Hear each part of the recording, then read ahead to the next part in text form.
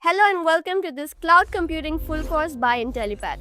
Every time a company launches a new application, handles sudden traffic spikes, or expands globally in weeks instead of years, there is one technology working silently in the background: cloud computing. Cloud computing is not just about storing files online, it is about building systems that can scale on demand, stay available 24/7, and recover automatically from failures. This is exactly how modern technology driven companies operate today. In fact, more than 60% of all corporate data is now stored in the cloud. Back in 2015, this number was just around 30%. That means in less than a decade, cloud adoption has literally doubled. And according to industry reports, the global cloud computing market is expected to cross $1 trillion by 2030. This clearly tells us one thing: the cloud is not just a trend, it is the backbone of the digital world. In this course, we will start from the very foundation. You will understand why traditional on premise infrastructure fails at scale and how cloud providers convert physical machines into flexible, on demand computing resources using virtual machines and hypervisors. You will also learn how modern applications are built for the cloud using containers, Docker, and Kubernetes. Finally, you will get hands on experience with leading cloud platforms like AWS, Microsoft Azure, and Google Cloud, where you will deploy applications and manage real cloud infrastructure. So, without wasting any time, let's get started. High growth rate, having at least the bare minimum knowledge of cloud is going to become a necessity in the near future. This video is designed for absolute beginners who want to get an overview of what their cloud journey can look like. And that is because everybody has a different learning curve. The roadmap provided in this particular video stretches over 4 months, which is the minimum. If you have any prior knowledge of working with cloud, certain steps may seem too basic, so feel free to skip them. Month 1. Foundation and Basics.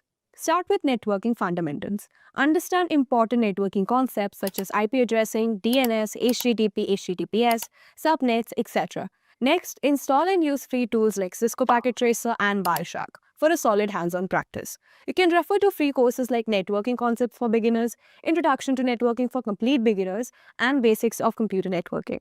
For week 2, focus on Linux basics. Learn the important Linux concepts such as file handling, SSH, and process management. Refer to free courses like Linux Basics for Beginners, Linux for Beginners Crash Course, and Introduction to Linux Full Course for Beginners. If you want to use the Linux operating system on your PC, you can use free tools like VMware and VirtualBox. However, avoid using these if your system has lower specs, as they can significantly slow down your systems. For week 3 and 4, learn a basic programming language, preferably Python. You can refer to the Python full course for beginners. If Python is not your cup of tea, then you can even go with JavaScript or Java. So to sum up, by the end of month 1, you'll have a basic understanding of networking, Linux basics, and a programming language. Month 2, AWS core services. Now that you have a good grasp of the basics, we can proceed to creating an AWS account. Don't worry, you'll get to use the AWS free tier for a year. Explore virtual machines on cloud, cloud storage, databases, security services, and networking subnets and security groups. Don't dive too deep into any of these services, just understand the basics, like what they're used for or how they function, etc. You can refer to our AWS full course for 2024. Now that you have a good grip on cloud, it would be a good time to get an official validation. Start by preparing for the AWS Certified Cloud Practitioner certification. You can refer to the Cloud Practitioner Essentials free course and take up study guides and mock exams to better prepare. Remember that you only need to start preparing for the certifications. You can take the exam whenever you feel ready. Month 3, hands-on project. For the initial 3 weeks, focus on building projects. Start with basic projects like hosting a static website or building a serverless API. Later, move on to develop more advanced projects, like a full-fledged scalable web application by combining the various AWS services that you would have worked with. If you need help building any of these projects, you can use the step-by-step tutorials available on YouTube.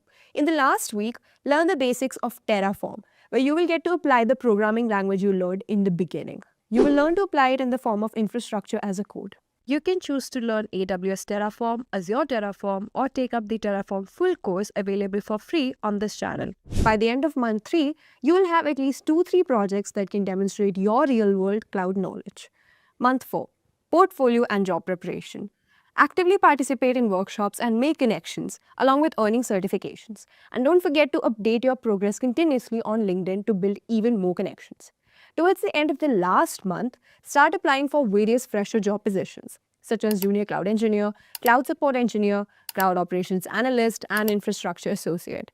And yeah, don't forget to practice system design interview questions. So by the end of month 4, you'll have a polished GitHub account, a tailored resume, and you'll be actively applying for jobs. Now, doing this on your own can be challenging.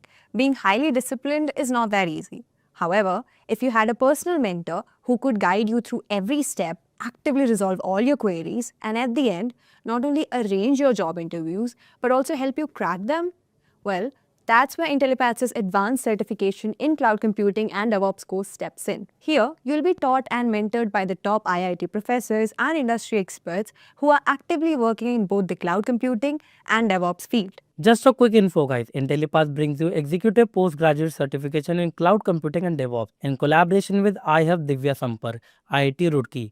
Through this program, you will gain in-demand skills like AWS, DevOps, Kubernetes, Terraform, Azure, and even cutting-edge topics like generative AI for cloud computing.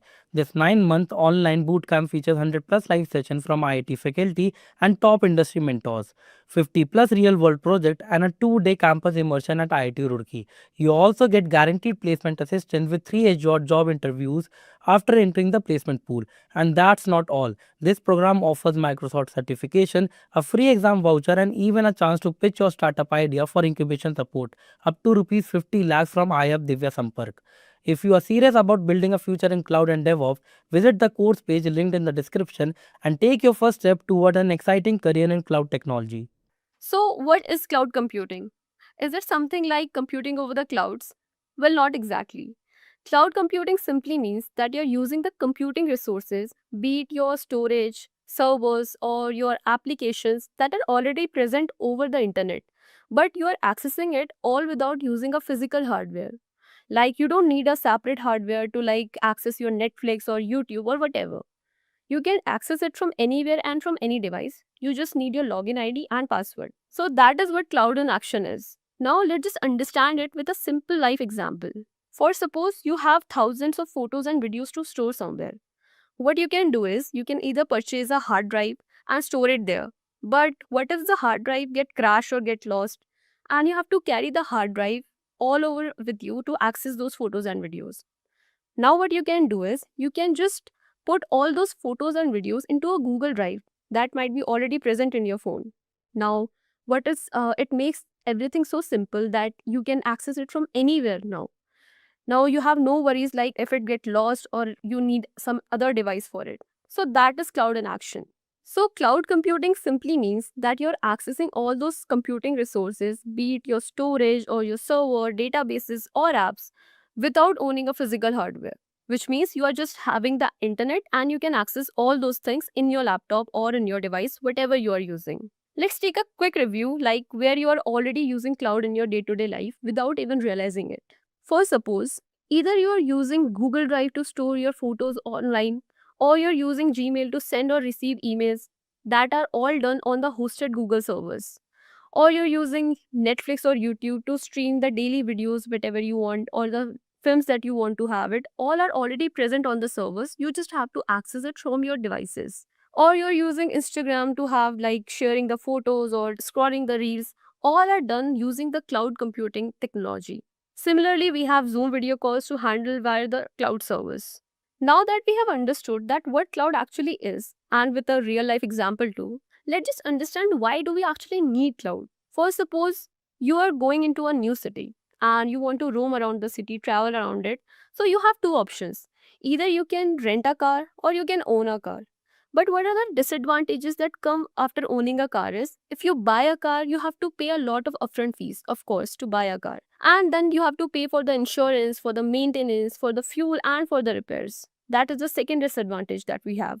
And the very important thing that you might not even use it everyday basis, and but you are still paying for it when it is not in use. Now, with a real life example only, we can see that if you are not using it regularly, you can just use a Uber instead. Like you can rent those services. What you have in this, you have no maintenance, no upfront cost. You only pay when you use it. and you can upgrade to a better version whenever you want. So that is the advantages that we have in the cloud also. What you do, you don't need to buy those expensive servers and manage them.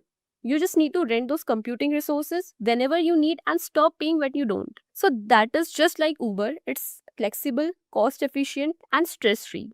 So now that we know that how much easier our life is made using the cloud technology, I would like to tell you that back in the day, we didn't have such technology. We used to sit in a room filled with physical servers where we have to manage each of the physical server even when they are not in use. And we have few disadvantages along with it. But that's not the point that we exactly jumped from the traditional IT services to this cloud computing. We have one more important thing that is called virtualization, which is a very important topic in our cloud computing syllabus.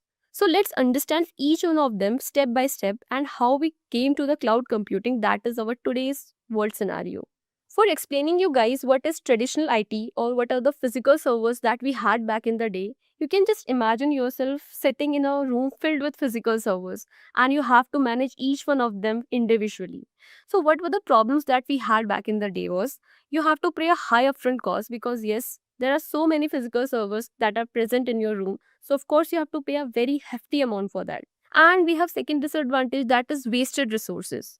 Of course, when you're using so many hardwares and some of them are not even in your use, so what is this? This is the complete wastage of the resources. And we have manual maintenance that you have to manage each one of the servers and you have to take a maintenance for that. So you have a lot of charges and you have to pay again a lot of hefty amount for that. And again, it was hard to scale. Like if you want to manage those servers from another room, you have to carry each one of them individually to another room or to another place. So it was very hard to scale such technology. So to eradicate such problems that we had in traditional IT servers, what we came up with something called virtualization.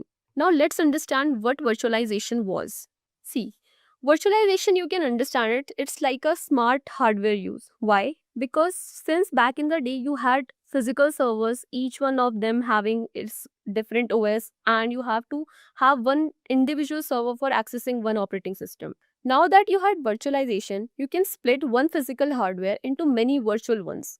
Now let's understand it. What does it mean using a simple diagram? If you can see this diagram, you will be able to understand that what is actually happening inside the virtualization. First of all, we have a physical hardware.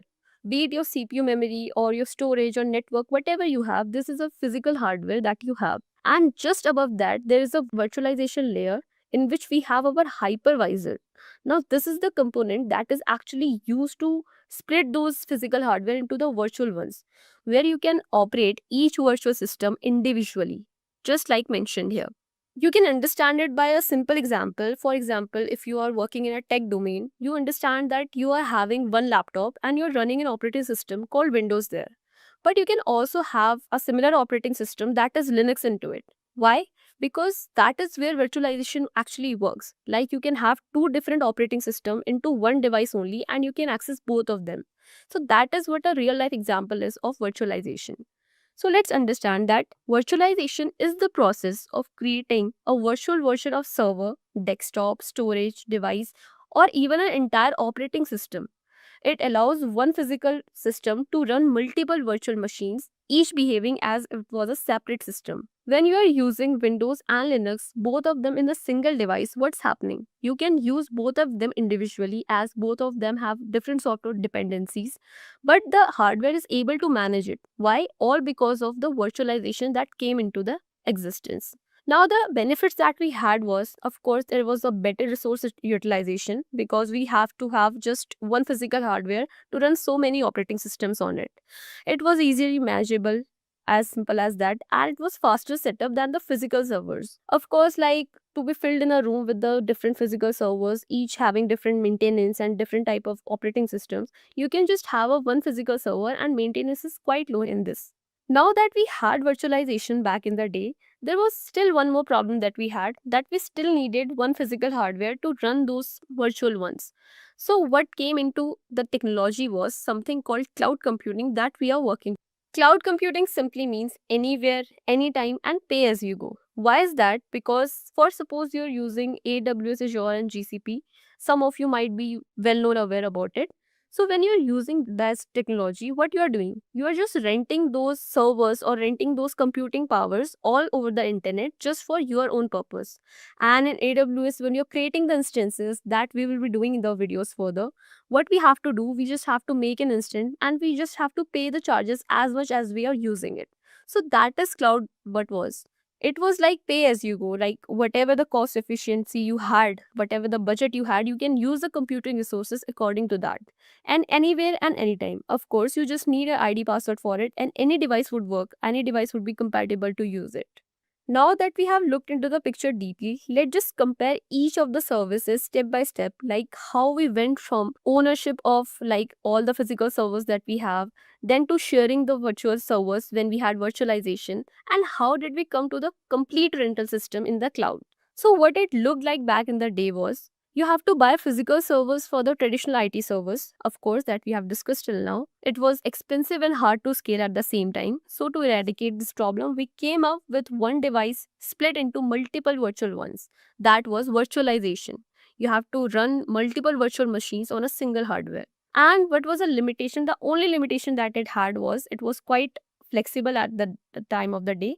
But what was the simple thing that we had still had in the problem was that you still needed a hardware for it. Like one hardware was still needed for it. So we came up with a simpler thing, like the very simplest thing, that you don't even need a physical hardware now. You can just rent the things and access it as much as you want. So what is cloud? You just have to rent the services from the cloud providers that we have, and you can use it as much as you want according to your efficient budget. So it was most efficient, and the modern approach is cloud only. Now that we have understood like what cloud computing is and why is it so important, and how we moved from owning the complete infrastructure to sharing through virtualization and now renting it using the cloud computing. So let's dig into what are the core characteristics of the cloud and what makes it so powerful and so popular among us. You can use it, a simple acronym called OBRIP command, that can be used to remember like what all the characteristics and what all the resources that we have in cloud computing. First of all, we have O, that stands for on-demand service. Now, what does an on-demand service means? You can just imagine it using something like Zomato. Like whenever you feel like you want to order something, you just launch the app from your phone. So it's as simple as that. You just order a food from your Zomato app, so you can launch the server whenever you want. So it's a on-demand self-service criteria that you have. Next, we have something called broader access. Now, what does broad network access actually means? See, when you are using an Instagram, it's not important that you need to carry your own device. You can access it from any device that you want. You just need a mail ID and your password. That's what I'm saying from the beginning itself. That the broad network access means that you can upload the files or you can access the files, you can scroll the reels, whatever you want, all from any device. You just need your identity as your username and password. Now, the next thing that we have, that is called resource pooling. What does it mean? That the cloud provider, the groups like shares the storage and memory and CPU among the many users. You can just understand it like the electricity broadband is shared among a lot of people we have in the colony or we have in a particular home, right? So that is what resource pooling means. Next, we have elasticity. Elasticity simply means that it can expand or shrink as a balloon on its own. For suppose many of us are using the simpler server or the single server that we are using. So what happens, there is caused a lot of traffic inside it. Okay. So what this cloud does, it automatically adds some necessary servers that are used there. And it can also just, after the traffic is removed, it can automatically just remove the servers when they are not in use. So this is a very important and very impressive quality that we have in the cloud. Next, we have pay as you go. For suppose you're just using a 10 GB memory, so you're paying for that 10 GB only. It's not like you're paying for 100 GB and you're just using 10 GB. So that's what pay as you go means, that you only pay for whatever the resources you want and for how much time you want. Now that we have understood this, let's just example it with a simple real life analogy, that what are these things and how we are using it in our day-to-day life. First of all, we have on-demand self-service. I just said that you can use it like ordering an app from Zomato or Swiggy, whatever you want. You just have on demand, like whenever you have the demand, you have that kind of service in front of you. So that is on demand service characteristic, and the real life analogy is ordering a food from the app. Now we talk about broad network access. Just like Instagram, you have something called Netflix. Like every one of us stream on the Netflix platforms. So what happens? You can access it from your TV also and from your device also, wherever you are comfortable with. So that is what broad network access means. Now, elasticity, just example it or just think a balloon shrinking or expanding on its own according to your preferences. That's what elasticity means. And when we have resource pooling, it's just like sharing electricity among the colony or among your home, or it's just like sharing a hotel rooms. Like we have lots of people using the same resources, so we kind of do something called resource pooling. Just like a car pooling, like many of you are going into the similar direction, so just resource pool it. And the next thing that we have called measure service, simply like pay as you go. Like you pay the electricity or water bill just like as much as you have used. So simply whenever we are creating, we will be creating a EC2 instance next in the video. So wherever we are creating it, we are just paying for the only duration of time where we are using it. So that is another example or another characteristic that we have for it. So now that we have understood the core characteristics also and what are all the benefits that comes with cloud computing, let's just understand what are the cloud services models that we have, and next what are the cloud deployment models that we have, and the key service providers that we have in cloud computing. Now what are the cloud service models are? They're simply categorized among what they have to offer to the customers or the people that are using it. And when we talk about the cloud deployment models, it just simply categorizes itself like how the cloud models are deployed over the internet. And the service providers are very famous, your AWS, Azure, and GCP, that are quite popular among all of us. So let's just start with this next section, that is cloud service models. Now that I've said that cloud service models are categorized among what they offer to you guys, to me, and to whosoever is using this technology. So there are three main types of cloud service models, that are IaaS, PaaS, and SaaS. Now what does it means? IaaS being infrastructure as a service, PaaS being platform as a service, and SaaS being software as a service. Now let's just understand all these type of service models with the help of simple example. We have a popular term called pizza analogy for understanding all these three terms. Okay.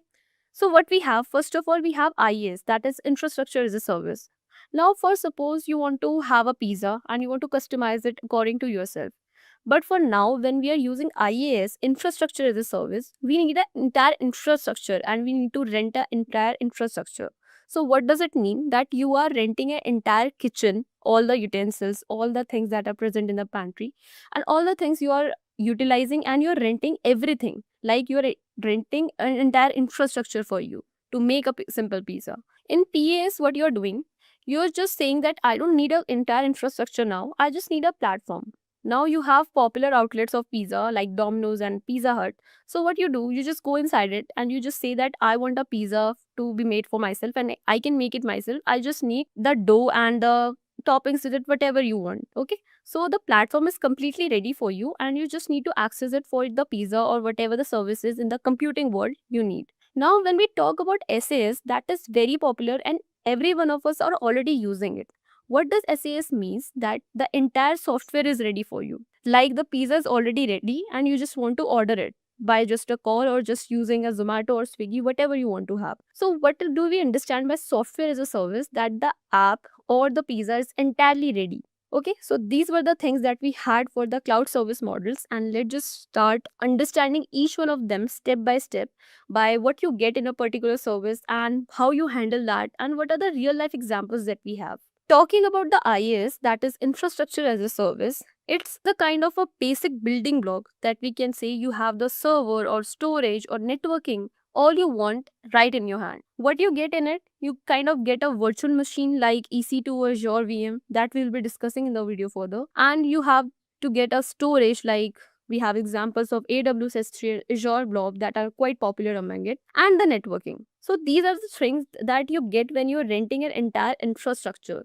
Now, what do you handle in it? Since you have the entire infrastructure, you have the entire ownership, but you have a lot of work to do also. So first of all, what you have to handle the entire OS installation that you have to do in the setup. Then you have to do the app setup and the security patches, that whatever you want to have. Like you have the full access and full control of the entire infrastructure, but at the same time, you have to handle a lot of things in it. And what are the real life examples that we have?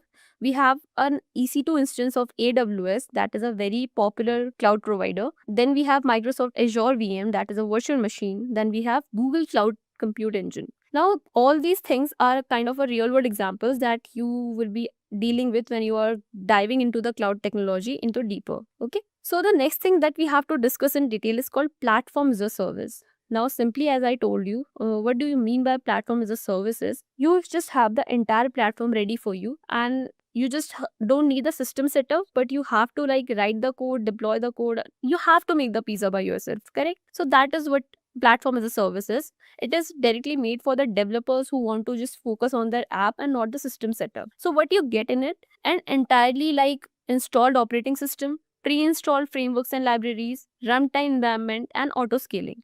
Now, what does all this means? That the entire infrastructure is already ready in this. In IaaS, you have to like do the OS installation and different type of like you have to set the environment all by yourself. But not in this. In this, you have the platform already ready, and what you have to handle it is just writing and deploying your code. Like just you have to make the pizza and take care of the toppings that you want to have. So what are the real life examples that we have in this is Google App Engine, Heroku, Azure App Service, and AWS Elastic Beanstalk.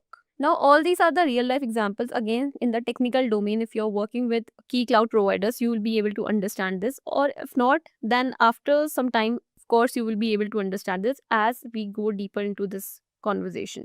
Now that we have software as a service. That is our last and the third most important key service model. What we have in SAS, it's the complete ready software, ready to use software. You don't have to do anything in this. It's a complete software ready, no installation and no maintenance needed. You can just assume it like you're using Gmail or Zoom or like Canva or Instagram, whatever the apps you're using, all these comes under the SaaS model. Why? Because it's a ready to use software. You just have to access it. You just need to have a internet link to it, and then you can use it anywhere. What you handle in this, of course, just using the app via the browser or the application. So the real life examples that we have are again Gmail, Zoom, Canva, whatever the apps that are ready inbuilt in your device and you're using it directly, those are the apps are called software as a service.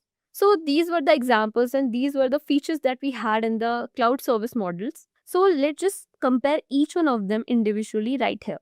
When we talk about the features that we have in the three service models, you can know that the control that you have is highest in infrastructure because you have the entire infrastructure in your control. But when we talk about platform, it's a little bit medium and it's very lowest in SAS because the entire software is being ready only. For suppose you are ordering a pizza, you cannot customize it now according to your preference because the pizza are already listed in the menu and you have to order it from there only. So nothing more sort of is in your control. When we talk about the setup time, of course, IS takes a lot of setup time because you have to like do it manually by yourself. You are setting up an entire infrastructure there. So the setup time is quite long. In PS, it's quite medium and it is, you don't have to have any kind of setup in the SS. You just need to have your device to access those softwares. Now, user type. IAS is basically inclined towards system admins and DevOps, and PS according to developers because you are writing and deploying the code there. And SAS is used by everyone. End users means like you, me, everyone, whosoever is using the app. It's a globally recognized app.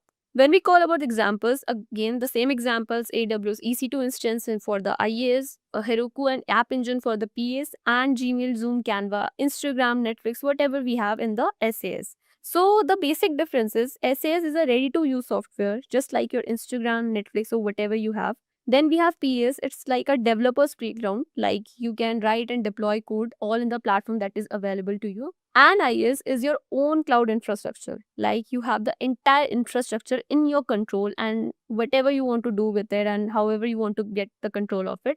So it's quite in your control. Now that we have understood the key service models, let's just dig into the cloud deployment models. Like, how are they actually made available to the users?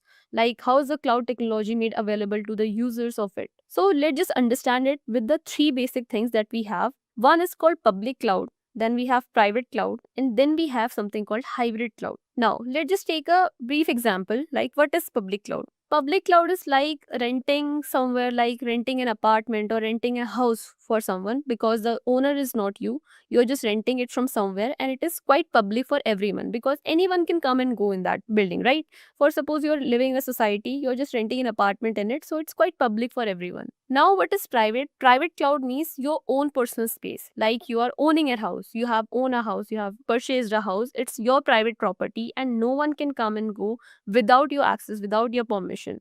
So that is what private cloud is. Now, hybrid cloud is very interesting among these deployment models. Why? Because hybrid cloud uses the best of the both worlds. Like you can have your private details in your private section in your private cloud, and when you have like different things like your name or age, whatever you want to have, like whatever you want to give the access to your different people, you can have it in the public cloud. So that is how hybrid cloud uses the best of both the technologies, that is public and private. Now let's just understand each one of them in detail using the real life analogies, and for you to get more advantages of the features and examples that we have. So you can see right here on the screen that public cloud, the services are provided over the internet by companies like AWS Azure. Of course, the companies are Amazon and Microsoft or the Google Cloud. So anyone can sign up and use these resources. Like if you talk about particularly AWS, anyone can access it, correct? Because it's like globally recognized and globally distributed. So you can access it, I can access it on the same platform itself, on the same login page. So what are the features that we have? It is a shared infrastructure because you are working on the same platform that I'm working on.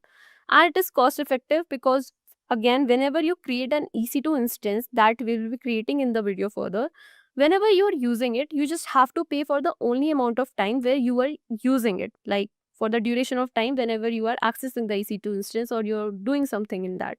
Next, we have fully managed by the provider. Now, AWS is not managed by you and me. We are just the end users of it. The manager or the provider, that is Amazon, that is the kind of the owner of this service. So it is completely managed by Amazon and the AWS admin. Next, we have easy to scale globally, of course, because since one person has created everything and it is shared among all the groups, all the people who are keen to use the technology, so it is easy to scale globally. Now the examples are hosting websites, or we have storing files like your Google Drive, because of course Google Drive is also used by you, me and everyone. It is the same app that is being used by each of the people, and the running applications like Netflix and AWS. Now what happens in Netflix and AWS also? Just understand it with Netflix if you want to have a common real life analogy, that you are having the same Netflix, I'm having the same Netflix, you will be getting the same recommendations I will be getting. But what happens, your source of interest and my source of interest is quite different. But what we are doing, we are sharing a public platform for our interests. So that is what public cloud is. Now let's move towards the private cloud that we have in action. Private cloud is like having your own gated data center, of course, either on premises or hosted third party, whatever, but dedicated to your particular organization or dedicated to you.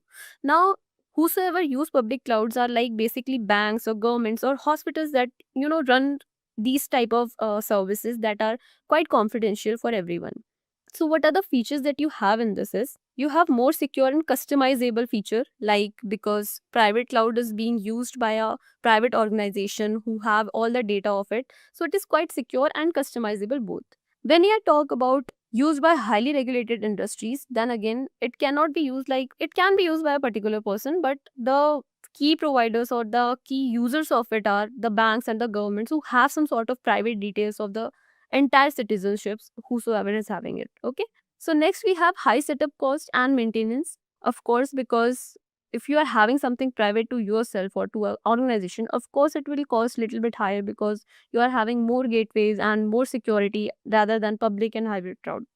And the next thing, not shared with others. It won't be shared with others until unless we have your permission or the provider has your permission, has your accessibility to give it to others. Next, we have the examples, of course, bank running the core financial systems or government running, managing the citizenship data, or we have hospitals storing the medical records.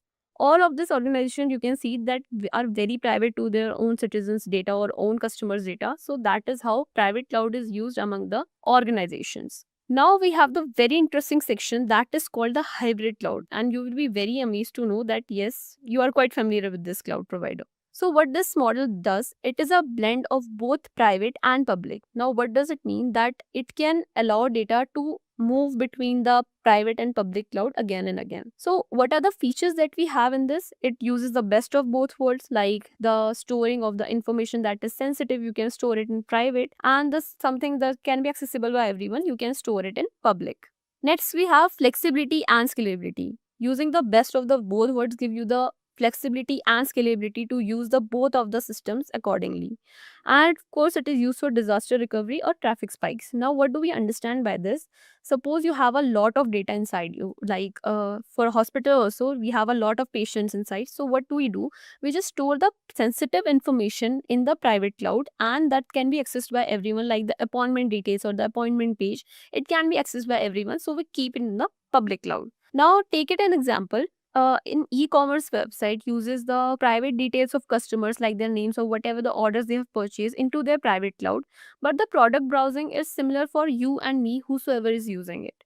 For suppose we are surfing Myntra or Amazon, the products that will be displayed there will be same for you also, for me also, but the information that is quite private to each one of us will be shared in the private cloud. So similarly, healthcare providers using private cloud for patient data and public cloud for appointment scheduling. That is how simple it is. So these were the cloud deployment models that we have in cloud: public, private, and again the interesting one, hybrid cloud, that uses the best of both worlds. Now, since we have understood it by a real life analogy, let's just understand it again, that in public cloud, you are renting an apartment. In private cloud, you having your own house, so you can have the private data to yourself. And in hybrid cloud is like owning a house, and you can do a Airbnb or you can book a hotel whenever it is needed. Okay. So who uses the public cloud? Startups and public apps. Okay, correct. And when we have private cloud, it is used by a bank and government and enterprises, whosoever needs the private data to themselves. And again, the hybrid cloud can be used by the similar thing, like the healthcare services or the like e-commerce websites, to store the patient data and the customer data alone, and the data for the browsing or for the appointment scheduling in the public cloud. So these were the things that we have discussed till now, and I hope that cloud isn't feeling so cloudy anymore to you guys. So after this, we are now moving to the very important section, that will be our key cloud providers. Now, what are the key cloud providers actually means? That it is a third party company that is allowing all of us to use the cloud services that are be AWS from Amazon or Azure from Microsoft or GCP from the Google. So these are the very important cloud providers that we have, and we will be discussing each one of them in detail, step by step. Now, the key cloud provider is just nothing that delivers the cloud-based infrastructure or platform or software to the people who are ready to, willing to pay as you go. Okay. And for the organizations to scale their resources or without maintaining the physical hardware, because that's the key feature in cloud that we have. Now, from Netflix to NASA, each of us are using the AWS and Azure and GCP for different sort of purposes. So let's discuss each one of them one by one. So starting with the very popular service that we have called AWS, that is Amazon Web Services. Now, according to the convenience of the providers, whatever the user needs, it provides IaaS, PaaS, SaaS all in one. Now, what we have, it's a comprehensive yet evolving cloud platform that is provided by Amazon, that provides again IaaS, PaaS, and SaaS according to the individual's need or the organization need. Now, the very popular service that we will be working on first of all, that is called EC2. That simply stands for Elastic Cloud Compute.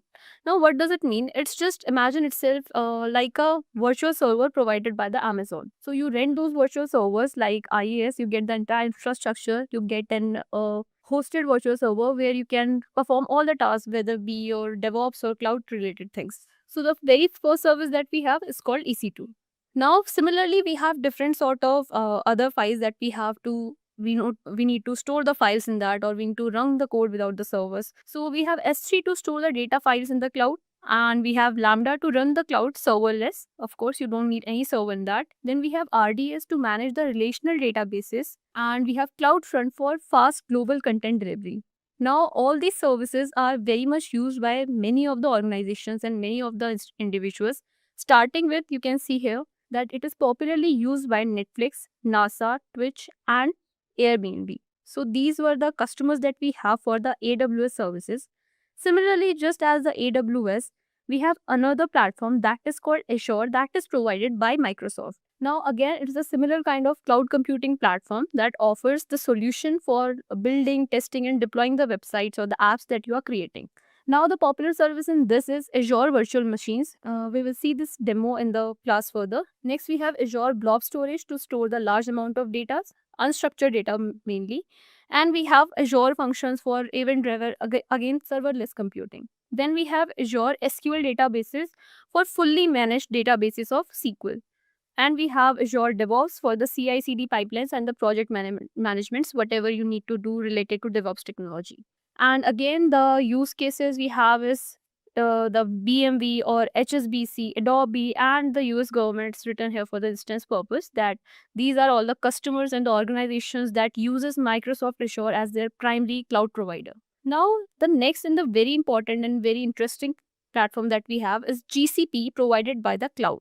Now, what does GCP does? It provides a similar infrastructure to the cloud users, to the users of its customers that it uses for itself also, like for its own products, for deploying the own products, they use the same kind of platform that they are providing. And the popular services that we have is Compute Engine to launch the virtual servers, just like IaaS and PaaS or SaaS. And we have cloud storage, like it's highly durable and scalable storage. And we have BigQuery, Firestore, and Vertex AI for the different type of technologies like petabyte scale analytics engine or real-time NoSQL database for web mobile. And to build and deploy machine learning models, we have Vertex AI. So if you're getting confused in all these terms for right now, don't be panicked because this is just the fundamental video for now. But when you will be learning every technology, this cloud technology in depth, you'll be understanding each of them very clearly. But for now, we'll be demonstrating just two types of service models that are AWS EC2 and virtual machines in Azure. For now, the cloud platform that have been using the organizations are Spotify, PayPal, Twitter, and Snapchat. So these are some of the customers that GCP has. These are the like loyal customers of GCP. So these were the kind of service providers of the cloud. So here we have a quick revision or a quick comparison between all of them. So when we categorize each one of them, we have AWS, Azure, and GCP. So the computing engine that we have for AWS is EC2, that is Elastic Cloud Compute, that is used to like make virtual servers, or here's the like instance that we have created in EC2 where we perform all the tasks that we have to perform in the virtual servers. Now similarly as EC2 in AWS, we have virtual machines called Azure VM in Azure and compute engine in GCP. Now talking about the storage, for storage AWS uses S3 and Azure uses blob storage and GCP uses cloud storage. For databases we have RDS and DynamoDB for AWS, Azure SQL and Cosmos for Azure, and BigQuery and Firestore for GCP. Again, I'm repeating the same thing. If you guys have any issues in understanding these concepts, kindly stay tuned to the video further because we will be understanding each of the terms in detail in depth by the trainer. So for coming to the serverless engine, if you want to go serverless in any of the cloud providers, we have Lambda for AWS, Azure Functions for Azure, and Cloud Functions for GCP. Now serverless means that since you don't need any hardware for like having the access to AWS, Azure, or GCP, there are times when you can go serverless also. Like you won't be needing any kind of server here, so you can just have the access on your local device to run all the different types of virtual machines or run the different types of whatever the codes you are using in it. So for DevOps, we have code pipeline. Similarly, we have Azure DevOps for Azure and code build and code run for GCP. Now, these are the leading forces like the AWS or Azure or GCP. These are the leading forces behind the cloud providers that we have today. And knowing all the services that we have discussed so far will help you to like optimize the, the right tools or the right options to make the scalable solutions from all these things. So as we have moved further in the video, so there is a basic demonstration for you guys. We have AWS EC2 for the first instance, and second we have virtual machine in the Azure. So let's just take a quick demonstration of each of the following. So first of all, let's start with AWS. As soon as I click on the video, we have a quick login page here where you can have the credentials, or if you don't have, you can create a new AWS account also. But for now, I'm using my personal account here.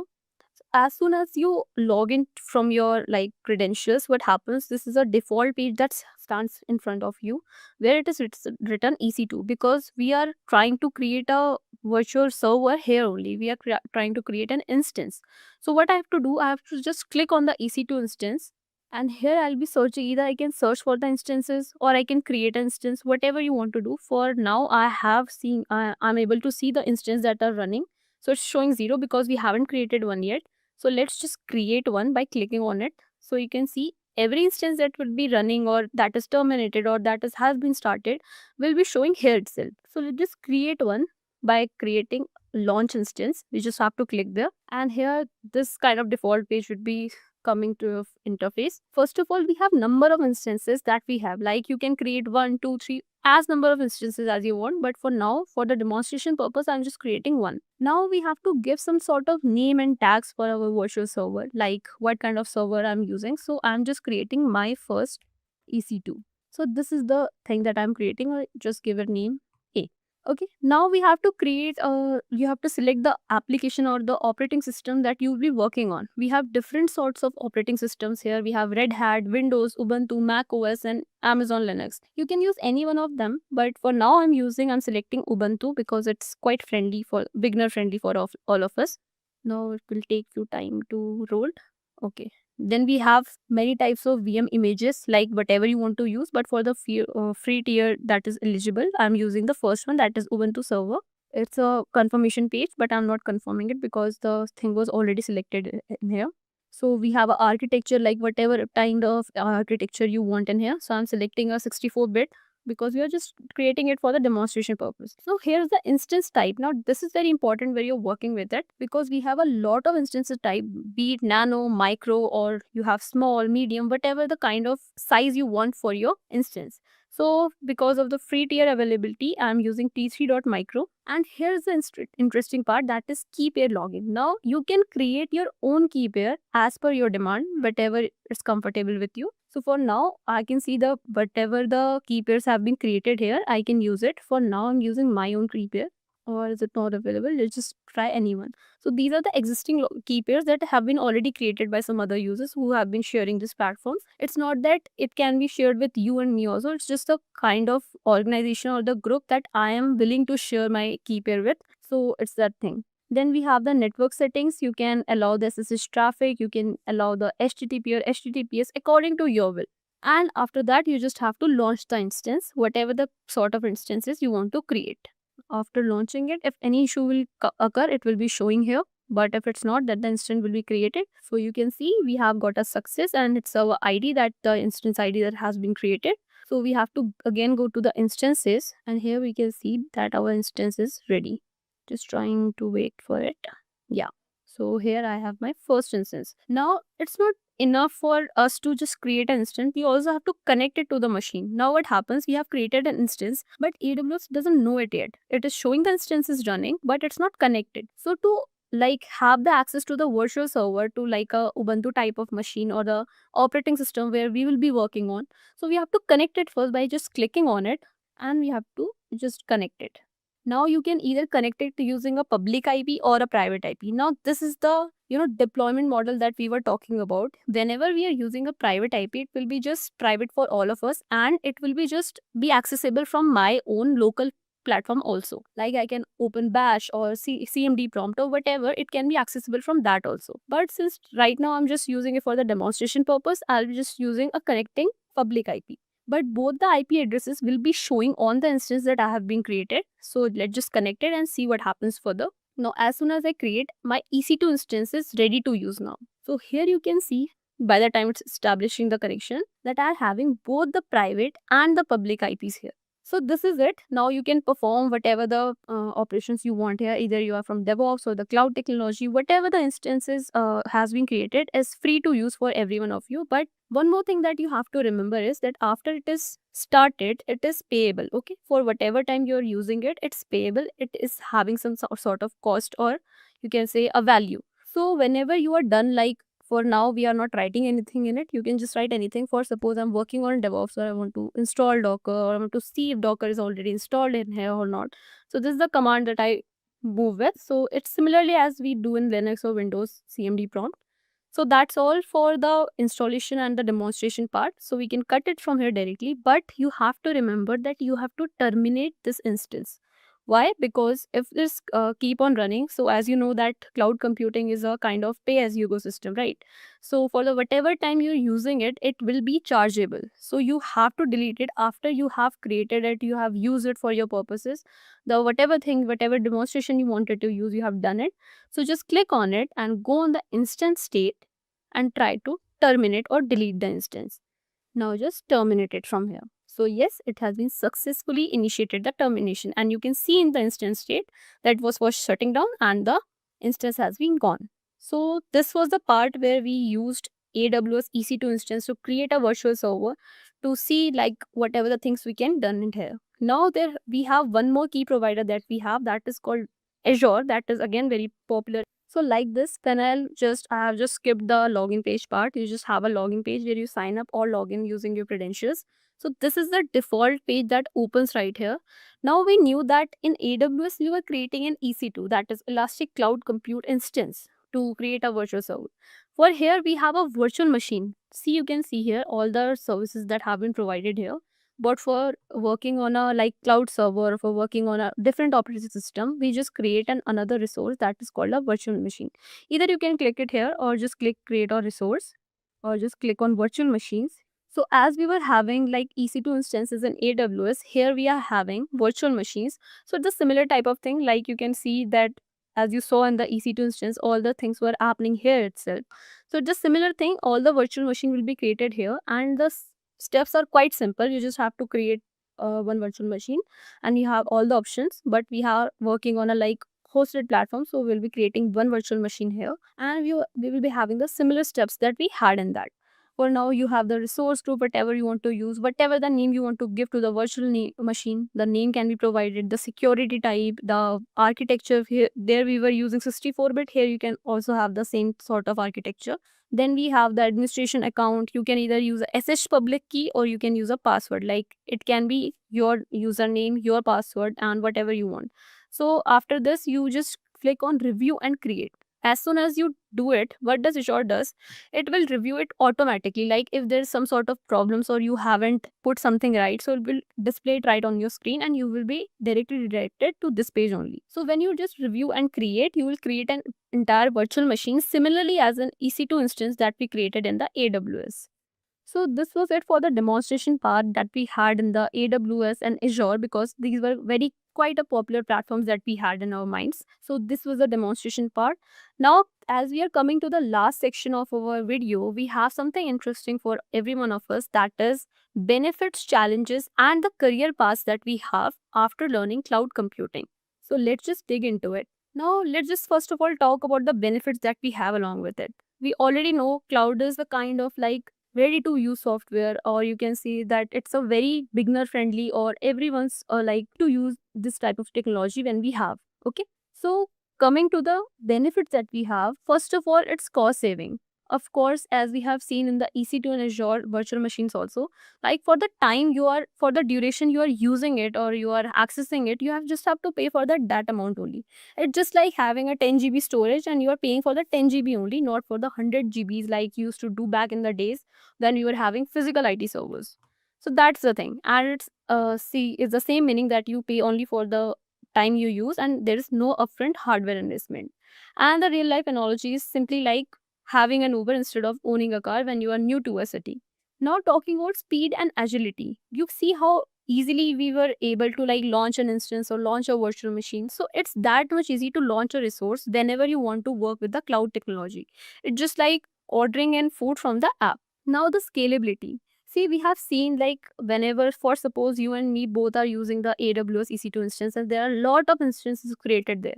So what does AWS servers does? It just automatically like grows or add the servers to like maintain this much traffic. And when the traffic is low, like only one or two instances are there, it just automatically reduces the traffic like that. So this is the very good, benefit of having a cloud service, that it can like expand or shrink like a balloon according to their service. You don't have to worry about anything in that.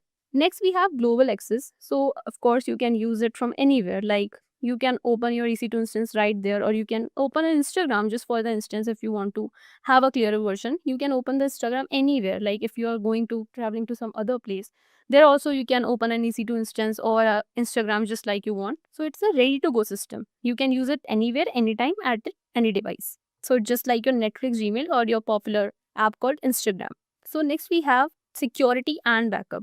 See, cloud providers offer advanced security, whether it's being an EC2, so you have a key pair login in it to keep the things very private and very, you can say, secured. So similarly, we have in virtual machines, we have username and passwords that we didn't create it, but you can create one. So it will keep your things in the virtual machine secured and private to you. So that is the important thing that cloud provides, and it's just like keeping your valuables in the bank. So what happens is, see, the major benefit that clouds come with it is, it doesn't make IT faster. It makes it the innovation very cheaper and very scalable and very global to use. So these are the benefits that comes along with the cloud. Now, since you know that cloud is powerful, it's kind of having lots of benefits, but it's not the magic. Okay. So we have some sort of challenges in this also. Talking about the challenges, as we discussed, even the security is very much highly provided in this, but there are some sort of security risks that we have in this, because we can be having like misconfigured services that can expose the data of one country to another or one bank to another. That is quite a challenge to be secured about. The example can be like public S3 buckets being leaked, like the S3 buckets in AWS, which is used to store the data and the files, can be leaked at times if not kept properly and if not like kept under the eye. So this is one of the major challenges that we have in cloud computing. Now, cost overruns. A very simple example can be an EC2 instance. Like if you have created an EC2 instance and you have kept it running, like you have done your time, but even if you kept it running for a day or two, it will be like causing you a hefty amount to pay, because that's the thing, like if you're overusing it and if you're not making it available at the time when it is needed, so you can just overuse your spike bills. So it can spike your bills, and the lack of monitoring can make you pay hefty amounts at times. So again, the example is same, that leaving your EC2 instance at running. Now, compliance and legal, it's just a simple thing that some data must stay within the certain countries, like financial systems or the healthcare or the government data should be kept under one government. Like the Indian government is having some sort of data that shouldn't be get leaked to the American or Chinese government.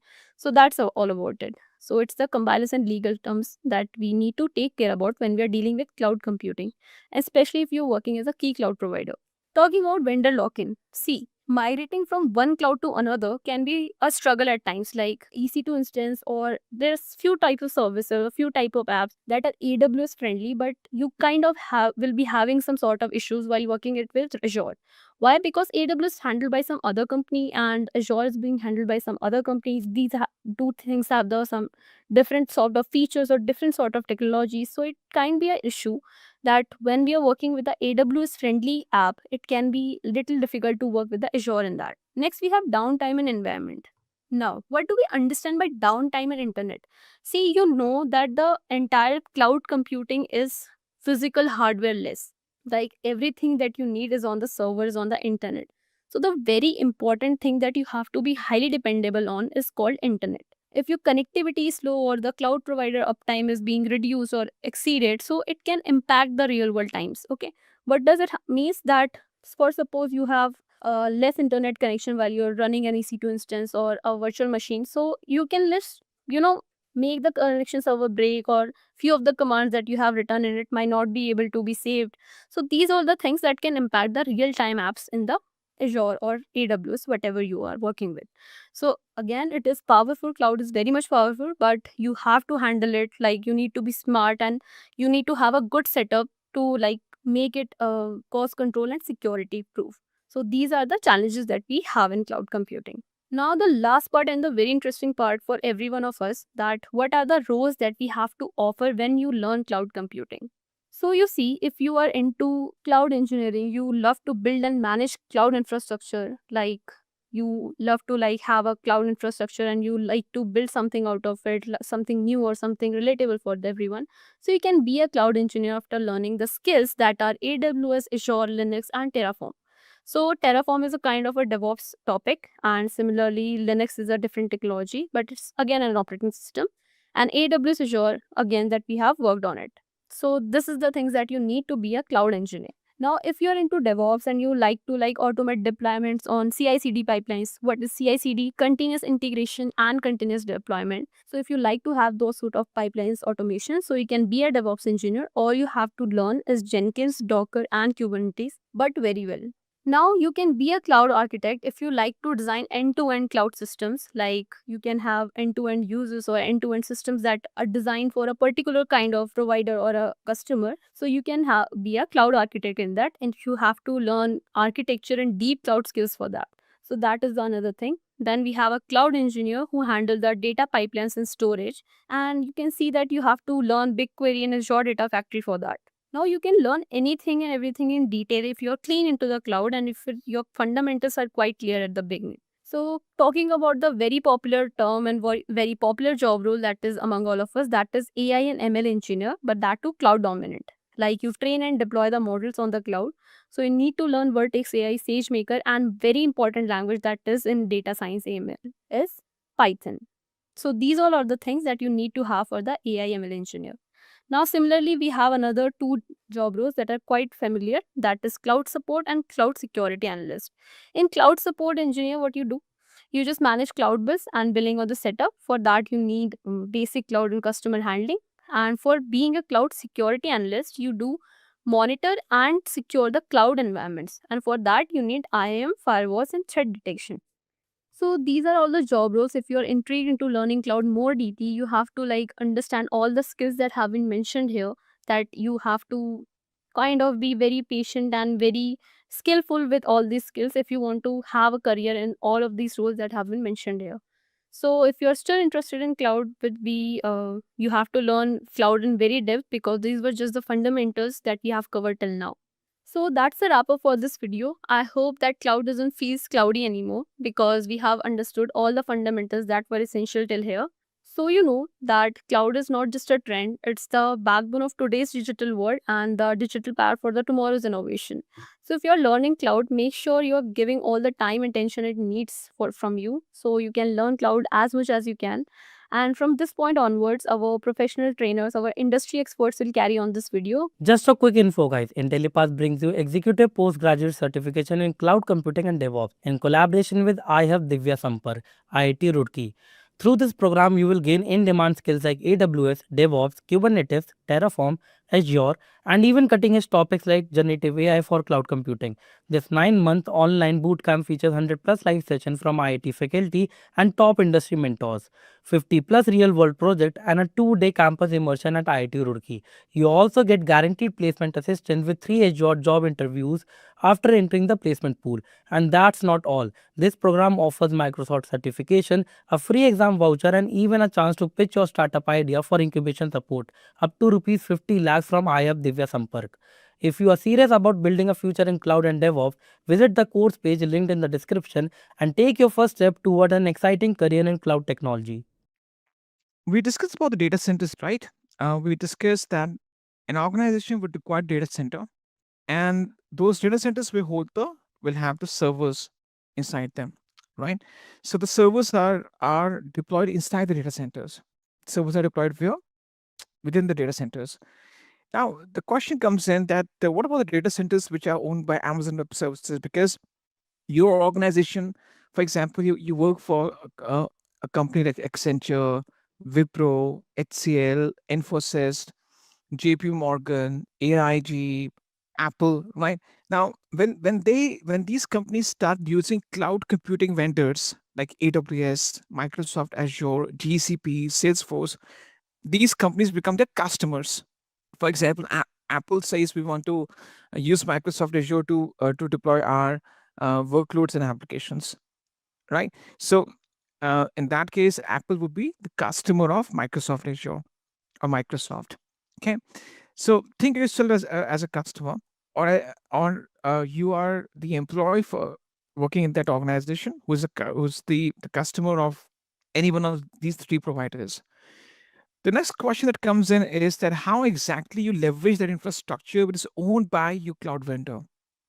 Let's suppose you're working for Apple, or let's suppose you're working for Netflix. Netflix is a customer of AWS, Now, Netflix is running all its videos, its applications, workloads on AWS. Now, being a part of Netflix, you have to understand exactly that how Amazon Web Services has scattered its data centers, or how it is managing its data centers in different parts of the world. Because Netflix doesn't offer services only in US. It offers its services in a lot of countries, including India, right? So you have to make sure that how you understand its global infrastructure of AWS. You understand that how they place the data centers in different parts, or in different countries or different continents.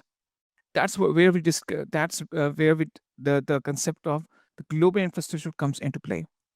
Global infrastructure means that you understand exactly that how our cloud provider, which is Amazon, has placed its data centers and clustered those data centers in a different location, or what's exactly, not exactly location, but exactly how these things are being placed in let's suppose in Africa and India, in US, in Europe, how they have clustered their data centers in these different countries. So in this case, we need to understand concept that's called global infrastructure. Let's try to understand that. Okay, so we're trying to understand first topic. I would say that of AWS, which is the actual topic. The name of the topic is AWS Global Infrastructure. Now, it consists of different components, different parts like regions, availability zones, edge locations. We have, for example, local regions, local zones. I'm sorry, local zones, regions, local zones, availability zones. Uh, we also have edge locations, but there will be two things that we're discussing with you right now: regions and availability zones. Edge locations, local zones, we'll discuss afterwards. Okay, this discuss the AWS global infrastructure. Let's try to understand that. Okay, so the very first component or the part of this infrastructure includes a region. Okay, what is an AWS region? An AWS region is nothing but it's a geographical region. It's a geographical location, or a geographical region, or a piece of land which consists of which consists of a cluster of data centers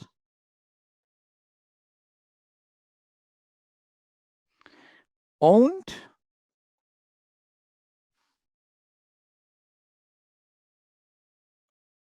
and managed by AWS.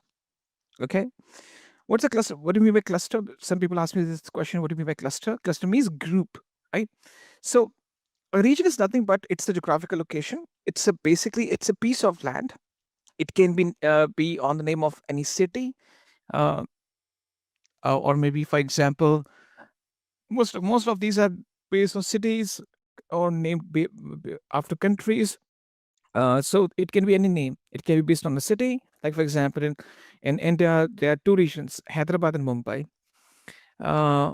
For in Australia, Sydney and Melbourne are two regions. For UAE, they have a separate region. For, let's suppose, for South Africa, Cape Town, there's a separate region. Singapore is a separate region, right? Japan is a separate region. A region is nothing but it's a geographical location which consists of a group of data centers which are being owned and managed by Amazon Web Services, which is our cloud provider. We are the customers, right? Like, let's suppose we work for Netflix, we work for JP Morgan, we we use AWS to deploy our resources into. So those custom data centers are used by us, right? But who owns and manages those data centers or cluster of data centers? It is the cloud provider. Okay, so a region is nothing but it's a piece of land.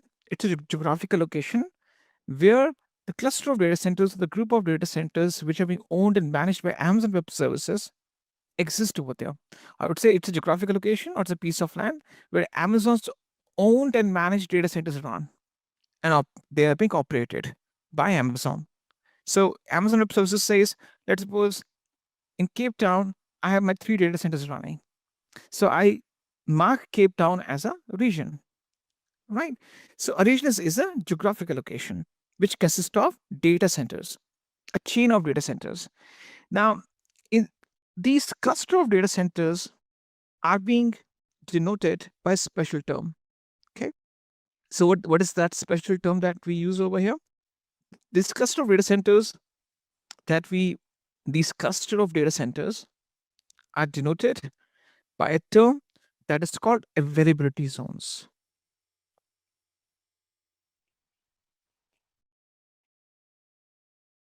What's that? It's called availability zones, right? Okay, availability zones in the short form are called AZs. These are the data centers, or these are the facilities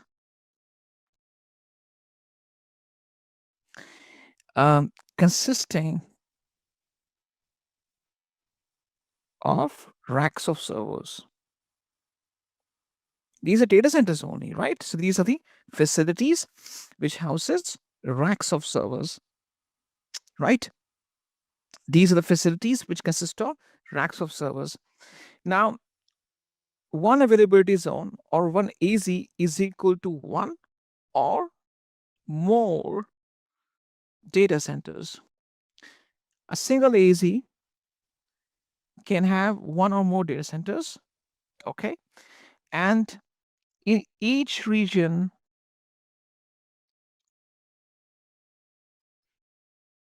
there are at least 3 AZs, right? To make your data more redundant, to make your work applications more available. So basically, these are the 2 terms you have to remember and learn. A region is a geographical location which consists of a cluster of data centers. These cluster of data centers are called availability zones. So availability zones are the data centers only, or they're the facilities which consist of rack of servers.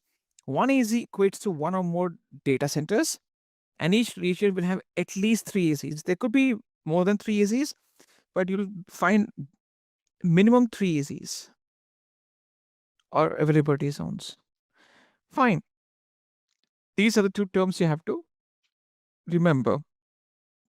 I'll just give you a few examples over here so that you understand that and understand this concept in and out. Okay.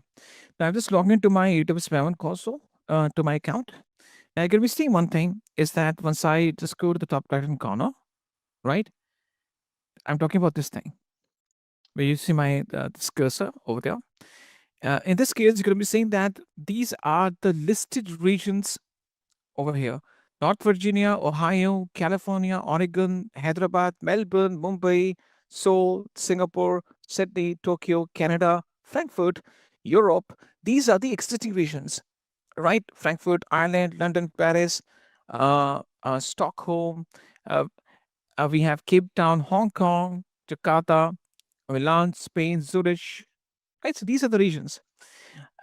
It shows exactly the regions and it gives the details of the regions and the availability zones which are owned by AWS. Okay. So in this case, if I just go back and show you exactly, this is the map. So as of now, they have 31 launched regions. So presently, when I'm talking to you, they have 31 running regions, which are running to 24/7, right? This is the map that shows up. On this map, the green dots that you can see, these are the existing regions. That's why we say a region is a physical location. It's a geographical location. It's a piece of land. For example, so the green dots you can see, those green dots represent regions. For example, this green dot represents Sydney. This one Melbourne. This one Jakarta, Hyderabad, Mumbai, UAE, Bahrain, Spain. This is, for example, North Virginia. This is, for example, Milan, Spain, Ireland, right? So the green dots represent existing regions. Each region is a physical location which consists of a chain of data centers or a group of data centers. And those group of data centers are called as availability zones. Now, the one that you can see in the form of red dots, these are the upcoming. They are coming soon, which means that they will be set up in the next few months. It's work in progress. Amazon is still setting them up because launching a chain of data centers take a lot of time, and it is still in progress. And very soon you're going to be seeing these data centers being showing up. So as of now, you can see the exact details. There are 99 availability zones. Now, each availability zone can be one or more data centers. Generally, we assume it's one data center. Okay. So let's suppose there are 99 data centers. There could be more than 99. 99 data centers in 31 geographic regions. All right. With announced plans for 15 more data centers, or more than 15, there could be a possibility that one AZ because there are few AZs which consist of two data centers. So 50 or more availability zones in 5 more regions in Canada, Israel, Malaysia, New Zealand, and Thailand. So I think by the end of this year, you will be seeing most of these the regions being deployed. Okay, I think Canada will show up because they announced Canada region in Montreal few months back. But let's see. Okay, so these are the regions which exist, and some of the regions they are still in plan. They will be deployed very soon. Fine. Now, I can also show the definition just in case if I just go to this other link. Okay, so you can see that AWS has a concept of a region, which is a physical location around the world where we cluster the data centers. We call each group of logical data centers as an availability zone. So that's why I said an availability zone can be one or more data centers. And there are 3 availability zones at least in one region. Okay, so AWS has a concept of a region, which is nothing but it's a physical location around the world where we cluster the data centers. And this group of logical data centers are called as availability zone. Each region consists of a minimum of 3 isolated, physically separate AZs within a geographic area. So each region will consist of 3 availability zones within a geographical area or in a region, so that uh, they isolate any hardware failures, any power outage. So I think there's a distance of around 50 to 60 kilometers between each of the AZ. That's the minimum distance. So if one AZ, so the distance between two AZs is at least 50 to 60 kilometers, right? So because if one AZ goes down because of a power outage, maybe because of floods, natural disaster, you can easily have other regions, other availability zones serving you the services in form of workloads and applications running inside them. Now, what is an availability zone? An availability zone, in the short form we call as an AZ, is one or more discrete data centers with redundant power, networking, connectivity in an AWS region, right? So it's a kind of an AZ is equal to one or more data centers which has its own power, networking, connectivity inside that region. Okay, let me just give you two, 3 examples, then I'll take the questions forward. Let's take 1 or 2 examples. First thing first, we need to understand that each region is given a special name. For example, the one which is labeled as US East 1, that's the North Virginia. What's that? North Virginia. So basically, they don't go with this with the geographical names. They give their own special names. For example, the one which is the US East 1, US East 1 means that they're talking about the Northern Virginia, right? So for California, it's okay. How they labeled US East 1? North Virginia is on the east coast of US, right? And this was the very first region on the east coast of US. So they labeled as US East 1. Now, by the way, US East 1 is the very first region Amazon set up when they started giving AWS as, or when they started as a cloud provider. So this is the Amazon's Web Services first region. So this is the on the east coast of US, the very first region. So they labeled as US East 1. Ohio is the second region On the east coast of US, so it's US East 2. On the west coast, the first region is California, US West 1, and US West 2 is Oregon, the second region on the west coast. For example, let's take in India we have AP South 1. AP stands for Asia Pacific. In the southern region, the very first region was Mumbai, AP South 1, and the second was Hyderabad, so it's AP South 2. You don't have to learn these names. So they've labeled these names, they've given us the abbreviation or special names for these different regions. Okay, so for example, let's go with US East 1, which is North Virginia. Okay, let's take this one. Let's go with Mumbai. Okay, Mumbai was the very first region in India, launched a few years back, I think 2017 or 2018. I'm not sure about the exact date, but anyhow, every region is a separate infrastructure on its own. It is independent from other regions. Fine. For example, if a deployment resources in Mumbai, they will stay in Mumbai only. They will not be visible. I would say they will not be the part of Hyderabad or California or Virginia. So assume that every region is a complete infrastructure on its own or by itself. So, for example, if I use Mumbai and deploy my resources in Mumbai, they stay in Mumbai. Of course, I can access them remotely from other location, but they would be the part of Mumbai region. That's why you have to switch dashboards between regions, right? For example, right now I'm in Mumbai dashboard, so I can access my resources in Mumbai. Similarly, if I switch to California, so in this case, I'll be accessing my resources in California. Understood? So each region is its own. It's an infrastructure on its own. I would say it is a complete infrastructure which is independent from other regions. That's the reason you have to switch back and forth between different regions to access the individual dashboards. So if I deploy my resources in California, they stay in California. If I have to, let's suppose, access my resources in Sydney, I have to switch to Sydney's dashboard. That's the reason. The reason. Once I switch between different regions, the link or the URL changes at the top, right? So every region is isolated or it's kept separate from other regions.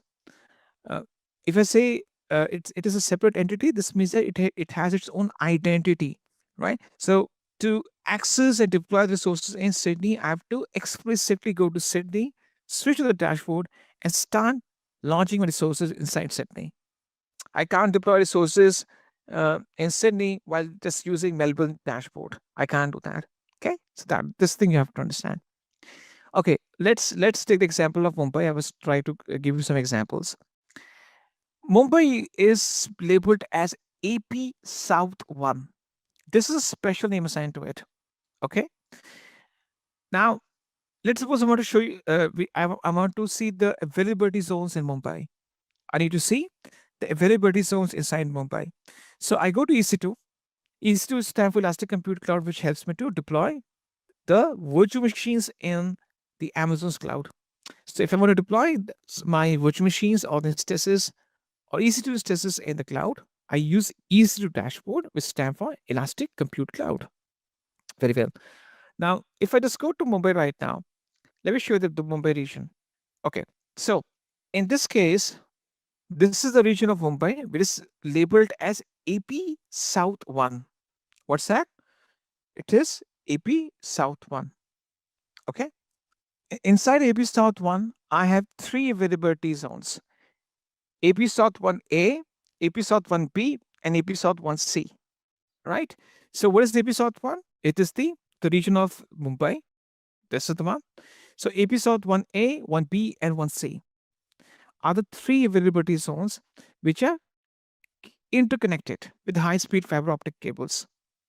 Okay, so these are the 3 clustered interconnected availability zones which operate inside Mumbai.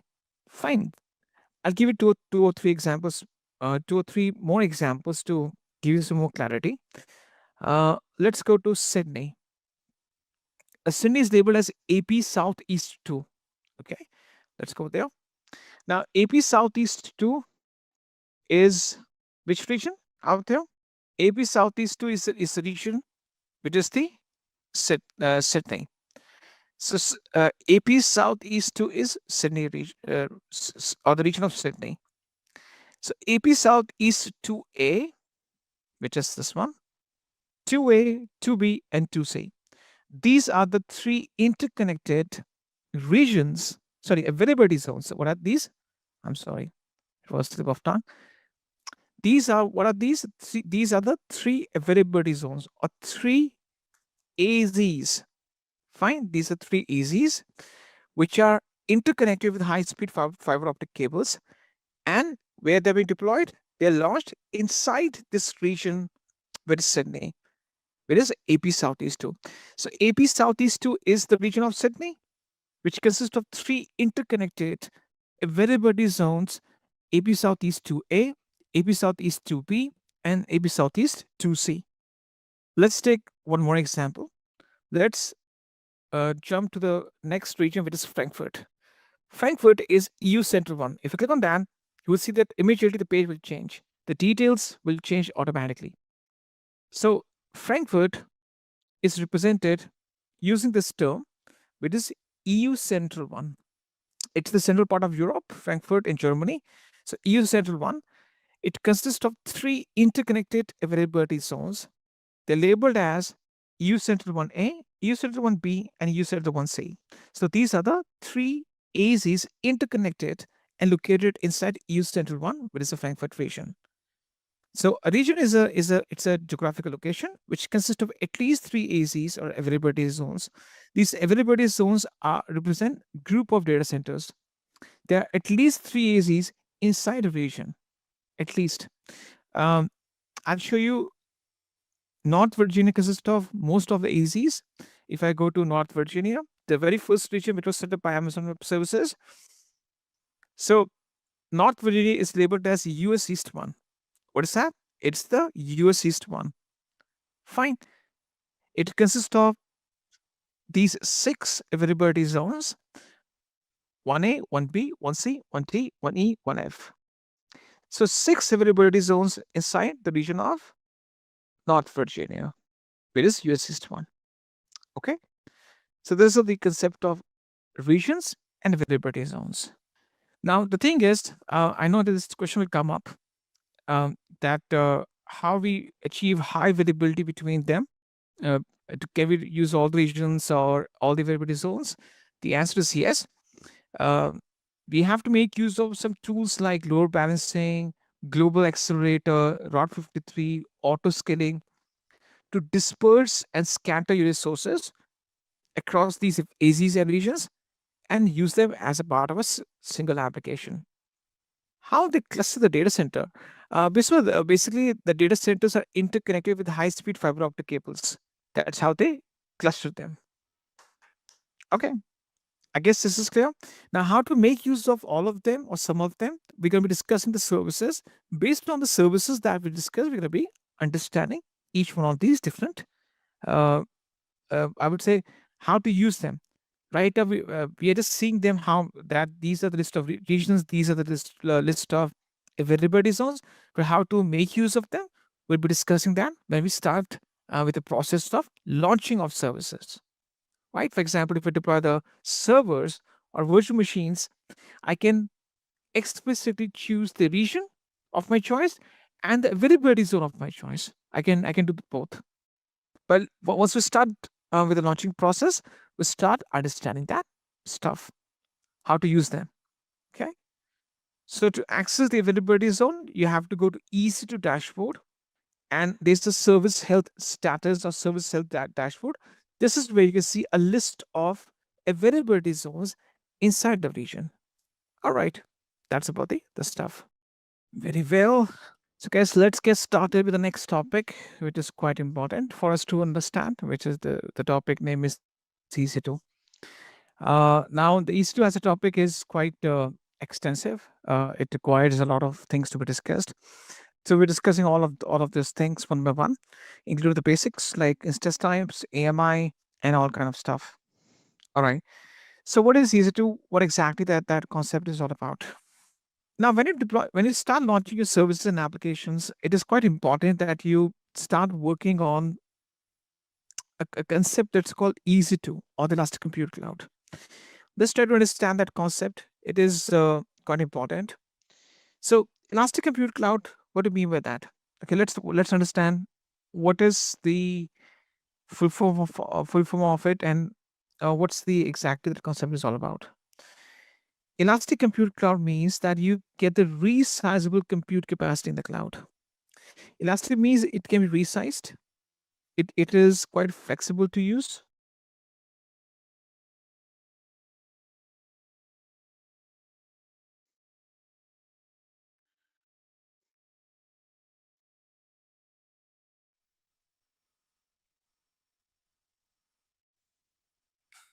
Okay, Elastic Compute Cloud. So Elastic Compute Cloud is a service. I'll explain you the definition in depth. So try to understand the definition, because I'll be explaining everything in depth to you, so that you don't face any trouble when while working on the service. Basically, we'll start with the uh,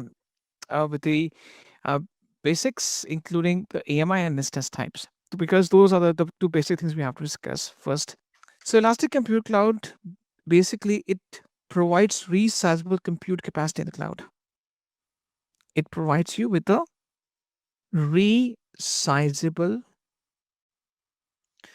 compute capacity in the cloud. Resizable compute capacity in the cloud. What do we mean by resizable? I'll come to that. I explain you every single word of this definition to you, so that later on you understand exactly what it means. So it provides you resizable compute capacity in the cloud. Okay. Let's take one example. Let's imagine that this is the AWS cloud that I've I have in which I'm running a virtual machine. This is a virtual machine running inside Amazon's cloud or Amazon Web Services cloud. Now, this virtual machine is labeled as an EC2 instance. Now, Amazon says that this is an EC2 instance. What's an EC2 instance? It's a virtual machine, or it's a VM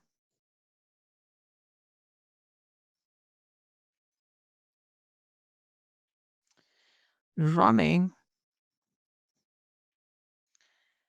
in the AWS cloud. So basically, it's a virtual machine, it's a VM running inside Amazon's cloud. It's a virtual machine, it's a VM, which is running inside Amazon's cloud, in AWS cloud. Fine. So an EC2 is a virtual machine which is running in the AWS cloud. That's a EC2 instance. Now, this EC2 instance has some compute capacity. What do you mean by compute capacity? Imagine you want to buy a smartphone, or maybe a tab, maybe a computer, laptop, or a desktop. You look for its physical specifications. What do you mean by physical specifications? For example, the amount of storage, RAM, the processor it has, the graphics. For example, I want to buy an Apple laptop, that's MacBook. So I will see whether it's an Intel chip or Silicon chip. If it's a Windows laptop, I'll see whether it's the for example, Intel laptop, or it is based on, for example, there are multiple chipsets which are available in the market. What's the amount of RAM I'm getting? What's the processor it's giving to me? The storage, whether it has dedicated graphics or not, right? How many? What's the amount of cores it has? Right, nowadays we go for 8 core, 12 core chip. So we go with the compute capacity. That's called compute capacity, because we that compute capacity offers that how powerful that machine is, right? If I go with an 8 core 32 gig 8 core CPU with 32 gigs of RAM, 2 terabyte of SSD storage, it's a decent performance I'm getting from a laptop. So this is what you do when you go and buy a computer for yourself. But now you're not going to buy a computer. You're going to go for a virtual machine. See, whether it's a virtual machine or it's a computer, a virtual machine is a computer only. It's a server only. Server, computer, virtual machine, it's the same thing. It's only the only thing is that because you can't see it physically in front of you, it's virtual in nature. So a virtual machine has some compute capacity. Similarly, as if you see the compute capacity of your mobile phone, of your laptop or the desktop, a server, anything you want to buy. So in terms of this here compute refers to the compute capacity refers to here the compute capacity refers to, let me just correct it over here with using the full term. Here the compute capacity refers to the amount of what's the processor you're using. For example, um, let's suppose it's the amount of RAM, cores, storage, graphics,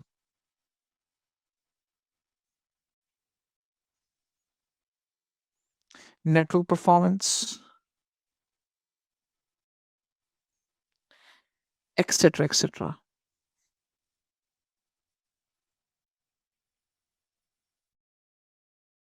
This is called compute capacity. What's the amount of RAM, cores, CPU, storage, network performance that computer, that virtual machine refers to? This is called compute capacity, right? I've already given you a very layman and common example. Tomorrow you go to a store and try to buy a laptop, but you will see what's the RAM you're getting, what's the processor you're getting, how many cores are there, what's the graphics that came to you. You see all those things. Storage it's came to you. Similarly, in terms of instance, we talk about the amount of RAM, cores, storage, graphics, network performance, etc. Right? So we will see all these things. We see all these things. AWS uses basically Amazon uses special names for everything. All right. In terms of Amazon Web Services, this compute capacity is represented by a special term. So now Amazon likes using acronyms for everything. So this compute capacity is depicted or decided by a special concept or a special term. That special term or that special concept is called an instance type.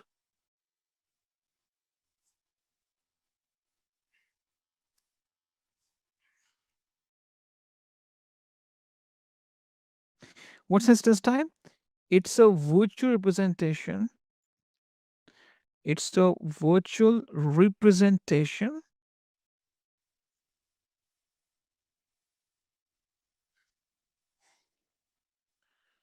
of the underlying compute capacity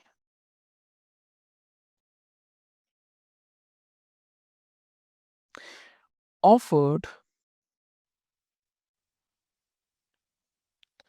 by an instance. What is the compute capacity that this a specific instance offers to us? This is represented by a special term that's called instance type. Okay, I'll give you some examples over there. Let's take some examples. Let's understand some of the examples. For example, there's a instance type which exists in AWS that's called T2.micro. I explain you every single thing. Don't worry. It is T2.micro. Okay. Now T2.micro is a special instance type which has this compute capacity. Following is the compute capacity of T2.micro instance. It has 2.5 gigahertz of Intel Xeon processor, right? And it has 1 GB RAM. Basically, we use 1 gig or 1 GB, the same thing, 1 GB RAM.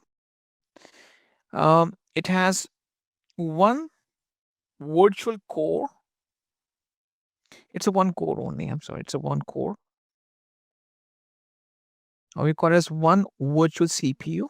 We use the term this thing over here. And you can attach from 8 GB to 16. I'm sorry. It's 8 GB to 16 terabyte of solid state disk or hard disk drive storage. And it offers to you low to moderate network performance.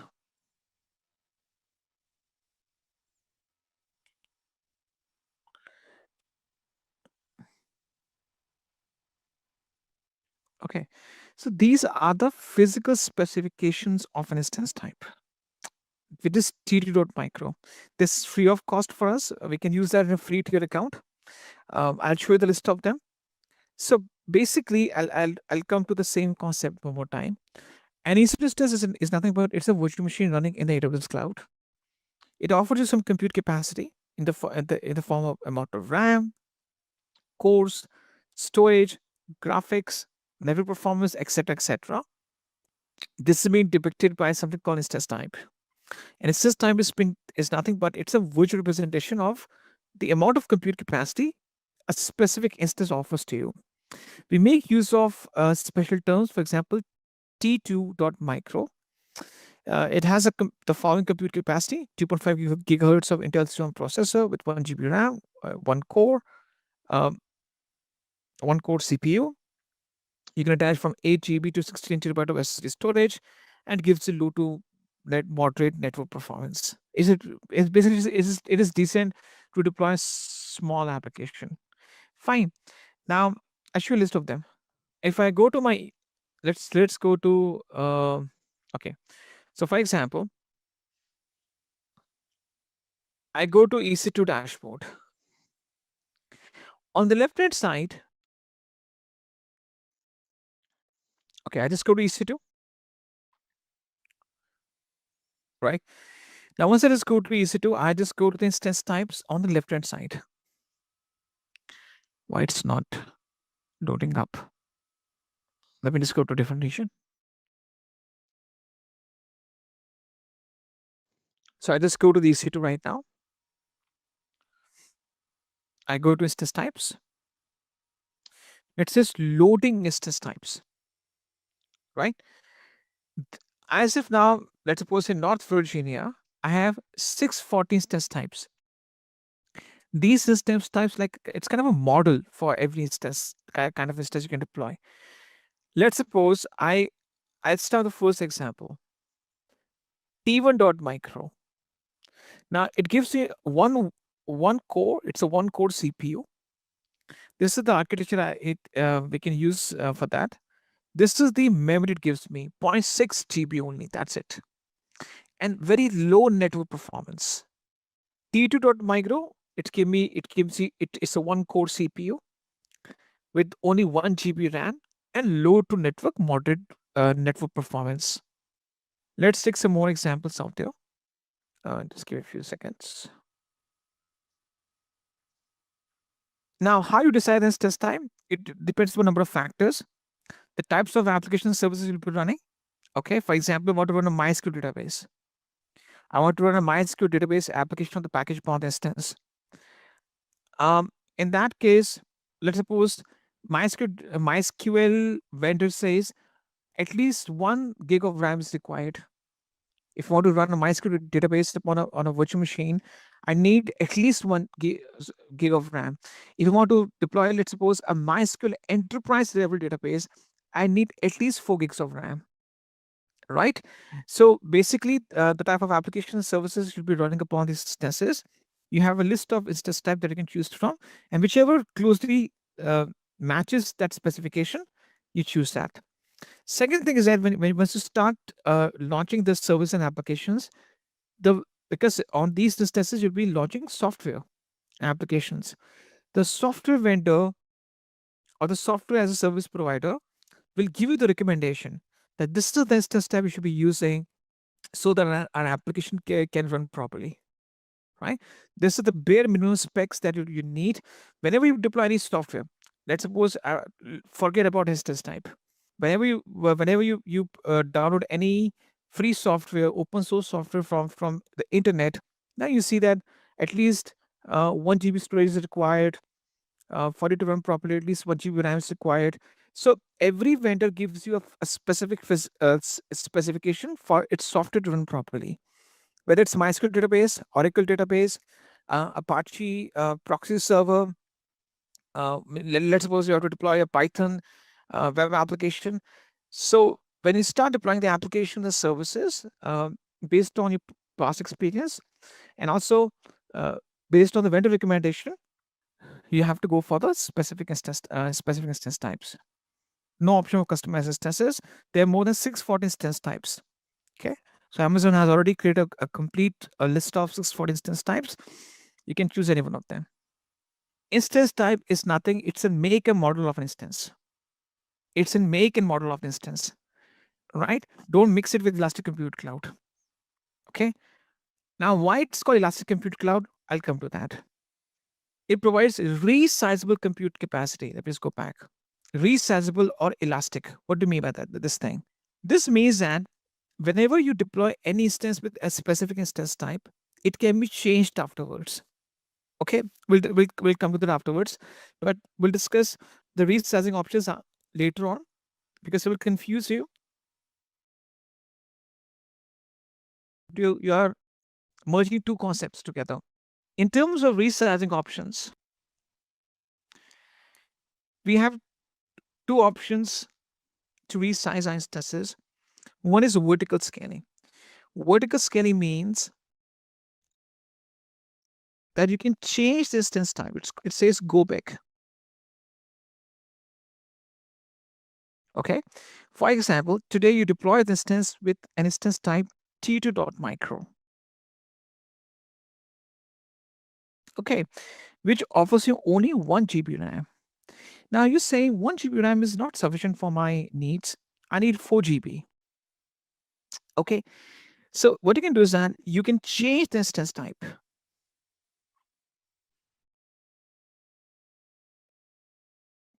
of the running instance,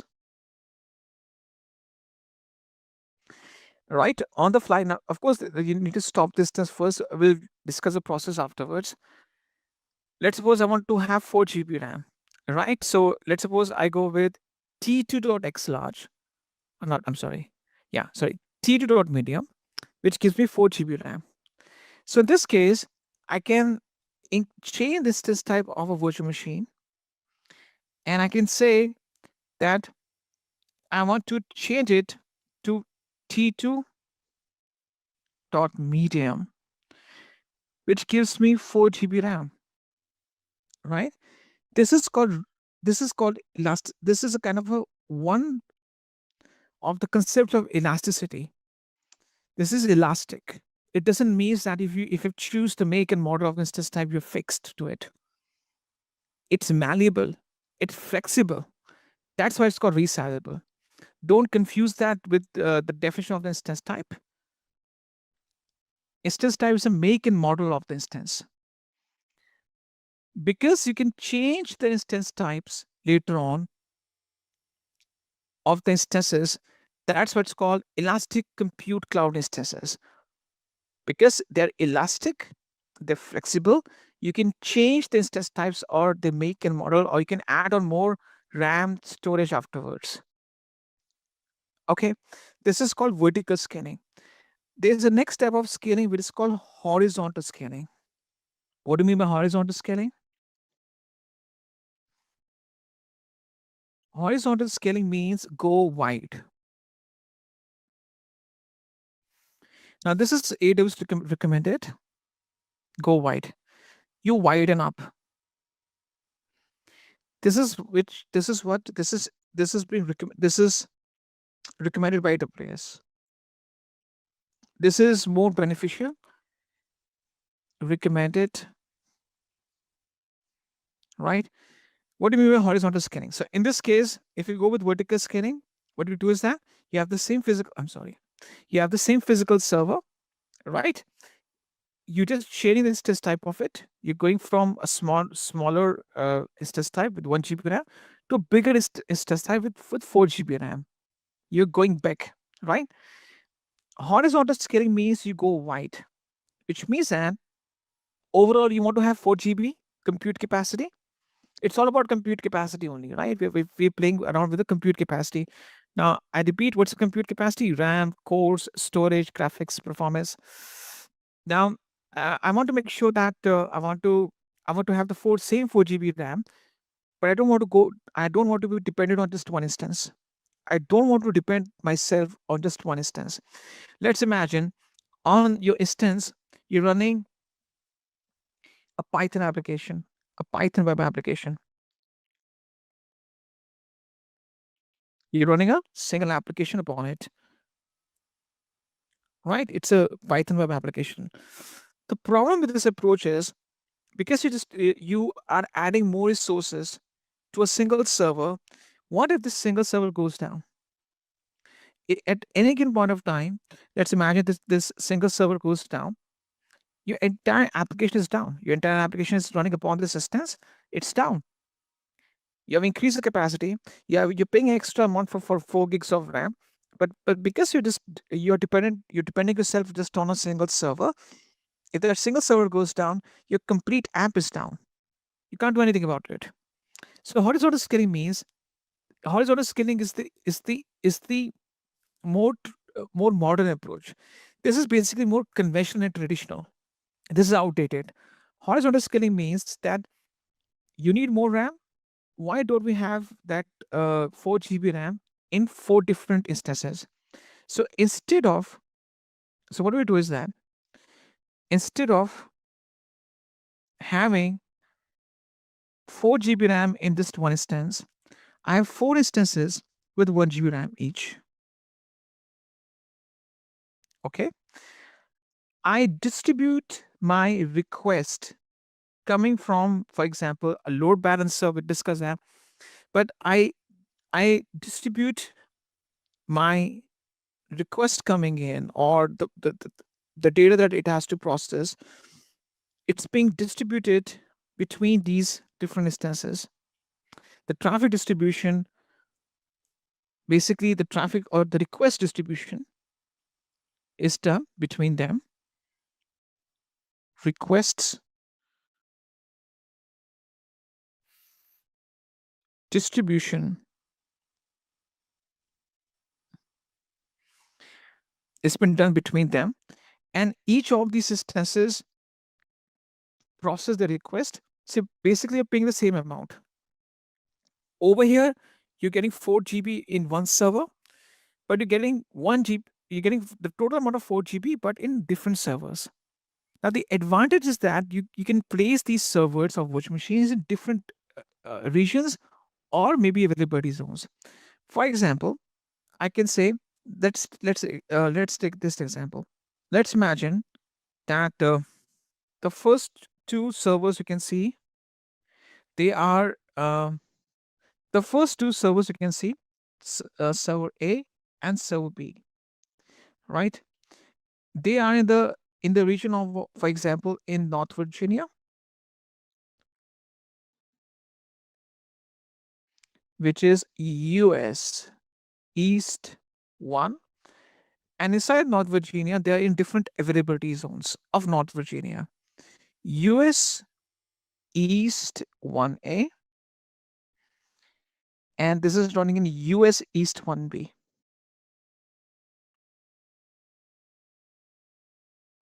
Right? The one which are there, instance A and B are running in, for example, EU North 1, which is Frankfurt in Europe. Frankfurt is labeled as EU North 1. So this is the EU North 1A, and this is EU North 1B availability zone. So what I'm saying is, I'm intentionally putting my instances in different regions and availability zones inside them. So they are less prone to failures. I'm intentionally putting them into different location. Distribution of the traffic or the requests are being done between these different instances. So this is a more modern and more smart approach. This is a smarter approach compared to this one. You're paying for the same amount, 4 GB RAM. The compute capacity you have to pay for is the same thing. But in this case, you are putting that in just one instance. But over here, you're just putting that into 4 different instances. The concept is called resizable or elastic. This is called elasticity. You can change this test type and go to a bigger server, or you can have more servers or more instances with the same instance type. That's why it's called elastic compute cloud, which means it provides a resizable compute capacity. What's the compute capacity? It's the amount of RAM, storage, cores, graphics you get. You can resize into two different ways. Either you just go with vertical scaling, you go for a high instance type, or you go for horizontal scaling, where you go for more instances. Okay, what's the next thing? The next thing that we're going to be discussing is called AMI, or Amazon Machine Image. Basically, the instance type that I discussed with you, it is nothing but it's a physical specification, right? Now I'm talking about the software. When you use a laptop or a computer, it's a hardware plus software, right? Instance type is nothing but it's the hardware of the instance, or even though it's in virtual format, it's a hardware. Who decides the software? Amazon Machine Image. Amazon Machine Image decides the operating system of the instance. It can be Linux, it can be Mac OS, it can be Windows, right? Um, it also decides upon the applications you want to run upon them, services, scripts, etc., and additional software.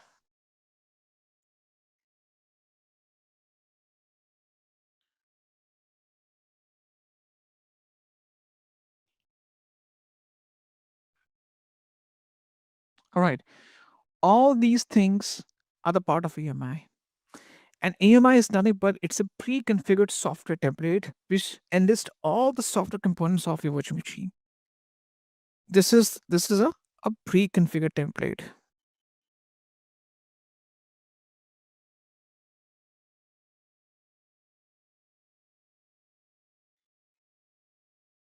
This is a software template.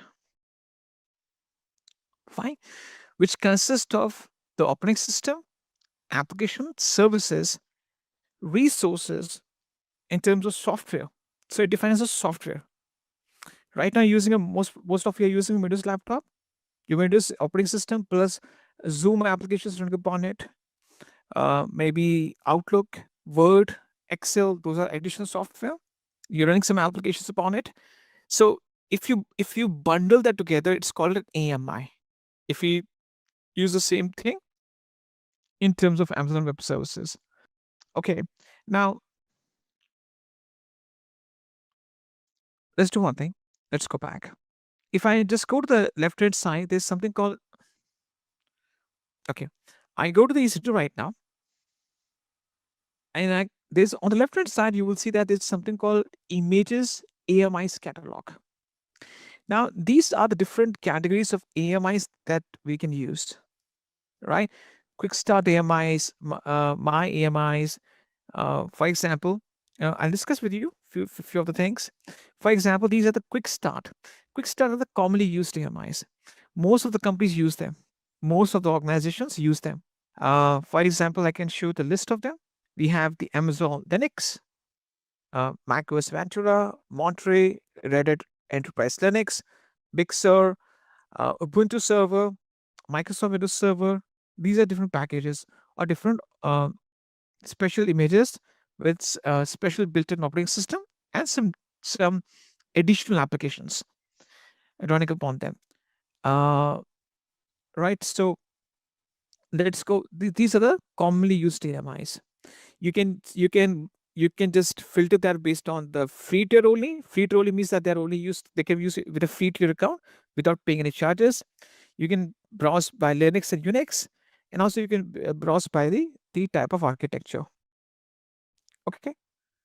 My AMIs are the one which you create privately. I'll show you how to create a private AMI, which is customized by a customer. So we can create our own customized AMIs that are called private AMIs. There are some AMIs which you can buy from marketplace. There are some software vendors like Microsoft, SAP, Zent, Cisco, Juniper. You can buy the AMIs from them. For example, I want to go for Palo Alto. I want to uh, deploy a firewall, Palo Alto VM series virtual next generation firewall. Now, firewalls are used to secure your infrastructure. Let's suppose I want to deploy Palo Alto firewall uh, on Amazon Web Services. So Palo Alto give me some of the details. If I go to the product details, or let's go to the pricing. Now again, you will see that vendor will. Let's suppose I want to deploy Palo Alto firewall. This VM series virtual next generation firewall, 5 core security subs bundle 2, right?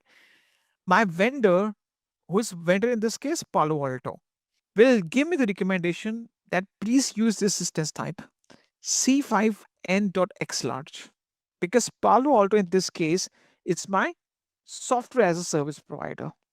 So being a vendor will give me some suggestions.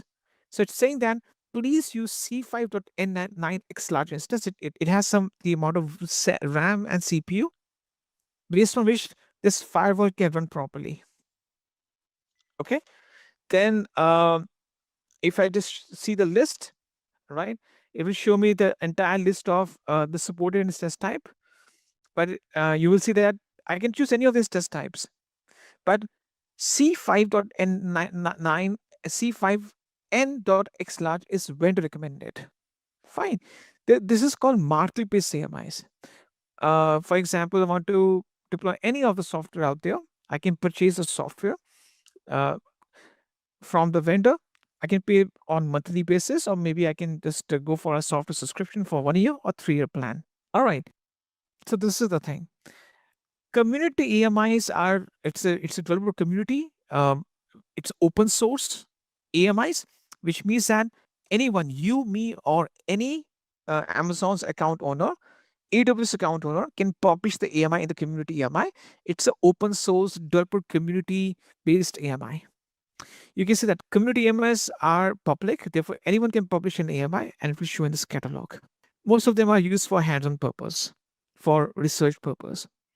So these are the different categories of the software configuration that you can choose from. You can see a clear definition. An AMI is a template that contains a software configuration, including the operating system, application server, and applications required to launch your instance. So it's a software part of instance. The operating system, services, applications, scripts that you would like to deploy upon the instance. Okay. The next thing that we have to understand is that how you connect to these instances that you're going to be running. Okay. Let's imagine you want to connect to these instances. How you connect to these instances? So connecting to your EC2 instances.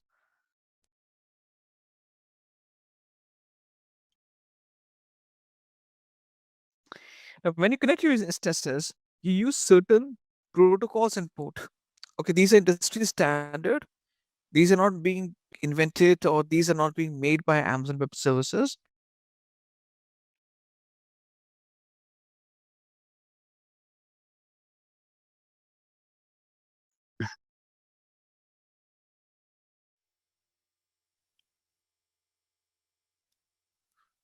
Okay.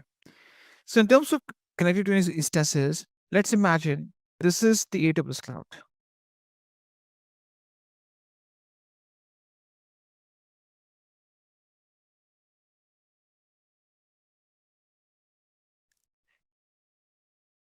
Right. So let's suppose this is a Linux instance. Right. Now you want to connect to it. For example, you're the administrator, you're the admin. Right. You want to connect to this instance from your computer. You want to gain access to this instance. Now, why would you do that? Why would you do that? Because as an administrator, you need to get to the root or the operating system of the Linux instance. You want to get the root access or operating system access or shell access, right? So as an admin, I can say that you need to get root, shell, or OS access. You want to get to the core of the server, right? Why would you do that? Because as an administrator, you have to start with the installation of the software. You have to install some business applications upon the instance. For example, you need to configure something. You need to do with something called patching. Patching means running some security updates or additional software to be deployed. Maintenance, right? You want to do a lot of things. For that, you need to connect to the server remotely. Why use it remotely? Because this instance may be running in, for example, in California, you're in Hyderabad, in India, or maybe in Dubai. So basically, you're trying to connect it over the internet or from far distant location, and you want to gain access to it. Root access, share access, or OS access. So in this case, what happens is that if it's a Linux instance, you're going to be using a protocol. This is industry standard. Protocols and ports are being made. These are being designed or these are being invented few decades back. If you go to Google and type in protocol and ports, you can see a list of them. They're used for communication, right? So the default protocol that you're going to be using is SSH. The SSH uses a port number which is 22. It's a dedicated port number, right? It's a dedicated port number. So SSH stands for secure shell. What is this? This stands for secure shell,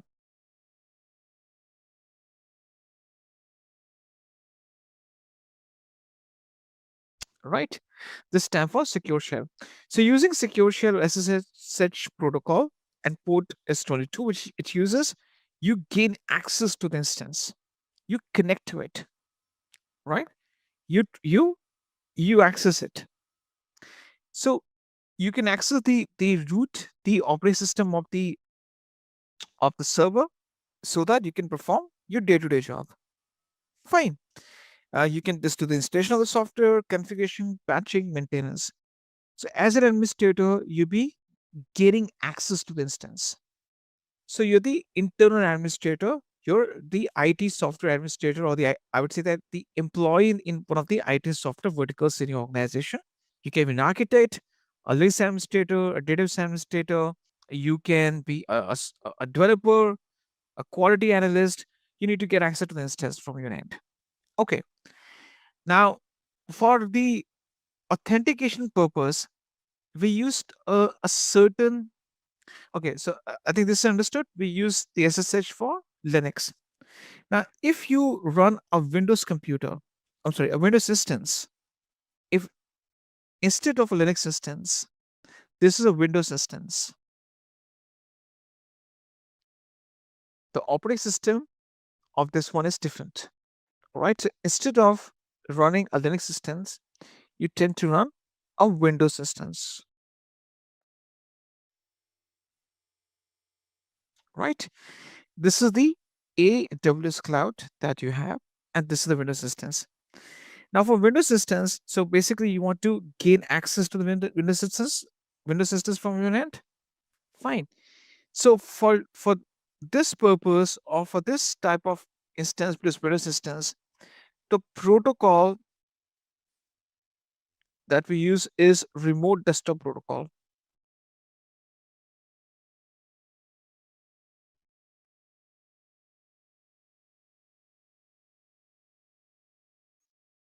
It is called RDP in short form, and it uses a dedicated port number, which is 3389. 3389. Okay. So as an administrator, you want to get to the Windows operating system or to the root of the Windows systems, get the server access. You need to get to the operating system of the Windows, I would say Windows operating system, get to the server access, the root access. Then in that case, for Windows, we use a different protocol, which is the remote desktop protocol, RDP, which uses port 3389. Fine. So the type of instance that you're going to be running as an administrator, behind the scenes, you're going to be using different protocols and port numbers. These are the industry standard, and they've been used from past many decades. So this is the standard protocol and ports we use to connect. Fine. So this is what you do. Now the next thing that comes into this entire conversation is the authentication. Authentication means I want to confirm and I want to ensure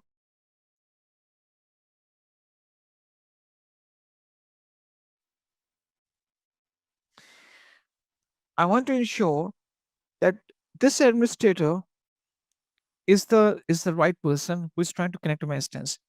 It's not the any hacker or any unauthorized person who's just trying to get it to my instance and trying to get access to it. Fine. I want to ensure that only the authorized person can get access to my instance. Right. So you need to authenticate whenever you just use your pins, OTPs, IDs, passwords. Why do we use them in terms of banking transactions or logging to our smartphones, devices? Why we use user ID and passwords? For a reason that only the authorized person is able to unlock the devices. Or we use the user ID and passwords for banking transactions so that only the authorized person can make that banking transaction from a specific account. Right. So authentication is quite important because I want to make sure that no external user which is not authorized can get access to my server. So only my known people can access my instances or the servers. So what's the methodology we use in this case? The method that we use is called key pair. Okay, it's called key pair. In terms of key pair, there are two keys.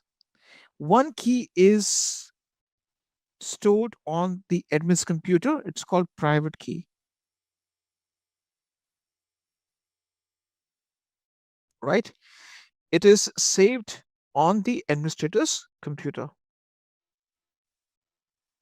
So this is my PC, right? So administrator owns a computer. This private key is saved over there. The Linux instance over here will have a public key. Fine. So private key is stored on the computer which is owned by administrator, and public key is stored inside your Linux instance or the Windows instance. The mechanism, so basically the concept is same in terms of authentication, right? So my instances will have the public keys stored inside them. Okay. Now, when the user tries to connect to any of these instances, at the time of connecting, the administrator has to provide the private key. So administrator says, okay, I am providing the private key, please match it with the public key, right? So the administrator has to provide it.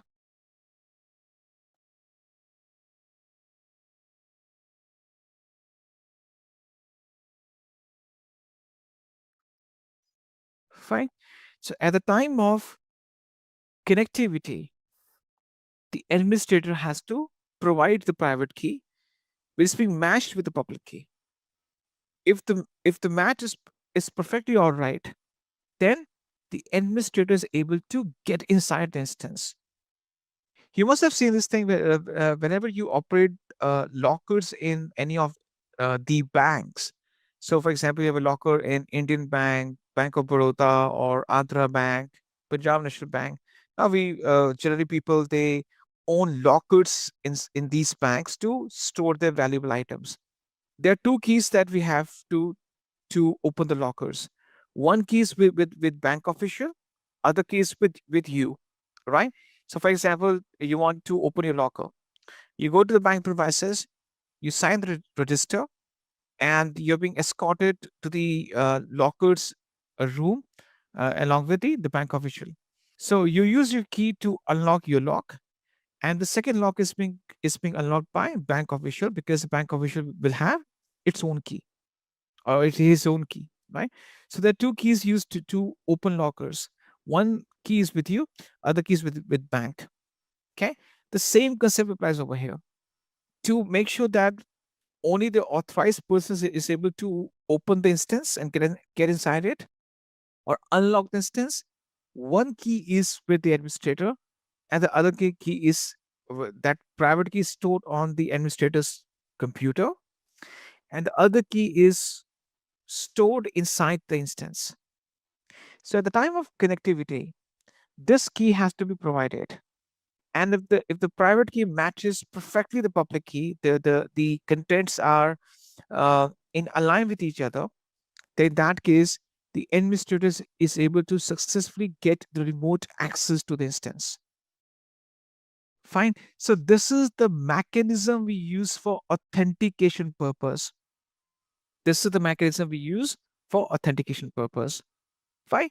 So this is exactly the concept is we make sure that we try to access the instance remotely and it's only the authorized person who's allowed to get in. The concept is we store the private key, the administrator store the private key in the PC, in the local computer. The public key is stored inside the Linux instance or Linux computer. So the administrator is able to get access to the public, is able to get access to the Linux instance or Windows instance by providing the private key at the time of connectivity. Okay. So I just put it over here so there's no confusion. This is the same AWS cloud we have.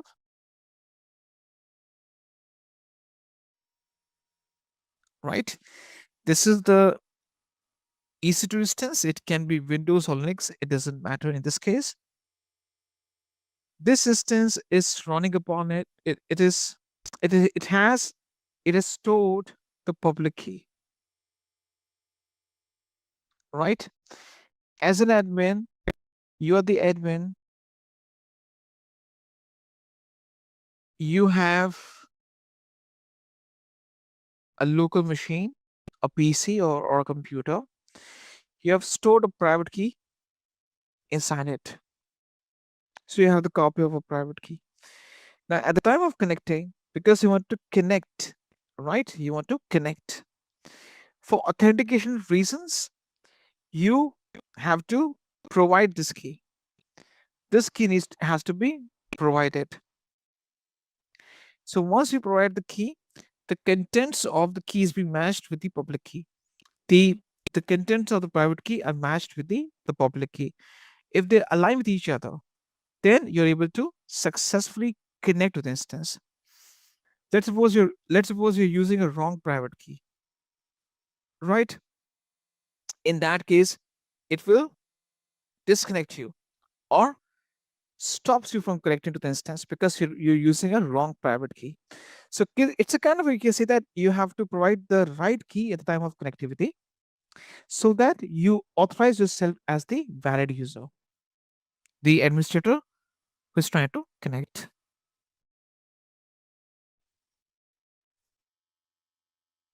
Okay. So this is the mechanism used to authenticate. Authenticate means that you're the right person to connect. This is exactly the stuff. Okay. All right, so we discussed about the protocols and ports we're going to be using to access the instances of the servers, and to authenticate, we use the key pair authentication methodology. What's that called? Key pair. Why it's called key pair? One key is with you, other key is in the instance. That's what it's called, the key pair. All right. This is what we have to use. Okay. So this is exactly the concept is.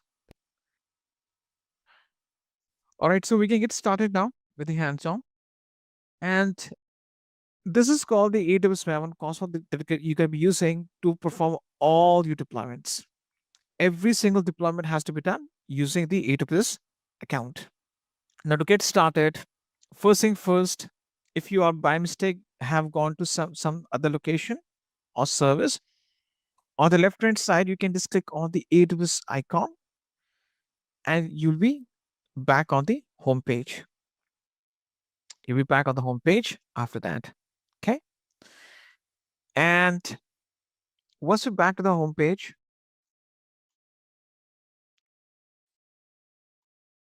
I'm just turning off the Google Drive, the chat box so that we can start now. All right. So in this case, we need to start with the basics, which is getting started with the Amazon EC2 Linux instances. And the very first thing is that we have to go to the EC2 dashboard. Now, how to go to an EC2 dashboard? You will see a list of services on your homepage. You go to the search menu at the top. Now, you can see the list of services in the recently visited section. Okay. Now, if you don't see the list of services, you can click on view all services. You can see the services like this, and you can see more than 100 services. Fine. So these are the services that you can see on AWS. And on the left hand side, you can see there is also a kind of grid. You can just go to services and you can see the list of services based on different categories. But it's very tough to just find your specific service in the list. There's a search menu on the top. You can just search for the exact service you're looking for and it will show up. So for example, let's type in EC2. Once I just type in EC2, I click on the EC2 right now, and this will just take me to the EC2 dashboard. Okay. So we are on the EC2 dashboard right now. Okay. So we are on the EC2 dashboard. Now, the next thing that you have to do is that, so we have done step number 1. Let's do step number 2. Okay. Step number 1 and step 2. So once you just go to the EC2 dashboard, you land on this page. From this is where you can deploy instances, and also you can deploy other resources like load balancers, elastic IPs, auto scaling groups, EBS volumes, and so forth. There are a lot of things you can deploy. Right now, we need to deploy instance, so we'll be focused on that one. But one thing we need to understand that once you go to the EC2 dashboard or any service, you can do that before or after. You need to change to the region of your choice. Right now, on the right hand side, you can see a list of regions out there. Okay, these are the regions that you can access to deploy your instances into, because right now we're going to our main preference is to deploy an instance. Now, you can choose any region of your choice, but I would strongly suggest you to use North Virginia. Okay. Now people will ask me the reason why exactly you say North Virginia, because there are few regions which have some issues in terms of the free tier resources. See, right now, you guys are using a free tier account. A free tier account consists of some free resources. All right. For example, instance type T2.micro. Mumbai, for example, it doesn't have sufficient T2.micro free tier instances. So sometimes you may bump up to an issue where you're trying to deploy a free instance in Mumbai and you get an error message, insufficient capacity. So there are few regions which are problematic, which doesn't give you enough free resources when you want to launch them. Using North Virginia will guarantee that you will never face shortage of or scarcity of free resources. Okay, use North Virginia for your hands-on. Number two, stay into only one region will ensure that you don't scatter your resources unnecessarily in all the regions.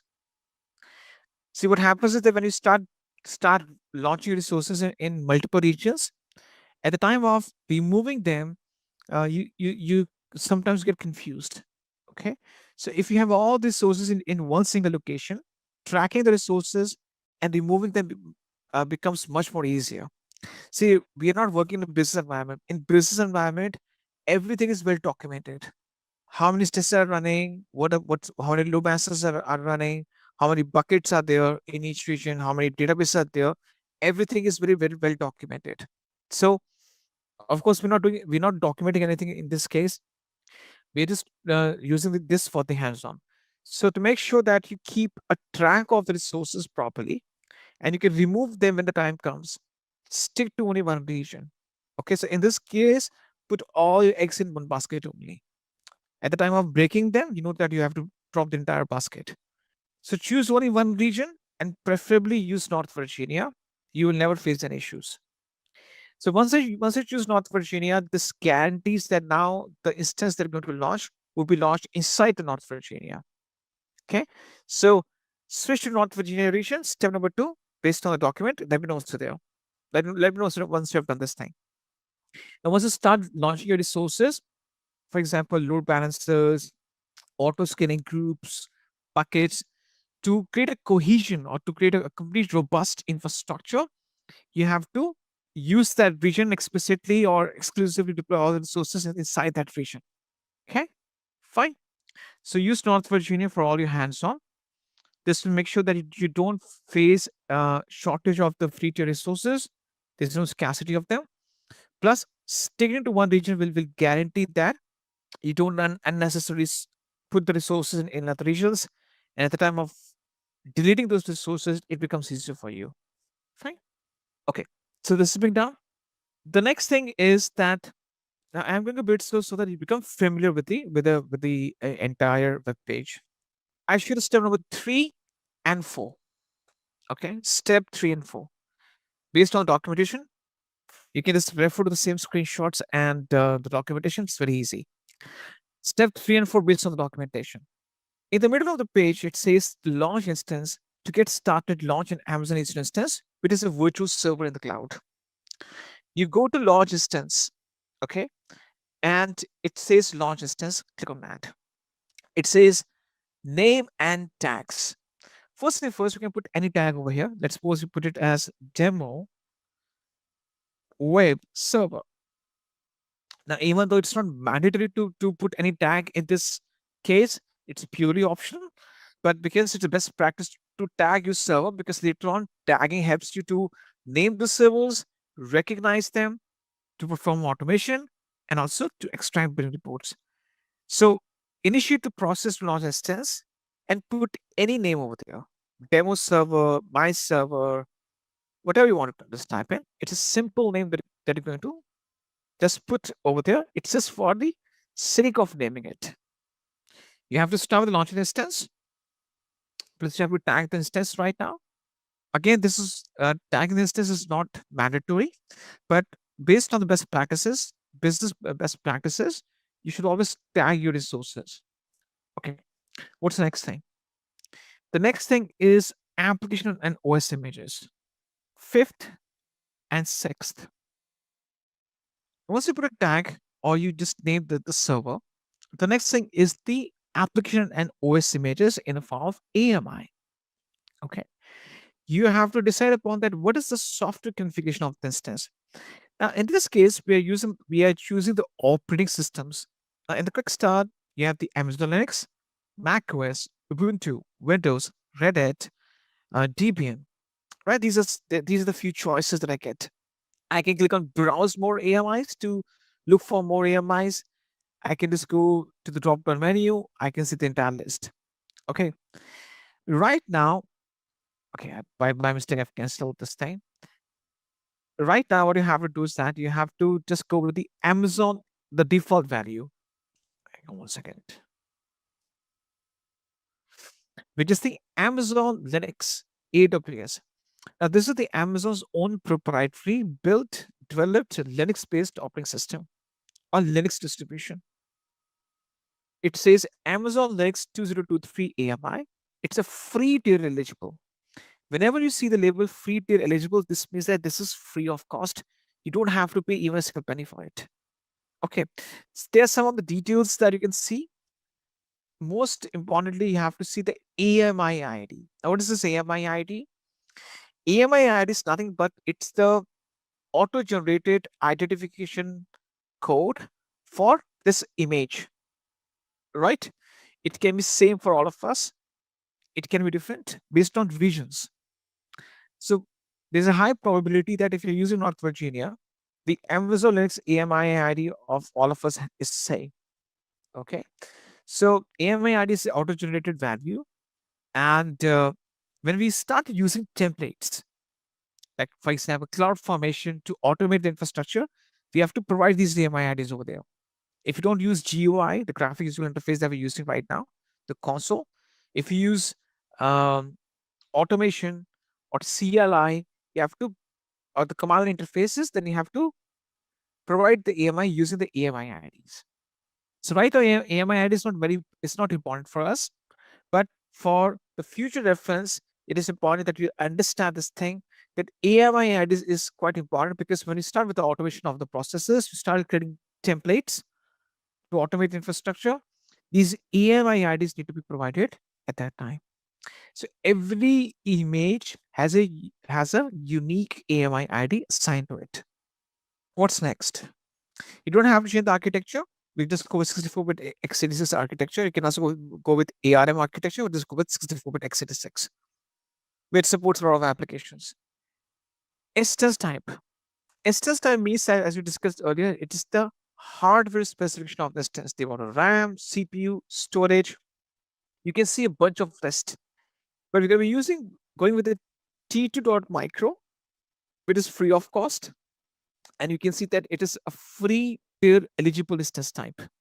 So this a free tier eligible instance type is free of cost for us. We don't have to pay for it. There are the free tier instance type are T1.micro, T3.micro, but we're going to accept T2.micro as a default instance type. So basically, you just have to look into the details. You don't have to change the AMI. Just go with the Amazon Linux 2023 AMI and instance type as T2.micro. What's the next thing? The next thing is the key pair login. I'm talking about the step number based on the documentation. I'm talking about the step number 7.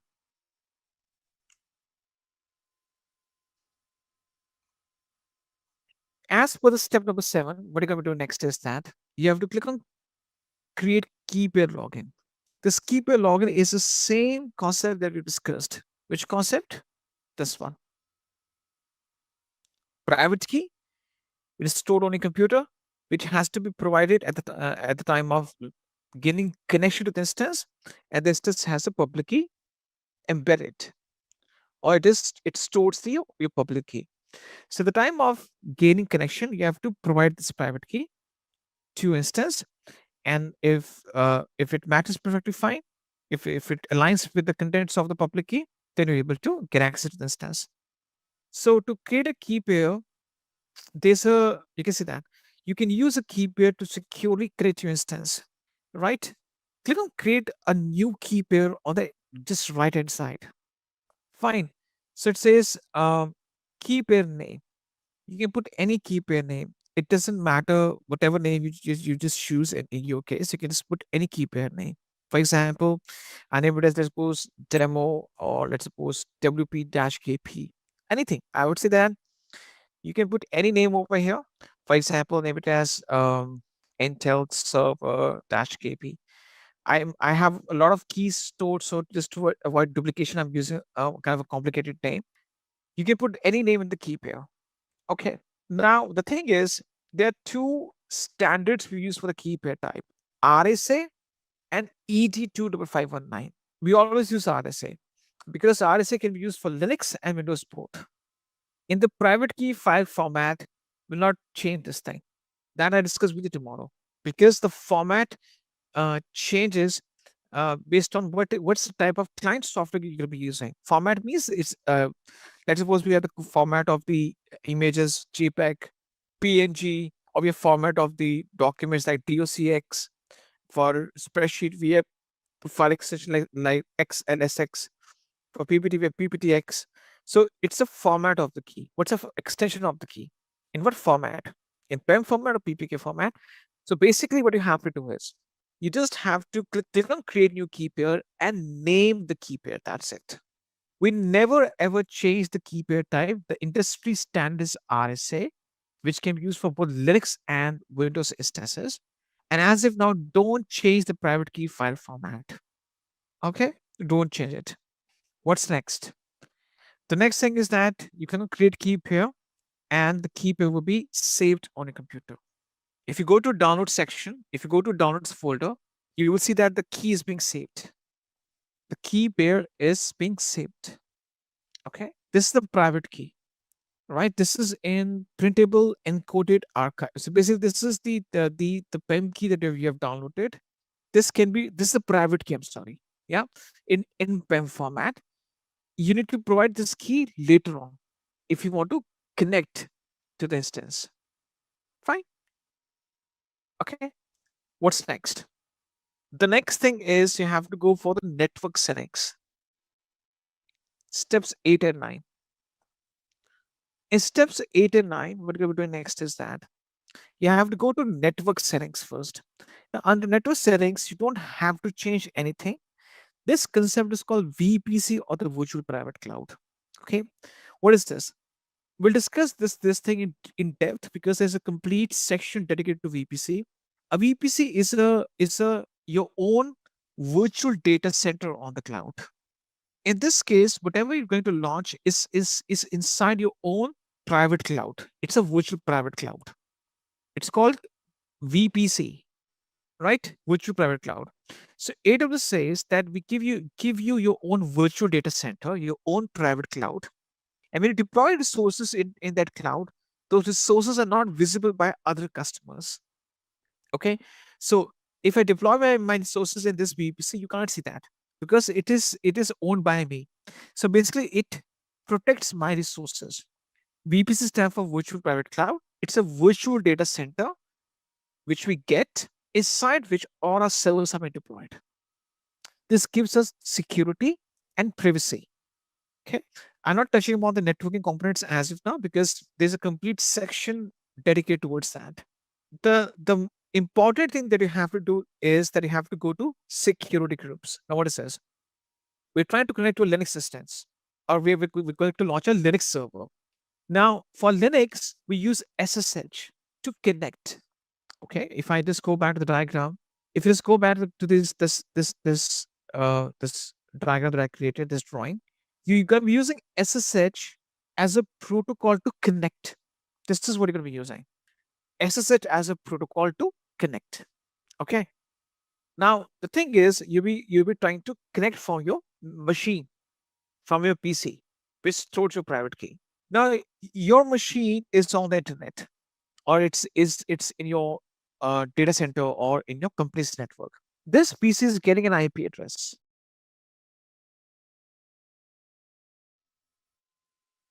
Okay, the IP addresses are unique in nature. They're unique. No two public IPs are same. I want to say that only from this IP address, the unique IP address, someone can SSH or initiate this SSH connectivity. IP address basically recognizes your machine on the internet.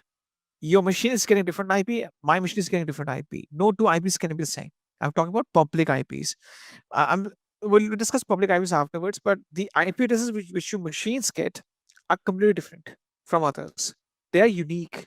So I'm saying that only my admin's IP address is eligible to initiate the SSH connectivity, because if you're going to be using a computer, right? Only your computer's IP address is recognized to get access to the instance via SSH to connect to it. So in this case, what we're saying is that allow SSH traffic from anywhere. Anywhere is 0.0.0.0.0.0/0.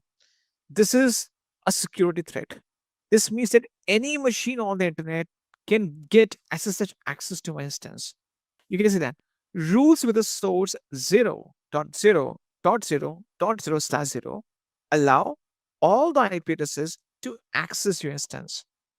So for security reasons, we choose my IP. Right now, what we will be choosing my IP.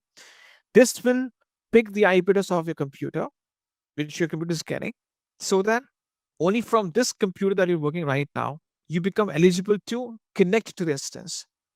You can choose a custom IP range, but I'll choose my IP. Okay. So this will automatically ensure that only your computer's IP is eligible to initiate the SSH connectivity to the instance. Then what about launching a website upon the instance? For accessing the websites, we use two protocols, HTTP and HTTPS. Right? When you go to Intellipaat.com, you or Google.com or Facebook.com, you use the HTTP or HTTPS protocol, right? So if you're trying to host a website, you can check both of them. If you now HTTPS is a secure version of HTTP, but it needs some certain provisions. We choose both of them. It's because we're going to deploy a website upon the instance. Okay, so basically, you don't have to change any one of the network settings on the top. You have to configure the firewall. You allow the SSH from your computer's IP only, because you, as an administrator, only from your computer, it's only your computer from where you can access the instances operating system. Fine. Plus, if you want to deploy a website upon the instance, you allow the HTTP and HTTPS traffic coming from the internet. What's the next thing? The next thing is that you don't have to do step number 10, straight away go to step number 11. What I've done is that I've given you 3 documents, out of which there's one document which is a script. The name of the document is this one. Okay. Now, in this script, we're going to be using to install the website or Apache web application upon the instance. This script will automate the web application deployment upon the instance. Now, this is a bash script which will run some updates upon my instance, install the HTTPD. Now, HTTPD is for the Apache package. Start the service, change the directory to the HTML folder, and configure the index.html page inside it. Right? Now you have to copy this entire script as it is. Go back to the last category that's called advanced details. And under advanced details, you have to go to the last category, which is user data. You need to paste it under user data. Okay, what's the next thing? You have to straight away go to the 12th step, step number 12. You need to just go back, and on the right hand side, you can see a summary. Click on launch instance, and instance will get launched. On the right hand side, you have a summary table. What's next? The next thing is testing. Step number 13, 14, and 15. You need to go back, click on the instance ID. Now, this is your instance that you just got deployed. Your instance gets a unique instance ID. There's a checkbox which is on the left hand side. You need to select it. Once you make the selection, you will see that there's a tab that's called details. Under details, you have this thing called public IPv4 address, or it's a public IPv4 DNS name. Right? This is basically used to access the your instance over the internet. If you're using internet as a medium, and let's suppose you want to access the website upon it, or maybe you want to SSH to the instance, then you're going to be using the public IP address. So public means internet. What to do next is that you need to just go ahead and copy the public. There's a copy icon. Click on this copy button and paste that in the browser. And you will get this thing. displayed. So there's a simple HTML page we have deployed, and this shows us the result. Now, if you're not able to browse a page, make sure that if it's showing you HTTPS by mistake, remove S from HTTPS.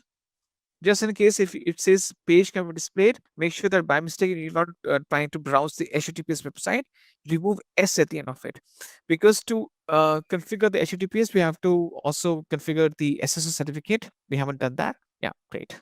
Yeah, by default it got HTTP, but sometimes it gets to HTTPS based on browser settings. Okay, so this is a simple website you have just deployed upon the instance using a script that I given to you, and this is a simple procedure that you have to follow along to deploy your instance in AWS Cloud. Okay, great. Now, guys, once you're done with this thing, before you log out, you terminate the instance. Terminate means that you don't need this instance anymore. You want to get rid of it. Now, how to terminate the instance? Now, either you right click on the instance, you have the options from where you can just stop, reboot, or terminate the instance. Or you select the web server, go to instance state, you can stop it. Stop means you can come back and restart it. Reboot means you can reboot its operating system. And terminate means that you try to kill it. You can't get it back. So either you right click, you can see there's a terminate option, or you just go to test state and click on terminate. It says terminate instance. I sure want to do that. You click on terminate, and this will lead to the termination of the instance. This, I think, procedure is laid out in step number 16, 17, based on the documentation. Step 16 and 17. Fine. We discussed briefly about security groups, and I should just deep dive inside that, or dive deep into that concept and make you understand exactly what the purpose of security group is. All right. So basically, we want to understand this thing is that security of our resources is our priority, right?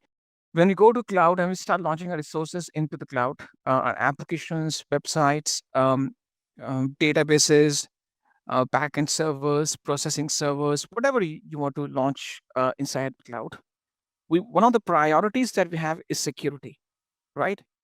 Priorities means that in terms of priorities, we mean that we want to make sure that we have all the things achieved and we get the same sense of reliability, security, high availability as we would expect in our own data centers, right? So you're shifting your entire application and services and you're putting them on the cloud. Now you want to achieve the same sense of same type of security, reliability, performance, right? So you have expectations in those areas. The question that comes into this entire place is that what are the security mechanisms that we may employ or we can engage so that our instances and the data can be easily protected? The very first thing that you need to understand is that in terms of the resources, provisioning, and security, one of the first things we can use is the keys, right? Private key and public key. The concept behind private key and public key is that you have the private key saved on a computer, right? So in this case, only that individual that has a copy of that private key will be authorized to connect to the instance. Connect means to get the remote operating system access. You can get into the machine, get to the shell, get to the operating system, and you can perform installation, configuration, patching, maintenance. So you want to do server management. You want to get the root, shell, or OS access. So if you have the exact copy of the private key saved on a computer, and you provide that private key at the time of getting connection, then in that case, you're being authorized to gain that access. This is one of the security mechanisms that we use. Fine. The second thing that we use is the protocol and port. This is the second level at which we apply the security. First level is keys. Second level is that we apply the security on two protocols, SSH and RDP. Because remember, if you want to get the admin type of access, administrative type of access to a server or to a remote instance, For Linux, we use SSH, which stands for Secure Shell. It uses port 22. So to get a remote access to a Linux server, you can be using SSH Secure Shell port 22 request being sent towards instance. And for the Windows, we make use of Remote Desktop Protocol, or it's called RDP, which uses the port 3389. Okay, so protocol and port. This is what we're going to be using. This is what we're going to be using to gain access to Linux and Windows instances respectively. These are the two protocols: SSH port 22 and RDP port 3389. This is what we're going to be using. These are the two protocol and ports that we shall use. Fine. So you also need to make sure, because these two protocols give you the administrator access, core server access, shell access, root access to your server. You need to make sure that it's coming from the wanted IP, I would say known IPs, right? So it's not that anyone can send the SSH traffic to the Linux instance and get access to it, right? These two different types of request or protocols need to be restricted.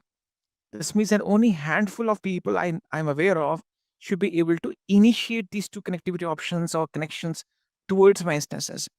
If let's suppose there's a hacker who wants to get inside my server, he or she tries to use SSH or RDP immediately, because the IP addresses that I've listed, the IP addresses is not in the list, they will be blocked immediately, right?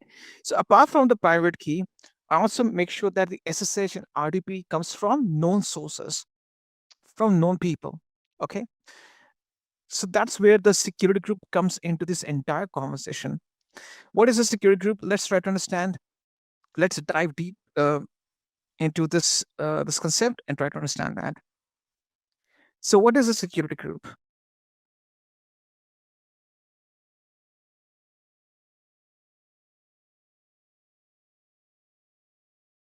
Okay.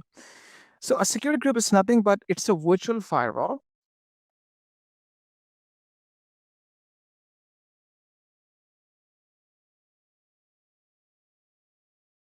It's a virtual firewall which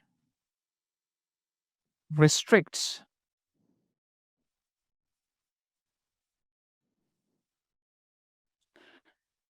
the incoming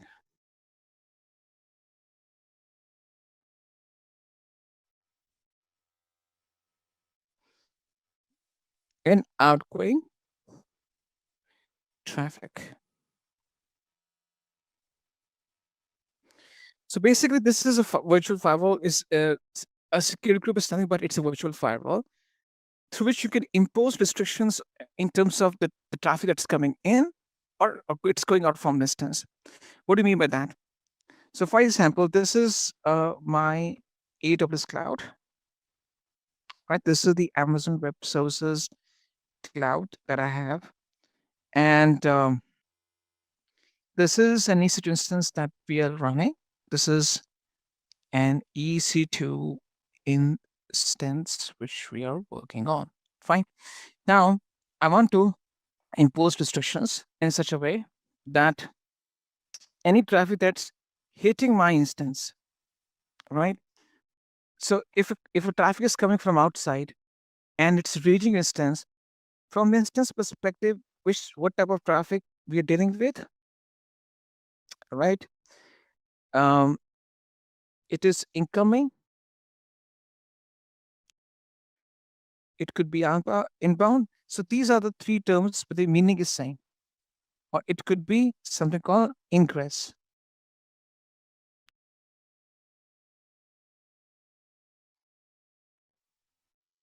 Okay. Incoming traffic, inbound traffic, ingress traffic, that's the traffic that's coming inside the instance. So the traffic is coming from outside. It's hitting the instance. Think from instance perspective. If you are the instance and traffic is coming and reaching you, from your perspective, that traffic would be the incoming traffic, the inbound traffic, or the ingress traffic. These are the three words with the same meaning. Okay. What if the traffic is leaving the instance is giving response back to the user? If the traffic is it's left out, it's being sent out from the instance, This is the egress traffic. Or say let's outgoing.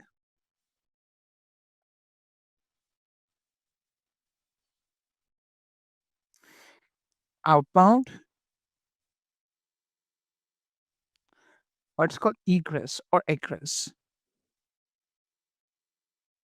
Right? This is leaving the instance. This is basically instance is responding and the traffic is going out from the instance. Fine. So egress, outgoing, or outbound. So these are the two type of requests that we want to restrict. Okay. So a security group basically is a virtual firewall which performs restrictions at two levels. Number one, incoming. Number two, outgoing. Fine. We need to perform restrictions. Now, to perform restrictions, we use three filters. What are those filters we're talking about? Filters that we use during our school days.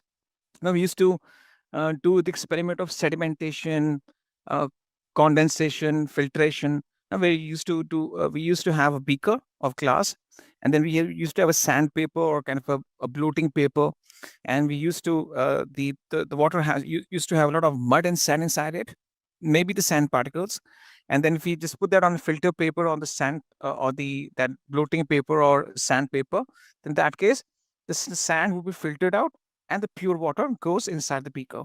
Okay, so we use that filtration process. The same filtration process we kind of filtration process we apply over here. We saying that we filter through only that traffic which we want. Okay, so there are three types of filters that we apply. Number one, the very first filter that we have is the protocol. The second filter is port.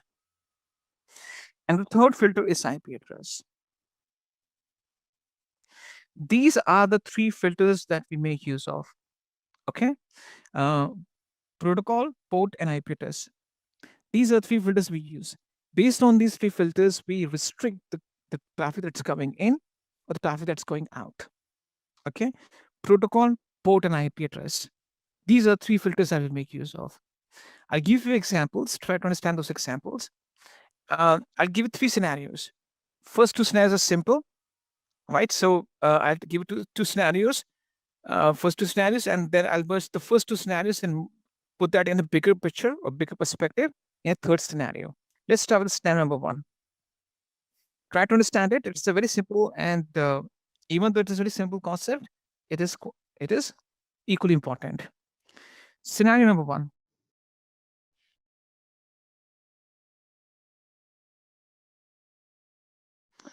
Scenario number one is that let's suppose I want to have the users access my web application. So this is accessing, or you want to allow your end users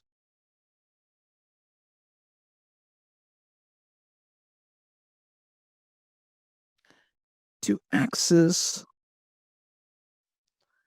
your web application. Okay, this is the scenario number one. What do we mean by this thing? Let's try to understand and put that into scenario. Okay.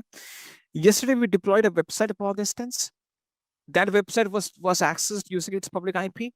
If you would have given that public IP to any other person, maybe if you put that public IP in the chat box, other person will also be able to gain the same access to your website. Okay, so what is happening behind the scenes? Behind the scenes, we'll just take the same example over here. Behind the scenes, we have the AWS cloud, right? This is an EC2 instance that we have.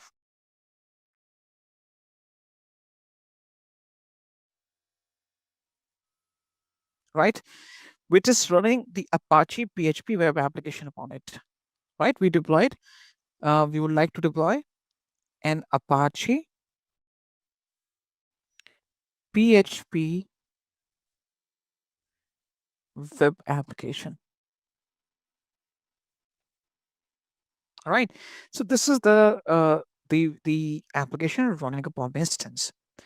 Now, I want my customers who want to access my website. These are my end users.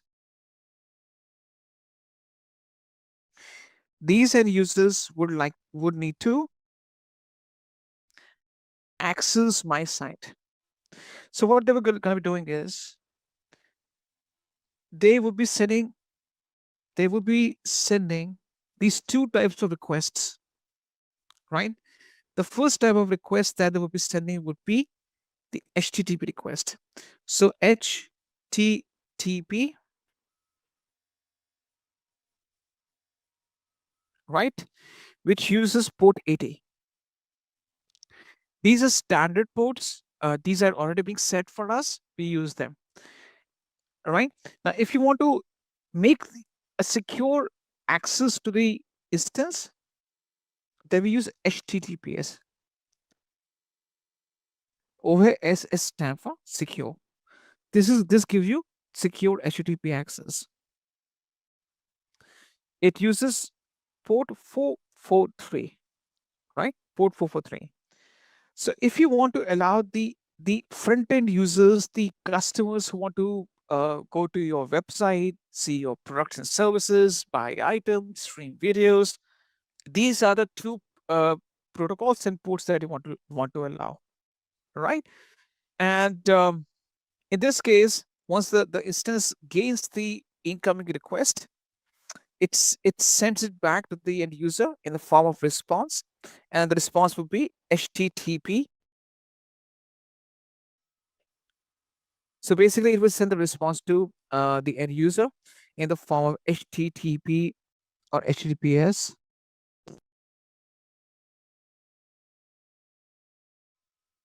Outbound, right? So that response will be sent back to the customers. Fine. So that these are the two levels at which we apply the protocols and ports. What about the IP addresses? See, I don't want to restrict anyone from accessing my website. Today, for example, Intellipaat.com has its website running. You have the Facebook.com, Google.com, Instagram.com, Microsoft.com. Anyone from any location, from any country, from any location can access these websites. How? Because in that case, we define the source IP. From where this traffic is coming from? We use the source IP as 0.0.0.0.0/0. This means that any IP, this means that any IP or from anywhere. Okay. This means any IP. This means that any customer who's getting any. So basically, what do you use? Your devices, your smartphones, your tablets, your computers, laptops. Your devices get the IP address. For example, if you, I'm talking about the people who are from non-IT background. If you either type in IP config or command prompt, or just type in this, for example, just go to Google and just type in my IP. It will show you computer's IP. Right? What's my IP address? If you just go over there, it will show you your computer's IP. Right? So you can also run IP config on your command prompt, or just type in what's my IP address.com. It will show you exactly what is your IP address that your machine is getting. Right? Whether you use your smartphone and you just access the internet, use a computer or a laptop or a tablet, whatever device that you run, if it is on the internet, it can access internet connectivity. Then in that case, what happens is that it gets an IP address. Fine. Now, when I just put in 0.0.0.0.0/0, it means it doesn't matter what's the IP address coming in. Please allow those users to access my website by sending HTTP or HTTPS request. So anyone is welcomed. You don't want to restrict anyone to or if it's a intranet site, your company's website which is only be used by internal employees, that's another thing. But in terms of websites which are public in nature, Amazon.com, eBay.com, Flipkart.com, Facebook.com, Microsoft.com, Intellipaat.com, they have to allow the incoming HTTP and HTTPS requests from all the sources. It doesn't matter which IP address your computer is getting. From your computer, you should be able to send these type of requests to a certain web application. Okay, that's the incoming request. What about the outgoing? Of course, in the outgoing, we send back the HTTP response or maybe HTTPS. Still, it's HTTP only. In terms of outgoing, you're saying the destination address, the destination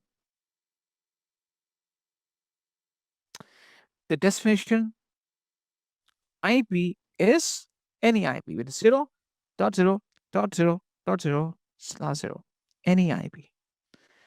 So send it back to any. So there's no filter I'm applying. I'm saying please send it back to the customers. So basically I'm saying the request can come from anywhere, and the request can be sent out anywhere. So this means I'm opening this in terms of IP addresses. I'm not performing any restrictions, and this is my requirement. If I block the IP address, I only allow certain IP addresses to reach my website. Only those IP addresses can do that. Rest IP addresses will be blocked automatically, which is not a favorable thing in terms of the public websites. Fine. So these are 3 filters we have applied over here. Let's go with the scenario number 2. Scenario number 2 is that we are talking about now in terms of scenario 2. In scenario 2, we want to make sure that we perform restrictions. We perform restrictions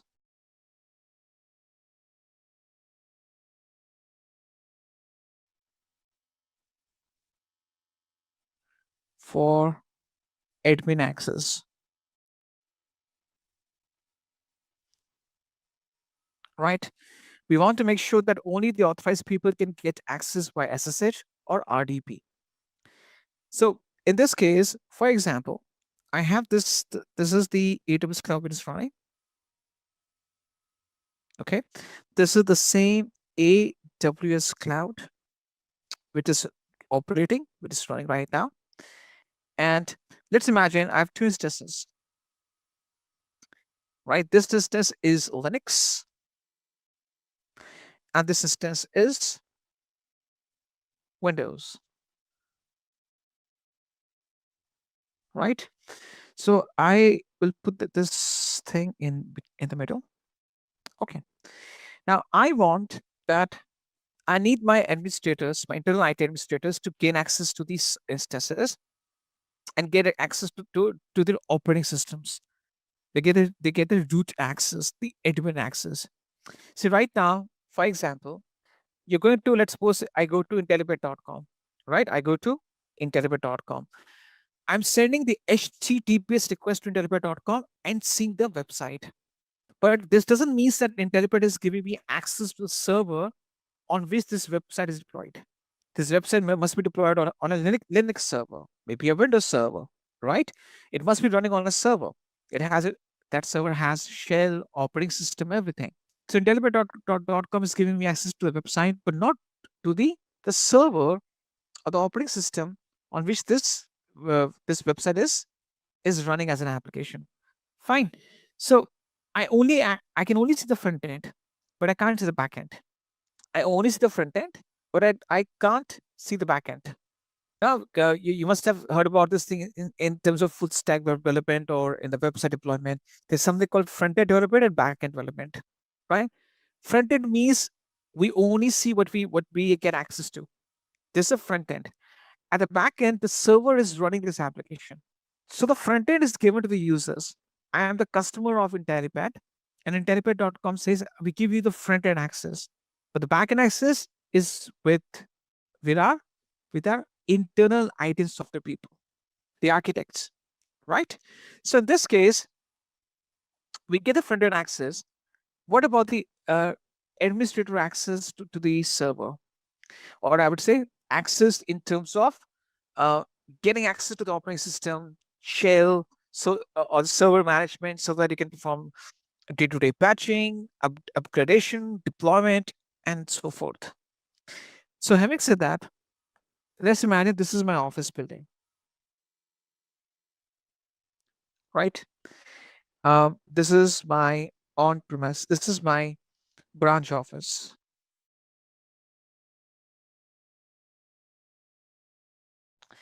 right? Now, inside this branch office, I have a bunch of employees that come into any one of these categories: solutions architects, administrators. Uh, they must be, for example, developers, right? They need to access to the server on daily basis, on frequently basis, whenever they want. Let's talk about the Linux server first. They would like to initiate the access. For the Linux server, the access that they will initiate would be the SSH request, which uses port 22. Okay, they should be able to send the SSH request to the Linux server, and the connection will be established. The question that releases in this case is that from which IP address I will initiate.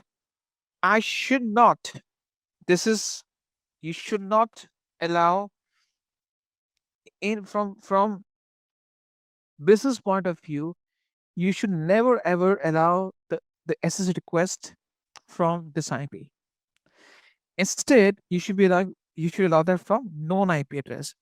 For example, my branch office is given this IP address 54.78.1.0/24. Okay, /24 means that it's a block of IPs. This is a block of 256 IPs. 1.0, 1.1, 1.2, 1.3, 1.4, 1.5, 1.6. So it's a block of 256 IPs. 256 known IPs.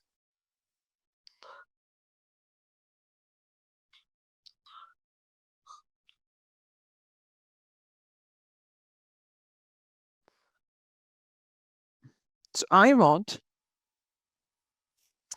that only from these 256 IPs, which belongs to my branch office, anyone can access to my Linux server. Out of these 256 block of 256 IPs, I'm sorry. Out of the out of the block of 256 known IPs, or a chunk of those 256 IPs, like 54.78.1.0, 1.1, 1.3, 1.4, 1.5, 1.6, right, up to 1.255. Any IP falling in this range can initiate the SSH access to my Linux server. The rest of the IP addresses will be blocked automatically. For example, if there's a person with a different IP address, so basically this is a block of 256 IP. So it will start from 1.0, go up to 1.255. So any machine in my branch office which falls in this range of IPs will be able to initiate a connectivity request to the Linux server via SSH. I can also apply this thing to my administrators, right? So these are the admins in the same branch office.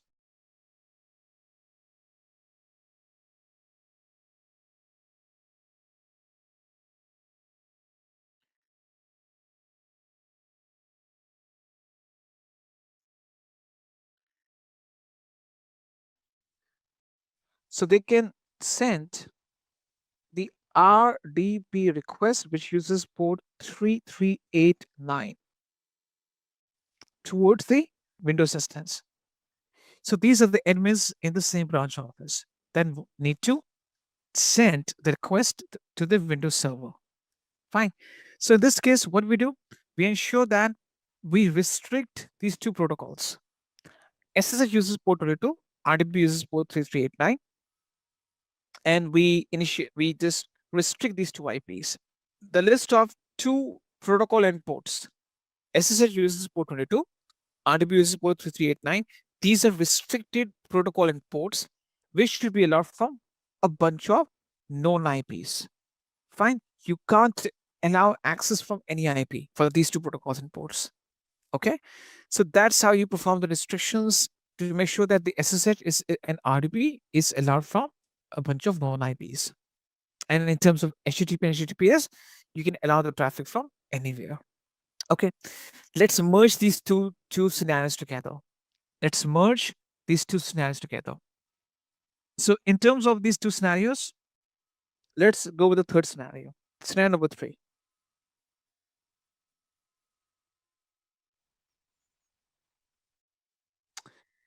This is This merges web application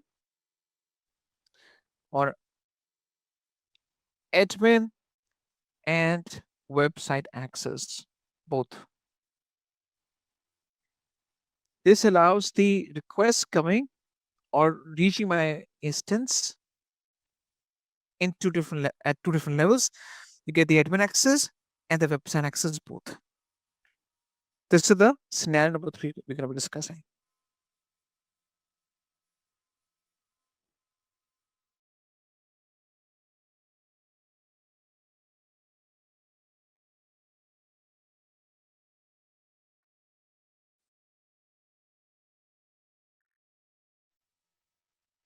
Okay, having said that, let's go with this thing. This is the AWS cloud that we have. Okay, and inside this AWS cloud, we have this EC2 instance running. This is a Linux instance.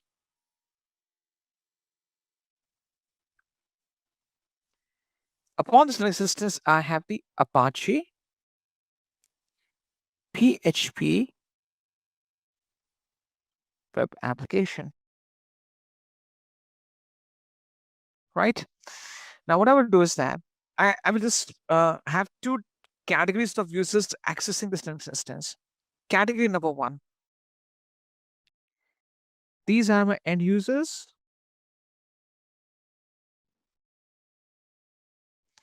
who will be sending either the HTTP request over port 80 and HTTPS request over port 443 from anywhere.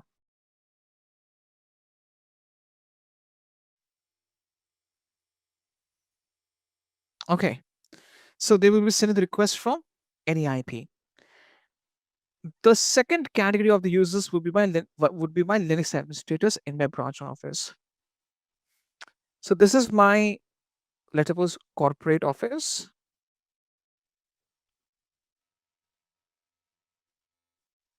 It is being assigned an IP address of 32.15.1.0/24. I have a bunch of Linux administrators who are sitting in this office, and they need to get the access via SSH. So they will be sending the SSH request over port 22 from this IP address range. Okay, so I merged these two scenarios together. In the first scenario, we give HTTP and HTTPS access to the end users, and the second one, we give the SSH and RDP access to the admins. So this is a Linux instance upon which I'm running a simple web application.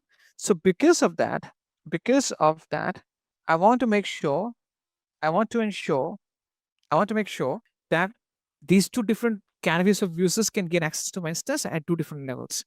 The front-end access is given to the end users, and the back-end access is given to the Linux administrators in my office. So through this method, I apply security for my servers or instances. And of course, these administrators will be using the private keys for further security. So they will have the copy of the exact private key so that they can authenticate that they are the authorized user to gain connectivity via SSH. Having said that, this is exactly what a security group concept is all about. Fine. Okay, I'll also show you the hands-on of this one as well. Okay, let me show you the implementation of it. Let's imagine, so you can create security groups in two different forms. Either you can just apply that when you deploy this test. For example, I go to EC2, right? And once I go to the EC2, I go to launch instance, click launch instance. This is what we did yesterday, right? This is the step that we performed. If I straight away go to this thing called firewall security groups, you can see that a security group is a set of firewall rules that control the traffic from your instance. So you can click on create security group or just click on select the existing one, and you can see the existing security groups in the list. So I click on create, and once I choose it, this is the name that it will assign to it. Launch visit 56. Okay, these are default names, and I just pick it up, and this is from where I can say allow SSH traffic from anywhere which is not documented. Now for the hands-on, that's okay, but from business point of view, this is not okay. So I can choose custom source. For example, I can define the IP address of my corporate office. Okay, I can do that. This is the IP address of my branch office or my corporate office, and any IP falling in this range would be eligible to send the SSH traffic to my instance. Else, I can choose my IP, and automatically it picks the IP address of my computer. If you see that 103.211.15, this is the same IP address which my computer is getting. If I just go to what's my IP address.com, this is the same IP address which my machine is getting. Okay, so this means that only from this machine I can send the SSH request to my server or to my instance. And if I deploy an application, I can allow HTTP traffic from the internet and even the HTTPS. Okay, so this is the first way through which you can go ahead, and this is one of the two ways through which you can configure a security group at the time of instance deployment. That's the first way out. The second way out is that if you go to something called EC2 dashboard, you can see a bunch of options laid out. I'm talking about the thing which is called resources. This one. Under resources, there's a separate section or option for security groups. You can just go over there, or else if you just go to the left hand side in the navigation menu, you can see that we have the security groups laid out over here. This one and this one. Okay. If I go to any one of these two places, I'll land on the same page, which is the security groups page. Okay. I will just go to the same page. I will just go ahead and click on security groups. Fine. I already have a bunch of them. Let's suppose I want to create a new one from beginning. Now, when I create it from beginning, I can apply that at the time of instance launching. So I can select an existing security group and choose anyone in the list. So for example, I click on create a security group. The very first thing it will ask me for the name. I can put in any name over here. For example, let's type in Intel Linux web server. Now this will give me the detailed configuration of the security group rules. I'll show you that. I can put something in the description. For example, this allows SSH, my SQL, and HTTP access, HTTPS access. Okay, HTTPS, HTTP, and HTTPS access. So this is a description. Basically, this is just for the documentation purpose. So you put a name, you put a description. Basically, in the description, this is for the documentation. You just type in exactly what you're going to be achieving through this configuration, right? You put a name, you put a description, and don't go with the VPC as if now. We go with the default value. VPC concept we'll discuss later on. But the VPC means that it's a small network. It's a dedicated network for you. Okay. We straight away head on to inbound rules. I click on add. So there are two categories. Inbound for the incoming request or ingress request. This is the inbound, and this is the outbound for the outbound or egress or outgoing. So for example, I go to the inbound rules, click on add rule. Okay. Now once I click on add rules, I can add multiple rules out there. I just go ahead and start adding the first rule. For example, if I go to the type, I can choose the list. This is the list of protocols I have. This is the list of protocols I have.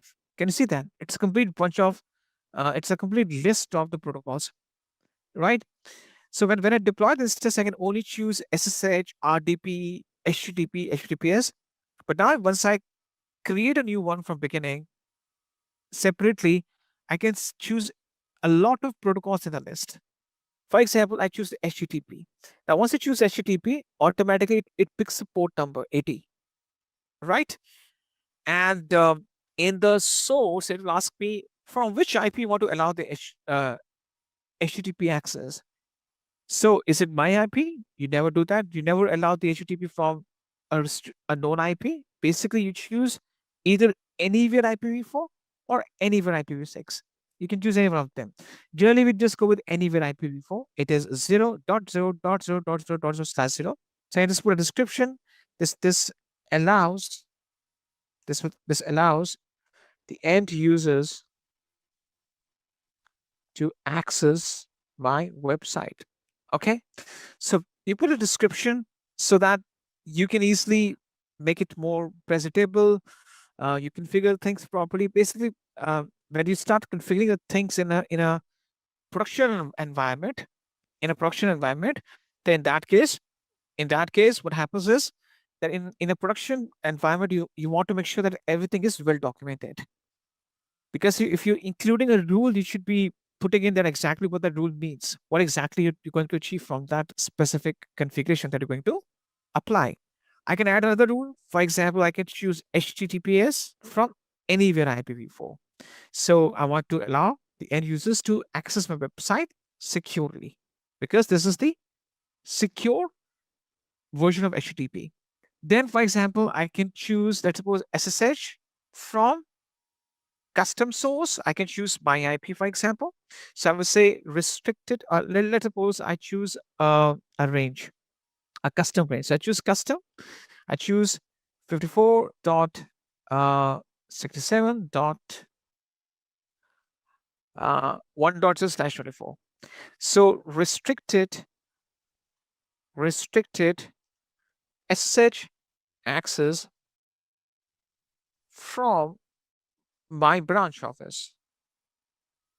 So only the people in my office will be able to access my website or the web server or the backend server, the operating system of it, the root access. I think I don't have to allow MySQL. We'll just remove. Okay.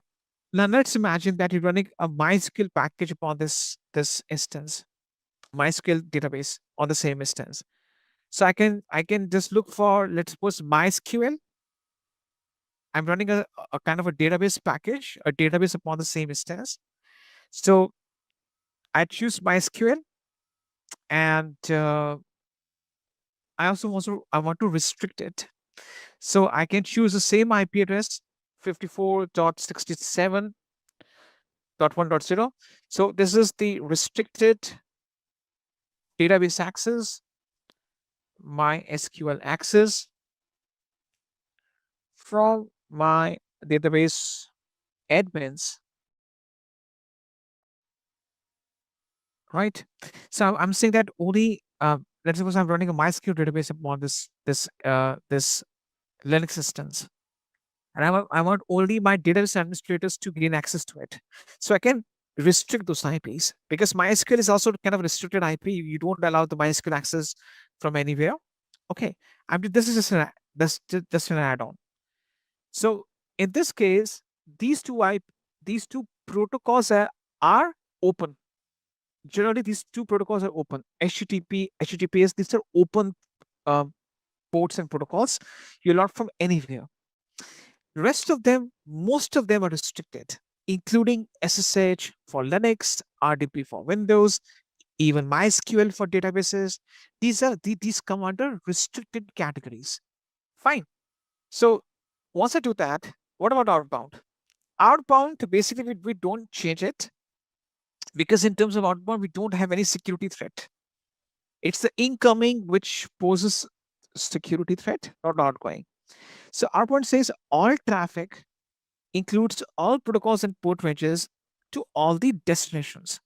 If you want, you can apply the restrictions over there. Okay. If you want, you can perform the restrictions out there, but I'll not do that. Fine.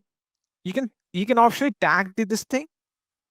but tagging is not that much important in terms of security groups management. So you understood what we are doing. We are trying to say this is my Linux web server, which allows the SSH, MySQL, and HTTP access, SSH, MySQL, HTTP, and HTTPS access, and I have opened these two protocols from all IPs. Anywhere can access my website, but I want to restrict these two protocols because these are they give the special access. It's a privileged access. For example, the SSH access is given so that the users can SSH list administrators, they can perform something. I want to run some database packages. Let's suppose I'm running a database. My database administrators need to gain access to the database running upon this. Let's suppose I'm running a Ubuntu server with MySQL package running upon it, or a Debian server, a Debian Linux instance. So there are a few things I need to do, for which I need to open this MySQL port. So I can say restricted MySQL access from my database administrators. And that's it. In terms of Outbound, I haven't touched it. All right. So that's about this stuff. This is what exactly the type of configuration I'll be applying. I click on create security group, and this creates my security group.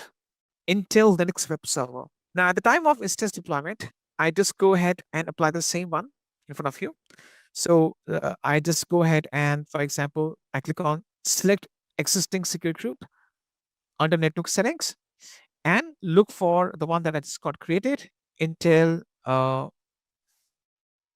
this one, yeah. So I can choose select existing security group and apply the one that I just got created. Okay, this is exactly what you need to do. You can either create a new one, but you don't get a lot of options out there. You just have these three rules in place. But if you create a security group separately, you can choose a bunch of options, bunch of protocols, and then at the time of instance deployment, you choose select existing security group and apply the one. You can just search for that in the list and then apply the same one that you already have created beforehand. Fine. I'm going to give you a document, a text document, which consists of either I can just give a text document, or this is the exercise. It's already there in the Google Drive. And if I copy and paste the content of this text right now, this is the DIY exercise. DIY stands for do it your own. Do it on your own. Okay, DIY exercise. Okay, this is a scenario. So I've already explained you exactly that how a security group needs to be configured. Fine. This is the scenario that I've laid down in front of you. Okay, this is the scenario that's being in front of you. And you have to go through the scenario. Open your AWS Maven console. Try to configure a new security group on your own based on the scenario. All right. All right. So let's go to this statement. It's a DIY exercise. This do it your own exercise. So based on understanding and based on what you already know, you have to apply these steps. It says create a security group based on the following requirements. The first requirement is that you have to go for the inbound rules. You want to allow the users to access the website running upon this test in such a way that they can access it safely and the communication is encrypted and quote unquote secure. So you want the users to access the website. It can be a Python website, a Node.js website, Apache PHP web application, whatever you want to deploy. You want to give them safer access. Okay, so in this case, I go to the security groups on my instance dashboard. So basically, if you go to EC2 dashboard, you can just click on security groups on the resources under resources menu, or you can find resources. You can find security groups on the left hand side under network and security. You can just go to either of these two options. So you land on the same page. Now you click on create security group and you can put any name out there. For example, demo Intel Web Security Group. Let's put it as SG in the short form, which stands for security group. So I can put some description for the documentation purpose. allows access for my end users and customers and the internal employees. Okay, so I just put a simple description. This is just for the documentation purpose. Access to my end users and the internal employees. Okay, let's start with the inbound rules. Let's start with the inbound configuration. Based on this, it says allowed users to access the website or upon instance in such a way that they can access it safely and the communication is encrypted and secure. Now, whenever you want to give a safer website access, you always use HTTPS. Right now, you go to Intellipaat site, it's HTTPS only. All right. So you choose anywhere IPv4 and you just say allows HTTP secure access to my website. Right. You choose HTTP as in the front end. What's the next thing?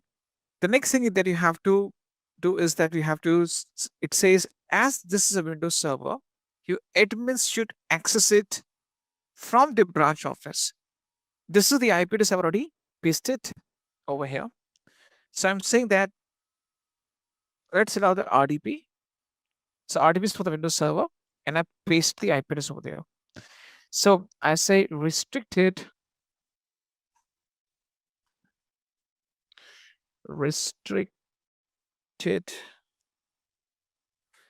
uh, restricted RDP access from my internal employees, the people who are working for me, the Windows administrators. So for my internal employees in the branch office.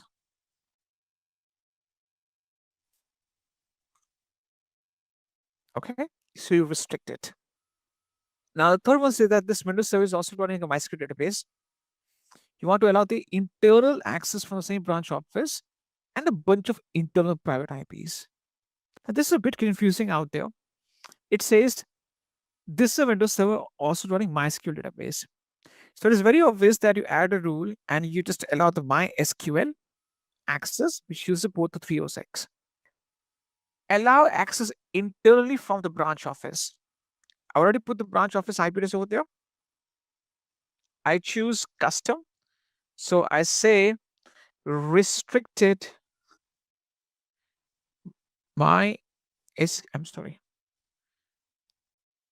MySQL access from my branch office. Okay. The next thing it says, and a bunch of internal private IPs. You must have some internal servers that need to communicate with the MySQL database.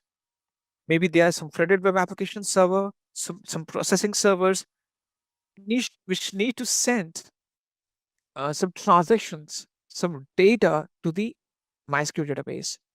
So you need to copy this IP address and you have to add fourth rule.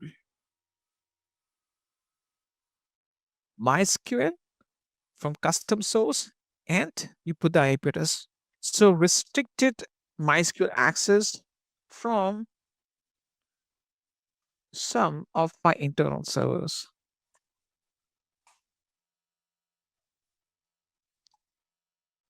Understand the point?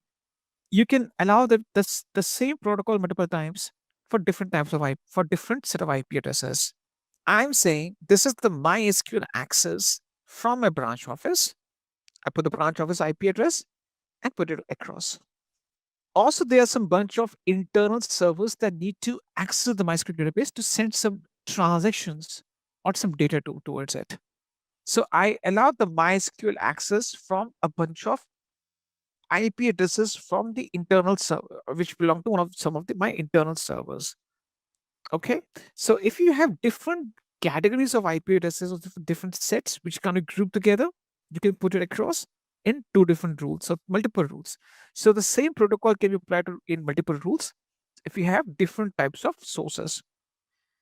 These are the 4 rules that we have to apply. In terms of outbound, I'm saying that keep it to default. Don't do it anything. Go ahead and click on create. Right. So this is the one. That's how you have to create it.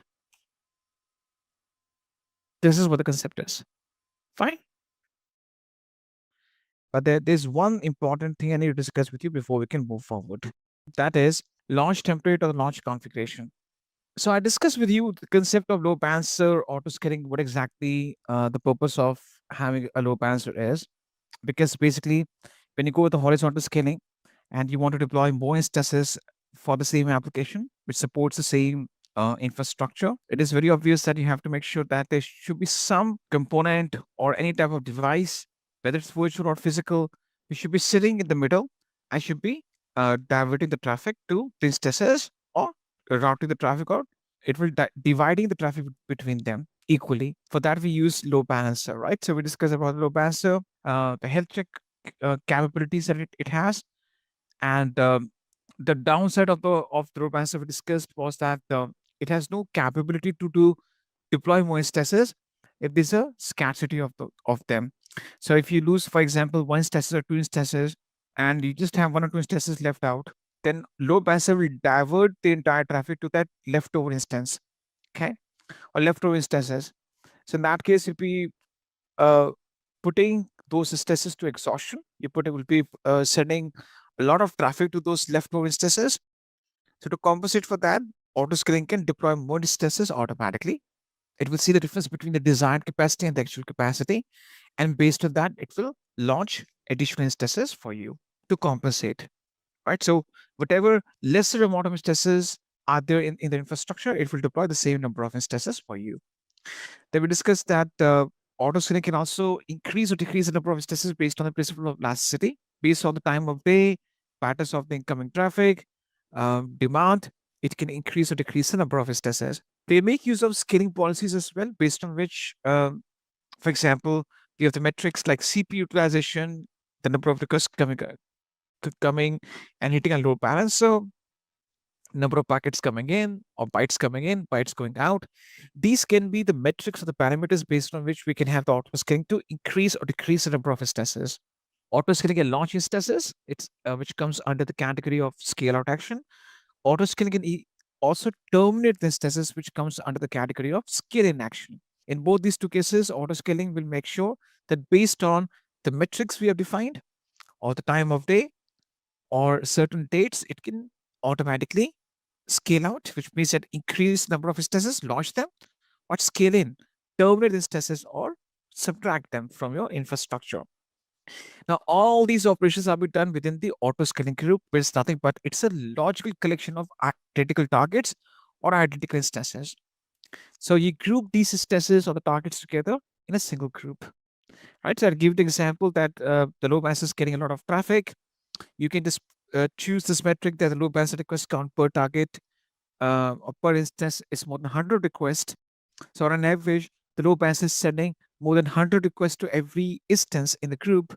Then in that case, autoscaling can increase more instances. And once the amount of requests go below a certain level, autoscaling can terminate the additional instances which are no longer required. Okay. So based on these metrics as well, autoscaling can function for you and it will automatically increase or decrease the number of instances. We discussed that. Okay. The thing that we need to discuss is that, for example, the autoscaling has to initiate a scale out event. It has to launch instances, right? Autoscaling, there's a need or there's a requirement for the autoscaling to increase the number of instances, right? So, for example, in this case, I just put this over here that autoscaling has to initiate a scale out event and launch 10 instances for you. The question that comes into this entire conversation is that if the autoscaling has to initiate a scale out event and launch instances, how autoscaling will know the software and the hardware configuration of those instances? There should be something, right? So if for example, autoscaling has to launch instances inside the group, right? There's certain parameters that we need to deploy this instance, certain properties So auto-scaling says, I would like to deploy some instances. So auto-scaling has decided as a service that I need to initiate a scale out action or scale out event. And based on that event, I need to launch instances inside this auto scaling group. So this is my, for example, my auto scaling group, which is a collection of identical instances, right? So auto scaling has to launch some additional instances inside this group. But the question really is that who decides the AMI, the Amazon Machine Image, right? This test type,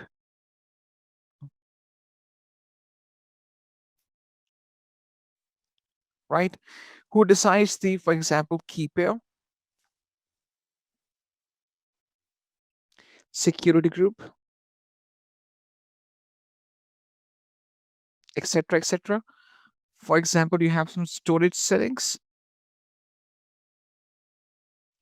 Storage, for example, EBS or EFS. These settings need to configure them.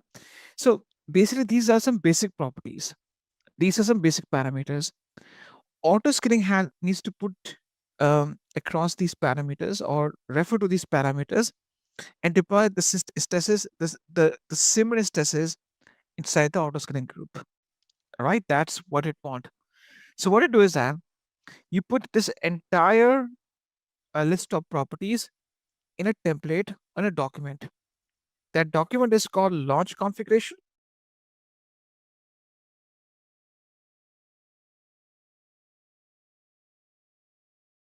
Or launch template.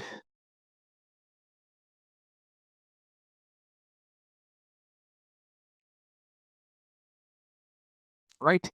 This is called launch template or the launch configuration. You can use either of these two things. They're the same thing. Launch template gives you some more advanced options. Otherwise, the purpose of both these two different options, launch configuration or the launch template, is the same. These are the documents based on which it lists down the parameters or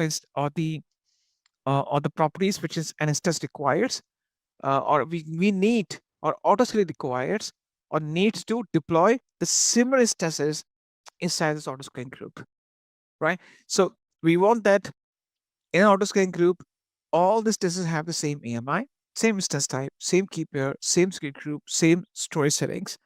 So we have to list exactly these parameters. Autoscaling will refer to these parameters. Basically, it will use the document, the launch configuration of the launch template, and based on that, it will initiate a scale-out event and deploy the similar instances with exactly the same AMI, instance type, key pair, secure group, whatever properties you define in the autoscaling group. Fine. So the launch templates or the launch configuration need to be configured first before you can put autoscaling into action. Fine. So this is exactly what we need. Now, in this hands-on that we're doing, we'll be using launch configuration. How to use launch templates, we'll discuss afterwards.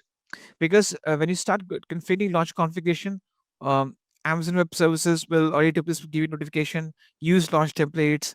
They are recommended. Yes, launch templates are recommended over launch configuration, but you can use both of them. Both will work perfectly fine. In launch templates, basically, you can create the versions and revisions. Okay, that's the advantage you get. We'll discuss launch template as a separate topic. So in this hands-on, we'll use a launch configuration for auto-scaling. Fine. Public image. Okay, what's a public image? Public image is the one which are already available for all of us. It's common for us.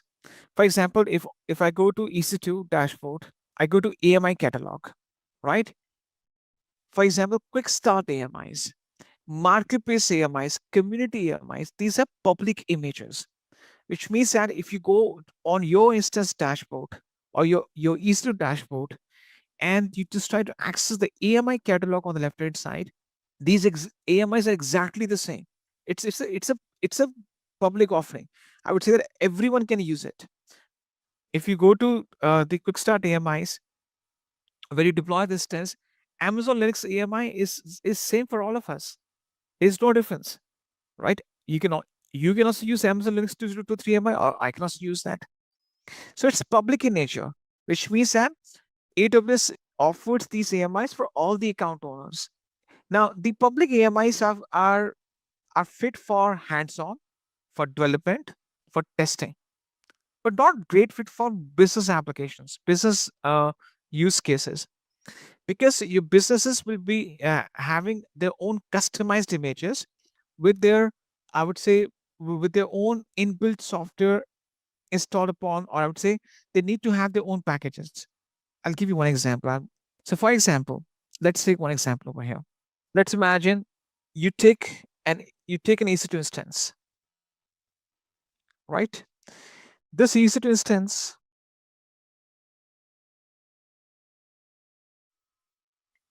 is launched using a public AMI. For example, I'm sorry, let me just remove the annotation. Let's imagine I use one of the public AMIs in the list. Let's suppose I pick Ubuntu 22. Yeah, this one. Ubuntu Server 22.04. Now, if you see in your Quickstart AMIs, this is the same AMI you can see. No difference. This is a basic plain AMI which is visible on all the accounts. So, for example, if I launch this instance using Ubuntu 22.04 AMI, public AMI. Now, this is not being customized based on business requirements. This is a plain image, a plain operating system. Okay. Now, what you do is that you SSH to the instance, or you run a script, and you say, all right, let me install upon it. Let me install, for example, WordPress upon it, MySQL. So WordPress 5.1.1, MySQL 6.0, Apache PHP application.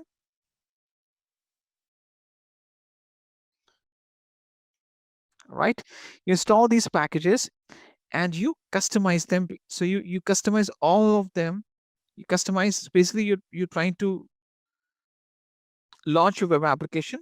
So you customize these packages based on your business. You customize them. You do the customization. You customize the WordPress site, the MySQL database. You have the entire data in that database. You run the Apache PHP application. So you install all these bundles. Okay. Once you install all these bundles upon the instance, where it will be installed? Within the instance, you customize, you install all the software, and customize the software and your apps based on your business requirements. And then as a final product, you fetch a private image out of it.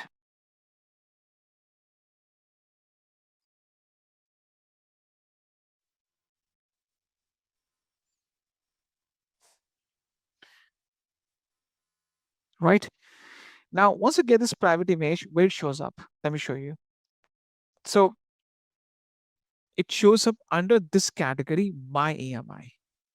It says created by me, which your business creates for its own needs, because a business will have its own AMI. The advantage that you get is that once you have this AMI ready for you, okay, you don't have to manually log into every instance and every Ubuntu AMI instance and install the same software again and again. This private image can be taken as it can be stored in my AMI space, and from this private image can help you to launch identical instances, right? And these instances can be of any instance type.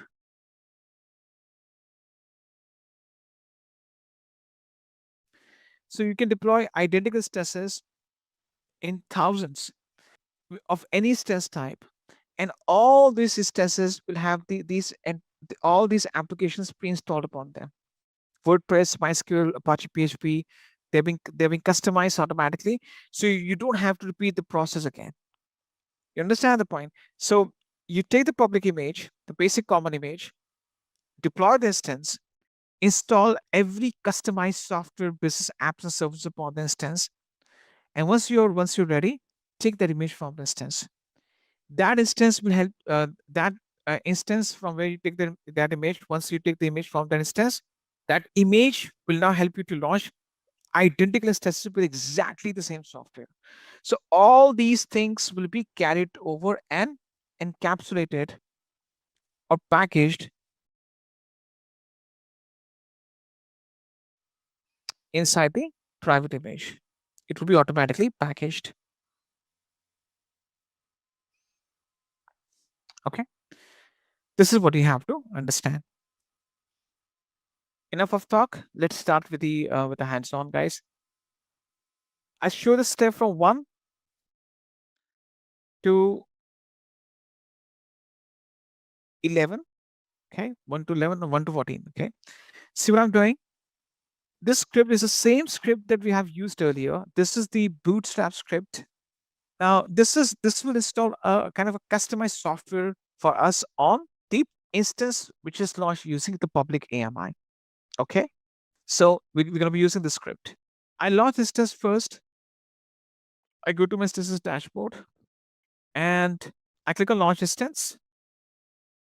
I name this, I can put any name to this instance, or I can just leave it blank. If you want, you can tag it, or you can just not tag it. It's purely your choice. Now, in terms of the application OS images, we're using the Amazon Linux 2023 AMI. Now, this is a public image. If you carefully see on your screen, on your AWS Management Console, this is the same AMI available to you. Even if you match with the AMI ID, if the region is same, North Virginia, because it's region specific, even the AMI ID would be same, which means that this public image is the one which is common for all of us. There's nothing private about it. Fine. So this public image you have to use as a Amazon Linux AMI as of now to deploy our first instance. You don't have to change the instance type. Under key pair, choose proceed without a key pair. You don't have to use the key pair. You don't have to use a key pair because we don't have to log into the instance right now. Under security group, you have to choose allow HTTP traffic from the internet because you have to access the website. And under the advanced details, you have to copy and paste the script. Now, this script will install the Apache PHP web application for the instance. It's our own customized software. AWS didn't give this script to us. We are running the script on our own to install the Apache PHP website upon the instance with the customized index.html page configured. Fine. So we just copy the script, put that under the user data. Fine. And that's it. We just go ahead and click on launch instance. There's the same concept that we've discussed earlier. You have to deploy the instance, click on the instance ID, wait for the instance to launch, and then once the instance gets in running state, try to browse its public IPv4 address. You should be able to get a result back as a web page. Now, once you perform the first 14 steps, I would say once you deploy the instance, copy its public IPv4 address and paste that in the browser, and you will get this result. Now, after launching the instance, even after, I would say 30 seconds, or maybe let's suppose 60 seconds, let's say give it a 1 minute buffer time. Even after 1 minute, the instance doesn't respond with this page. Then what you have done, you have deployed your customized business application for the instance. Fine. Now we'll be taking the private AMI from this instance. We deploy this instance using a public image, install this Apache PHP application upon it. Now we will take the image out of it, which will store for our future reference. It's kind of a templatizing the things, right? Amazon offers you free public templates, which are not customized based on business requirements. In that free templates, you add on your own customization and make a private template out of it. That's what you're trying to do. So in the previous step, we have just launched instance, and we were able to execute this step successfully, and we were able to get the this output. So we just install the Apache application upon instance using a script. Okay, what's the next thing? We need to get the image from this instance now, because this instance has been launched. Just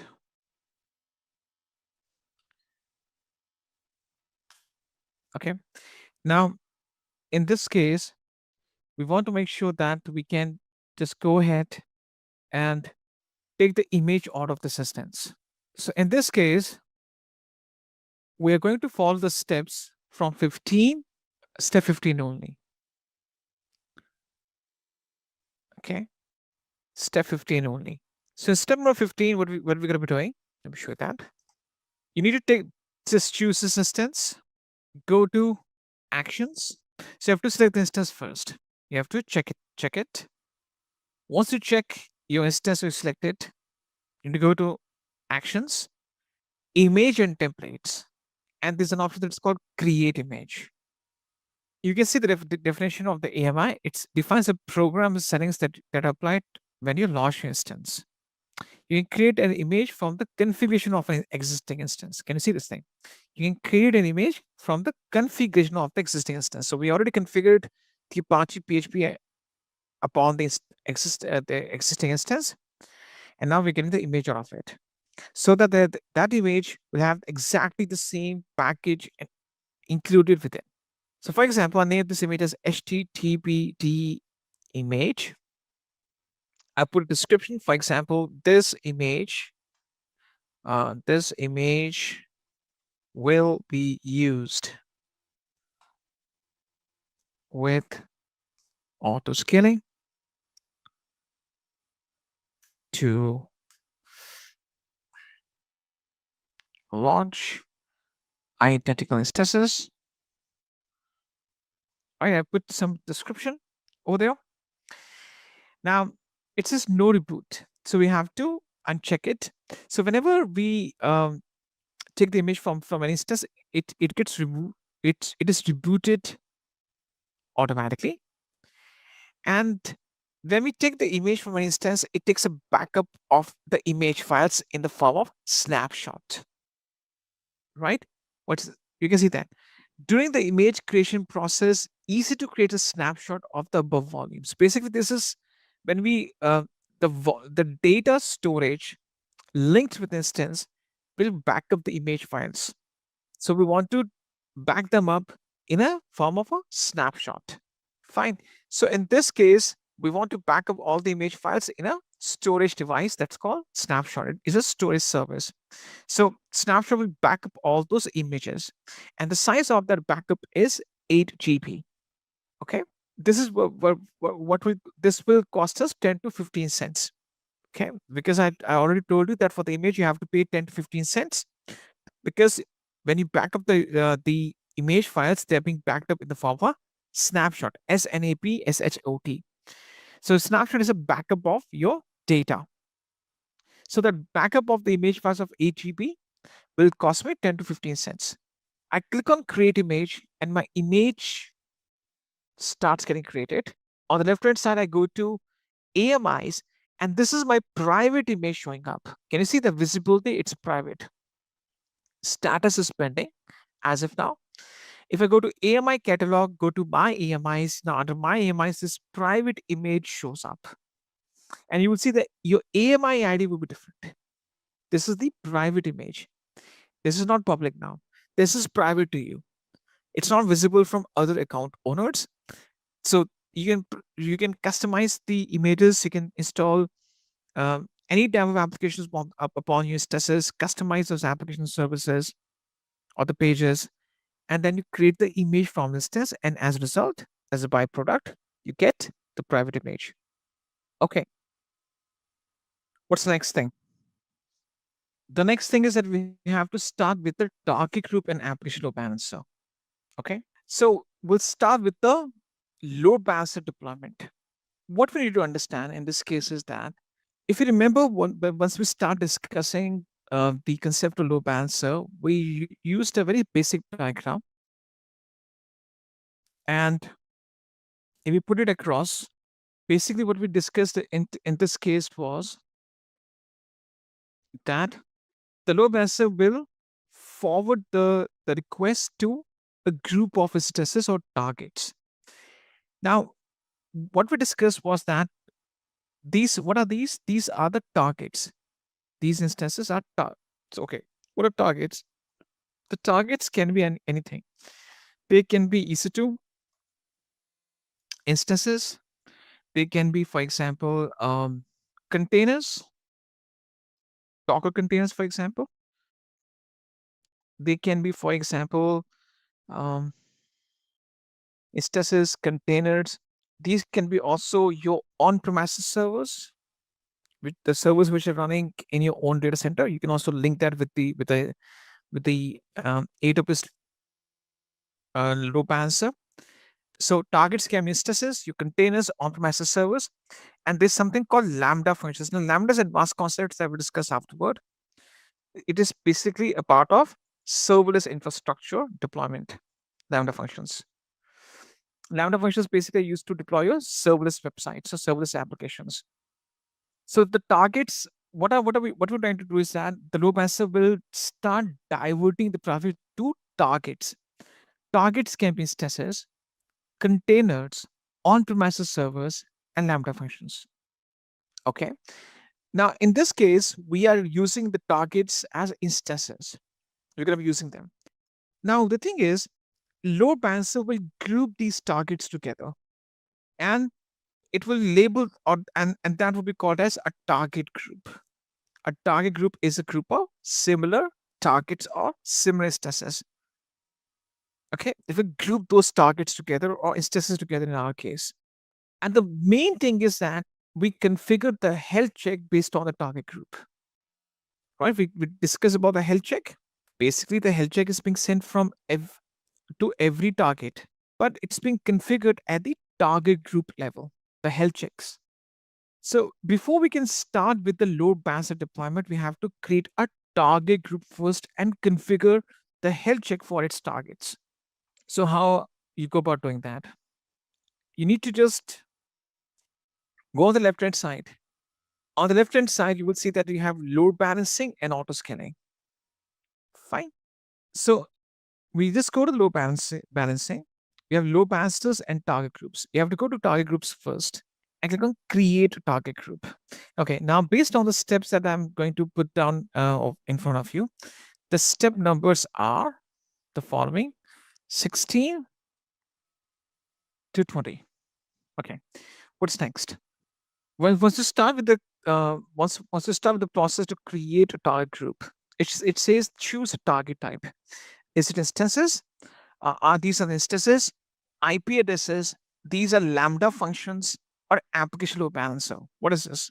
So, for example, we are using instances.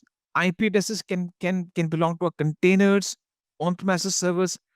Lambda functions are it's used to deploy serverless application. You can also link one load balancer with the other one as well. We'll discuss that afterwards. It's an advanced concept. But right now, we'll just go with instances. In our case, the target equates to instances we're going to deploy.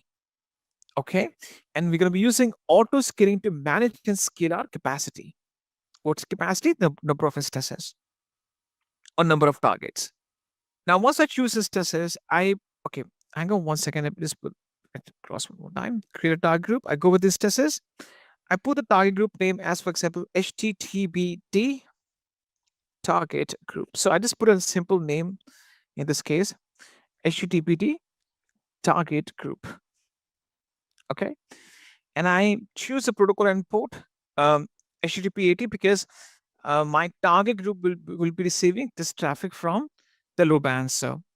I don't have to change VPC or the protocol version. Now, this is quite important. Health checks. Let's say that the associated load balancer will periodically send requests per the settings below to registered targets to test their status. Now, what I conveyed to you earlier was that the load balancer will send an HTTP request by default to the targets at the backend, and the targets will respond back to the load balancer with 200 OK status message. Now, if we set a health check path means that do you want to ping any document, any configured page of your application? If you carefully see the script, we have already configured the index.html page of our website. So we can use this as a path. And I'm saying that I'll be sending my health check messages to the index.html page of my website. And if my website is running properly, they should respond. There should be a response in the form of 200 OK message, right? So basically, I'm saying please try to reach the home page, the index.html page of my website. So in this case, what we're going to be doing is the health check ping path we're going to be putting in as /index.html. Okay, this is case sensitive, which means that please don't use uppercase letter anywhere or any alphabet in uppercase. This should be lowercase only. I've seen people sometimes put capital I, so it is lowercase only. Put a /index.html. Now I can just go to advanced health check settings. But right now, let's focus on this interval. It's the approximate amount of time between health checks of an individual target. So there's a default frequency of 30 seconds, which means that the load balancer will send the health check request to every instance every 30 seconds. Okay. And the success score is 200, which means that generally, if the instance is healthy, it will respond back with a 200 OK acknowledgement message.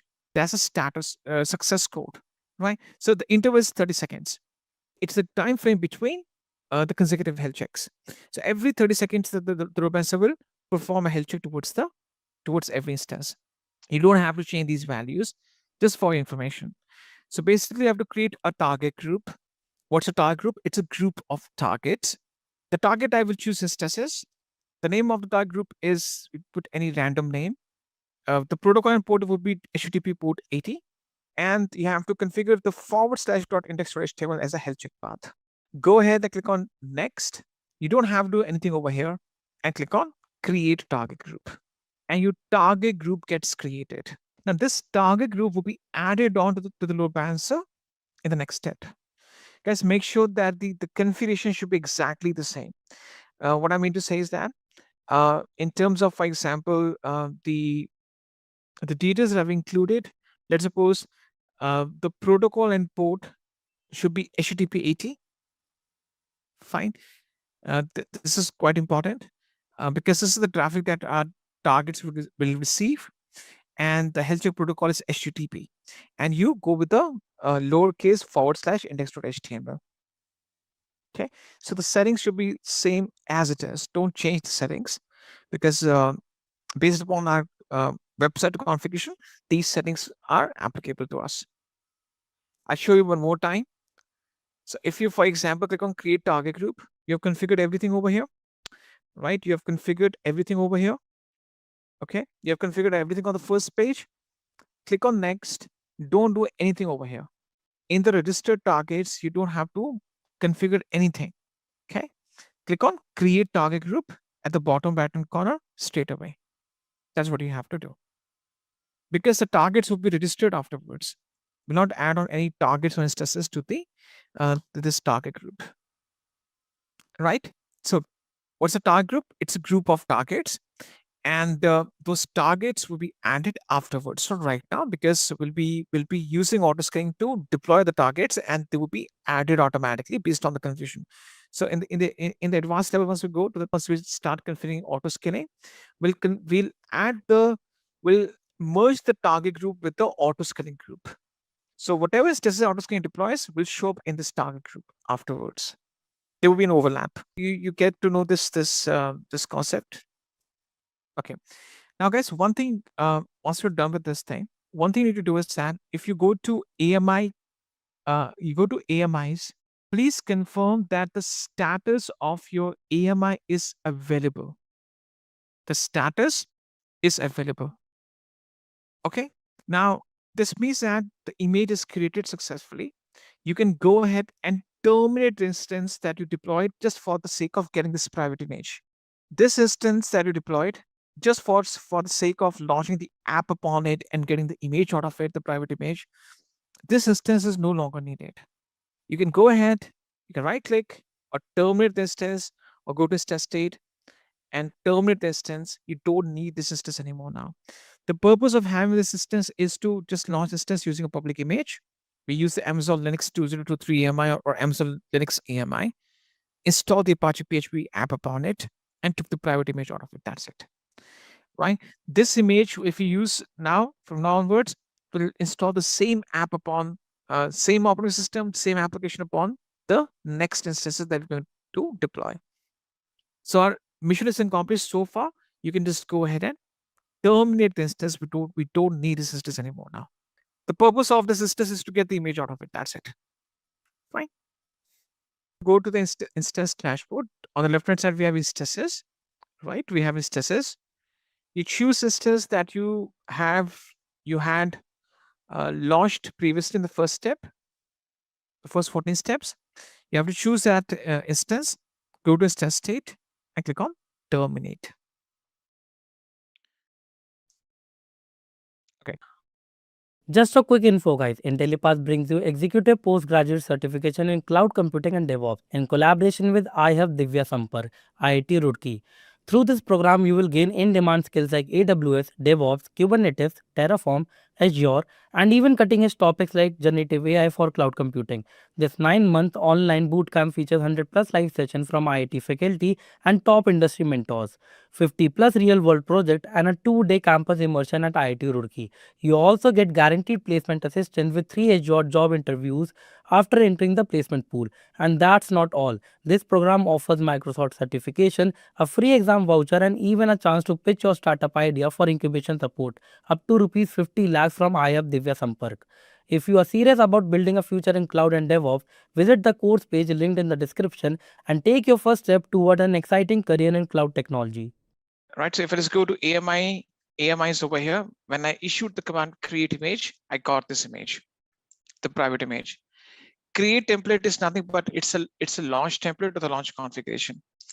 On the left hand side, you will see that there's something called launch templates. Launch templates, right? This is what we're going to be discussing. The downgrade version of launch template is launch configuration. Basically, a launch template is nothing but it's a document. When you click on launch template from the instance, basically all the instance settings are being captured in a document itself, in a template. You create that template.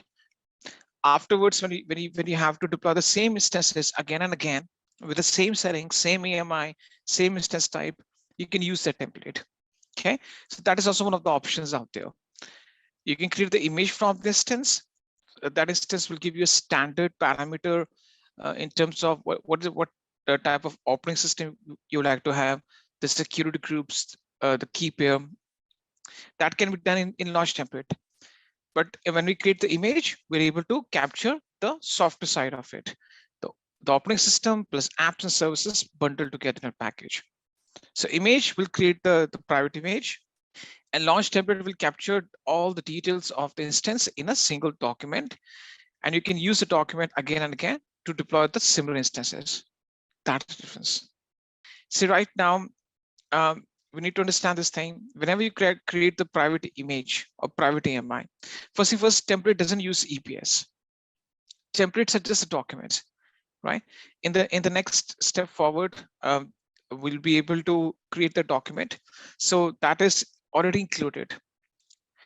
You can see that it says create a launch template. Okay.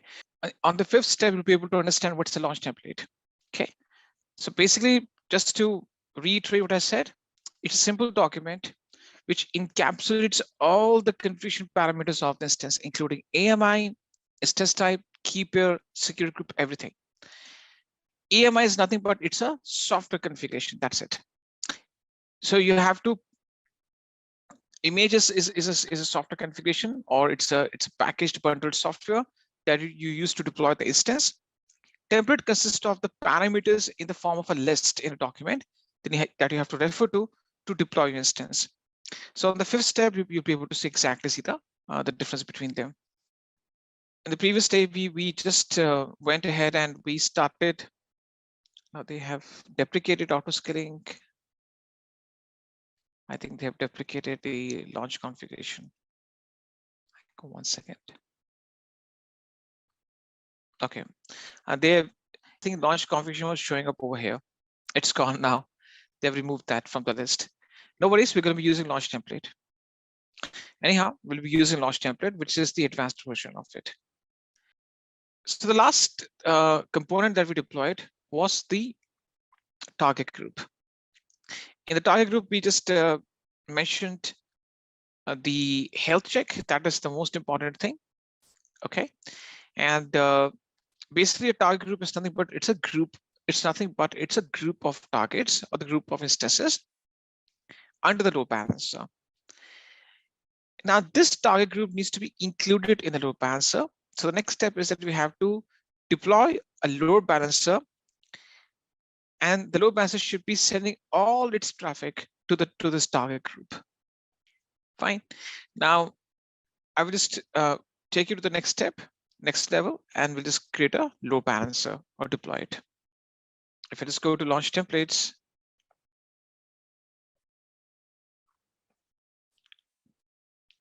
yeah, I think that's been deprecated. There was a lot of updates going on that the launch configuration would be removed. I think they removed that. That's okay. We'll be using launch template. So I'll show the steps in terms of the load balancer deployment. I'll show the steps. The steps would be, I'll show the steps right now. So I'll show the step.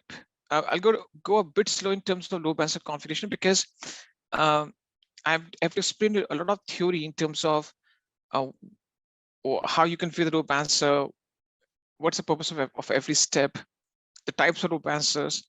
So I'll be discussing those things with you as well. Now, right now, I'll be going from step 21 and just take you up to 21 to 23 only. That's it. Fine. So I'll be going. Now, in terms of the load balancer, you have to understand this thing, that once you start with the load balancer deployment, to get started, the very first thing is that you have to be on the EC2 dashboard, right? So once you go to EC2, it will just take you to the EC2 dashboard, right? On the left-hand side, where you can see some of the menu options, you have this thing called load balancers, and target groups. So I go to load balancers, I click on create. Now I have three main load balancers in front of me. I can deploy either of these three. Now, if I choose any one of these three, the basic functionality, the common functionalities of load balancer, I'll still be able to leverage. I'll still be able to access those basic functionalities of a load balancer, right? But why we have these three classes? Why we have these three different types of load balancers, even if we get the basic functionalities out of them? Because at certain level, they are being used in different situations, in different scenarios. For example, application load balancer is mainly fit for HTTP and HTTPS websites. All right. So the application load balancer is the most basic and most common form of load balancer that you're going to be using. In 95% of the cases, you'll be using this one. In 95% of the cases, you will be using application load balancer because it fits the requirements. It takes care of the HTTP and HTTPS websites. It can work for microservices, containers, on-premises servers. It's quite advanced load balancer, and it is suitable for two types of requests to process, HTTP and HTTPS. Fine. So in 95% of the cases, the application load balancer is more than sufficient. Now, why it's called application load balancer? Because it works at the application layer, which is HTTP and HTTPS, which includes HTTP and HTTPS protocols. Then we have network load balancer. Now, network load balancer is the one which is kind of, you can say that it's the advanced version of application load balancer. It can take care of any type of traffic: HTTP, HTTPS, SMTP, DNS, IMAP, POP3. So it can take care of any type of traffic. Fine. So let's suppose you want to take care of the SMTP traffic, which is for email servers. It can perfectly work in those situations. But that's not the main advantage of the network load balancer. Network load balancer is suitable in those cases when you have more than 1 million requests coming in each second. You can see the clear definition over here. Operating at the connection level, the network load balancers are designed or capable of handling millions of requests per second securely while maintaining ultra low latencies. Right. So, for example, if you have let's suppose a kind of requirement when you're, let's suppose, going for OTT platform streaming service like Hotstar, and you expect that because of certain events or IPL or FIFA World Cup match, you expect that millions of requests will be hitting your load balancer, and you also have to maintain ultra low latencies, which means that you have to bring down the lag. And sometimes you must have seen this thing. You have the best internet connectivity, but still there's a buffering going on. There could be possibility because a lot of traffic is hitting that OTT platform. It's not able to handle that amount of load. So that buffering is kind of a lag for us. So the network load balancers are designed to or capable of handling millions of requests per second while maintaining ultra low latencies. This means that the users will not face any lag or latency at their end. So if you have that type of requirement, then you could be using the network load balancers. Again, I'm saying so. In 95% of the cases, the application load balancer is suitable. But in few situations, like I gave you the example of, let's suppose Amazon Prime Day, e-commerce websites use the network load balancers, OTT platforms, or for example, the food delivery apps, like let's suppose Zomato has published an advertisement that they're giving 25% discount on every order for 5 days.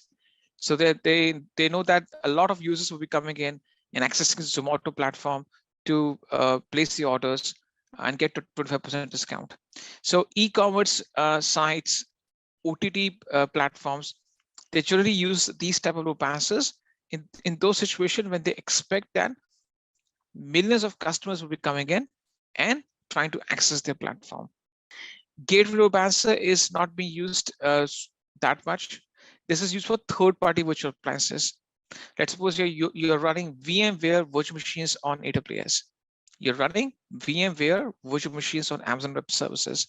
In that case, you can make use of gateway load balancer. This is the rarest of the rare cases where you're going to be using gateway load balancer. 95% of the cases, you're going to be using application, and rest 5% network. That's it. In my gateway load balancer was deployed almost less than 18 months back. But in those last 18 months, I haven't seen more than 1 or 2 deployments of gateway load balancer. Why?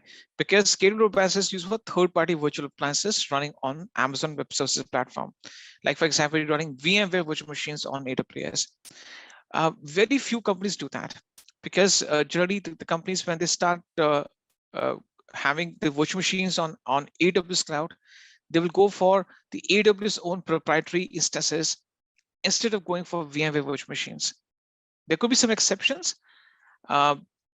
Sometimes, for example, the instances don't support those applications. So in that case, VMware virtual machines support certain applications to be deployed upon them. In those few exceptions, you can make use of a gateway load balancer. So it is used for it's used to deploy and manage a fleet of third-party virtual appliances, which is rare of the rare cases. So these are the 2 load balancers that we're going to be using. In this hands-on, we're going to be using application. Why? Because it fits our requirement. First thing first, we're going to deploy an HTTP site. So, and we don't want to have we don't expect millions of requests coming in. It's only few clicks that we have to make. That's it. So even if you have the requirement of tens of thousands of clicks or requests coming in per second, the application load balancer is sufficient enough to cater to that requirement. Okay, so I'll go with the application load balancer, click on create. Now, in this case, the very first thing that I have to do is that I have to go ahead and just put a name over there. For example, name it as HTTPD load balancer. You can put a simple name. It doesn't make any difference. Even if you just put your first name, that's okay. That's a simple name that you can easily change afterwards. Scheme, is it internet facing or is it internal? Now, in this case, we always use internet facing, because if you're using for the HTTP websites, if you're using this thing, if you're using to deploy our websites, our load balancer should always be receiving traffic from the internet. Internal load balancers means that you just want the load balancer to route the traffic for internal operations. It will not receive traffic from internet. Maybe the load balancer is receiving traffic from internal servers. There could be a possibility when you're using load balancer to just receive the traffic from internal components. Fine. But in this case, we always use internet facing, because if you're going to use load balancers for the website deployment, the load balancer should always be internet facing, because if it's internet facing, it can receive requests for your website over the internet and forward those requests to where? Instances at the backend. IP address will go with IPv4, right? Because the instances we are using right now, they're using the IPv4 addresses, which are of 32 bits, right? So that's what we have to do. You have to start with the load balancer deployment, and in the first 2 or 3 steps, you have to just go ahead and put a name. Make sure that the scheme is internet facing. Don't go with internal, because we're going to deploy a public website. And also the IP address type should be IPv4, which is a default one. Please go ahead and do that. Let me know it's done. Why we're using internet facing? Because we want the load balancer to receive traffic from public users, internet users, right? So if we don't use internet facing, or we choose internal by mistake, what happens? The load balancer loses the capability to receive traffic over the internet. Okay, it will only receive traffic from internal servers. Okay, so in that case, we should be using the internet facing load balancers. What's next? The next thing is the 23rd step. I'm sorry, 24th. In step number 24th, we have to go with the availability zones mapping. What is this? Step 24 only. What we're trying to achieve in this case is we want to make sure that every available, see the thing is that based on the best practices being recommended by Amazon Web Services, the best practices which AWS suggests you that these are the best practices that you should be going for, you should be choosing at least 2 availability zones, the instances of which can receive traffic from the load balancer. You should have at least 2 AZs, or the instances should be put across 2 AZs to make sure that you have a highly available application. Why it is so? Because if one AZ goes down, of course that AZ goes down, the instances will also go down in that AZ. At least you have the second AZ fully functional with instances running inside it, and in that case, it will guarantee that your application has no downtime. Fine. So it is always recommended that you just choose at least 2 AZs within the load balancer's configuration, within the network mapping. Now, in this case, under mappings, I have a list of 6 AZs, I'm sorry. If you're using different region, that's a different story. Whatever regions are showing up, you have to check all the boxes. So we are saying that we want to, whenever auto scaling launches the instances, it can launch instances equally between any one of these AZs or all these AZs.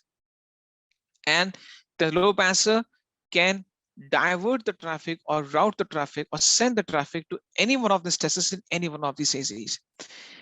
This means that I'm trying to make my application highly available. At least 2 AZs should be selected. For example, if I don't select 2 AZs, right? Okay, you can see that over here. Select at least 2 availability zones, and the load balancer routes the traffic to targets in these availability zones. right? So I will be choosing all the availability zones in this thing so that I make all these AZs or these tests inside them to become eligible to get or receive traffic from the load balancer. Okay, you have to select all of them. Please go ahead and do that. Let me know it's done. Yeah, so choose both the AZs in that case. Whatever AZs you have, guys, you must be using California, Mumbai, whichever region you're using, you have to select all the AZs. Yeah, but you choose both of them, Ravi. Whatever AZs is showing up, you have to check all the boxes. In Mumbai, for example, there are 3. So you have to make 3 boxes, but whatever boxes are showing up, you have to check all the boxes, all the blue ticks. In my case, I'm using North Virginia, which has 6 AZs, so I'm making 6 ticks. All the AZs should be checked in your case, because I want to make sure that I don't compromise in terms of making my application highly available. Because let's imagine I have 25 instances or 100 instances. Those 100 instances will be scattered between these 6 availability zones, right? Auto scaling will try to maintain the equal number of instances between them. Of course, we have, if we divide 100 by 6, we don't have the equal number, but it tries to makes a balance between these different AZs. It tries to deploy equal number of instances in each of these AZs. So this is being done. Fine. All right. So network mapping means that it will guarantee that we will deploy the instances in all the AZs within the region. See, right now you need to understand everything is happening in the same region. The deployments that we are doing right now, the AMI, the load balancer, auto scaling configuration, everything is done inside a region. What's the next thing? The next thing is step number 25. It is about the security of a load balancer, or assigning a security group to the load balancer so that it can receive the traffic from the authorized sources and forward the traffic to authorized targets or known targets. We'll not go too harsh in terms of security group configuration. We could now create a trust relationship between the load balancer and the instance at the backend. But right now, we'll just go simple. We'll create a simple security group for the load balancer, and I think this thing can be skipped. It's not that much important as of now, but some people may face the issue. Okay, let's do one thing. Let's skip this step, because what happens is by default, the load balancer receives the HTTP traffic from anywhere, which we want. Hang on one second away. Okay, let's do that, because some people will start facing the issue if we don't create a new security group, because in that case, we have to do some troubleshooting afterwards. To prevent ourselves from troubleshooting, we can just create a new security group from beginning and ensuring that we have the right protocol included in the inbound rules. So I show you the step number 25 and 25 to 29. Okay, see what I'm doing. Now I want an inbound rule, because I want the load balancer to receive the HTTP AT traffic from the users, because we're going to deploy an HTTP website. What we're going to launch? We're going to launch an HTTP website.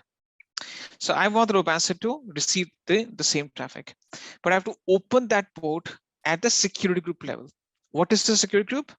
A security group is nothing but it's a firewall which restricts the traffic which comes in or which goes out from a specific component. Right now, the one which is there, which is default, I don't want that, because I don't have the surety, or I don't have the confirmation that it includes that HTTP AT traffic inbound from all the sources. So to be on safer side, because I want to make sure that I don't compromise, because later on we have to do some troubleshooting if we don't have that. So in this case, what you have to do is, there's something called, there's a line on the top which says, a security group is a set of firewall rules which control the traffic for your load balancer. Select an existing security group, or you can create a new security group. Now, once you click on this one, this will open a new tab for you. Now, don't close the previous tab, because people get confused when switching back and forth between these two tabs. Okay, you have to click on this option. It says create new security group. It opens a new tab for you. Please don't close down the previous tab. Okay, Click on create new security group. It opens a new tab for you, a new page for you, where you can just go ahead and start creating a security group. Just be on this page, let me just type it done. Once you're on this page, great. Now it says that security group name. You can put anything over here. For example, name it as Elastic, or let's suppose I put it as app load balancer SG, and I can copy this and paste same in the description. I put a name and the description. That's it. Fine. And in the inbound, I add a rule where I just allow the HTTP traffic from anywhere IPv4. That's it. Make these 3 selections or perform these three things. Name the security group. You can copy and paste the same name in the description. Don't change it. And include an inbound rule where you just allow the HTTP inbound from anywhere IPv4. Please do this thing. Let me know what's done with this. Anywhere IPv4. You have to choose anywhere IPv4. Okay. Once you do this thing, you need to simply scroll down. Don't change the outbound. Click on create security group. Let me know what's there. Once you've done this thing, click on create security group. Just have it done. Once you have created this one, you don't have to change the outbound. Simply scroll down at the bottom right hand corner. Click on create security group. Okay. Now what you have to do is that you have to go to the left tab. You have to go back to the load balancers page. Right. So there are 2 tabs opened. You have to go to the tab on the left hand side. Okay, the browser tab, and you have to cancel the default one. There's a cross one. You just click on cross, and this gets away, or you take away the default one. Now there's a refresh button over there. You hit refresh. Okay, and once you hit refresh, you'll be able to search for the load balancer that you created. Okay, basically you have to remove the default one and apply the security group that you just got created. You have to make sure that you hit refresh, remove the default one, and then apply the security group that you just created right now. You have to go back to the previous tab. So basically people get confused. They are on this tab. They will now say, okay, I somehow need to go to the load balancers now. There's another tab opened on the left hand side. You go over there, remove the default one or hit refresh, remove the default one and apply the one that you just got created. Yeah, Karima, that's okay. You apply the security group first, right? And then you cancel it out. If you're talking about the default security group coming up again, that's okay. You just look for the application load balancer security group that you just created. You select it, and you will have 2 boxes.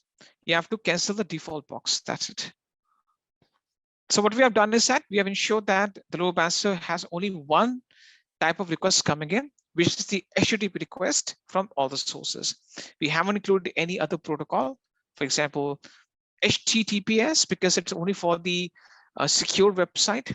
We have to basically also go for a certificate. We have to upload an SSL TLS certificate. We haven't done that. So any other protocol is not allowed, whether it's HTTPS, it is MySQL, IMAP. It's only the HTTP request which is coming in. That's it. Done. Okay, now what's next? The next thing is that you have to go with the step number 31. I think that's 31, 31, and 33. Okay, so in this case, when you go to the once you scroll the page down, it says listener and routing. Now, a listener is a process of listening to the request. What I want load balancer is to ensure that it listens to the HTTP AT traffic and forwards the request to a target group. Now, which target group you're talking about? It's the one that we created in the previous step.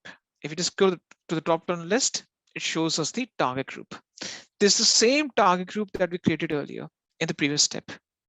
So I'm saying, hey, load balancer, please listen to the HTTP AT traffic and then forward that traffic to this target group, which will eventually consist of my targets of instances. Fine.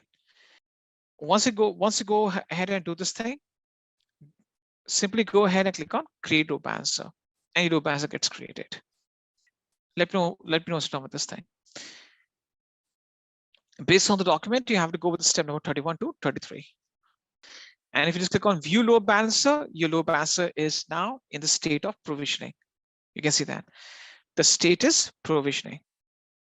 Not able to see target group. There's a refresh button. Can you just hit refresh and see if it's showing up? Hit refresh. There's a refresh button on the right hand side of it. It's not showing up. That's weird. Case first thing first, you have to ensure that you are in the same region where your target group was created. Okay, your region should be the same. Now, if you already have created the target group and it's not showing up, then the only thing that you have to do is that you have to refresh the complete page, which means that you're trying to configure the load balancer, right? You're trying to configure the load balancer. You have to basically, it's not showing up. You have to refresh the complete page. Now, once you refresh the complete page, you will lose the configuration that you have done so far. And you have to start from beginning. But before you start from beginning, make sure the target group shows up. Okay. You will lose the configuration of the load balancer because the entire page is refreshed. Scroll down and look for the target group. If the target group is still not showing up, this means that it's not there. Okay, still showing active. Should I create a new one? Saga, there's a troubleshooting step I asked you to do. When you just give me one response that once you just completely refresh the page, right? You just refresh the page. And if you scroll down, can you see the target group right now? Yes or no? Can you show the target group step again? Why there's a need to show it again? You're talking about the load balancer one. I'll just come to you. The target group is not created, or there could be a reason that you have by mistake switched to a different region. Create a new target group in that case. There's a possibility either you didn't create the target group or you have switched to a different region by mistake. So Sanjay is telling me you're asking me to show you the target group step again. Basically, this is the listener and routing step. Once you go to listeners and routing, you have to go with protocol and port HTTP 80. Just keep it as it is. Then it says default action. Forward to select a target group. You have to go to the drop-down menu and the target group shows up. You have to select it. Once you select that, so in the listener and routing configuration, you have to make sure that the protocol HTTP 80 is being selected and it forwards the request to the target group. So you have to select the target group in the list. And once you do this thing, thereafter, you have to straight away click on create load balancer. Okay. We all set as if now. Everything's going perfectly fine based on what we planned. Now, the next thing that comes up is we have to focus on the auto scaling now. The next thing that we have to, so we have to focus on the next part, which is auto scaling. All right. Hang on 1 second. Based on the documentation, we have to create a launch configuration, which is step number 34. But because configuration was there, it's been deprecated. It's being discontinued from the dashboard. So I didn't have the privilege to change the documentation because I just saw that it's been removed. But that's okay. We create a launch template instead of launch configuration. Launch template basically is the advanced version of it, or basically it gives you some more advanced options. Now, what is this launch template, this launch configuration we are talking about? See, when I discussed with you auto scaling, I discussed with you a few of the important ingredients, and the main thing that I discussed with you, I discussed this thing with you that when the auto scaling has to initiate a scale out event. What exactly is meant by scale out event? If you use the term scale out event, what do you mean by that? So auto scaling, if it has to initiate a scale out event, it has to launch instances, right? Scale out means launching, scaling means terminating. So auto-scaling has to initiate a scale-out event, and it has the task to launch instances. The problem lies in this case is that how the auto-scaling will understand that what should be the AMI, the instance type, the key pair, the security group, the storage linked with the instance. We basically put this all these parameters in a template or a document. The document is called launch configuration or the launch template. Now, this launch configuration is kind of deprecated now. It's no longer supported. This is deprecated. So you'll not be able to see this thing showing up now, but now they have just removed that from the dashboard. Very unfortunate for us, because it will be easier for us to use this option, but that's okay. Launch template is also easy. So launch template will consist of all the parameters which auto scaling needs to deploy instances with exactly the same parameters. Right? What's an auto scaling group? Auto scaling group is the group of identical instances. Right? So I gave the definition. An auto scaling group is a logical collection of identical targets. What do you mean by identical? They have the same AMI, same instance type, same key pair, same security group. So in this case, to make sure that they have the same identity, they have the same software and hardware configuration, same security group applied to them, you have to put all things in the template. Auto scaling will use this template and deploy identical instances. Okay, so when you go back to the EC2 dashboard, on the left-hand side, you would see a bunch of options out there, right?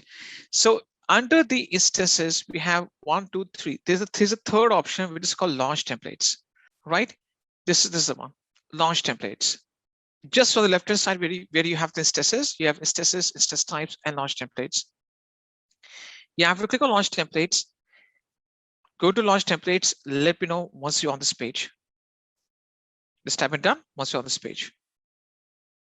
In this, you can find options switch launch configuration. But in my case, it's not showing up. It depends on the region, region to region. You must be using some of the region apart from North Virginia. It depends upon region to region. So if I go click on create launch template, I'm not getting the option as if now, but it could be the regions. If you use a different region, in that case, sometimes options change. Anyhow, we are on the launch templates. I click on create launch template. Fine. Now, once we go to create launch template, the very first thing is that we have to put a template name. I name it as, for example, HTTPT launch template. Fine. And you can just put some description. You can just copy and paste the same in the description. That's okay. Fine. And yeah, first thing first, add a label. I'll go a little bit slow because this is not in the document. Put a template name, put something in the description, or just copy and paste the same thing. Let me know what's done with this thing. Just type it done, assign a name and a description. It's not there in the document because the document I've shown the steps to configure the launch configuration. That's why I'm going a bit slow so that no one lags behind.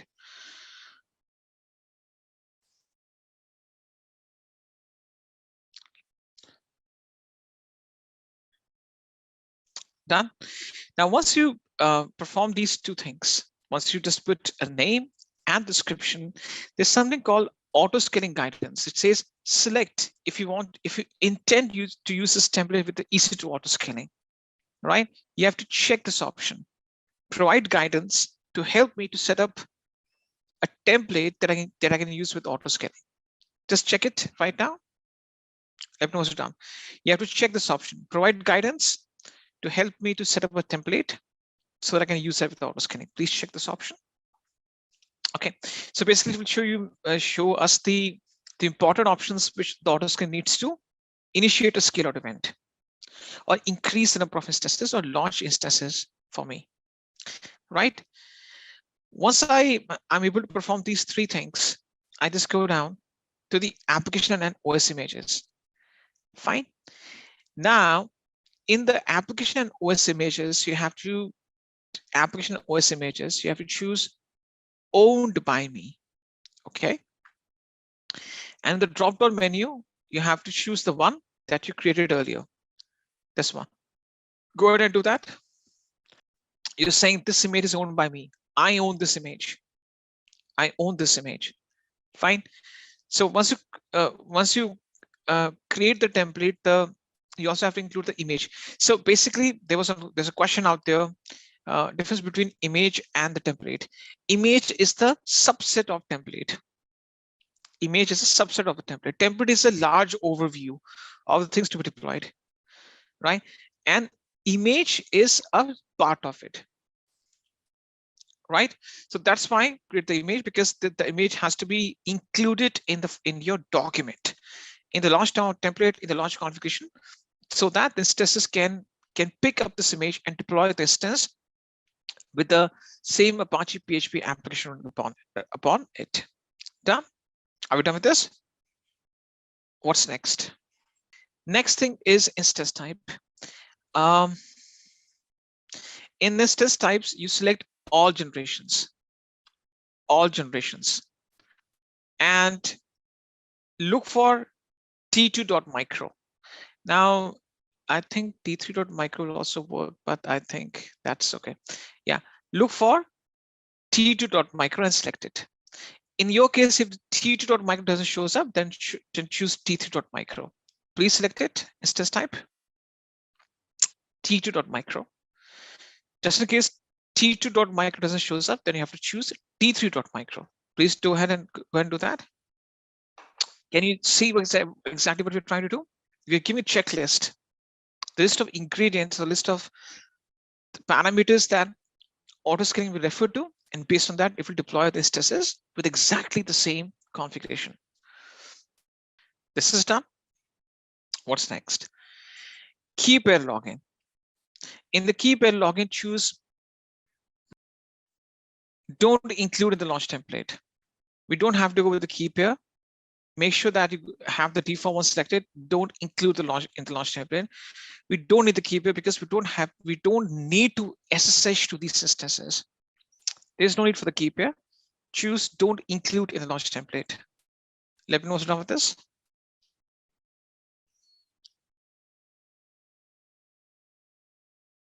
Done. Okay. What's the next thing?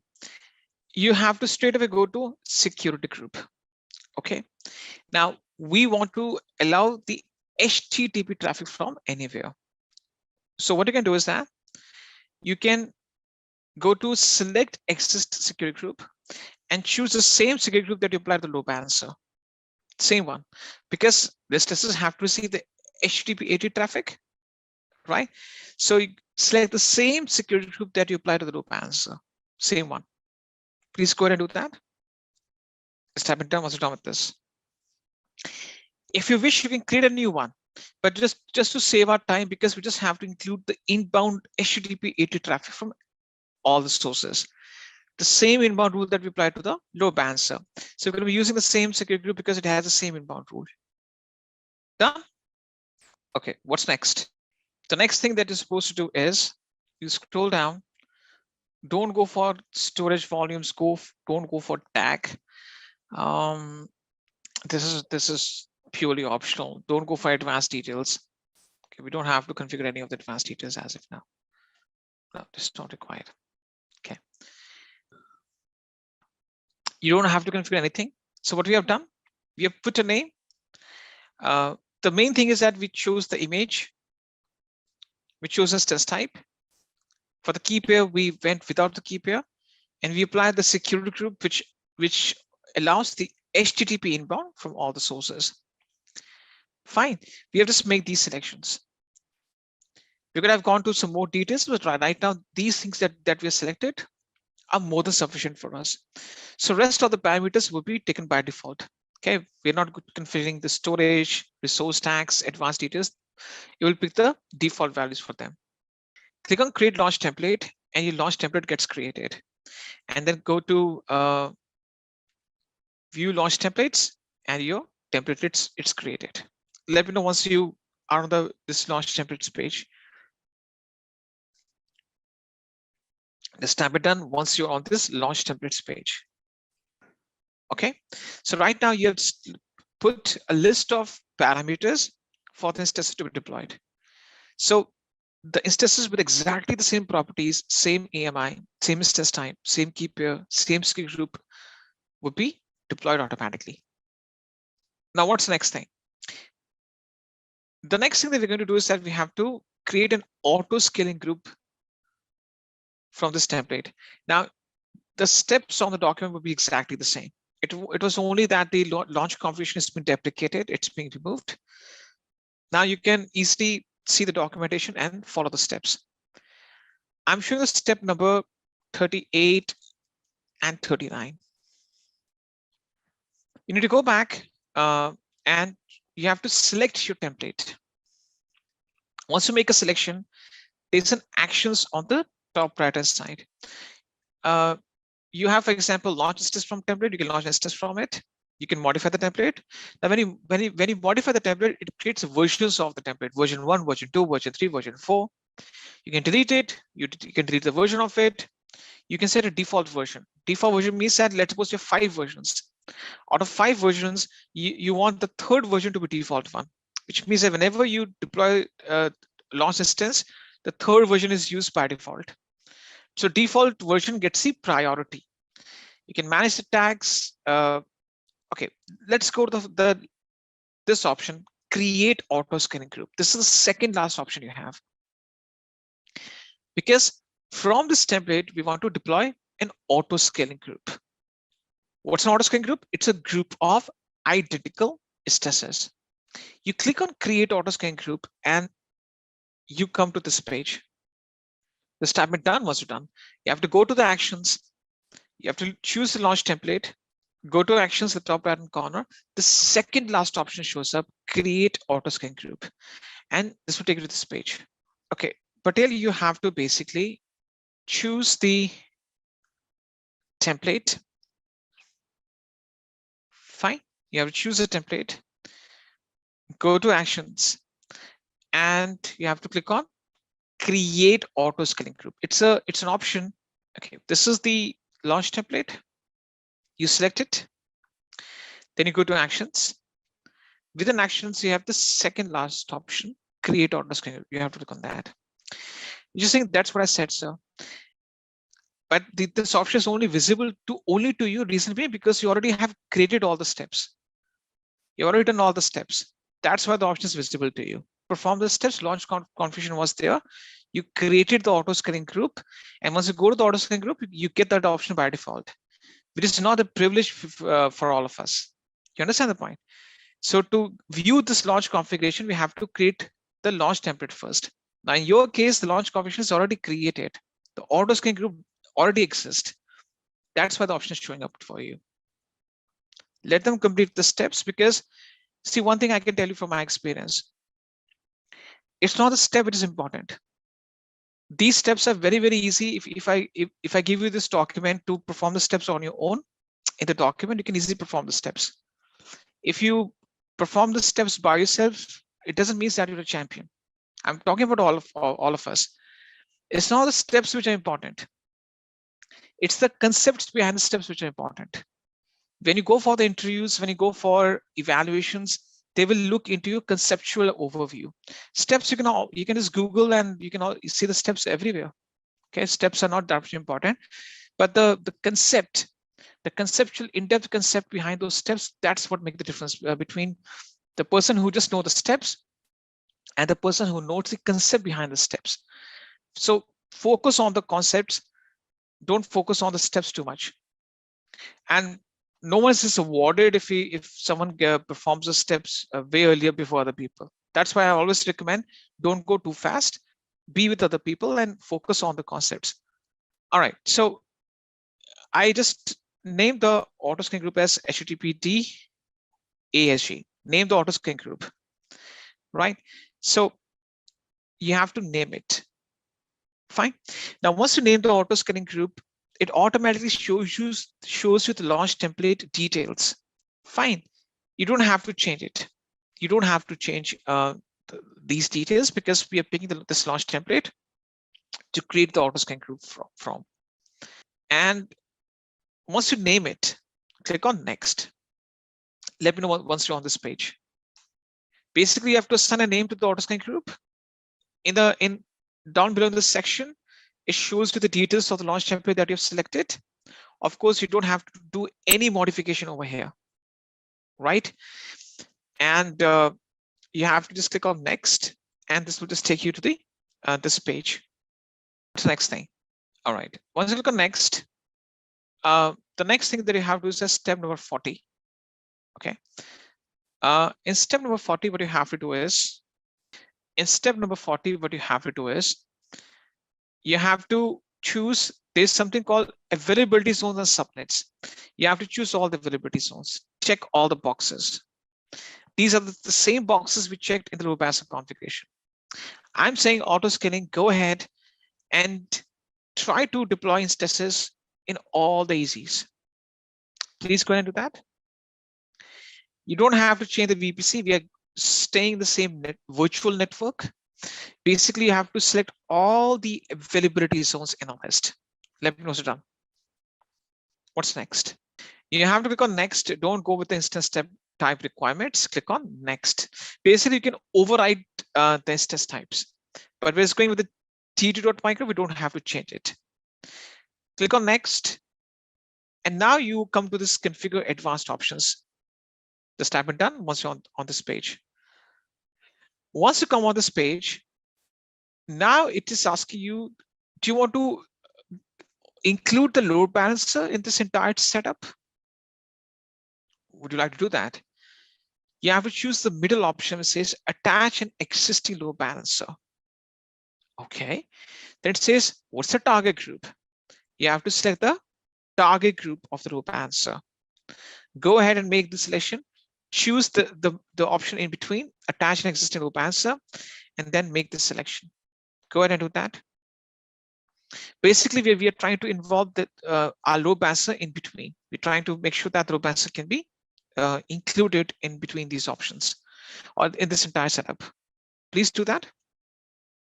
Done. What's next? VPC lattice integration options is a user's option, a new option. We don't have to use it. We need to go to health checks. Okay. And you have to check this thing, turn on the elastic load balancer health checks. All right. You have to check it because we want to depend on the load balancer health check in this case. And the health check grace period is 300 seconds. Don't change it. What is grace period? See, grace period means whenever the new instance gets launched, auto scaling will launch new instances. Let's suppose there's a high demand and auto scaling has launched 10 instances. Now those 10 instances are just been launched. They're still initializing. We want the load balancer to give those newly launched instances at least 5 minutes so that they are in running state. See, whenever you launch an instance, you must have seen this thing. The instance goes to initializing phase. In that initializing phase, the instance boots up. It installs operating system, services, applications upon it, script, software, and once everything runs perfectly fine, it shows you running state. Now the problem is when the instance is initializing, and if I allow the load balancer to start health checks towards that initializing instance, it will fail the health check because instance is still booting up. It is not in running state.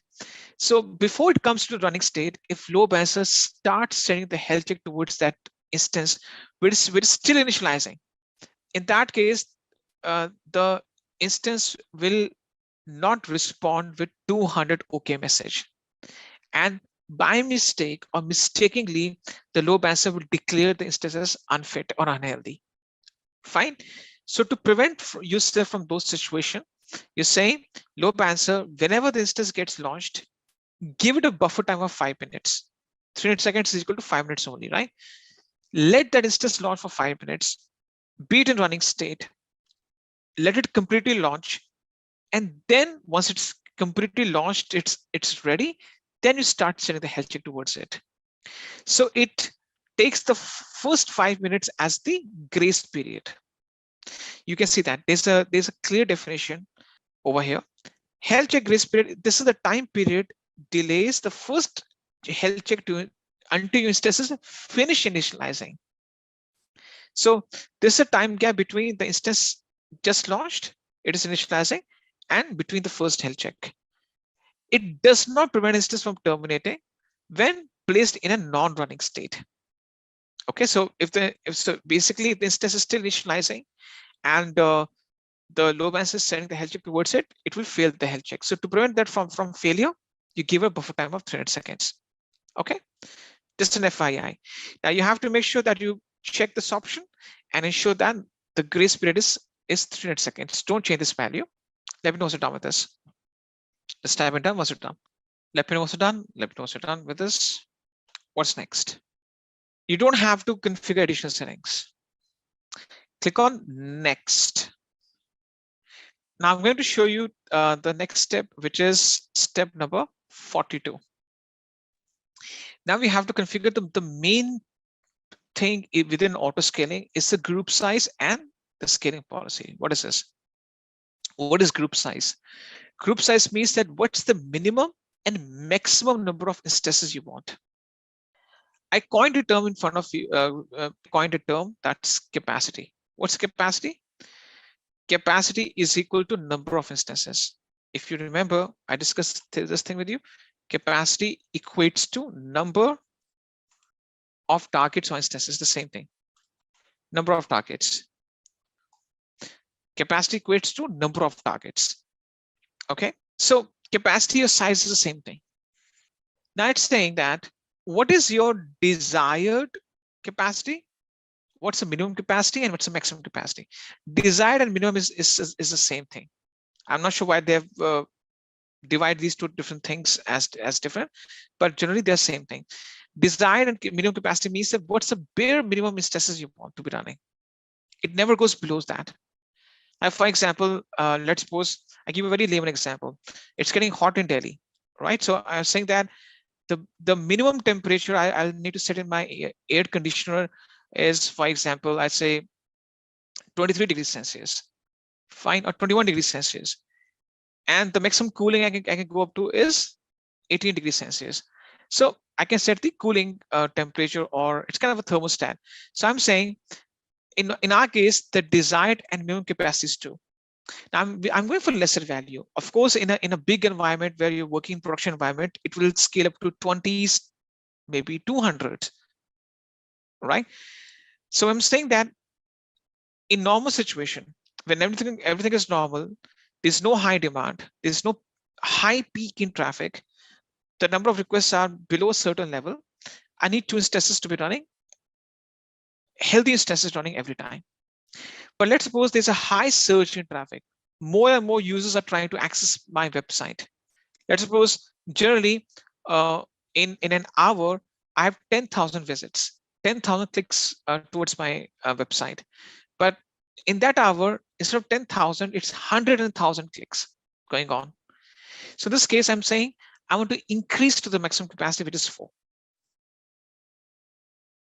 Fine, maximum capacity 4. So in this case, what you do is that you set the minimum threshold and the maximum threshold. It never goes below 2 and never goes above 4. We have to set the maximum capacity. See, there's no concept called unlimited capacity. You have to set the maximum threshold. Fortunately, this can be changed afterwards. Let's suppose you put it 4. After some time, I realize 4 is a less number. I can change it to 8 or 10. I can change these values afterwards, but you have to set the maximum capacity. There's no thing called unlimited capacity. At the end, we are consuming physical resources at the back end. So in this case, Amazon Web Services want to ensure that you set the capacity, which is beyond a certain range, which is within some limits. Fine. So we're going with lesser values, but in production environment, you go for higher values. Fine. Okay, just to do that, go ahead and put these numbers. Let me know what's done with this. Okay, what's next? Scaling policy or the conditions. See, basically the thing is that auto scaling, we have given it a buffer value, minimum capacity to maximum 4. But the question is that what are the conditions which will enforce auto scaling to increase or decrease the number of instances? Those are the scaling policies or the conditions. For example, I choose this condition, load balancer request count per instance. In this case, the users are my end users are trying to access my website. They send a huge amount of traffic to the load balancer.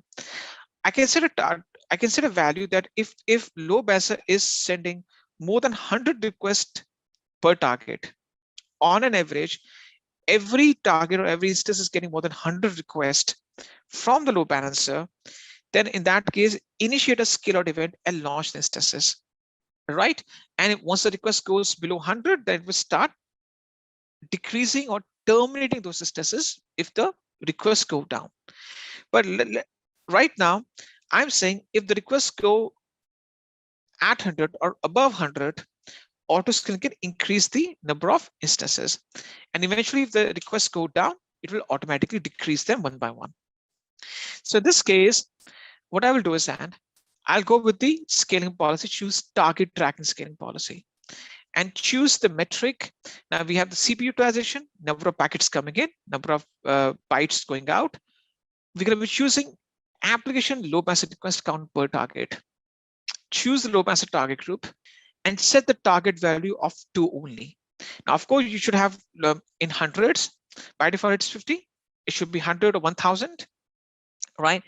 But because we're just doing testing, we want to see the faster result, we put the target value as 2. Fine. So I'm saying if load balancer is sending more than 2 requests to each of my instances, this means that there's a high volume of traffic coming in, and now auto scaling has to increase the number of instances.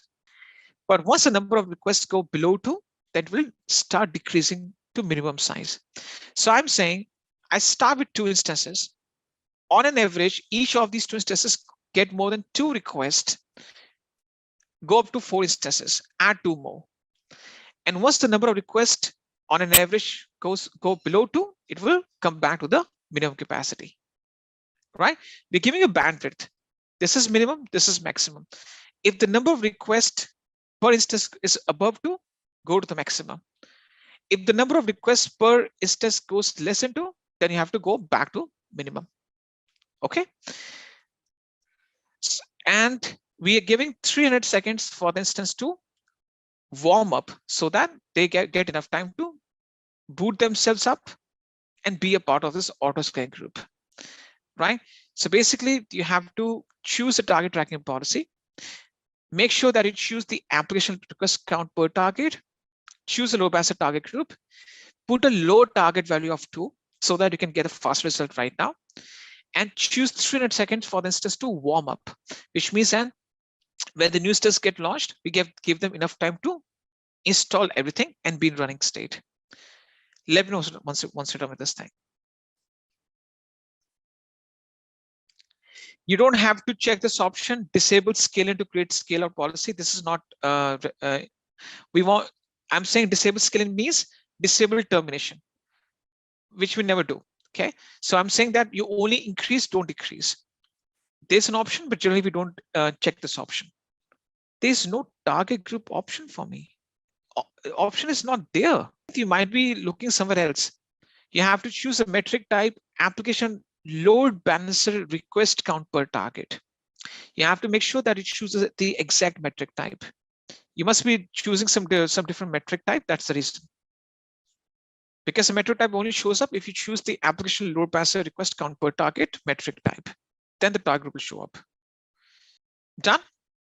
But because we're doing testing, we're going for lower value. In a production environment, you'll be going with hundreds, 200, maybe 2000, right? So that's what you have to do. Don't check this thing, disable scaling, only scale out policy. Don't check this option, enable scaling protection. If you choose any one of these 2 options, you prevent this test to be terminated. We want the termination to happen if the amount of requests go down. If the target value goes less than 2, we want the instances to be terminated. The additional instances to be wiped out and get back to the normal size of 2 instances. So you don't have to check these 2 boxes. Okay, now you don't have to do anything else. Next, next, and create. Okay, the rest of the options are useless. Click on next, click on next, click on next, and click on create. So 3 next and create. 2 to 3 next, click next thrice and thrice or twice. I'm not sure. Yeah, it was twice or thrice, and click create. Basically, those are optional tagging and notifications. Click next, next, next, and create. Let me know what's done with this. Next, next, next, create. Fail to create one scaling policy.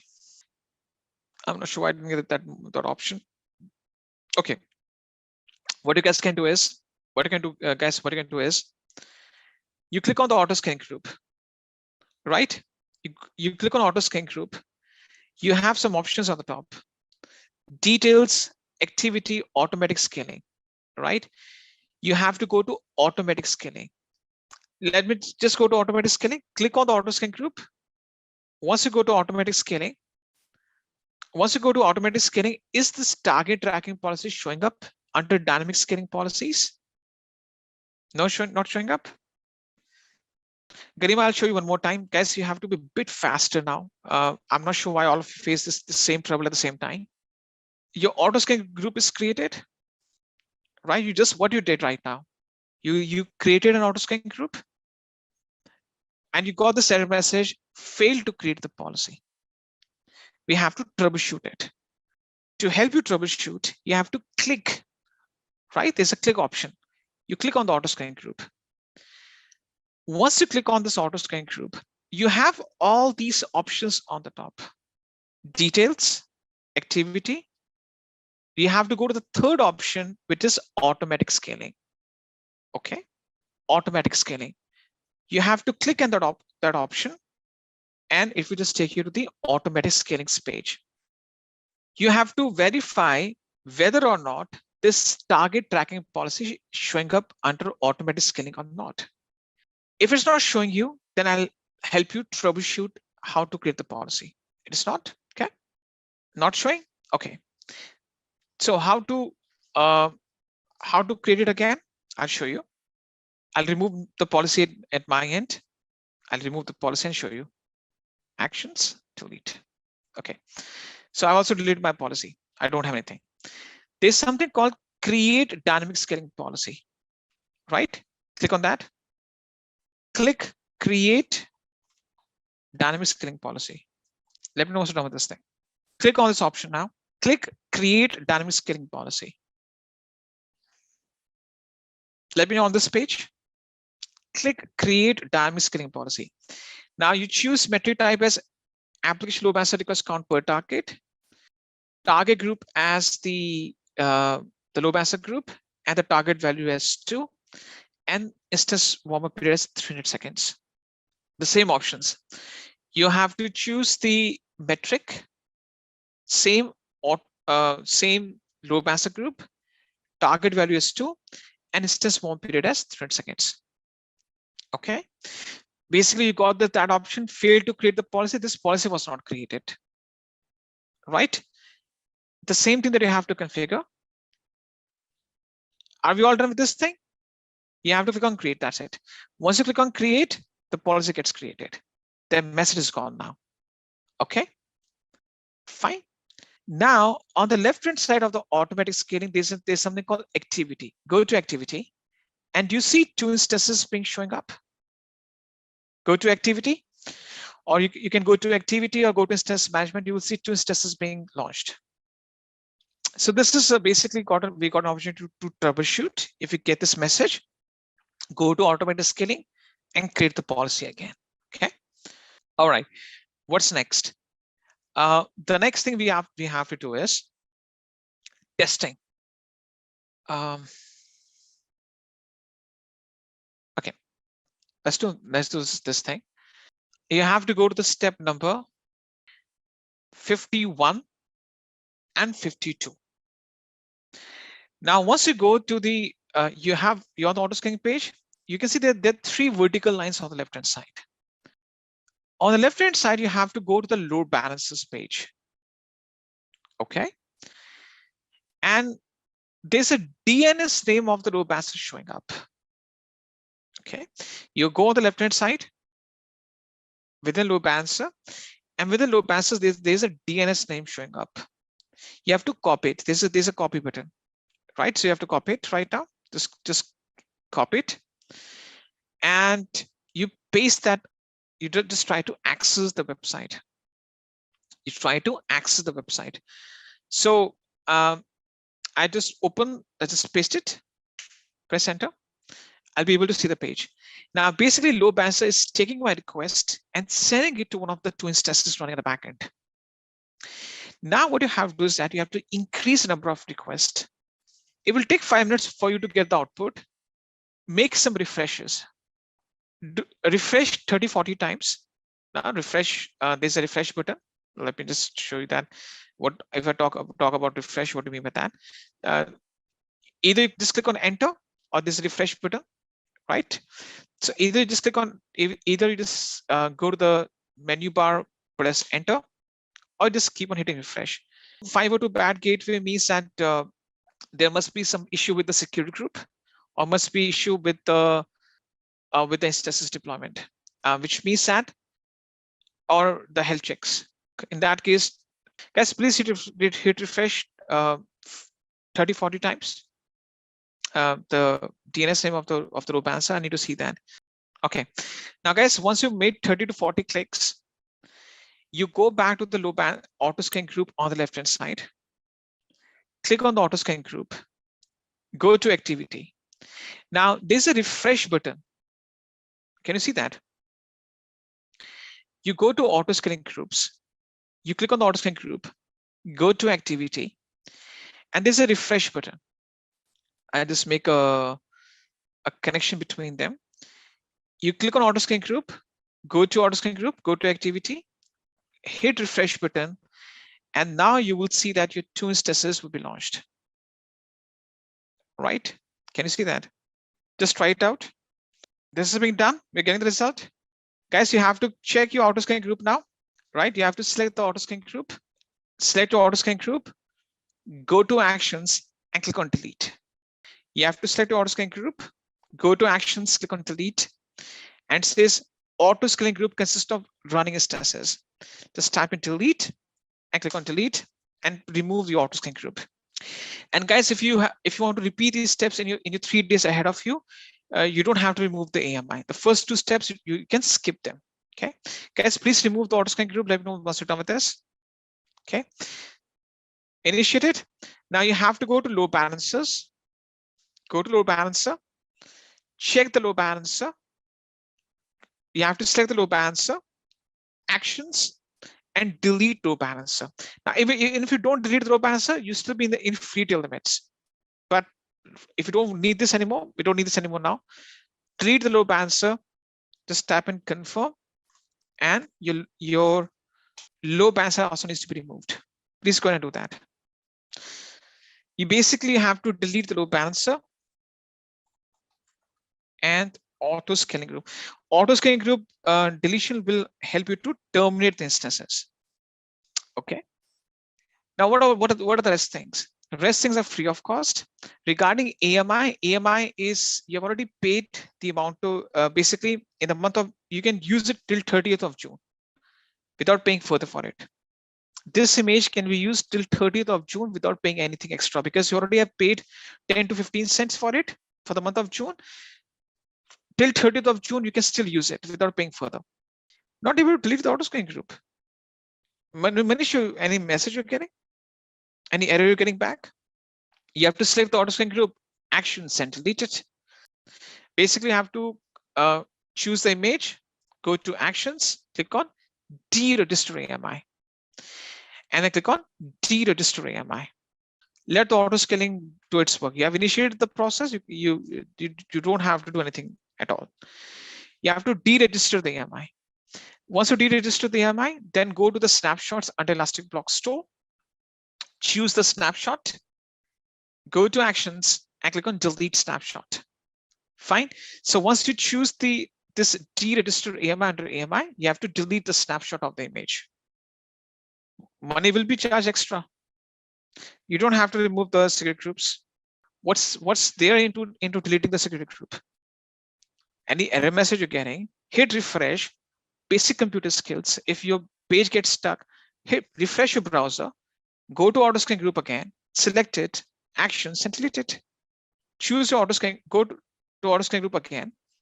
See, basically, I'm not sure why people are so much in terrible confusion. You have initiated the auto scan group deletion. It is there, right? It is removing. There's a cycle going on. Let it be, right? Machines don't work as human beings. They don't have too much of curiosity. You have initiated the process. It is running. It will remove itself automatically. Basically, at the backend, it's terminating the instances. Have some patience. You don't have to sit in front of a computer and wait for it to remove automatically. What you need to do is that you need to understand that everything is being given to you in forms of access. And the form of access, you need to ensure that whenever you access any account which is being signed up using a credit or debit card, that's called the root account. Okay, what's a root account? Root account means that it's a master account and everything that you access on AWS can be easily accessed without any issues, and you don't have any type of restrictions as such. You can easily perform the operations. You can deploy any of the services, and in the root account, you have all the access. Okay, now you must say that, but ours a free tier account. Yes, free tier account is also a root account. It's called root or the master account. So just give me a few seconds as I try to just explain this thing to you by just jotting down some important points. But what happens is that whenever you start working in the organization, you don't have the root account to be accessed. Instead, you will be using or you'll be considered as one of the IAM users. Let's start with the basic concept first. Before you can start clicking and navigating the items, first of all, let's discuss the theory behind IAM, why you need the IAM. Okay, because without theoretical foundation, clicking the things and navigating the things will not make any sense to you. So let's first of all understand the relevance. So the relevance of IAM is IAM stand for Identity Access Management. Let's understand why this term is used, IAM or Identity Access Management. Whenever you start working in the organization, you are being identified as resources. So there are identities that you have in the organizations. For example, you must be working as a developer, or you're working as a manager, maybe a team lead, a quality analyst, a database administrator. You have some identities that you establish by yourself in your organization, right? So in this case, for example, there's a company named as Vodafone, or let's suppose there's a company named as JP Morgan. Let's suppose there's an organization, XYZ, JP Morgan, Vodafone, the company wants to sign up to AWS. The very first step that they will be taking would be, the first step that they'll take is that they will in order to sign up to AWS, they'll be creating something called root accounts, root account or root account. Any organization that wants to get started, will always ensure that it will sign up to AWS, and in that case, it will be using the root account to sign up. Even the free tier accounts that you're using, right now, the free tier account that you're using right now, it's also a root account. It is also a root account, right? So root account is also called a master account. You can also call it as a master account, but AWS we use the term root account for that one. All right. So any company gets started with sign up for a root account. Now, technically, or I would say from the business point of view, the root account is never supposed to do any deployment, implementation, or any type of configuration on AWS. What I mean to say that root account is not supposed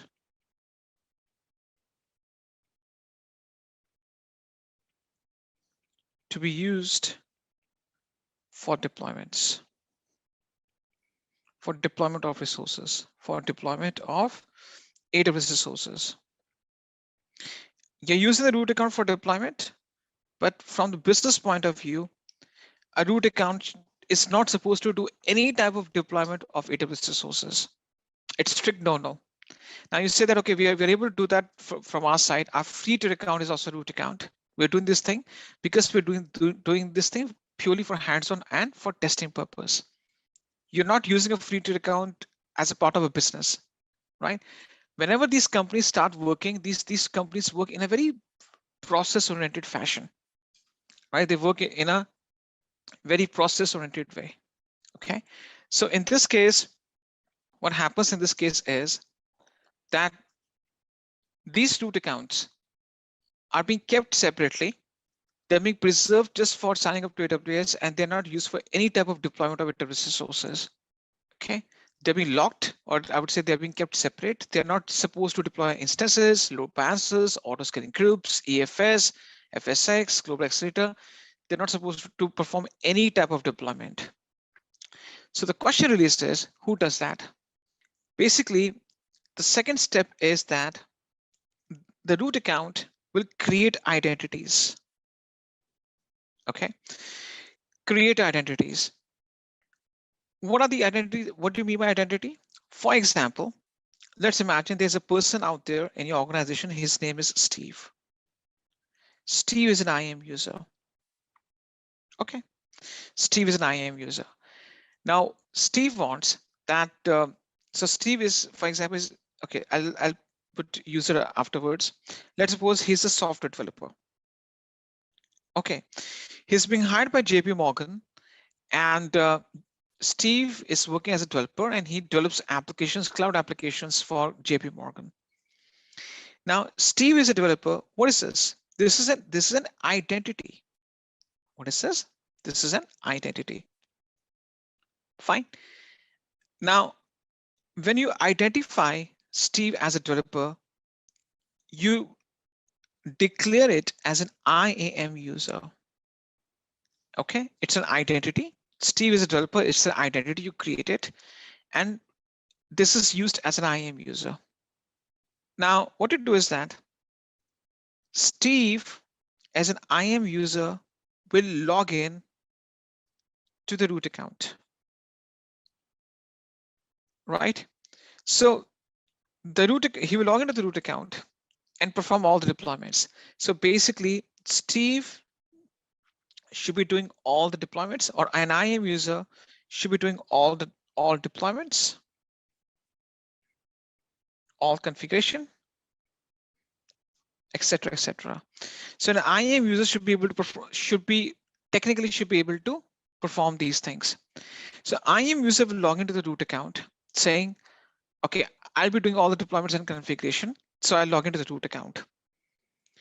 Root account will make all the provisioning for this user in two ways.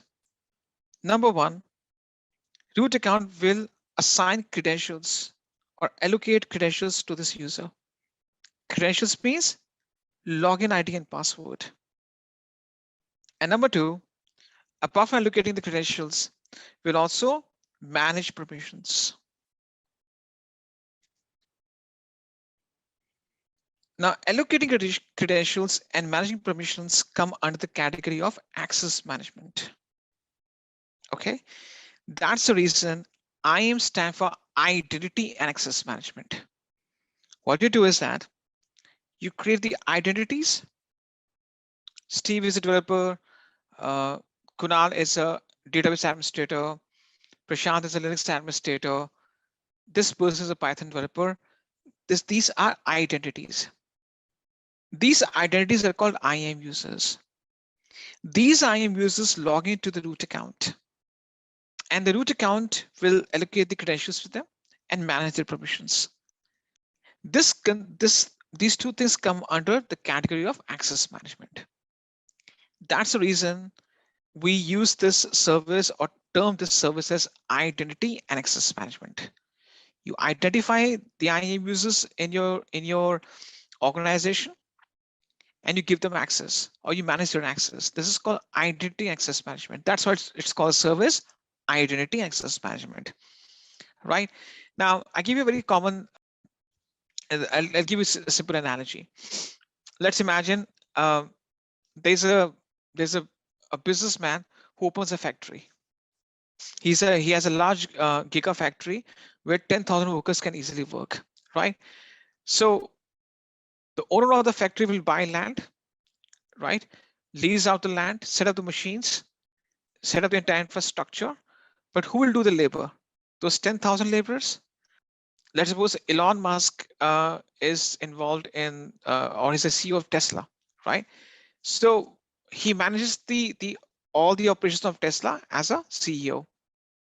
But who works on assembly line? It's the workers who work in the assembly line, and they are responsible for manufacturing Tesla cars, right? So this means that the higher management or CEO, chief staff or executives, they take care of the entire management or the operations, but it's the actual people, the actual labor, or I would say software engineers, quality analysts who do the job. The same concept applies over here. JP Morgan creates a root account just to be on AWS. A root account can be created by your vice president or chief technical officer. So your company's credit card will be used, or debit card will be used to sign up for the root account. Now the question is, who will do the deployments? Linux administration, database administration, Windows administration, development, software development, quality analyst, solutions architecture, being a solution architect, system administration, DevOps, machine learning models. Who will do those things on cloud? It's the IAM users, the people from IT and software background. So JP Morgan, for example, has 10,000 IT and software people, and all of them are migrated to AWS so that let's suppose JP Morgan's entire infrastructure is on AWS. It has 10,000 employees in the form of IT and software teams, so that there are 10,000 employees in IT and software departments. Those 10,000 employees are developers, quality analysts, Linux administrators, database administrators, Windows administrators, solutions architects, and so forth. And they'll be using AWS to perform day-to-day job. So they'll be signing into the root account, perform all the job for the root account. And root account will say, okay, I'll give you some permissions and I manage your access. So that's why it's called identity and access management. You create identities on IAM and you manage your access. I think this is clear. Why we use the term identity and access management. So this means that once you start working in organizations, you don't have access, you will not get access to the root account as you're getting in a free tier account. Basically, you'll be an IAM user. And being a cloud architect, your responsibilities include designing, provisioning, and implementation of resources on AWS. So you'll be designated as an IAM user. Your company will have certain root accounts. You'll be part of a root account, and you'll be signing up to the root account through the credentials given to you, and you'll be doing your day-to-day job. Okay, this is what the concept is. Now, show you exactly that how this thing is put into perspective. First thing first, how can you differentiate between a root account and an IAM account? Let's start with the root account first. If you navigate to the top right-hand corner, you will see there's a special account ID. It's a 12-digit unique ID. This will be given to you. This 12-digit unique ID is being offered to you. I would say this is a root account ID. Every root account, if you just go to the top right-hand corner and you just navigate, you will see that there's a root account ID. Right? It's a 12-digit root account ID. So every root account will have a unique ID given to that specific account. That root account is used. That root account ID is a special identifier. Okay, AWS will identify or differentiate your account from other accounts using your root account ID. Okay, this account ID is not given to an IAM user. Let me show you that. For example, I just go to IAM. Let's go to IAM right now. And I just go to the IAM dashboard. Now, one thing, if you go to IAM dashboard, it does not require region selection. If you see the top right corner, it shows global, right? Now, why it is a global service? Because IAM doesn't differentiate between regions. When you deploy instances, load balancers, auto-scaling groups, and the databases, you have to choose the regions.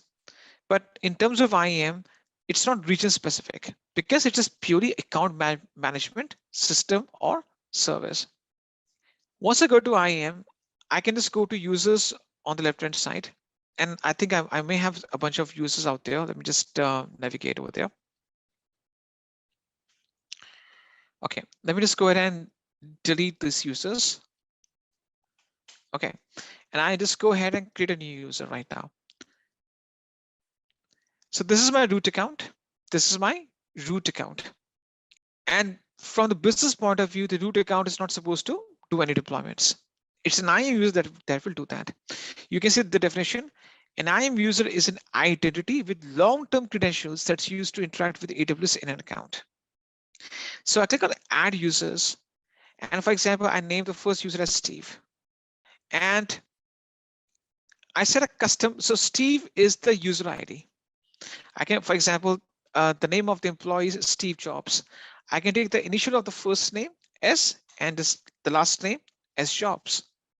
Or for example, Rohan Arora, just type in R-A-R-O-R-A. Or I can just type in my first name or the first name of the user as a user ID. So Steve is a username that Steve will be using to sign in as an IAM user. Fine. And I, for example, generate a custom password for this user. Fine. I just go ahead and create this user, right? I'm not going through the details right now, but I'm showing you this thing. It says user created successfully.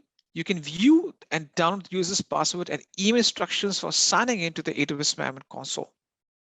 This is the console sign-in URL, which I'll be giving it to the user. Okay. Now, if you see the format of this URL, this is how it looks. https:// and this is the root account ID. This is the root account ID .signin.aws.amazon.com/console. Right? So basically, this is the URL that I'll be giving to the IAM user, Steve, with a password set for him. Now, let me show you this thing. I just copy this URL and just switch to a different browser. I just go to Google Chrome right now. Fine. Now I just go ahead and paste this in the browser. Fine.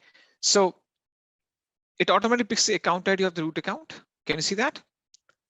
Username Steve, and I set the password. Click on sign in. Now, if these credentials are accepted, Steve will be able to sign in without any issues. Fine. And at the top right-hand corner, you can see that it says account ID, root account ID, and this is the IAM user Steve, which means that the IAM user Steve is an identity under the root account ID, and Steve can perform the deployments based on what account ID gives, what this root account gives to this user. So the root account can allow Steve to access certain services like EC2, load balancer, auto scaling, maybe for example, RDS. That we'll discuss afterwards, how to give access to these users. But as of now, I've set credentials for this user so that this user can sign in to the root account and can perform day-to-day operations. Fine. Now, the issue out there in this case is that Steve is able to sign in as a IAM user. But once Steve tries to get into any of the services, he'll be automatically blocked from accessing any of the services. So why is this case? Why Steve? Because I've already allowed Steve to log in, but what exactly the problem is? What I've missed in this case? As a root account owner, what I might have missed because of which Steve is not able to access any of the services. For example, Steve goes to S3, and let's see what type of error message it gets. You just try to create a bucket right now. Okay, let's go to, for example, some other service right there. If I just go to buckets right now, you don't have any permissions. So I've done half of the job. As a root account owner, I've just given Steve access to log in to my root account, which means that I've managed the credentials for this person, but I didn't give the access to this person, right? So as an IAM user, you're able to log in via the user ID and password that root user gives to you. Plus, root user also has to give you access to certain services like EC2, S3, RDS, load balancer, auto scaling, so that you can use those services. So the type and level of access is also given, is also provided by an IAM user, by a root user for an IAM user. So the root user generates credentials for an IAM user, and also the root user is responsible to give permissions to an IAM user. Root account is a master account. Master will not do anything. Basically, the master will sit and give instructions to an IAM user saying, do this thing. I give you the permissions. You have to perform all these operations on a daily basis. So the access management in this case includes giving credentials and also giving permissions. So the next thing that comes into this picture is that if that's the case, then how we manage the credentials? What's the process? To manage the credentials, the thing that we need to understand is to manage the credentials, you have to make use of a concept that's called IAM policy. Let's try to understand the next stuff. Okay, let's discuss this thing. IAM is a web service that helps you to securely control access to the resources. You use IAM to control who is authenticated, signed in, and authorized, and has permissions to use your resources. So IAM is basically it is an account management service which gives you access to creating the IAM users who can sign in, and you give them permissions or authorization. So this is simple, basically overview that how you manage the permissions in a day-to-day business environment. For example, you have a central server running. This server is running different applications. For example, a data scientist will only be given access to a data analytics dashboard. A web developer will only access or get access to the web development tools and dashboard. An administrator generally gets all the access. So there's a server running, a central server running, with different servers and applications running upon it. Data analytics tools are given to data scientist, right? So he can only access those data analytics dashboard or tools. A web developer can only access the web development tools and services. An administrator can only access all the services on that server. Generally, in a business environment, an admin has almost all the access. Okay, because they have to do certain things which requires the complete access to be given to them. Fine. So this is how we do the access management in an organization. Now, let's discuss what's an IAM user. It represents an entity that's created in AWS. It can be a person or a service, but generally it's a person only. There are no permissions given by default. Nothing is allowed. You have to explicitly give permissions to the user. You have to give permission to the user. Fine. What are the type of access we'll discuss later on. But we need to understand this thing, that how you assign the permissions. The permissions are assigned using a concept that's called IAM policies.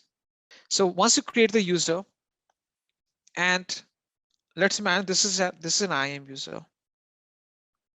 You perform two things. One is authentication. Authentication means that you set the user ID and password for the user. And the second thing is authorization.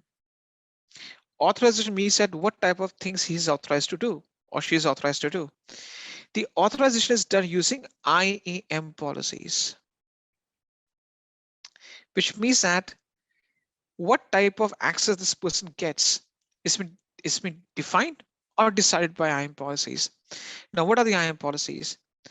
The IAM policy, basically, it's a JSON document. JSON stands for JavaScript Object Notation. It's a JSON document. which helps you define,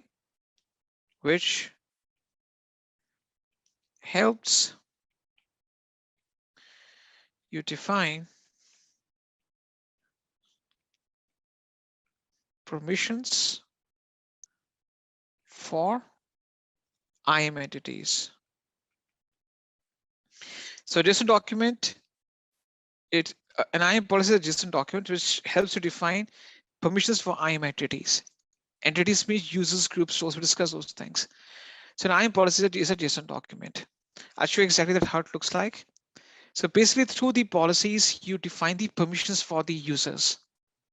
If you don't assign any policy to an IAM user, that IAM user will not get any permission whatsoever.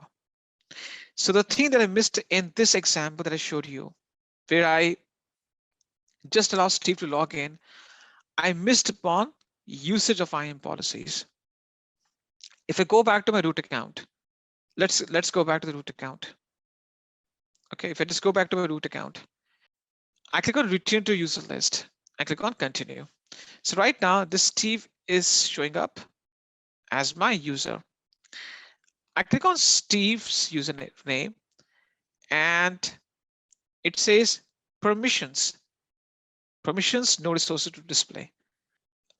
The thing that I'm talking about is this section. Now, if I click on add policies or add permissions, it says add permissions. And I choose the last option, attach policies directly. Okay, these are the policies I was talking about.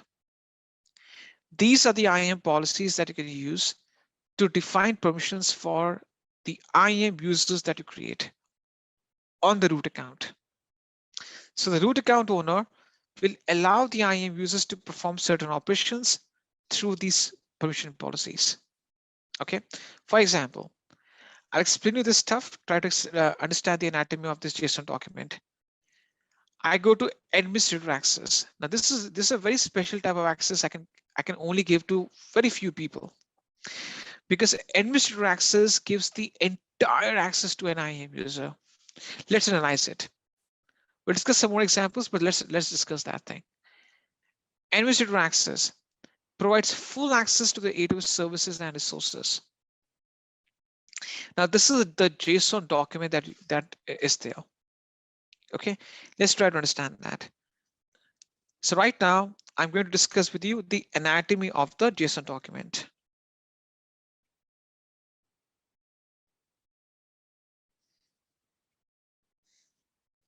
Okay, so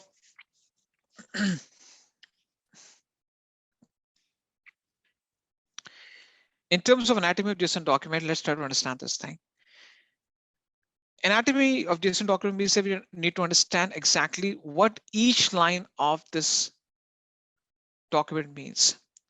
Number one is version. Version means that it's a timestamp when this policy was created.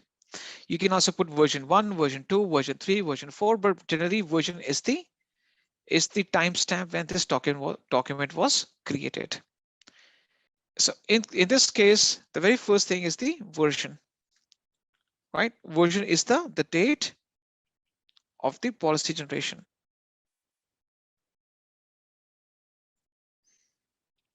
When this policy was generated. Okay, fine. That the first thing is called version. What's the second thing? The second thing that you can see on this document is statement. What's a statement?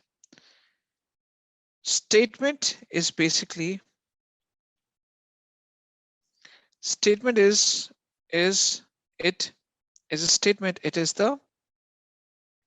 It defines permissions, or it specifies permissions.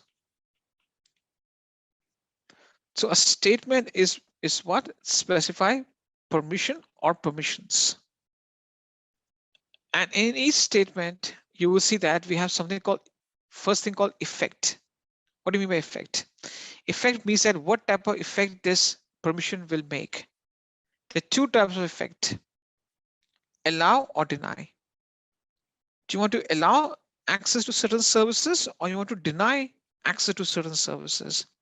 One is allow, other one is deny. Effect is allow and deny. Fine. What's the next thing? Action. Action means that what type of action means that. So action means what type of action. Let's suppose I give you some examples. For example, launch instance is an action. Launch instance is an action. Delete load balancer is an action. Terminate instance is an action. What type of actions do you like to perform? Do you want to launch something? Do you want to delete something? Okay, what are the type of actions you want to define? Now, in this case, there's a wildcard notation. The action is a star, asterisk. What do you mean by asterisk? If you see asterisk anywhere in any document, this means all, everything, or any. Okay, an asterisk as an action means all, everything, or any. Fine. What's the next thing? The fifth one that you can see in the list is resource. Resource, right? Now, resource means which resources you're taking into this permissions. For example, EC2 instance is a resource. Application load balancer is a resource. What are these? These are resources. Launch template is a resource. Okay, what are these? These are resources. What are these? These are resources.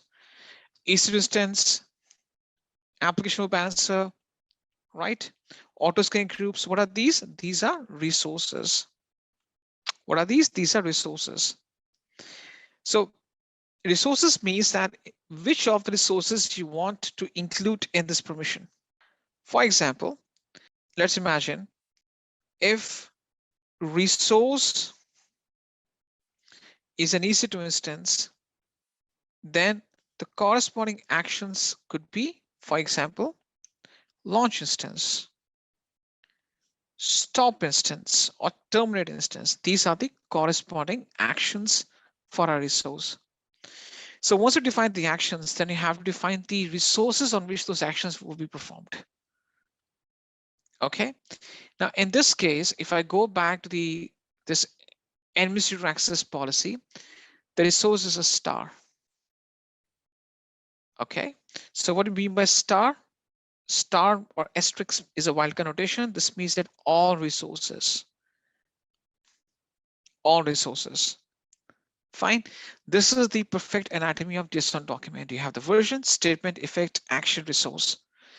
So in this case, if I just go back to this policy, this is the timestamp. Statement is a kind of a, you can say that it's a description of the permissions you want to specify. Effect is allow. You can allow or deny. So I want to allow something, action, all the actions, resource on all the resources. Through this policy, I want to allow all the access to all the resources. That's why the administrator access gives full access to the database services and resources. Is this policy clear? Any questions or doubts you have? Now, if I assign this policy to Steve, Steve will be able to perform all the actions. So in this case, for example, I choose administrator access and I just go ahead and click on next. So in this case, what I'm doing is that I'm saying this username is Steve. This person has the administrator access. I just go ahead and click on add permissions. Right. So Steve has this policy assigned to him. So this is okay. Let me show that. Who's the IAM user? His name is Steve. And based on the permission policies, he has the administrator access. This person has the administrator access. Fine. So in this case, if I go back to Steve's account to a different browser, Previously, he was getting this message. If I hit refresh, you will see that the message will go away. The message will go away. Okay. So Steve has a complete access. He can deploy, delete, launch, terminate any of the resources. Let me just take one more policy. For example, if I, let's suppose, go to the policy, let's suppose EC2, EC2 full access. Okay. For example, I take this policy as another example, which is EC2 full access. This one. Okay. So in this case, this is the policy. EC2 is a complete dashboard, right? It consists of load balancer, auto scaling, and CloudWatch. So for example, in EC2 full access, what I've done is action EC2 star, which means that all the actions under EC2 are allowed. Resources, all the resources under EC2, including, for example, images, AMI, instance types, key pairs, security groups, all the resources, even a security group is a resource. All the resources, all the actions under EC2 are allowed. Then I want to allow access to all the load balancer resources. Load balancer has two main resources: target groups and the load balancer itself. Action saying elastic load balancing asterisks, which means that all the action under elastic load balancer for all the resources underneath. Right? Let me show that. It says, for example, I go with this one. Second statement, effect allow, right? Action, all the action under elastic load balancing. You can create a load balancer, you can delete it, you can configure it, you can modify it. You can see there's a star over here. Resources, all the resources under the load balancer. Load balancer has two resources. One is the target group, other one is the load balancer itself. Okay. I'll not discuss CloudWatch because CloudWatch we haven't covered as of now. Let's come to auto scaling. Auto scaling, for example, effect allow, action, all the actions under auto scaling. I can delete an auto scaling group, launch an auto scaling group, configure the scaling policy, change their desired capacity, resource, all resources are under auto scaling. Auto scaling has two resources: launch templates and auto scaling groups. Okay.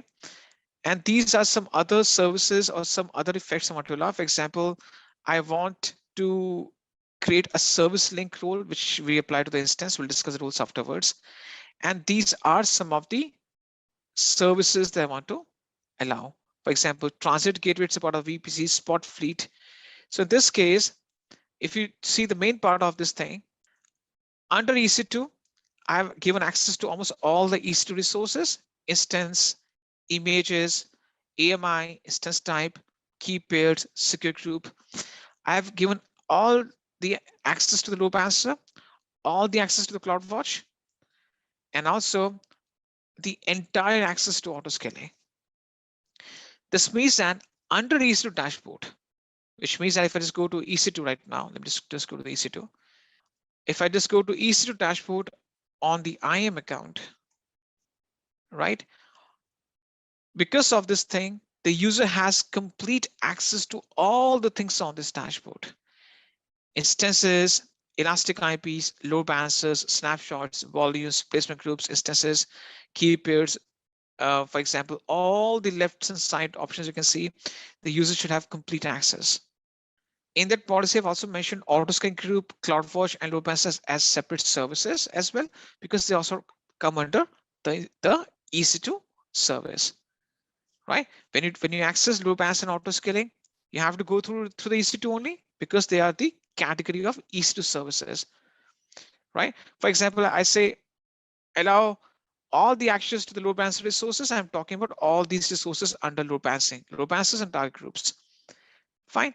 So in this case, I'm giving complete access through the policy, which is the EC2 full access.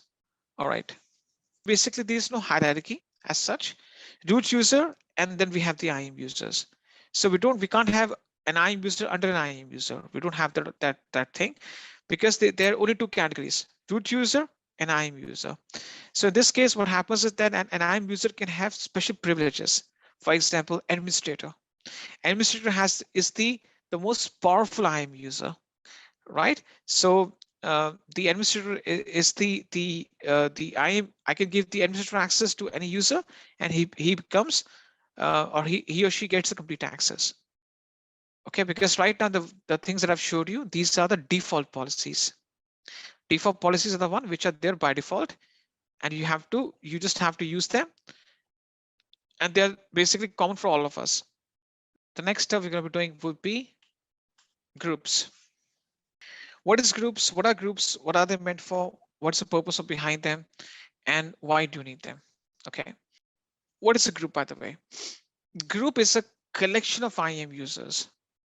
Okay. You group the people together based on their skill set. Now, why we group the people together? See, okay, let me take one example over here. Let's imagine, okay, let's take an example of Intellipaat. Intellipaat has created group of different batches.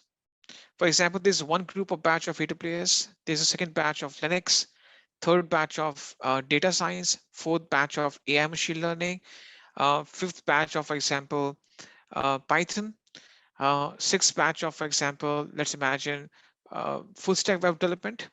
So there are different batches created.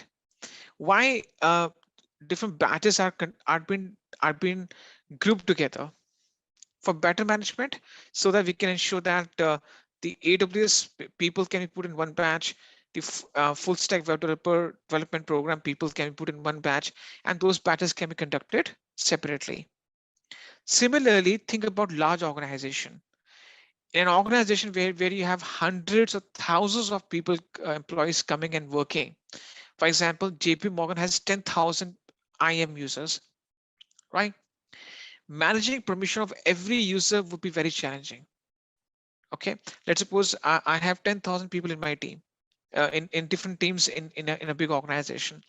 Some people work as a software developers, some people work as quality analysts, some people work as database administrators, some people work as Linux, Windows, some people work on AI machine learning, some people are the full stack web developers. They all are using AWS. So there are 10,000 people I have. Let's say 10,000 is a very less number. If you see big IT firms, HCL, Infosys, TCS, to name the few, they have lakhs of employees. Okay, and now we are very quickly moving to cloud computing. So there will be numerous organizations who have hundreds, thousands of people working on AWS platform. So being an IAM users and assigning the permission to every IAM user is a very tough task, because the thing is that if you start doing the permissions management or policy assignation to every user one by one, the chances are that will start making blunders and mistakes. Okay. So which type of blunders and mistakes I'm talking about? For example, I give more permissions to a person that he needs, or lesser permissions that the person needs. Or maybe I give the administrator access to a person by mistake. See, administrator access, as I already told you earlier, gives a complete access. Only very handful of people in your organization, maybe team leads, vice presidents of the engineering department, maybe there's a separate team for the administrators. Very few people will have the admin access. Now, if I accidentally give to some people, they can terminate my instances and shut down my complete servers or my complete network. Fine. So I don't want to take any risk. Now, for the perfection or for the better management of the permissions, I group the user together in different categories. For example, I have one group for admins, right? I group the people together based on their job profile. I have a different group for software developers. I have a different group for operations. I group the people together. People can be grouped based on skill set. People can be grouped based on the job profile. They can be grouped based on the roles and responsibilities that I give to those users. These people can be grouped based on projects they're working on, right? Now, what I do is that I start putting the people or IAM users under these groups. So these admin 1, admin 2, admin 3 that you can see right now, what are these? These are the IAM users, right? Similarly, day 1, day 2, day 3, day 4, day 5, these are the IAM users. Ops 1, Ops 2, Ops 3, these are the IAM users. What are these? These are the IAM users. And they are being categorically put into 3 different groups, right? They're being intentionally put inside 3 groups. So this is group 1, GP1, group 1. This is group 2, and this is group 3, right? So what I do is that I group the people in 3 different categories. Group 1, group 2, group 3, right? Now what I do is that instead of assigning the permission to every user, what I do is that I assign the permission to the group. For example, I assign a policy, simple policy, administrator access. All the IAM users under the group will get the same permissions. Okay. For example, under operations, I assign a policy or 2 or 3 policies. Let's take a few examples over there. Let's imagine I assign 2 different policies or 3 different policies. Let's suppose for the operations guy, I just put in Amazon EC2 full access. Okay. And for example, auto scaling. Okay. S3 is a storage service. We'll discuss afterwards. S3 read only access. So these are 2 policies I've assigned to the operations team. All the people under this team or this group will get the same permissions. Okay, so this is a very neat and clean and process-oriented method of permissions management. So based on the best practices, we never ever assign the permissions to the users directly. Instead, we group them together. We can categorically group them together based on the job profiles, skill sets, based on their projects, their teams, business units they belong to. We group them together in a group, and we assign the permissions to the group or policies to the group. And automatically all the team members or users underneath will get the same permissions. Now, this will help you to manage your permissions effectively and efficiently in a big environment where you have hundreds and thousands of IAM users on board. And this is not a very new concept. If you must have heard about Active Directory, AD, Microsoft AD, or there are different tools we use for account management. They use the same concept of groups, right? So in this case, you have to group the users together. It's a DIY exercise. DIY stands for do it on your own exercise. Description of this hands-on or the problem statement. Let me repeat what you have to do. You have to open the following document, which is this one, and log in to the console. This exercise, what's the purpose behind it? What's the use of this exercise? The purpose of this exercise is quite simple. It will give you the insights as to how to create IAM users and then group them together. And while you group them, you assign them policies. Okay. What is the difference between these 2 different components? Let's try to reiterate or refresh the things that what is this users group? I'm just going to just refresh this concept in front of you. All right, let's understand let's reiterate what is a user. Just a brief overview. I'm not sure why I missed that document. Even I downloaded the document yesterday. So what is an IAM user? As we discussed, that an IAM user is nothing but it logins to the root user and the root user account. An IAM user is nothing but it's an entity that get access to the root account and it is generally used to ensure that you can allow the people in your IT and software business units and teams to get access to root accounts, and they can do day-to-day actions. Now, what is the difference between a root account and an IAM account? Just a brief refresher before we can get started. A root account has the complete access. It is a master account. It is the master, and the master doesn't do it. It's not performed to do any type of menial or labor job. It's the IAM user who performs all the actions on daily basis. So an IAM user can be, for example, your software developer, your quality analyst, your Linux or database administrator, networking guy, solutions architect, system administrator, DevOps professional. So an IAM uses nothing but it is it can access to the root account, right? So the IAM user, Steve, gets access to the root account, and the root account will create credentials and manage permissions. Fine. So we have the root account. Any organization who wants to get started on AWS or wants to sign up to AWS will get started with the root account. The root account is not supposed to perform any type of deployments or configuration. Generally, in a production environment, root account has been locked away. It is just used to sign up. It is not supposed to perform any type of deployment operations. The root account will create some identities first. An identity is an IAM user.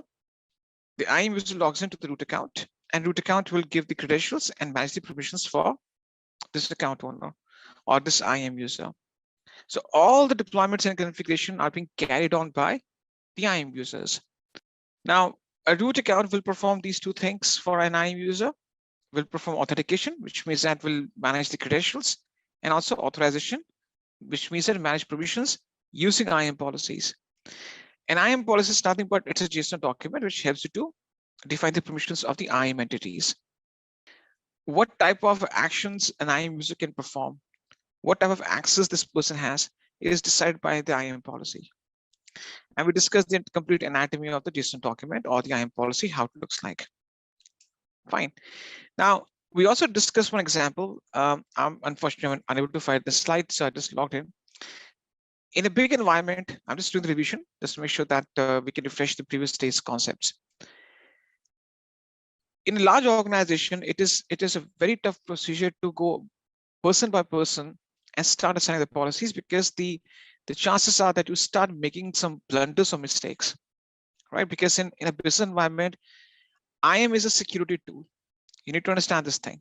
IAM is a security tool. You can't have the appetite or the tolerance towards the security issues, which can haunt your entire infrastructure or your operations. So in this case, what you do is that you group the people in based on different. You group the people in the form of IAM users. Or so we discuss this example. So what happens is that when you group people together, for example, these are the IAM users. These blue boxes consist of IAM users. These IAM users get access to, or they're put under groups. So the one you can see in pink boxes, these are groups. These IAM users are put inside the groups or under the groups. Okay, so they're the part of the groups. What you do is that you group the people, or you categorically create different groups based on skill sets, teams, business units, job profile. And once you group the people together, you identify the group of people working in your organization. Instead of assigning the permissions user by user or individual by individual, instead what you do is that you assign the permission based on the groups. So the policies are instead assigned to are assigned to group. So once you assign the policies to the group, all the users or IAM users or people under that group will get the same permissions. This is a very I would say, process-oriented, a neat and clean and organized way of permissions management. Because once you start working in organizations, you'll see that things are very well organized and structured. There's no scope of mistakes or blunders. The things have to be organized. So this is a very organized way of permissions management. What Amazon recommends is that even if you have a bunch of users, still use this methodology. Still use this methodology or this process of permissions management. Okay. Having said that, this is what we discussed, and also we discussed the policies I've already given you the brief overview. So in this hands-on, we create 2 or 3 users. I'll walk you through. It's a very simple process, and you group them in the form of developers, in a group called developers, and then you start assigning the policies to them. Now, these policies are basically the tools which developers will use to perform day-to-day operations, and then you assign these users to the group. Okay. What we're going to be doing is that we're going to be performing the first 3 steps. Okay, we'll be performing the first 3 steps. Search for IAM under services. Just type in IAM and just click on IAM, and this will just take you to the IAM dashboard. Let me know what's there. Just navigate to IAM dashboard, and please let me know once you have reached that page. Okay, once you go to IAM, right? So you just have to search for IAM, and it will just take you to the IAM service. You have to click on that. This is called IAM dashboard, right? Now you will see that there are different resources under IAM. You have, for example, you can see you have user groups, users, roles, policies, identity providers. You can access resources by clicking on any one of these resources listed down, or you see that you have the resources on the left-hand side. The same resources that we talked about that are there on this page.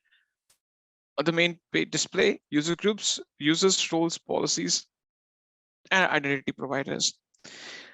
What I want to say is that I want to convey in this case is that you can just click on any one of these 2 places to navigate to resources. The resource that we are looking for is the users.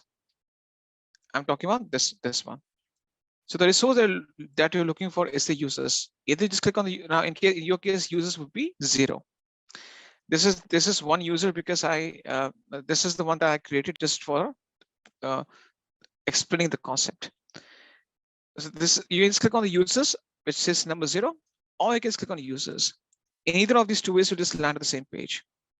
Okay, you must have created one, that's why you have one. Whatever the number you have, whether you click on the number or whether you just click on the users on the left-hand side, it will just take you to the same page.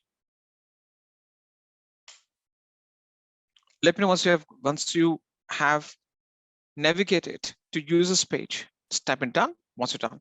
So in that case, Karima, you have to work on finding the things on AWS. You have to go to the menu page. See, there's a bar on the top, okay, which says services. Find right to services. There's a search menu. You just type in 3 key alphabets, IAM. Automatically, the IAM will populate. You have to click on that. How to log into as an IAM user? So Vivek, you have to wait for some time. You have not reached the destination yet. That's what we're trying to do. So you want to get the result before you can perform some actions. Wait for some time. That's what we're trying to achieve. What's next? Not able to see IAM option. That's quite strange. There's no search menu showing up on the top. You don't have any search menu. There's a search bar which has this magnifying glass or the search menu. You just go to that search menu, just type in I for identity, A for access, M for management. You just type in IAM and you will see a list of services in front of you. And you have to click on IAM. There's something called add users on the right-hand side. Once I go to user details, what's the next thing? You have to start mentioning the user IDs or the usernames. What you have to do is Username. Now, username can have any naming convention, because username can be anything. For example, if I want to just type in my initial of my first name R and then my surname Arora, I can just put that like this. Or I can just type in Rohan, and this is my username. My first name is my username. I can, for example, just type in Steve. That's the username. You have to put a username and just choose this option, provide user access to the AWS Environment Console.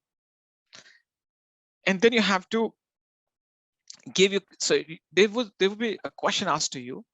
Are you providing console access to a person? Choose yes, I want to create an IAM user. So what you have to do is that you have to choose a user, just put anything, Steve, Chris, Kunal, put your first name. Select this option. I want to give the management console access to this user. And in this question, in which you're being asked, are you providing console access to a person? You have to select, I want to create an IAM user. Perform these 3 steps. Let me know once you're done. Choose the username as Steve, choose provide user access to the console, and choose I want to create an IAM user. What I'm saying is that I'm assigning a username for the user, giving my consent that yes, I want to give this user access to the console, the root user access, or the root account console access will be given to this user, and I want to create this IAM user. Okay, what's next? I'm waiting for a few more confirmations.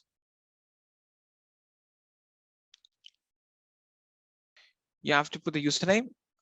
You have to give your consent that you have to give the console access, and you want to create an IAM user. I'm going very, very slow. This is a terribly slow speed.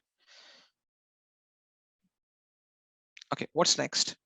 The next thing that you're supposed to do is that once you have given your consent, then the next thing is that you have to set a console password. You set a custom password. Now it says that it must include at least 3 of the following lists of characters: uppercase letters, lowercase, numbers, special symbols, hyphens. You can choose any of the custom passwords out there. I'll just choose one of the custom passwords or the passwords, whatever way you want to pronounce it.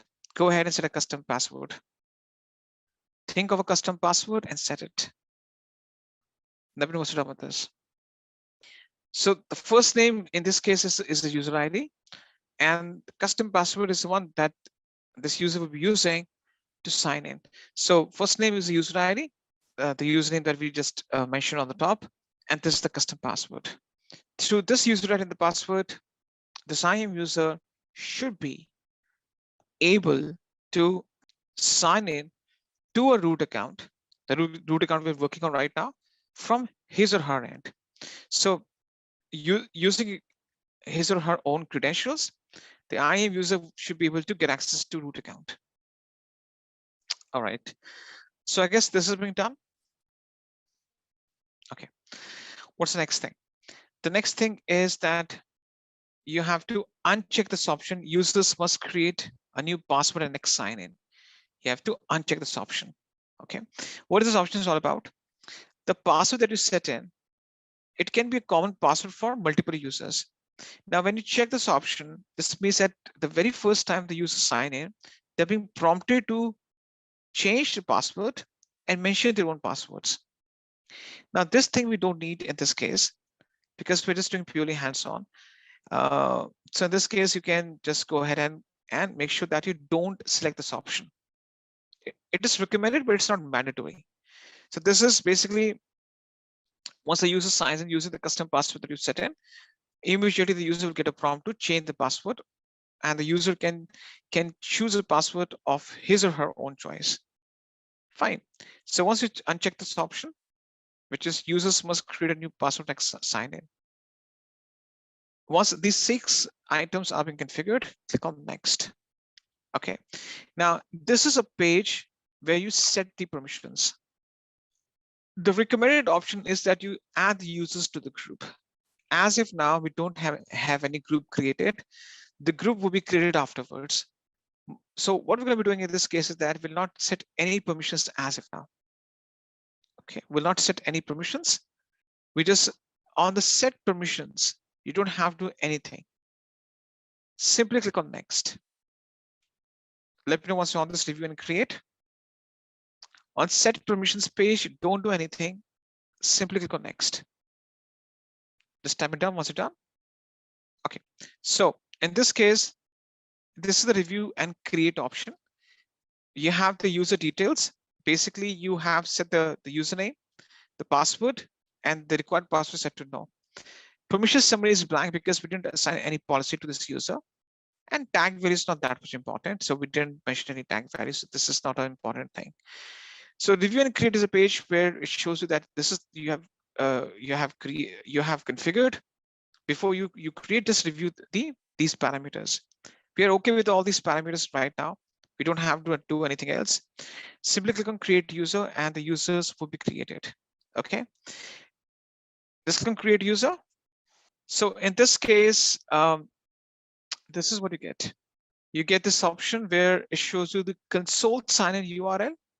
This link will be used by the IAM users and username and password.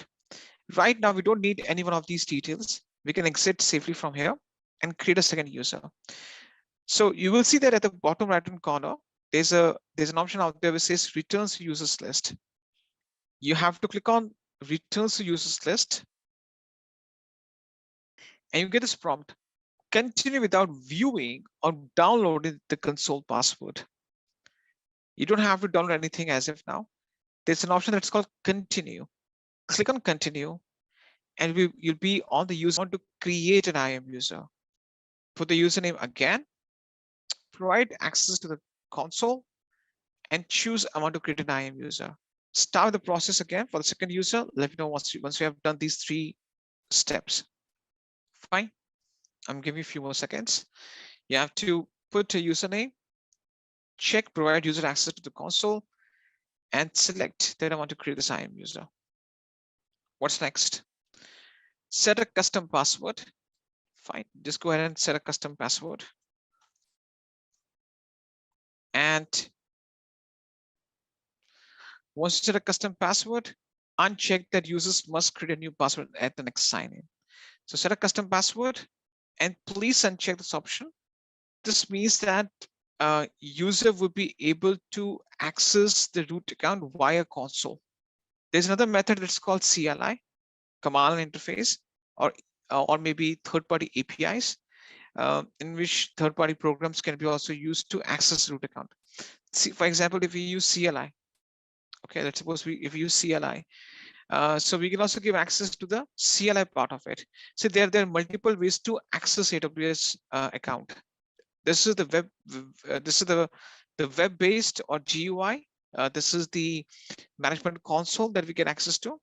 The second method is the CLI part of it, command interface, in which we execute some commands and access the servers and deploy them.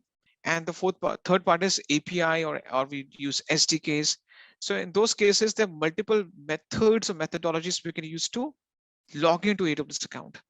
Now, if I say I want to give the management console access, this means that this IAM user will be able to access root account by logging in to the management console. Okay, what's next?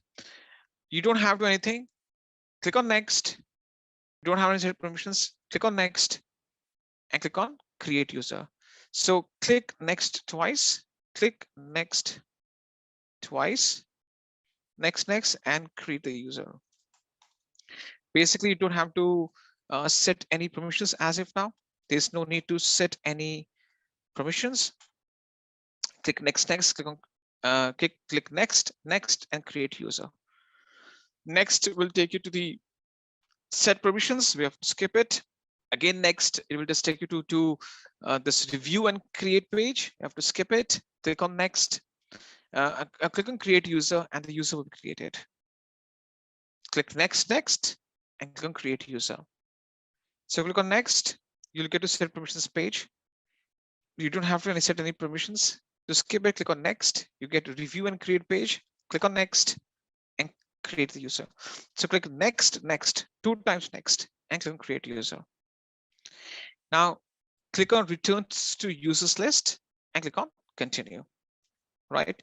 Click on returns to users list and click continue. return to user list and click on continue. Right? Now, as a challenge, you have to create a third user by yourself. I'll not help you out right now. Of course, I'll be creating a third user and show you, but as a challenge, you have to create a third user with the same settings. You choose the same password. Of course, the username should be different. The username should be different, but as a challenge, create a third user by yourself. That's great. Okay, so I click on add user in my case, name the last user as Kunal, right? Choose provide user access to the console. Choose I want to create an IAM user, right? Choose a custom password. Okay, and then I uncheck this option. User must create a new password at the next sign in. So the same thing you have to do.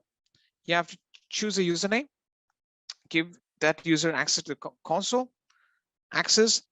You want to create an IAM user, set a console password, and then you uncheck this option that the user must change the password. Click on next. You don't have to set any permissions. Click on next and click on create user. Click on return to user list. Click on continue, and you're back on the user dashboard. And as if now you have 3 users that you have already created on this IAM dashboard. So this has been done. Okay, we're on the same page. So as if now we have performed the first 3 steps successfully. Okay, now let's do the last 3 steps. These 3 users will be now formed. Let's suppose these 3 users are my software developers. They need access to certain tools. Now, if I just open the list of services in, okay, let me just do one thing. Let me just open in a new tab. Can you see that if you don't have to just go to your page, but if you just go to view all services, you will see that on the AWS Maven console, there are a set of developer tools. Okay, these tools are required by developers to work on the development of some applications, release new software, and so forth. So you have developer tools like, for example, Code Start, Code Commit, Code Build, Code Deploy, Code Pipeline, X-Ray, Cloud Shell, Cloud9, for example. These are the developer tools, right?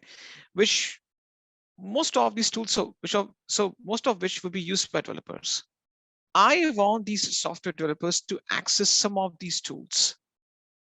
You don't have to learn about these tools. It's not in the scope of this course, but just to apprise you of the fact that these developer tools will be used by developers a lot.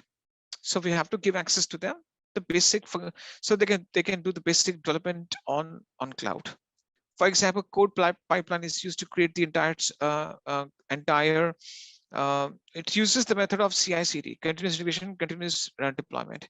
So the entire pipeline is created starting from the commits to the deployment. So it creates the entire flow of how the software is released.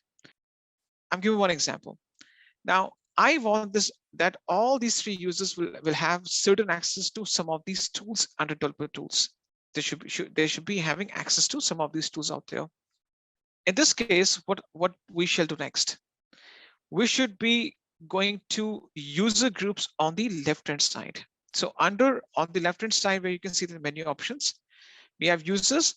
We have to go to user groups. Okay, and you can see the definition. A user group is a collection of IAM users. Use groups to specify permissions for a collection of users. So click on users groups on the left-hand side. Let me know once you're on this page. Okay, what's next? You click on create group and it says user group name, enter a meaningful name to identify this group. Fine, click on create group. You name the group as developers, right? Just put a name and select all the 3 users. So click on create group, enter a meaningful name, for example, developers, and select all the 3 users in the list. Let me know what's wrong with this thing. So I'm saying that all these 3 users will be the part of the group called developers. They will be having the same access to my developer tools, the same type of or the same level of access or same type of access. Please go ahead and do that. Okay, what's next? Under attached permission, so this is being done. You create a user group name and then you have added these 3 users. What's the next thing? It says attach permission policies. I've listed down these 4 policies that I need to, or these type of 4 permissions. These 4 permissions I want to give to my IAM users. The first one is AWS code commit full access. This is basically used to host private key repositories. Now, you can search for the policy. For example, there's a search menu. It says filter policies by property or policy name and press enter. For example, I'll type in CODE code and COMMIT code commit. Press enter, and I will see a list of these 3 policies. Please search for code commit and let me know once you are able to list down or filter out these 3 policies. Right. Now you have to, once you just search for code commit, you have to select AWS code commit full, FULL access. Right. Policy selected. If you see on the top, even I was confused initially when I started working on this with this dashboard. They've just changed a few months back. Can you see that in your case, it will show you selected 1 out of and the total number of policies. So selected 1 out of the total number of policies. This means that this policy is selected. And this is applicable to all of you guys. Once you, it is showing 4, you must have selected 4. That's why. Whatever policy you have selected, it will show you those policies only. No worries if you selected 4 by mistake, that's okay. No worries, don't change anything. Fine. So the overall numbers can change because I have some customized policies. That's okay. I have some additional policies added. I've customized them. That's why. Fine. Okay. So you have added 1 policy. I guess we're on the same page. Now you will see that there's an option which says clear filters. Now you have to clear the filter and look for another policy. Okay, so click on clear filters so that the filters are being removed, and you're back to the same page where you can filter the policies. The next policy that you're looking for is AWS code deploy full access. Now, either you can just put in code deploy full access or just type in code deploy and just type in FULL, right? And you would need to select code deploy full access. Go ahead and do that. Basically, this is a tool to release a software or upgrade the application version on multiple instances at the same time. Please go ahead and do that. Just type in done once you are done with this thing. Okay, done. Now the same thing, you will see that on the top, it says selected 2 out of 850 in your case, right? The same thing you have to do now. You have to click on clear filters. You have selected 2 out of the overall number of policies you have. Now the next policy you're looking for is code build developer access. And this is for building a build and test server. It is a part of the software development lifecycle. So it is code build developer access. So you can just copy and paste as it is, or just type in code, CODE, build, or you just press enter. You will see that it says code build developer access.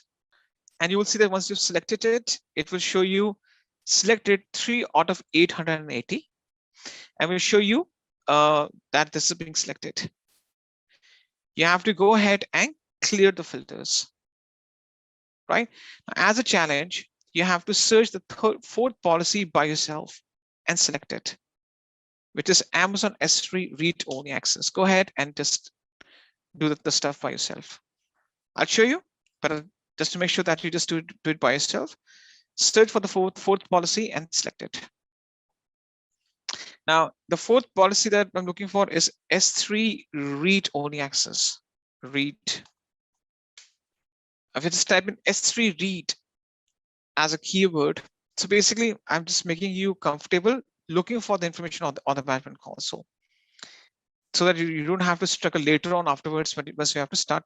But see, it's a skill that you have to adopt, that whatever information you're looking for, you can just search by just typing some keywords, and the information comes in front of you. Whether it's looking for a service, looking for a policy, you have to attune yourself or adapt yourself in searching for the information looking for by just tapping certain keywords. I choose as to read only access, and you will see that on the top it says selected 4 out of 880, and I click on clear filters to clear the filters out, and this is being done. Fine. So overall, so far so good. We have grouped the people together under the same group name as developers.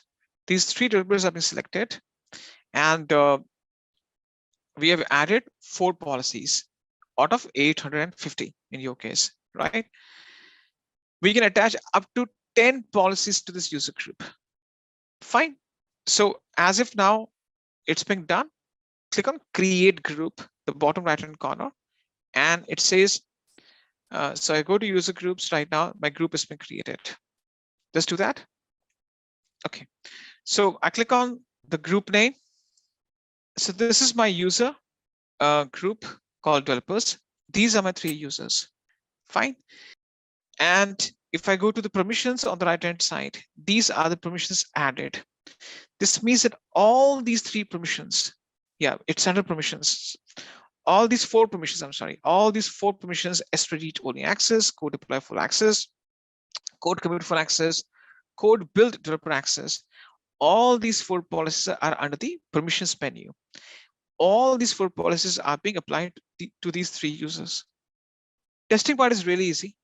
There's nothing too much technical about testing the things out.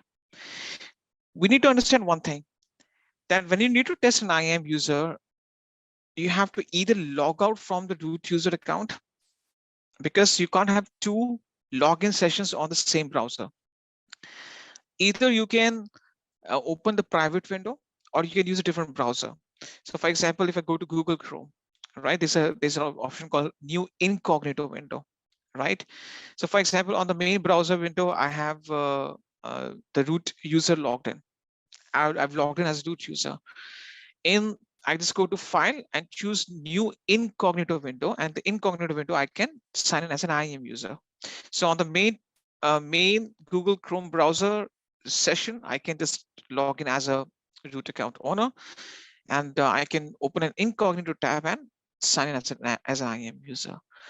If you have 2 browsers, I think that most of us have 2 browsers. Maybe you have Mozilla Firefox or Google Chrome or Microsoft Edge, whatever you have. You can sign into a different browser, or you can use a different browser and sign in as a root user. The crux of the story is that you can't have 2 successful logins on the same browser session or on the same browser. Either use an incognito window, private window, or use different browser for IAM users to sign in. Fine. Now, how an IAM user will sign in, or what's the process? There are multiple ways how to find that link, but if you could just go to a dashboard, right? You just go to the dashboard, and you pay attention to the right-hand side of this page, this one. The right-hand side of this page, you will see that there's something called sign in URL, this one. Okay, this is the link that your IAM users would be using to sign in. Now they can also go to aws.amazon.com and sign in as an IAM user. They have to put in the root account ID and their username and password. That can also be done. Or you can just give link to the IAM user, and this link already contains the root account ID, right? If you see at the top right hand corner, every root account gets a special unique root account ID. So the format of this link is https:/, the 2 forward slashes, then this is the root account ID that you have, .signin.aws.amazon.com/console. So this link can be used. This link can be used. So in this case, what we're going to do next is you just go ahead and copy this link, right? First of all, please find this link and copy it. Let me know once you've done this thing. You have to go to the dashboard on the left-hand side, right? Just click on the main dashboard, and on the right-hand side, you'll find under the AWS account, you'll find the link. You have to copy this link. Just do that. I'm not able to see permissions. Where exactly we're in right now? We already bypassed, or we have already surpassed that permissions question that you put in. I've already shown you how to see the permissions. Now you're not able to see the permissions, but you're still working on the groups configuration. Okay, now you just copy this link. So I'll use Google Chrome in this case and paste this link. Right now, of course, it will automatically pick the root account ID. You put the username and the password, click on sign in, and then you should be able to sign in on behalf of this IAM user. Right now, this IAM user is trying to access your root account only. This is not a different account. Steve, in my case, is an IAM user who is trying to, or who has accessed root user's account by logging in via his own credentials. If you see the top right-hand corner, it says account ID. This is the account ID of the root account, and this is the IAM user Steve. Now, if you go to any of the services, for example, you go to EC2, right? You would just go to EC2 right now, you will get that API error message. Why? Because the policy that we selected, the policy does not, the policies, they don't include, there's no inclusion of the EC2 access over there. Fine. So in this case, this is the API error message you'll get. If you go to EC2 dashboard, or if you just go to the main page, you try to access any of the service, you'll be basically being you'll be get that insufficient error message, or you'll be kicked out of that specific service because you don't have access to. If you go to view all services, and these are the developer tools you have, for example, code commit. You go to code commit, you'll not find any error message, right? The reason being because code commit, you have full access to it. So if you go to any of the service, it will show you insufficient error message, API error message. But for example, if you go to code commit, you will see that there's no error message it's showing up. Fine. So you can log in and just try to access some of the services, but try to access those services, for example, code commit, code deploy, code pipeline, S3 read only access. You will see that there will be no error message that will get. But if you just go to any of the services, haven't understand any policy, you'll be start getting the error messages. Please go ahead and navigate through these options once. Let me know what's done. Shubham is saying I forgot user credentials. You have to go to users list, click on the user, and under users you have security credentials. Under security credentials, you will see that it says console sign in. Click on manage console access. Over here, you can set a custom password. All right, so you have to go to users, then you have to go to security credentials, users, security credentials, and click on manage console access. Once you go to this third option, you'll automatically get the option to reset the password. Again, if you can follow the instructions by yourself, I've already shown the instructions. If you do it right now, do that. Otherwise, there's no need for testing. It's optional. Fine. This completes the concept of users and groups. Not able to find the dashboard. Let's navigate to the next concept. The next concept that we shall be discussing is the concept of policies. We discuss about the policies. What's a policy? A policy is a JSON document that helps you to define the permissions of IAM entities. Okay, so if you see the complete anatomy of the JSON document, the version, statement, effect, actions, resources, all these things are they are being put under these are the part. These are the part of a JSON document. Now we discuss IAM policies. Basically, are used to define the permissions. Let's understand the two types of policies that you can leverage.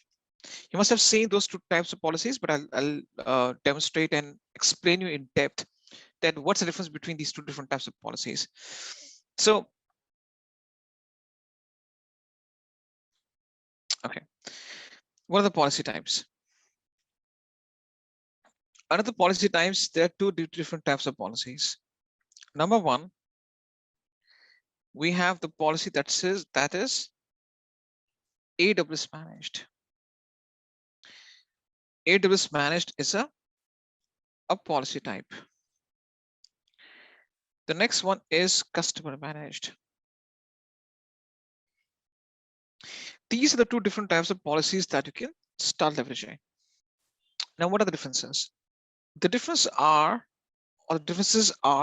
that the first major difference is that the AWS managed is a default one. Default means that it is there for your use. You don't have to configure it. It's already being created for you. You start using it. Fine. The custom managed policy in this case is customized by AWS customer. Who said it is a customer? We are the customers. We are the customers, right? We use AWS for our deployment, so customized by AWS customers. So we can customize and create our own custom tailored policies. Second thing, so AWS managed is a default policy and custom managed is customized by AWS customers. Fine. In terms of AWS managed, what happens is that this is basically used in those cases in which you are not looking for any type of customizations. I would say that the AWS managed are there by default. They fail to provide you, or I would say that they don't provide flexibility or customizations. I'll give you a few examples afterwards, but they are not being custom tailored based on special business requirements. So it doesn't provide no flexibility or customizations. So it doesn't guarantee any type of flexibility and customization for you. And it's there, it's created, and you start using it. No flexibility, no customizations. On the other hand, it gives you flexibility and customization options. So in this case, what happens is there will be a few scenarios where the AWS managed policy may not be suitable for you. Few situations. Of course, there are more than 800 AWS managed policies. You should be using them. But there could be few scenarios. I think there was some question put that question that, for example, I want to make sure that the user gets complete access to the EC2 dashboard, which I need to refrain that user from terminating the instance. Users should get complete access to EC2 apart from terminating instances. Now that's a special requirement. That requirement cannot be alone fulfilled by AWS managed, because AWS managed policies are set. So in this case, you start using customer managed. Customer managed policies are the one that you can use based on your requirements or needs, which may change over the time. See, there are more than 1 million customers on AWS platform. It is kind of hard for to customize the AWS managed policies for those more than 1 million customers, because businesses have some special needs, some special requirements which change over the time. So Amazon says we give you a bunch of, or more than 800 policies, which we think you're going to be using it a lot.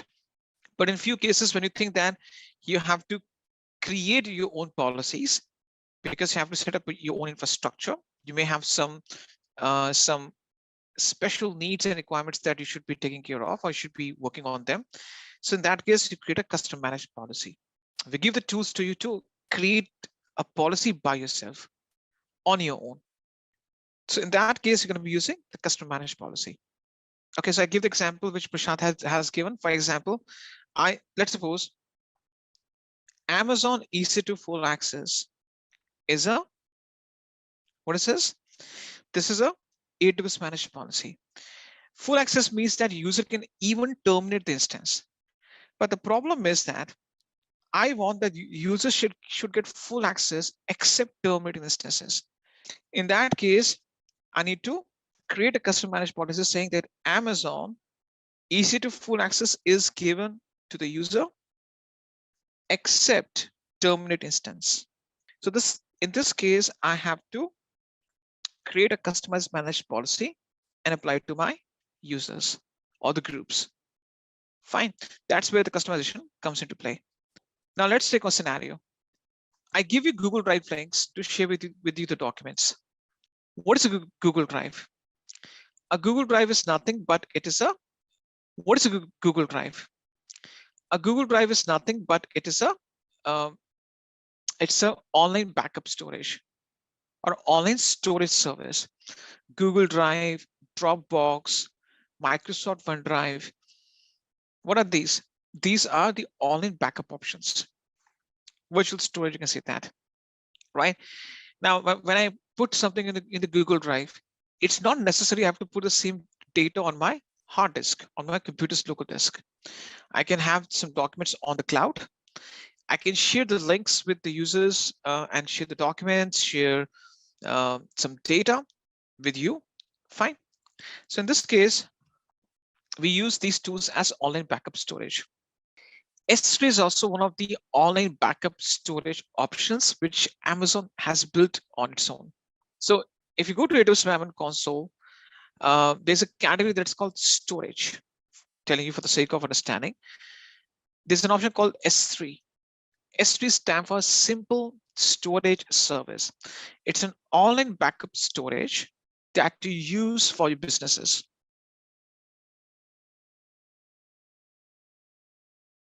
Simple Storage Service or S3. Okay. So in this case, Simple Storage Service S3, what is this? Basically, it's an online backup storage. It's an online backup or storage service. Okay. And it helps you to put a lot of unlimited amount of data that can be accessed from anywhere on the web. So it allows you to put unlimited amount of data that can be accessed over the internet, right? So you can put untold quantities of data. There's no any limitation. You can put any amount of data that can be accessed over the internet. Okay, so it's an online backup storage service which Amazon gives to you. Now there are two building blocks of S3, two major building blocks. Number one, the number one building block is an S3 bucket. So for example, let's imagine this is an S3 bucket. All right, so what is this? This is an Amazon S3 bucket. Now, what is an Amazon S3 bucket? It's a fundamental container. What do you mean by fundamental container? It's a kind of a storage option to store your data. It is a fundamental container that can contain your data.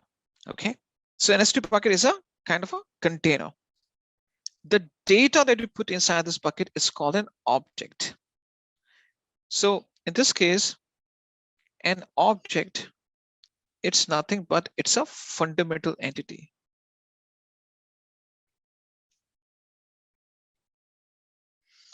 It's a fundamental entity. So in this case, object is a fundamental entity that you put inside the bucket.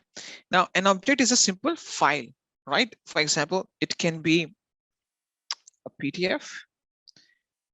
It can be a document. It can be a spreadsheet, a PPT, a PNG image. It can be a JPEG image. It can be, for example, an HTML file, a CSS file, a Python file, a Terraform file, JSON file, YAML file, AVI file, MP3, MP4, etc., etc. So the data can be of any format. The object that you put in can be of any format. So there is no hard and fast thing. The data can be of any format, PDF, docx, xlsx, ppt, png, jpeg, html, css, python script, terraform file, whatever the format is, it does not matter. You can simply put a data or object inside a file inside a bucket, and you can store it. And you can store any amount of data inside it. Basically, the storage size is unlimited. AWS has not put any restrictions upon it. So this, I would say, the storage capability, it is kind of unlimited. The storage capacity is kind of unlimited. This is one more thing. An account. If I'm talking about account, I'm talking about root account only. Can have maximum of up to 100 of these S3 buckets. This is the limitation. Fine. If I show you some policies on S3, we have used one of the policies that's called S3 read-only access, right? You used one policy that's called S3 read-only access. Let's imagine, let's go to policies. Let's take one example over there. Let's go. So these are my policies. For example, I just type in S3. Okay. Under S3, I have these policies. For example, let me show that. S3 read full access, read only access, right? So these are the two main policies I have for the S3. If I target only S3 buckets or S3 service, full access and read only access. Full access will give complete access. User can put some data, take some data out. Read only means he can only read the data inside the bucket. He can't remove or put some data. Okay, S3 full access and S3 read only access. Okay, so what do you mean by that? I'll list down some actions under S3 full access and S3 read only access. Under Amazon S3 full access policy, these are the actions allowed. One is list action. What do you mean by list action? I give a simple example over here. If I go to my Google Drive, I can see a list of files. First file, second file, third file, this is a list. If I go to my main Google Drive folder, the main drive, I can see a list of folders, right? What is this? This is a list action. I can list the main folders and the files within the folder. Okay. Consider S3 bucket as a folder and files are as objects, subfolder. Yeah. So in this case, what happens is, when I go to the S3, for example, let's suppose I go to S3. I go to S3, right? I can see a list of buckets of 26 buckets. Buckets are the containers for data stored in S3. These are the kind of folders or containers. I can see a list of 26 buckets. If I go to any of the buckets, I can see a list of objects or the data inside the bucket. This is called list action. Okay, understood? Now, for example, I want to get the data out of it. I want to download this Linux or terminal saved. I want to download this file. I choose it, and can you see this option called download? I can also download the same. Let's suppose I want to download some file from the Google Drive. I right click, and what do? Click on download, right? So I right click on the file and click on download. Similarly, I can just go to the bucket, right click, or I would say I choose it, go to download, right? This downloading action is or getting access to that data is called get action. What is this? This is called get action. Okay. Now, The Amazon S3 read-only access has both these actions allowed: list action and get action. However, S3 full access has two main actions that it allows. One is put action. Put actions mean I can put some data inside this S3 bucket. If I go back to the buckets dashboard, can you see there's an option that's called upload? This means that I can upload a file to the S3 bucket. I go to upload, click on add files. Now you don't have to learn this thing. I add a file and choose upload. So uploading the data to the S3 bucket is what? Put action. And if I delete the data from the bucket, for example, I upload the data, I click on close, I choose the RTF file and click on delete. And I just type in, for example, permanently delete. So what is this? This is called delete action. What is this? This is called delete action. So full access will give me list action, get action, put action, delete action.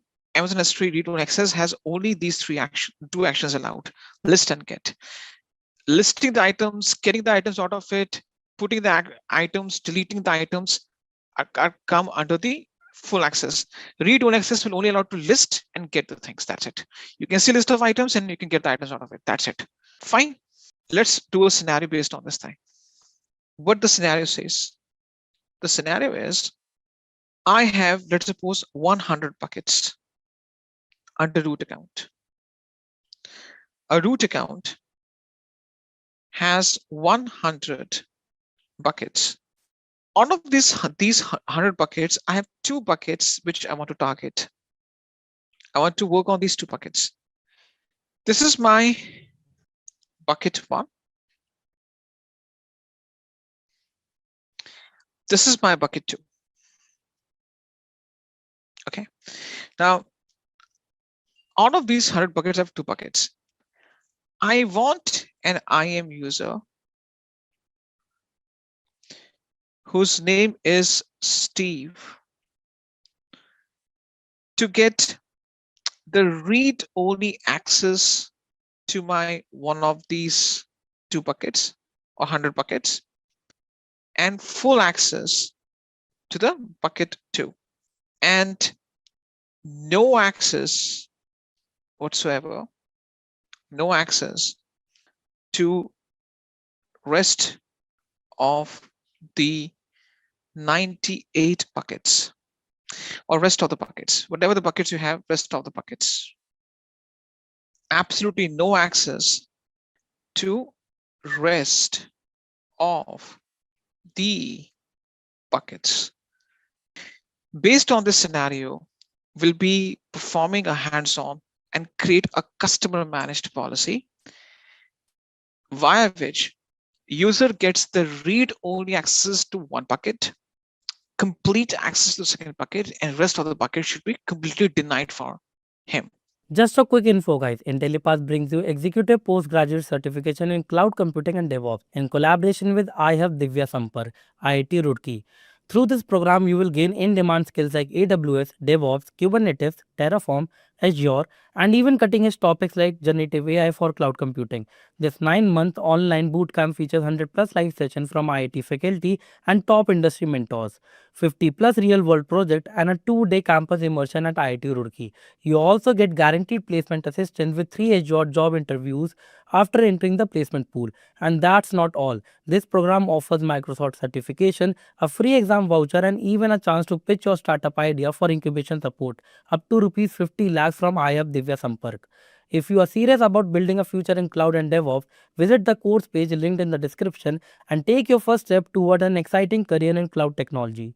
First thing first, it says create and attach your first customer managed policy. And this is the complete workflow, which has been broken down into 5 basic steps. The first step is to create two Amazon S3 buckets, and it makes sense because based on the scenario that I've laid down in front of you, or I've jotted down the complete scenario, we need 2 buckets. Then based on those 2 buckets, we need to create a customer managed policy. That this is an important stuff because this is where we'll be spending most of our time and effort.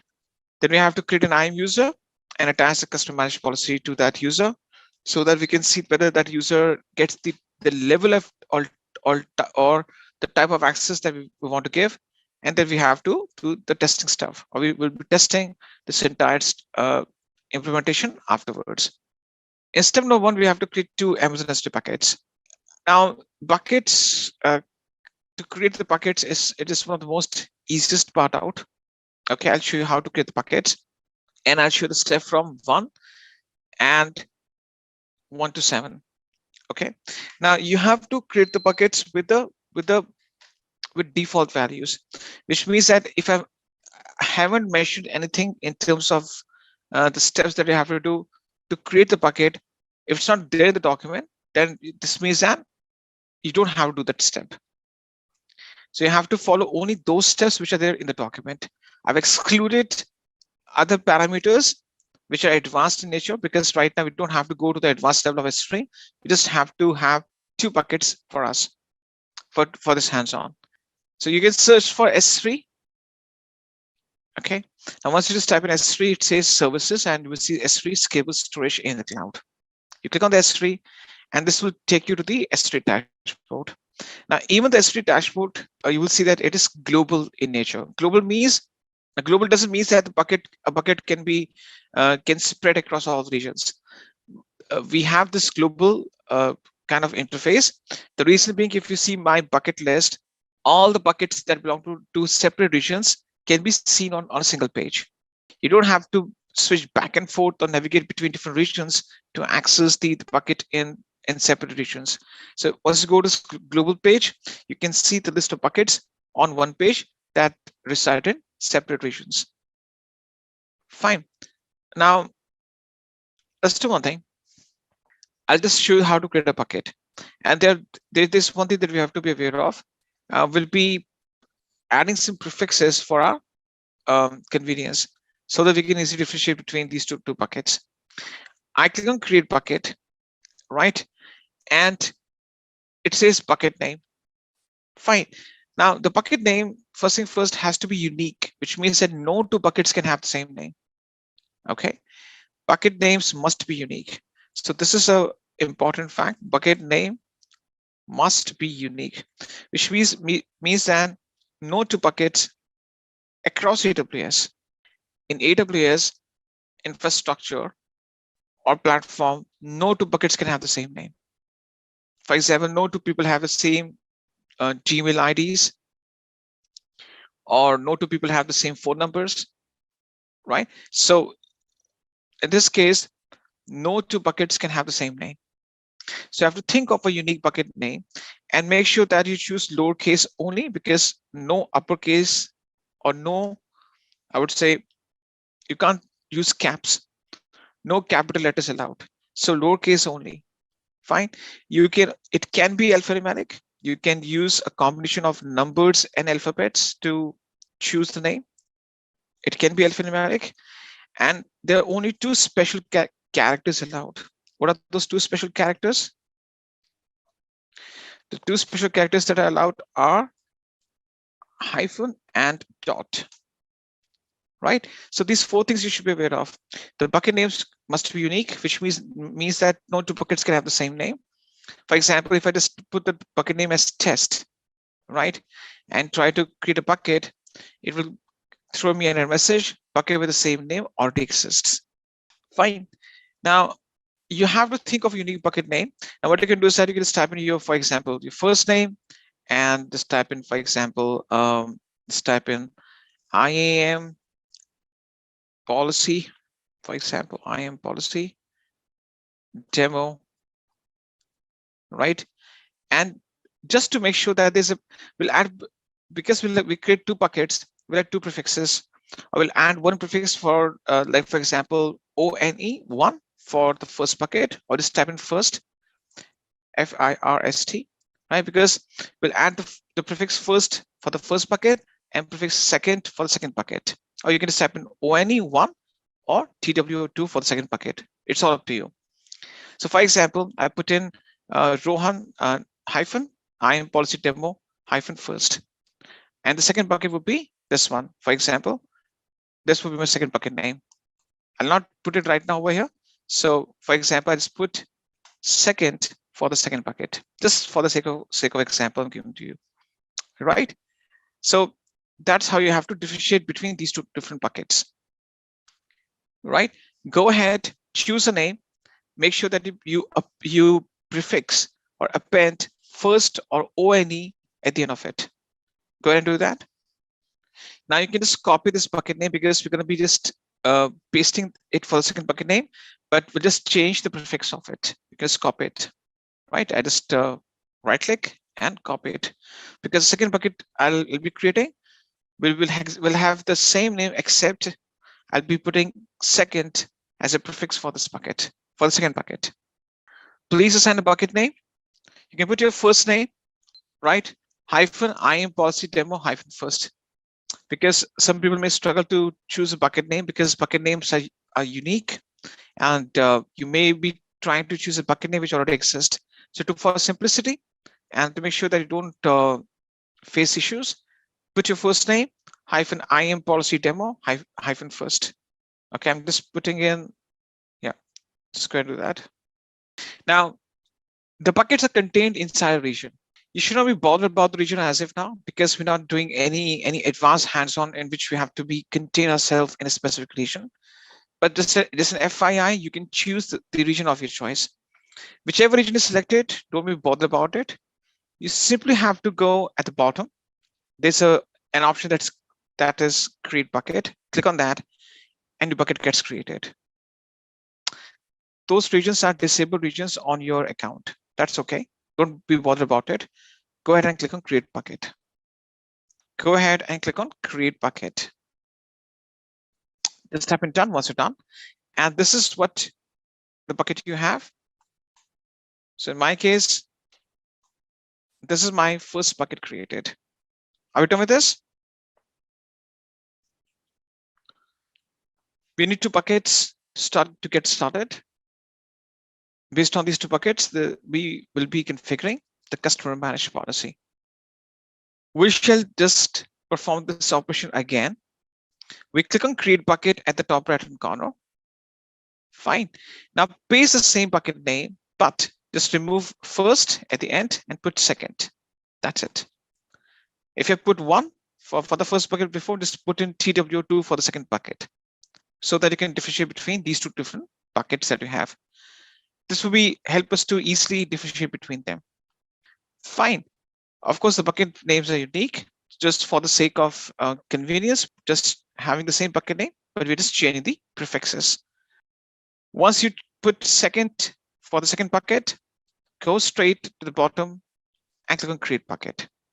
Please do that. Let me know once your buckets are being created.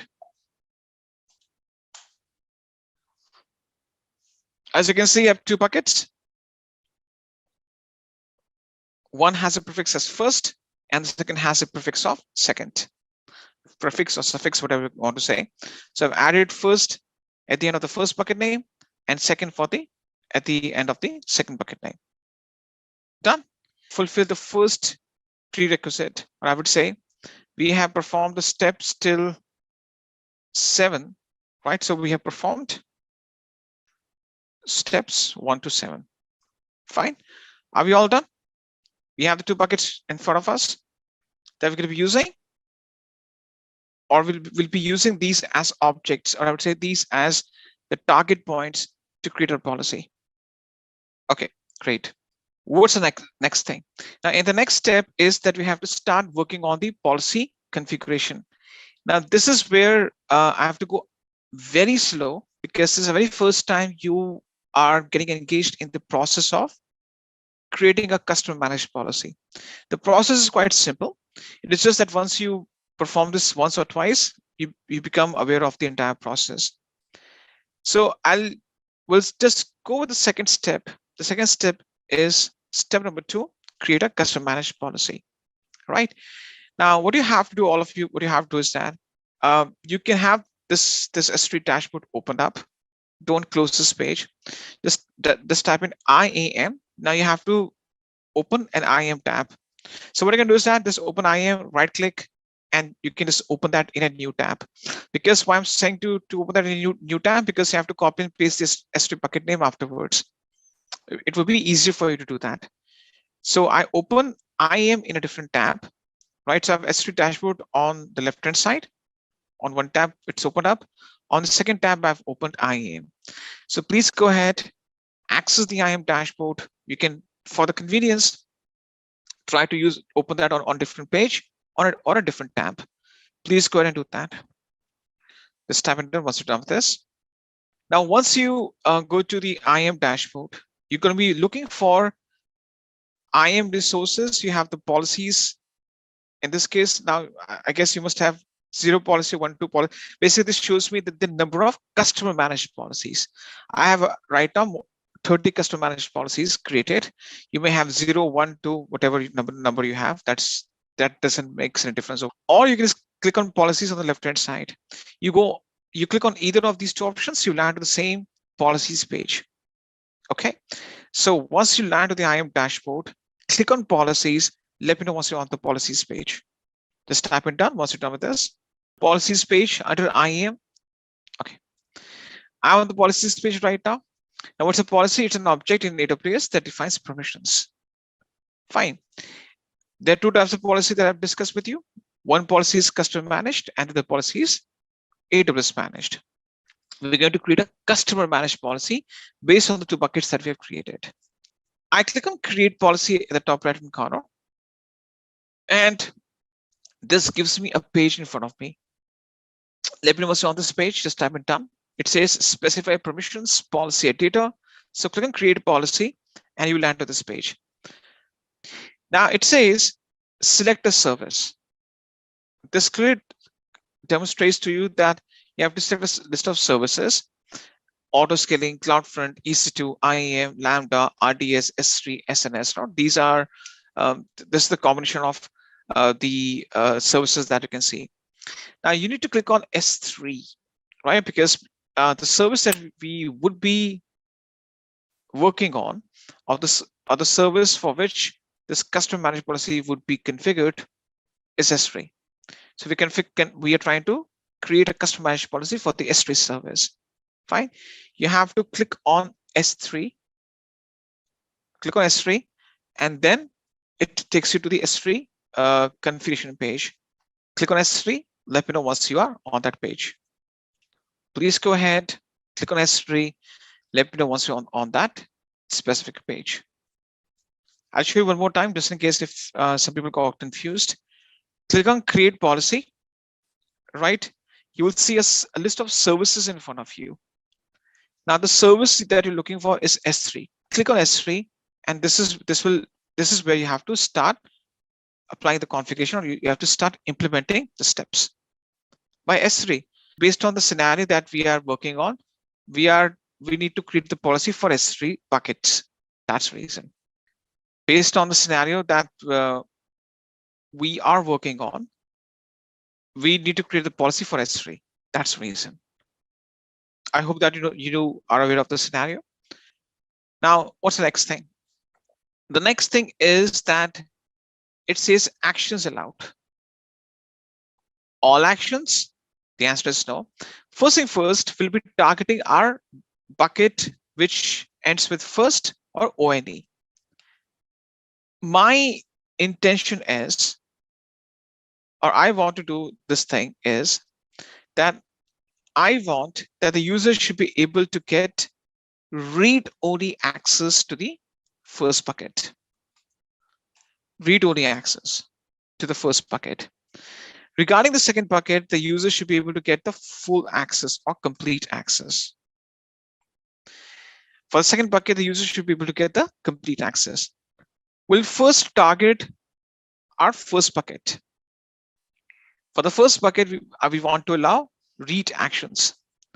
So in this case, if I go back to this policy editor, you will see access level, list and read.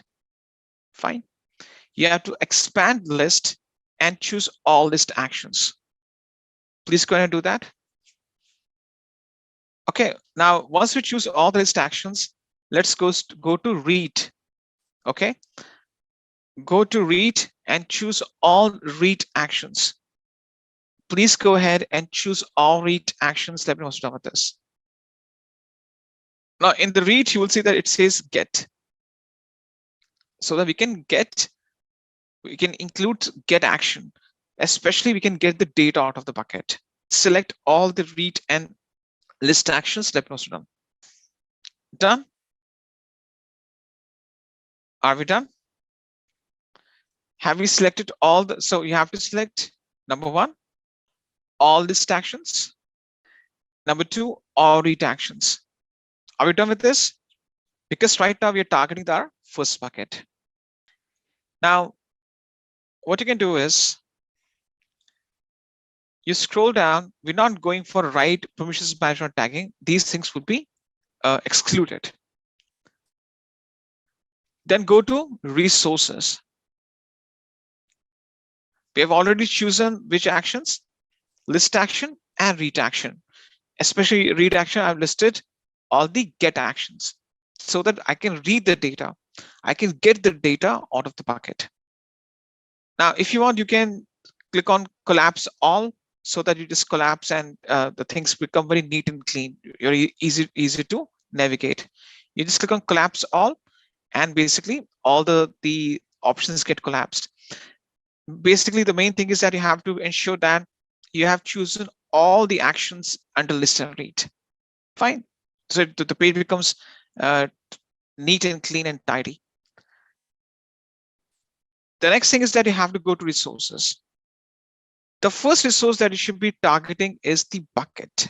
Now you have to apply the permissions at 2 levels, bucket level and object level. What's a bucket? It's a container. Right at the bucket, it says get bucket resource ARN for the get bucket location and 48 more actions. It's saying that whatever actions you have chosen, that's okay. But can you please specify which bucketing you're targeting? You may have 100 buckets in your account, but which specific bucket you're talking about? There's an option that says add ARN. Okay, what is ARN? I'll let you know. But click on add ARN and let me know once you're there. Just click on add ARN right at the bucket name. Let me know once you're on this page. Just tap in done once you're done. I'll show you one more time, just in case you're confused. There's a separate section for resources. Okay, now we have to target 2 resources, bucket and object. Under bucket, it says specify bucket resource ARN for the get bucket location, and it says add ARN.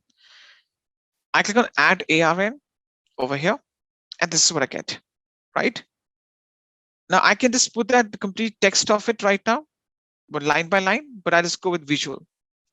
Let's suppose if I choose any bucket name, it says a star. What do you mean by star?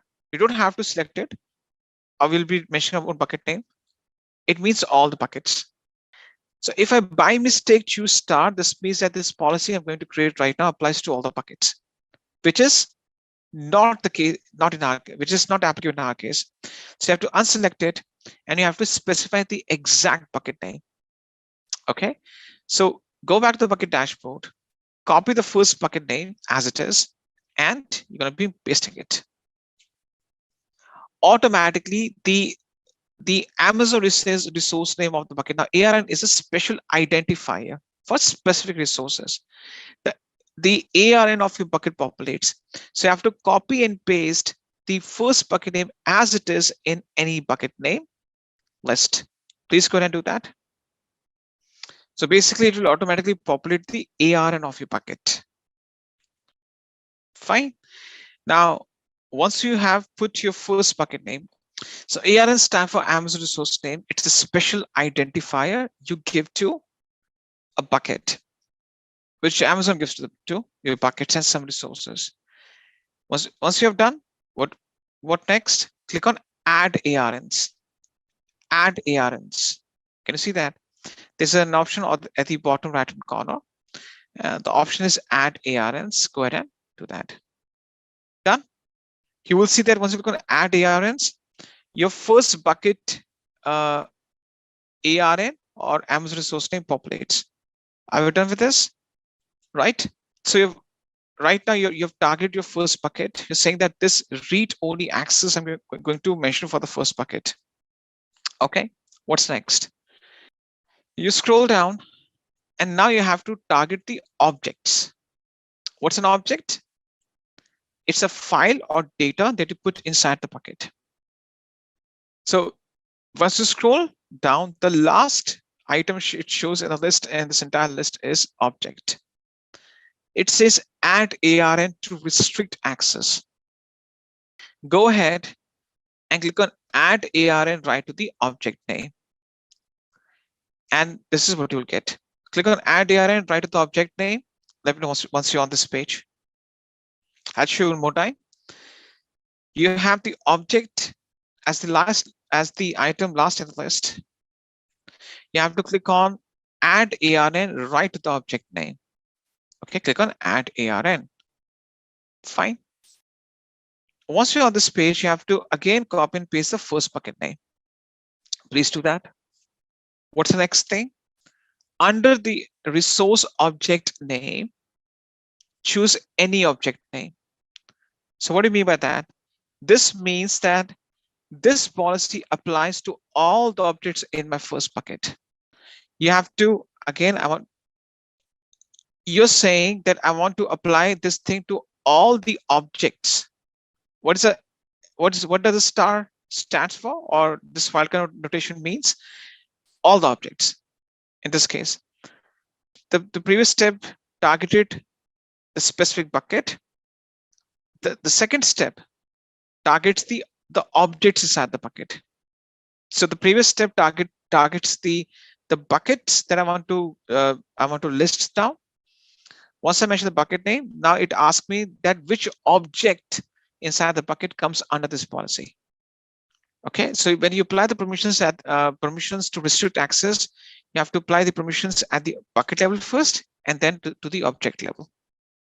Because maybe you have some objects that you want to restrict, and other need to be taken out from the restriction. Fine. Have we done with the, have we done this thing? You have to mention the copy and paste the bucket name, first bucket name, and under resource object name you have to choose a check, or you have to check any object name, which means that all objects in my first bucket will be included, or the policy that I'm going to create right now would be applicable to all the objects under the first bucket. Are we done with this? So this means that any data, any folder, any file inside this bucket would come under this policy. So this policy I'm going to create right now will apply to all the objects which I'll be putting inside my first bucket. Are we done with this? Okay. Go ahead and click on add ARNs. Add ARNs. And you will see that this under the object, it shows you a single line where it shows that this is the bucket name / us a wildcard notation, which is asterisk. This means that now this policy is applicable to all the objects or folders inside this bucket. Done. So to reiterate what we have done, we chose list and read actions, all the list and get read actions over here. And then what we did, those list and read actions will be applicable to the bucket which ends with first. And inside the bucket, it is applicable to all its objects. So the list and get actions or read actions is applicable to my first bucket and all the object that it may contain. Okay, we're clear about this thing. What's next? Can you see there's an option out there which says add more permissions? You have to click on that. Click on add more permissions. Okay. Once you click on add more permissions, it says select a service. I click on select a service, and which service will be selecting now? S3. Okay, click on S3. Let me know once you're on this page. Click on add more permissions and choose S3. Add more permissions and choose S3. Okay, now we should be targeting the second bucket. For the second bucket, we need to allow the complete access. Fine. So over here, under the access level or under the actions, what we should be selecting? All. Okay, so you have to choose all S3 actions. So if you choose all S3 actions, automatically all the actions get selected. Please do that. Let me know once you're done. Okay, so I'm saying that for the second bucket, I want to include all the actions, whether it's list, read, write, permissions management, tagging, nothing is being excluded. Fine. What's next? I scroll down, and now as a challenge, you have to go ahead and specify the bucket ARN for the second bucket. Go ahead and as a challenge, you have to add the ARN for the second bucket. I'll show you the solution afterwards, but I'll give you a minute to try it on your own. If you're confused, that's okay. After a minute, I'll show you exactly how to do it. Because you have done this in the previous step for the first bucket, just try it on your own for the second bucket as a challenge. So in this case, I click on add ARN right at the bucket, and I just go ahead and copy and paste the second bucket name. Simple. Fine. I copy and paste the second bucket name. I show one more time. I click on add ARNs on the bucket. Under any bucket name, I just paste the bucket name. Automatically, the other fields are populated. You don't have to change them. Click on add ARNs. Done. I'll give you a few more seconds just in case if someone has not done that. Now scroll down. As a challenge, go ahead and apply the object. I'll give you a minute. If you're unable to do it, that's okay. I'll show you. Go ahead and perform the object restrictions now. You click on add ARN. Under any bucket name, paste the second bucket name. And under any object name, you have to check. Right? So under the any bucket name, put the second bucket name. Under the resource object name, you have to choose all the objects. So you have to tick it. You have to check it. So I'm saying any object under the second bucket shall be included as part of this policy. Are we done with this? Okay. Go ahead and click on add ARNs. Click on add ARNs. And that's been. This is done, right? Fine. Now we have targeted both the buckets. Click on next. Okay. So on the next stuff, it will show you exactly that what you have to go to review and create. First thing first, you have to enter the policy name. I can just type in my, for example, I put any random policy name. It doesn't matter. Just put a policy name. And in the description, you don't have to type in anything. So basically, just go ahead and enter a policy name. Please go ahead and do that. Click on next and enter a policy name. Right? You can choose any policy name. It doesn't matter. You can just put in, for example, demo policy, my customer managed policy, my first policy. Put anything over there. Okay. Once you go ahead and do that, scroll down. And it will show you the list that you've selected. Okay. And scroll down and click on create policy at the bottom right hand corner. Can you see that? So once you put the policy name, no need to add a description. It shows you the permissions that you have selected. It's okay. This is permissions defined in the policy. That's it. You can click on edit and you can change it up. You can make the corrections before you can create the policy, but we don't have to do it. Put a policy name. No need to change the description or add a description. It's purely your choice. We don't have to change the policy. Simple, go ahead and click on create policy. Okay, and your policy gets created. Please go ahead and do that. On the top, it will show you this thing, this message, the policy is being created, right? So we have performed 2 steps. We have created 2 buckets, and based on those 2 buckets, we have configured a customer managed policy. Fine. Are we all clear till now? We're on the same page?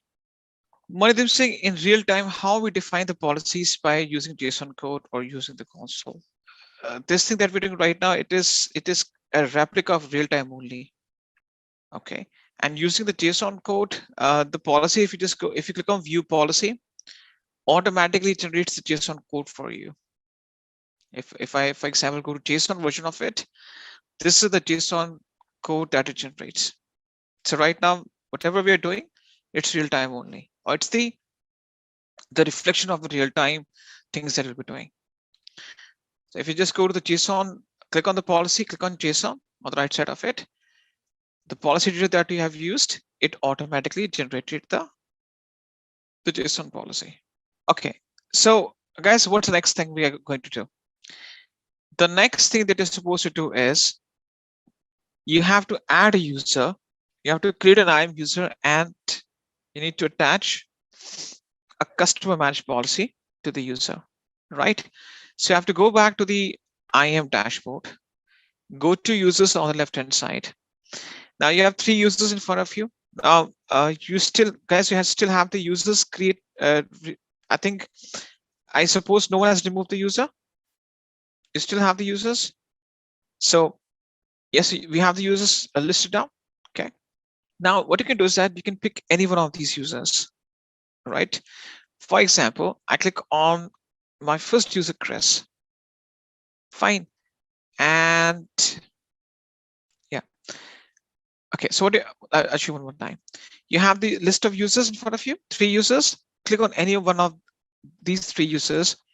You have to click on any one of these 3 users. You'll just go to the users dashboard.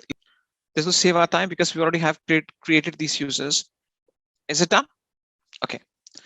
So once I click on any one of these 3 users, I can see the user's details. For example, the summarization, I can see the ARN of this user. Even the user is user configuration has the Amazon resource name, the date it was created, right? Now this user is a part of a group. Once you click on the specific user and you just check out the user details, you can see that there are a bunch of options laid out in front of you: permissions, groups, tags, security credentials, and access advisor. You have to go ahead and click on groups. Okay. Once you go to the groups, you have to choose a group name and click on remove. So I'll show you. So I'll just connect all these dots. You go to the user details, go to groups, and then you have to check the group. Once you check it, the next thing that you have to do is you have to remove it. So I want the intention is I want to remove this user from the group so that there's no conflict in terms of policy, because you remember I chose Amazon S3 read only access as one of the policies. I don't want this user to be a part of any group as of now, because I just want to add the customer managed policy that I just got created. So you just have to go ahead and click on remove. It says remove user from the group developers. Click on remove. Just type it down once you're done with this. And you will, this will prompt this message on the dashboard. This user does not belong to any groups. Are we all done with this? You just pick any user randomly from the list. So you can just pick any one of these users. Click on the user ID or the user name. You'll just go to the user's dashboard and you can see the bunch of details for that specific user. You have to go to groups and you will see that this user has a user groups membership. You have to select this group and click on remove. It says that, are you sure, or you want to remove this user from group called developers? Click on remove, and then you'll get this prompt. This user doesn't belong to any groups. Are we all done with this? Just have to do, you have to perform this action only on one of the three users. Don't perform on all the three users, only one of the three users, right? Are we all done with this? Now left to the groups, there's a tab that's called permissions.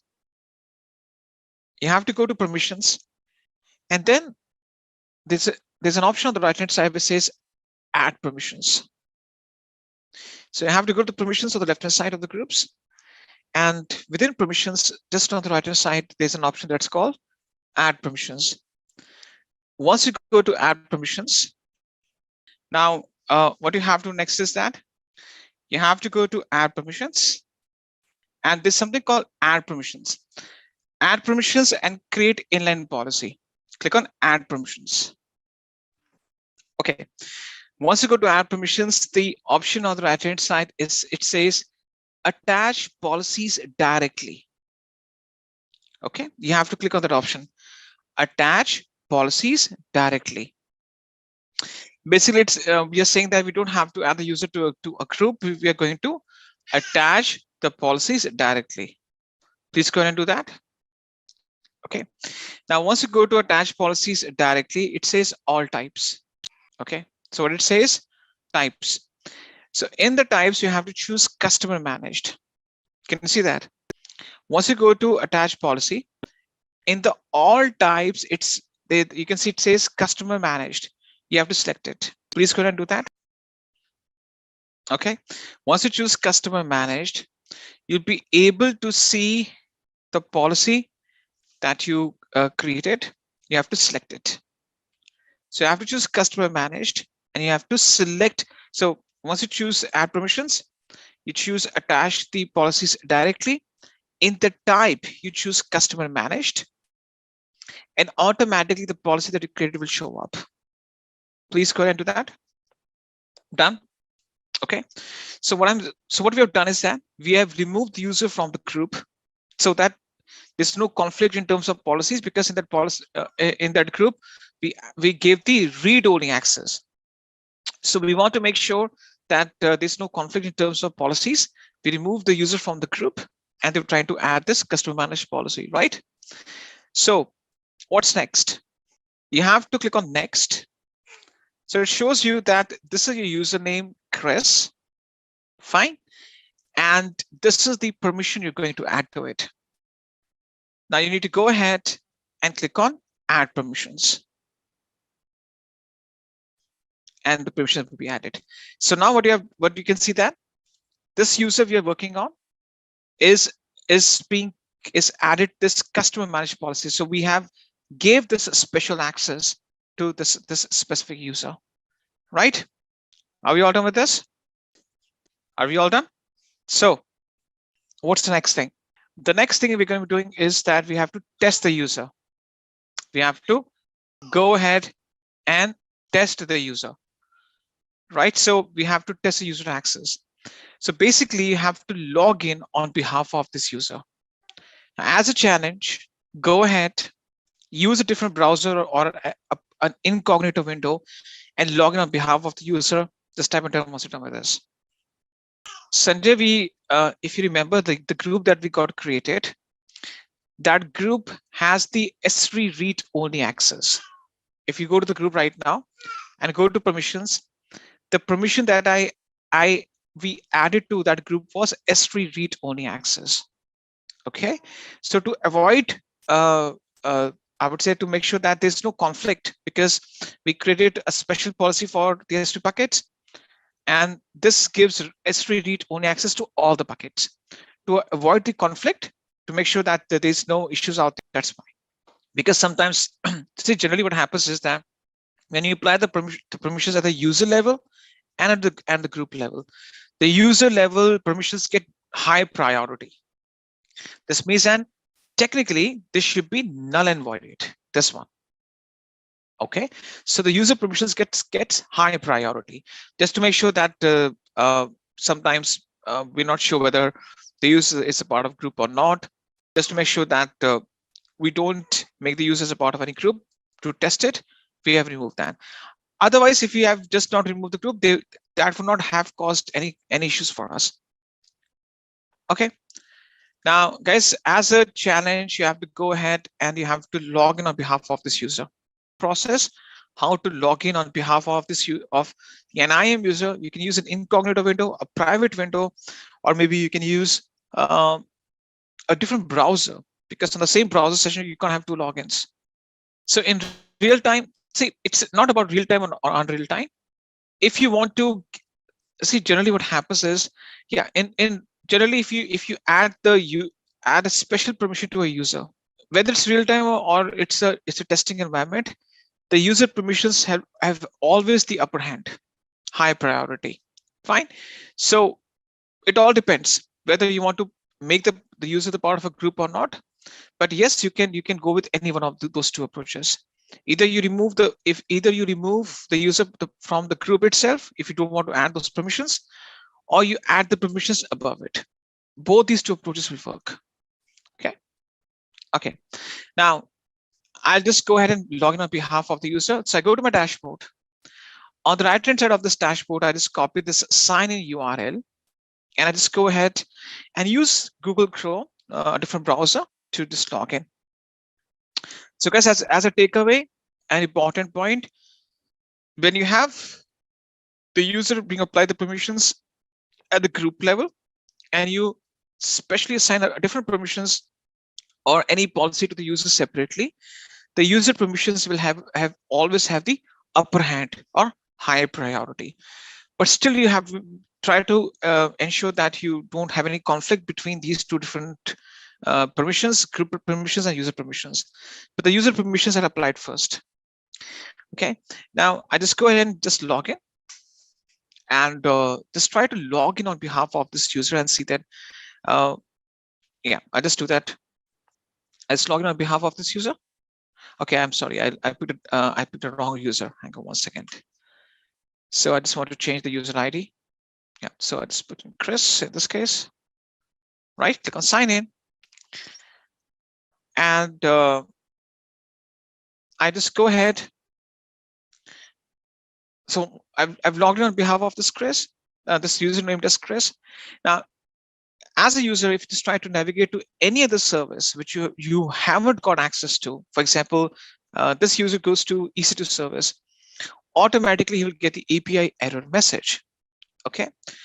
The reason being because we haven't given access to any other service apart from S3. So if I go to the home page on behalf of this user and I choose S3, so the user will be able to see two buckets in front of him. Of course, I have all the buckets, so I'll just filter out these two buckets only so that there's no confusion, right? So these two buckets are there. You'll be able to list down these two buckets. Now, what you have to do is, once you're on the buckets list, click on the first bucket. Okay, let me know once you are on the buckets dashboard. On IAM users page, you have to log in. You have to log in on behalf of IAM user. Now, sometimes people get confused. They switch back to root account and they try to do the testing. I've seen this thing, right? You have to log into the IAM dashboard, IAM users dashboard. And from there, you have to see a list of buckets. You have to access the list of buckets on the users dashboard, not the root accounts dashboard. So you need to access the list of buckets on S3, or I would say S3 buckets on behalf. So basically, on behalf of an IAM user, you have to access this bucket list, right? Now, you need to click on the first bucket, the buckets with which ends with first or ONE, right? Once you go to the first bucket, you will see that on the right hand side, there's an option that's called upload. Okay. Click on upload and then click on add files. Upload and add files. So for example, I click on add files over here. Okay. Now you can choose any file from your computer. Okay. So on the bucket list, you just click on upload, choose add files, You need to just pick any file from your computer. You need to pick any file on your computer, right? Go ahead and just upload it. Now automatically the file name shows up that this file you're trying to upload. Fine. You simply scroll down and click on upload. Now there are two ways to upload. Either you just upload it right like this, right? Or you just drag and drop the item. Now you will see that it will show you access denied. It will show you access denied. Fine, because for the first bucket, I don't have any permissions. Or what I can do is that I can drag and drop the item like this. I can drag and drop the item to the list and click on upload. Try to upload anything from a machine to the first bucket. Please test it. For the first bucket, the upload was done successfully. Can you verify that? Upload should fail for the first bucket. Make sure that you're not doing that on the root account, because this is a very common scenario that people fall into, right? Make sure that you log in on behalf of an IAM user. If you see the top right hand side, you will see that it shows you the account ID and the IAM user. So on behalf of the IAM user, if you access the first bucket and try uploading something, it should reject you. Okay, that's what we want to ensure. So if upload is successful, there are two chances. Number one, maybe you're just trying to do that on the root account. Number two, the policy that you configured was not done properly. Okay. What's next? You need to go to the second bucket. You just click on the buckets on the left, on the top. And of course, you'll be going back to the bucket list. Click on the second bucket and now try to upload something. I click on upload, and now it will be a success for the second bucket. You can just access the bucket list. If you just click on close right now, you can just click on the buckets on the top and you will be back to the buckets page. So for the second bucket, I was trying, when I tried to upload this simple file, this small file to the bucket, it was a success. Because based on the policy, the user have no access in terms of deleting, or I would say putting something inside the first bucket. But for the second bucket, the user has complete access. Right now, just to test it further, you can just click on delete. Right, and if you just try to delete the item or the object from the second bucket, it should be successful. Just try to delete the same object from, just type in permanently delete and click on delete objects. You should be able to delete your object or data from the bucket itself. Okay. So overall, on behalf of this user, you logged in, you try to put something to the first bucket, you got that, which was expected. You try to perform the same operation for the second bucket, and it went with success. And you were also able to successfully delete the same object that you uploaded before. So this puts our policy into test. We saw its effectiveness, that how we configure the policy and how it can come into effect. Okay, let's discuss the concept of IAM roles. Why exactly we need roles? Because see, the thing is that users, groups, roles, and policies, these are different components of IAM. Purpose of users, groups, and policies. But what is the usage of roles? To perform confined permissions? Okay. Perform confined permissions, all right. One specific access, all right. Who wants to give inputs? See, roles are used for temporary access. That's a good thing. That's what I was looking for, temporary access. But I'll elaborate this temporary access in to ensure that you understand exactly what you mean by temporary access. But that's a good point. We want to give access for specific tasks only. Okay. So we need roles. Let me just elaborate what the roles are, and I'll discuss with you two benefits of roles. It's because see, the roles can be used for, now for example, included one answer, temporary access. Basically, the thing is that roles uses something called security token services, which give you temporary access for a specified duration. I'll come to that. And in AWS, we use rules for multiple reasons, but there are two main reasons that we're going to be using rules for. I'll elaborate those two different reasons, give you some examples, and based on one of the examples, we'll do some hands-on so that you clearly understand the relevance of rules. Okay. Roles are required in those cases when you need to engage two resources together and have them communicate to each other. See, right now, or let me just give you one example. We discussed IAM users, right? Who are the IAM users? IAM users are the people. They are the human beings. They are the IT people, the IT and software guys who will be interacting with resources like instances, S3 buckets, right? They will be interacting with resources like S3 buckets, EC2 instances, load balancers, auto scaling. They will do the deployments on daily basis. They will provision those resources, configure them, terminate them when they're not required.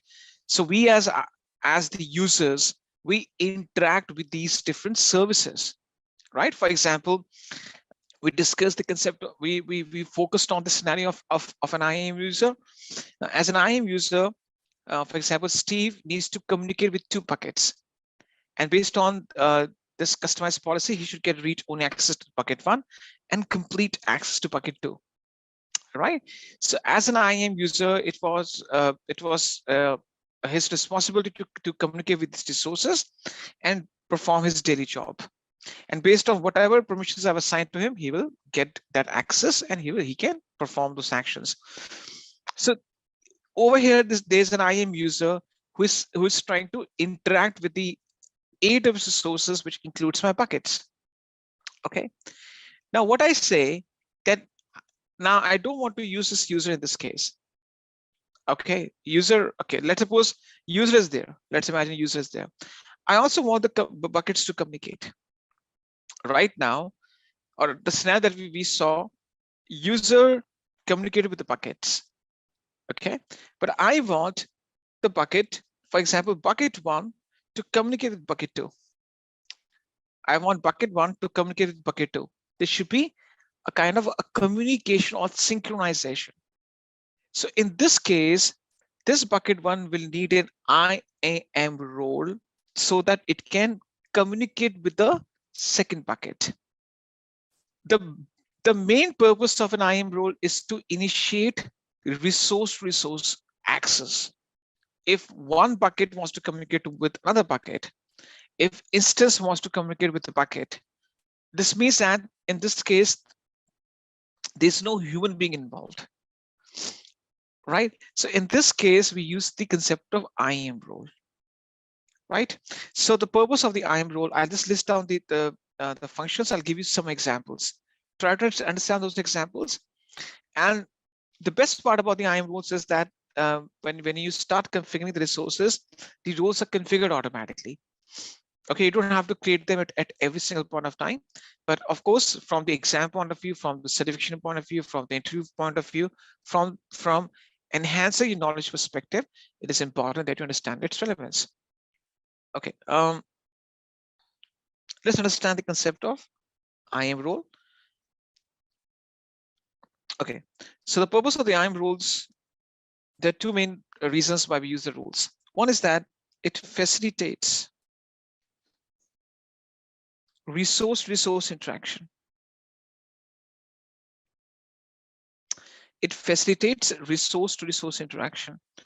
If resource means, for example, the resources or the services that we use in AWS, S3 buckets, load balancers, auto scaling groups, database instances, EC2 instances, whatever the services we are using, these are resources only, right?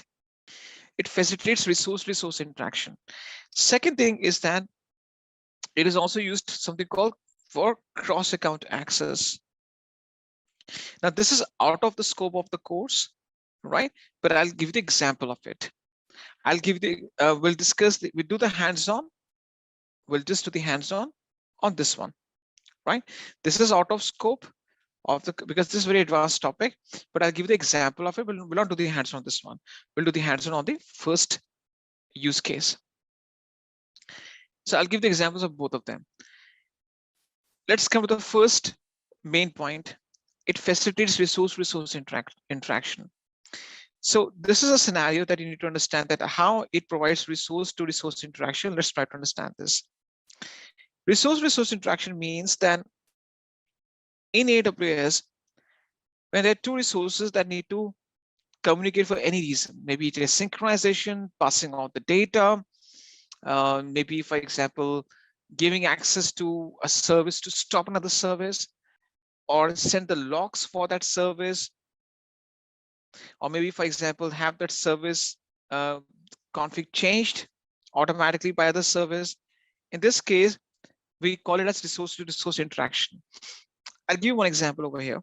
The example is, let's imagine I have these end users. These are my customers. These customers, they upload their images. These customers, they upload their images to a web application. For example, you have deployed a Python web application, right, on an EC2 instance. Fine. So the users upload their images to the Python app running upon the instance, and this instance is trying to push those images and store them inside an S3 bucket. Now, we already discussed what an S3 bucket is. An S3 bucket is nothing but it is a fundamental container. It's an online backup service which can contain your data, right? So this is, for example, my Amazon. Okay, now I want the instance to put those images to be stored inside this bucket. Okay, so users are trying to upload some images.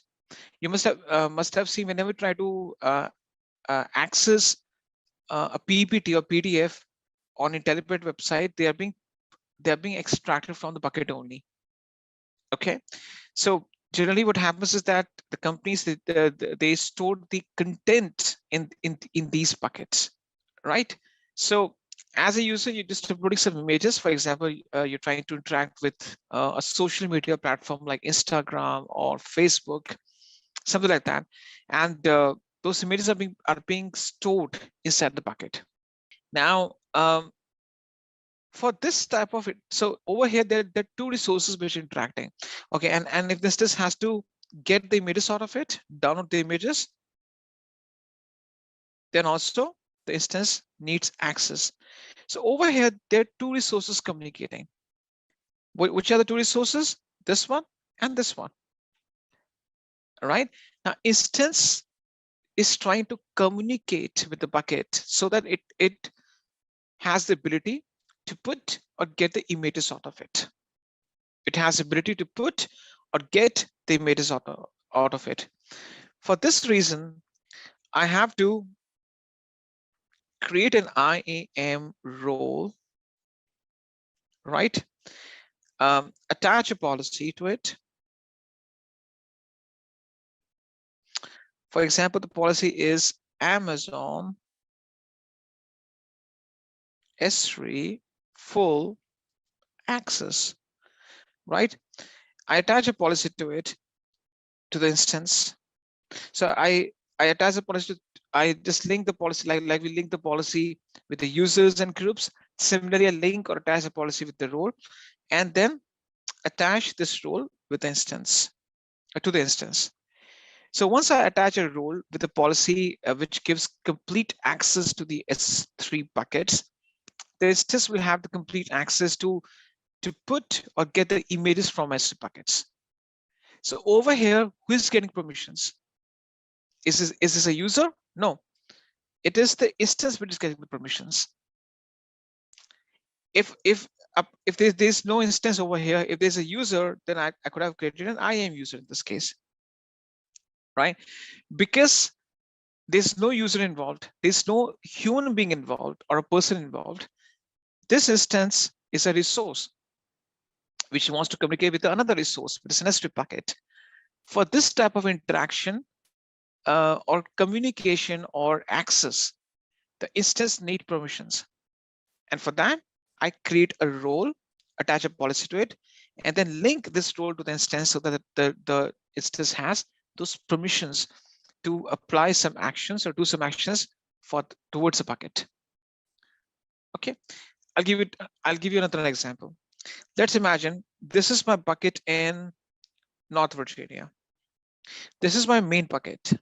Okay, I want that whatever data is being put inside this main bucket, it's being synchronized, or it is replicated, duplicated in a different bucket, which may be in a different region. For example, for the backup purpose, to make my data more redundant, I have another bucket in Mumbai.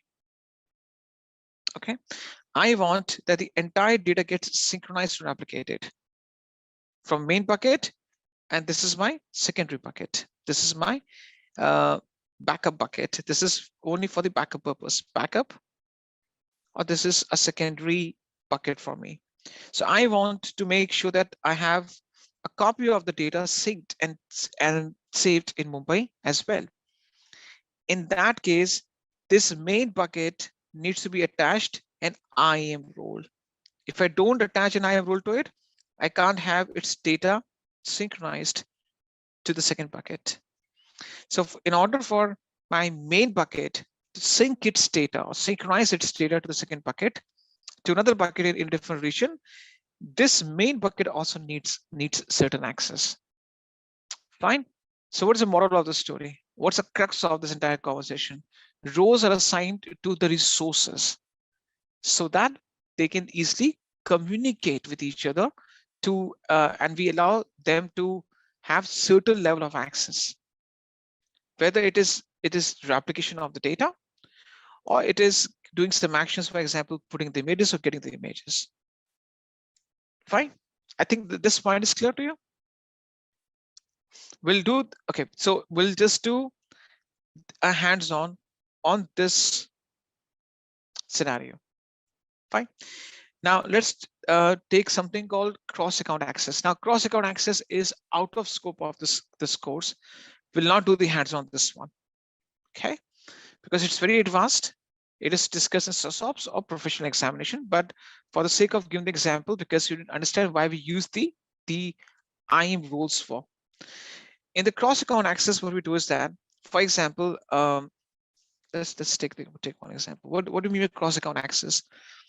When you start working for organizations, for large enterprises, which have hundreds of thousands of employees working on AWS, you will find out they will not have only one root account. They will have multiple root accounts. For example, let's take one example over here. Let's imagine there's a company named as SpaceX, right? SpaceX is a esteemed organization which specializes in space exploration. Now, SpaceX says, I will go for 2 root accounts. One root account is for production live servers. So this is my root account. It is purely for production purposes. Okay, this is where, so in the root account, this is where live applications are maintained. This is where live applications are maintained. You're right. Your live servers are running, which are in production. Okay. Then SpaceX says, I have a different root account for development purpose, development and testing. So we call this root account as development. This is a second root account we have. The name of the root account is called development. Now this development root account is kind of a sandbox. Sandbox means that it is used for development and testing of applications, used for development and testing, right?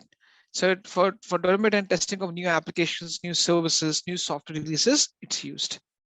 Fine. So SpaceX as an organization has divided its I would say it has adopted a strategy where one root account is for production, where live servers are running, and root account for development is only for development purpose and testing purpose, right? Now, under the production, so let me just divide this thing so that there's no confusion.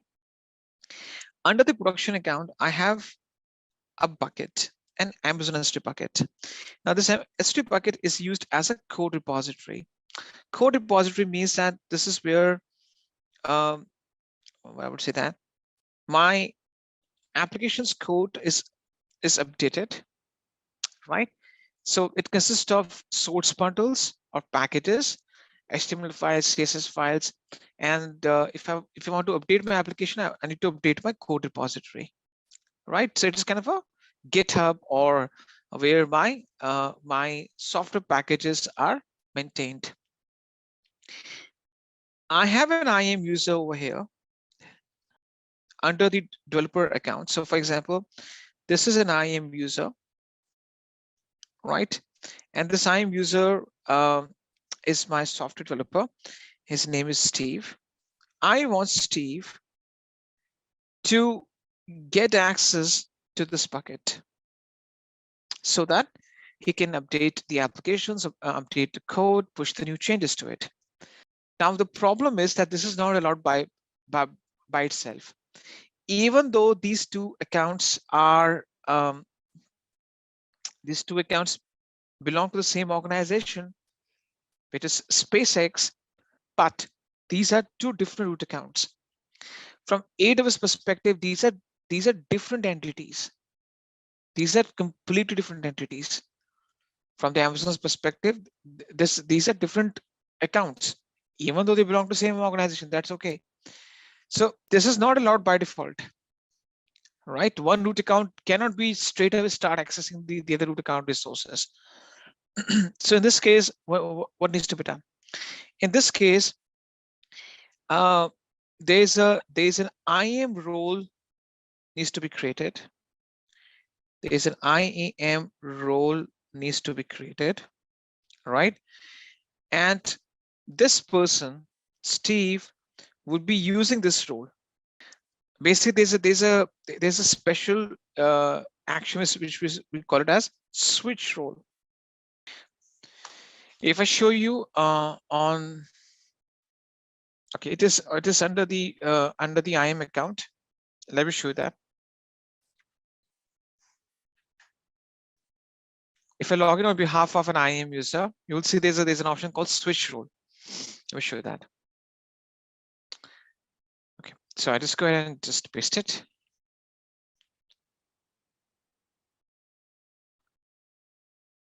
Okay, I'm just trying to log in on behalf of an IAM user. You will see that once I just log in right now, you're gonna see that at the top right hand corner, from where I can log out, there's something called switch role. Can you see that? Switch role. Now, using switch role option, if I have the arrangements already made at the backend, this IAM user can log into a different root account and access some resources. Switch role. Okay, so using this special option that's called switch role, the IAM user will be using this IAM role and then will get access to the S3 bucket. Fine. This IAM role will have some policies with, for example, will have policy signed. For example, the policy is Amazon S3 full access. Okay, and this IAM user will use switch role action, use this role, and hence get access to the S3 packet. Fine. So in order to enable the cross-account access, you also need the roles. So there are two main reasons why we use the role. Number one, to enable communication between two different resources, and number two, to allow a different root account user to access your resources. And because this is cross account access, in this case, the roles are needed, and a special option is used, switch role, based on which the IAM user can access your resources based on what you have, what access you've given to, what access you've attached to that role. So the external user, because this IAM user is an external user now, it's not my account user. That external user can access your resources based upon the role that you've set in for that person to use. What are the policies attached to that role? So if I was attached the policy which is Amazon S3 full access, then the external user should be able to get full access to S3 buckets. Okay. Any questions you have? Now at the back end, what happens is roles generate something called tokens.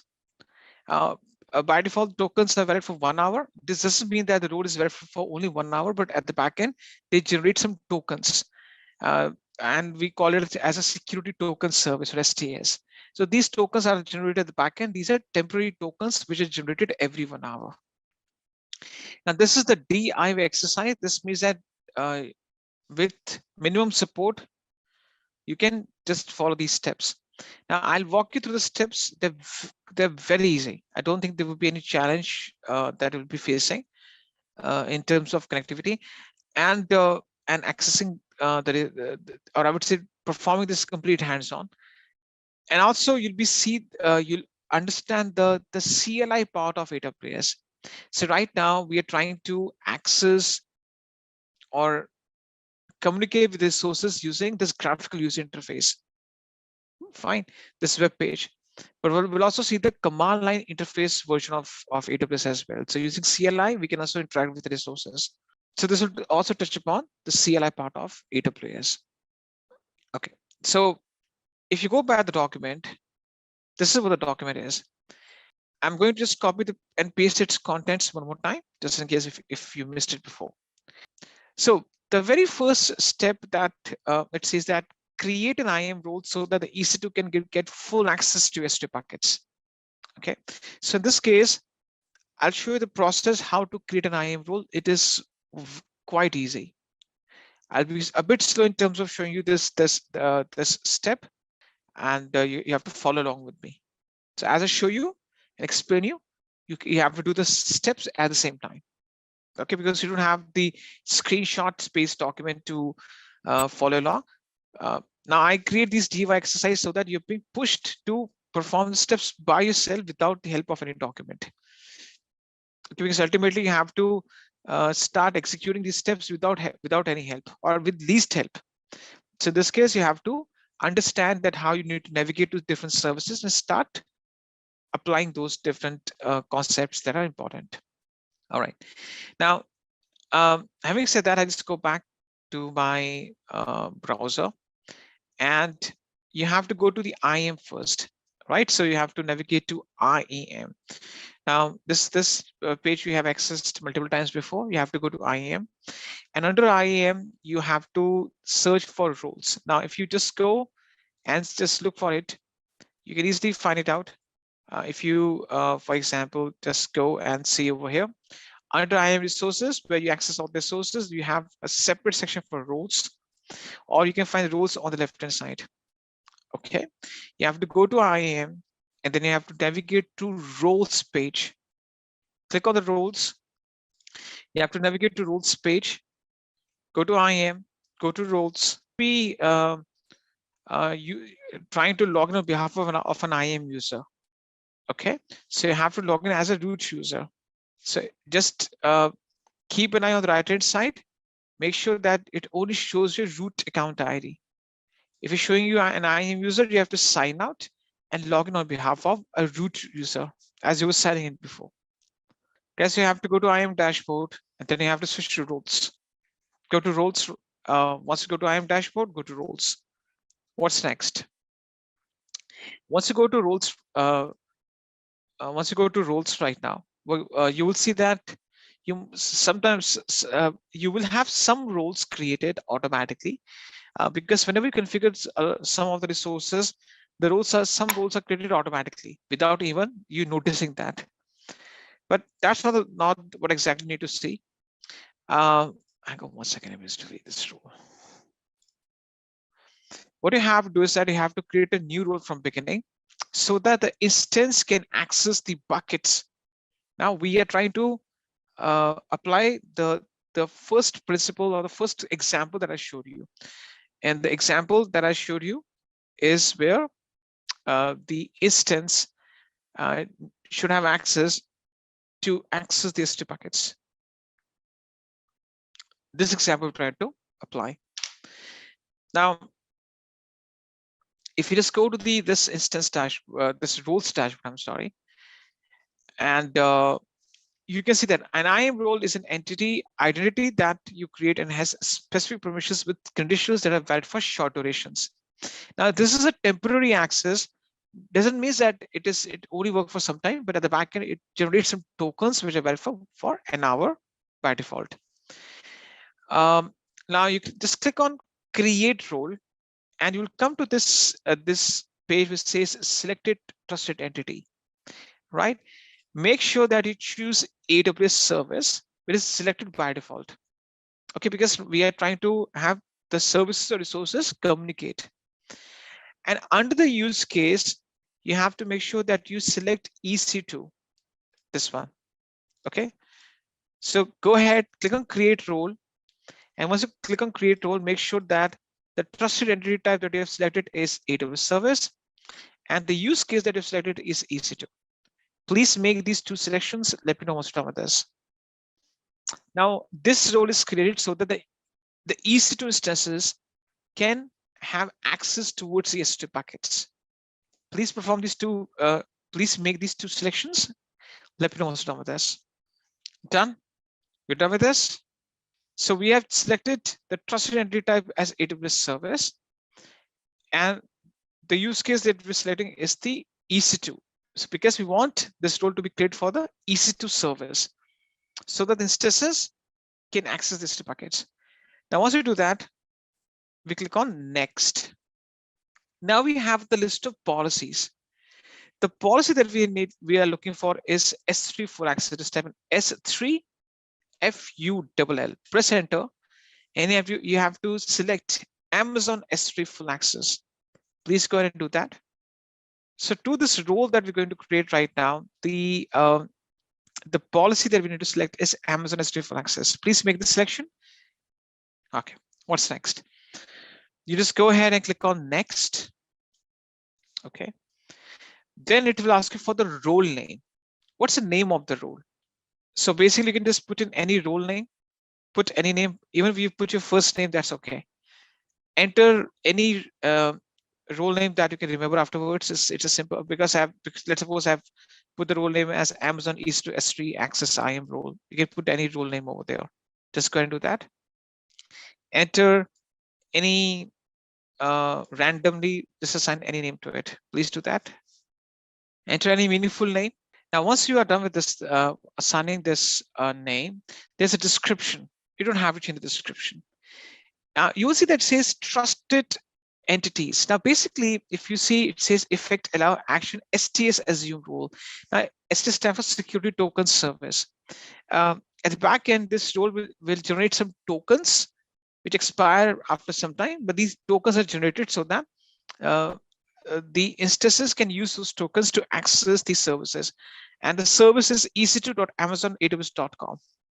So it will generate this. It will use the concept of security token service, or STS, to generate some temporary credentials or tokens for my EC2 service. And if I scroll down, it says that what is the policy that attached to this role? Amazon S3 full access that we selected in the previous step. You don't have to change any one of these entities on this page. The main thing that you have to change is assign the role name. Don't change the description. The selected trusted entities is the same, because it says that this is being created for the EC2 service. So the tokens, the temporary credentials, will be generated for EC2 service. And EC2 service will get the complete access to my S3 service. Click on create role and your role gets created. Please go ahead and do that. After you name the role, you just have to just scroll down, just see the information, just for the sake of just going through the information, see that and just understand what exactly the information means. Go ahead and click on create role. Your role gets created. Please go ahead and do that. So once the role gets created, we'll just do the next step. That is launching the instance. So this role has to apply to the instance at the time of launching the instance. Okay, this role will not automatically apply to all the instances. When you deploy the instance, you have to explicitly or exclusively apply that role to it. In the next step,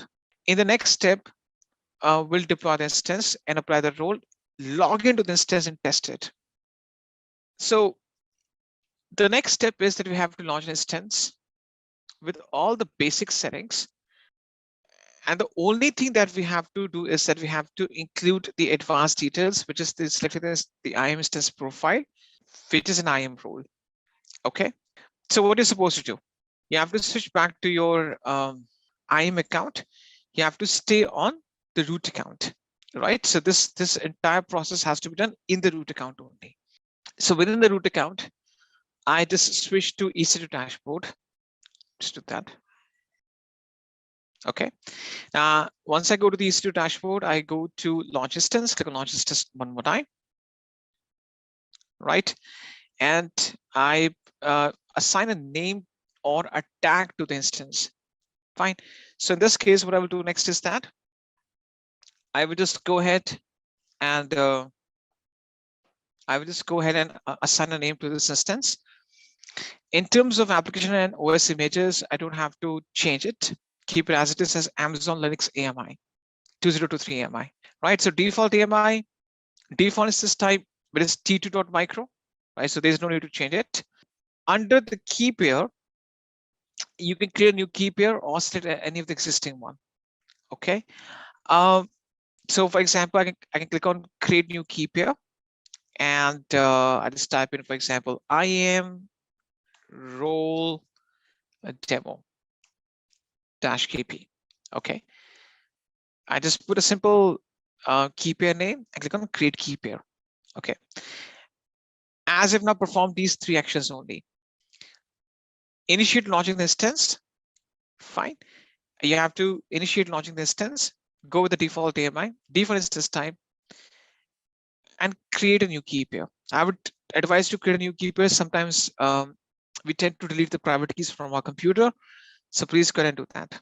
You have to launch instance, initiating launching instance using default AMI, default instance type, and create a new key pair. When you initiate launching the instance, make sure that the AMI is Amazon Linux 2023 AMI. Okay, it's a default one. We don't have to change it. When we go with the instance type, it is t2.micro. We don't have to change it. Keep it as it is. Under key pair login, you have to click on create new key pair. Okay. You don't have to change any of the details. For example, I click on create new key pair, enter a name, simple enter a name, and click on create key pair. You don't have to change the RSA, or I would say the key pair type or private key file format. Don't change any one of the things. Simply assign a key pair name and click on create key pair. Fine. So you don't have to change the key pair type. Keep it as it is as RSA, right? Don't change anything over there.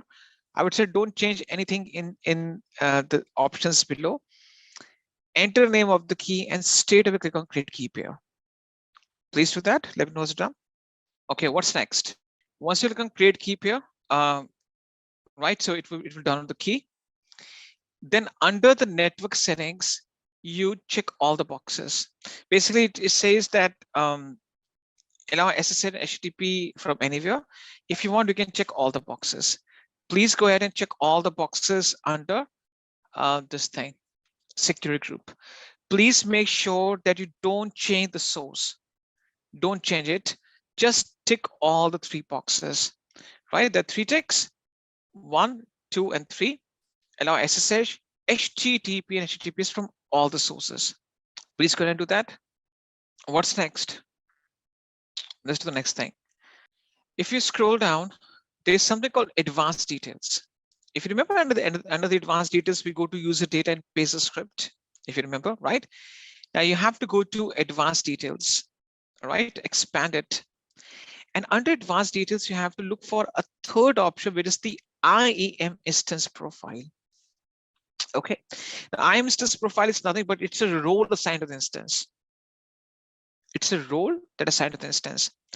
So under the IAM instance profile, you have to look for the role that you created and applied, so that this instance gets the permissions to access the buckets based on this role attached to it. Please go ahead and do that. So under the advanced details, you will see that you have the third option out there, which you have to look for, which is the IAM instance profile, and apply the, so in the drop-down menu, select the role. And once you assign the role, straight away click on launch instance. Once you assign the role, straight away click on launch instance. Go ahead and do that. Let me know what's done. Once you apply the role, please go straight away and assign the once you assign the role, after you assign the role, go straight and click on launch instance. Instance launched. Fine, simple. So what we have done, what new thing we have seen? We have seen that how to apply the role to the instance. Let's wait for a few seconds, and we'll just connect to the instance. Let's wait for a few seconds over here. Let's just type in done. Once you're done, now what's the next thing? The next thing is that you have to connect to the instance via SSH. So over here, if I take you back to this thing, it says that step number 3, connect to the instance via SSH. You have to connect to the instance. Now, how you go about doing that? You select the instance as it is, right? You go ahead and make a selection, right? So basically, this is the browser-based shell prompt that we use. We can use PuTTY as well if you are comfortable using PuTTY. You can use terminal as well if you're comfortable using terminal. So in this case, we'll be using the browser-based shell prompt. We have to select the instance. There's a check mark, select the instance. On the top, there's an option that's called connect. Click on connect, and you will see that it says EC2 Instances connect to EC2 Instances connect, right? You have to straight away click on connect over here, and we'll be invoking the browser-based shell prompt to connect to the instance. Please go ahead and connect to the instance. Let me know what's done. Okay, connected. All right. What's next? The next thing that you're supposed to do is you need to run the following command to list the buckets. I'm sorry. Run the following. Okay, what's the next thing?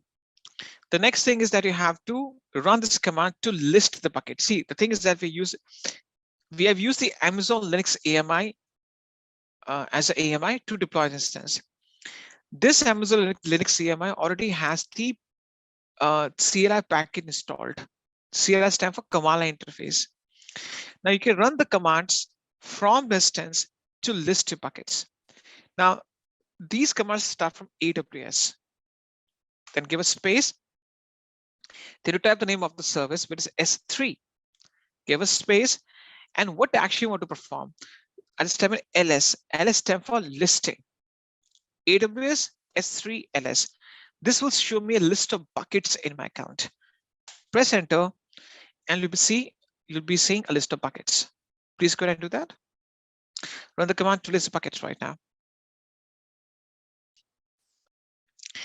So once you log into your instances shell prompt, or you log into the instance by SSH, just type in AWS space S3 space LS. Press enter. You'll see a list of buckets in front of you. If you don't see the list of buckets, this means that you must have removed the buckets in your account. That could be the reason. Fine. Please go ahead and do that. It will show you a list of buckets that you have created. See, whatever it is showing you, it will show you the list of buckets. Whatever that, with this, you must have removed the buckets. That could be the reason. The next thing is that you have to enter a bucket name. I would say you have to run this command to create a bucket. Okay.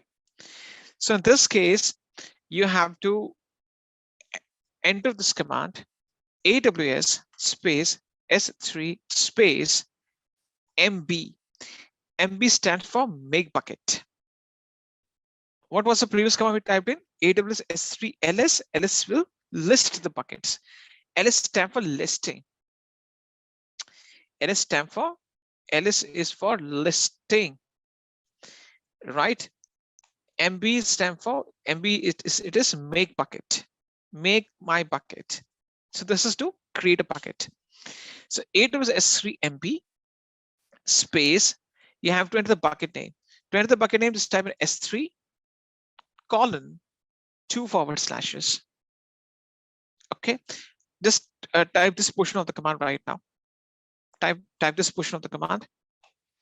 AWS S3 MB space S3 colon 2/. Type this portion of the command right now. Let me note it down. Now you have to think of a unique bucket name.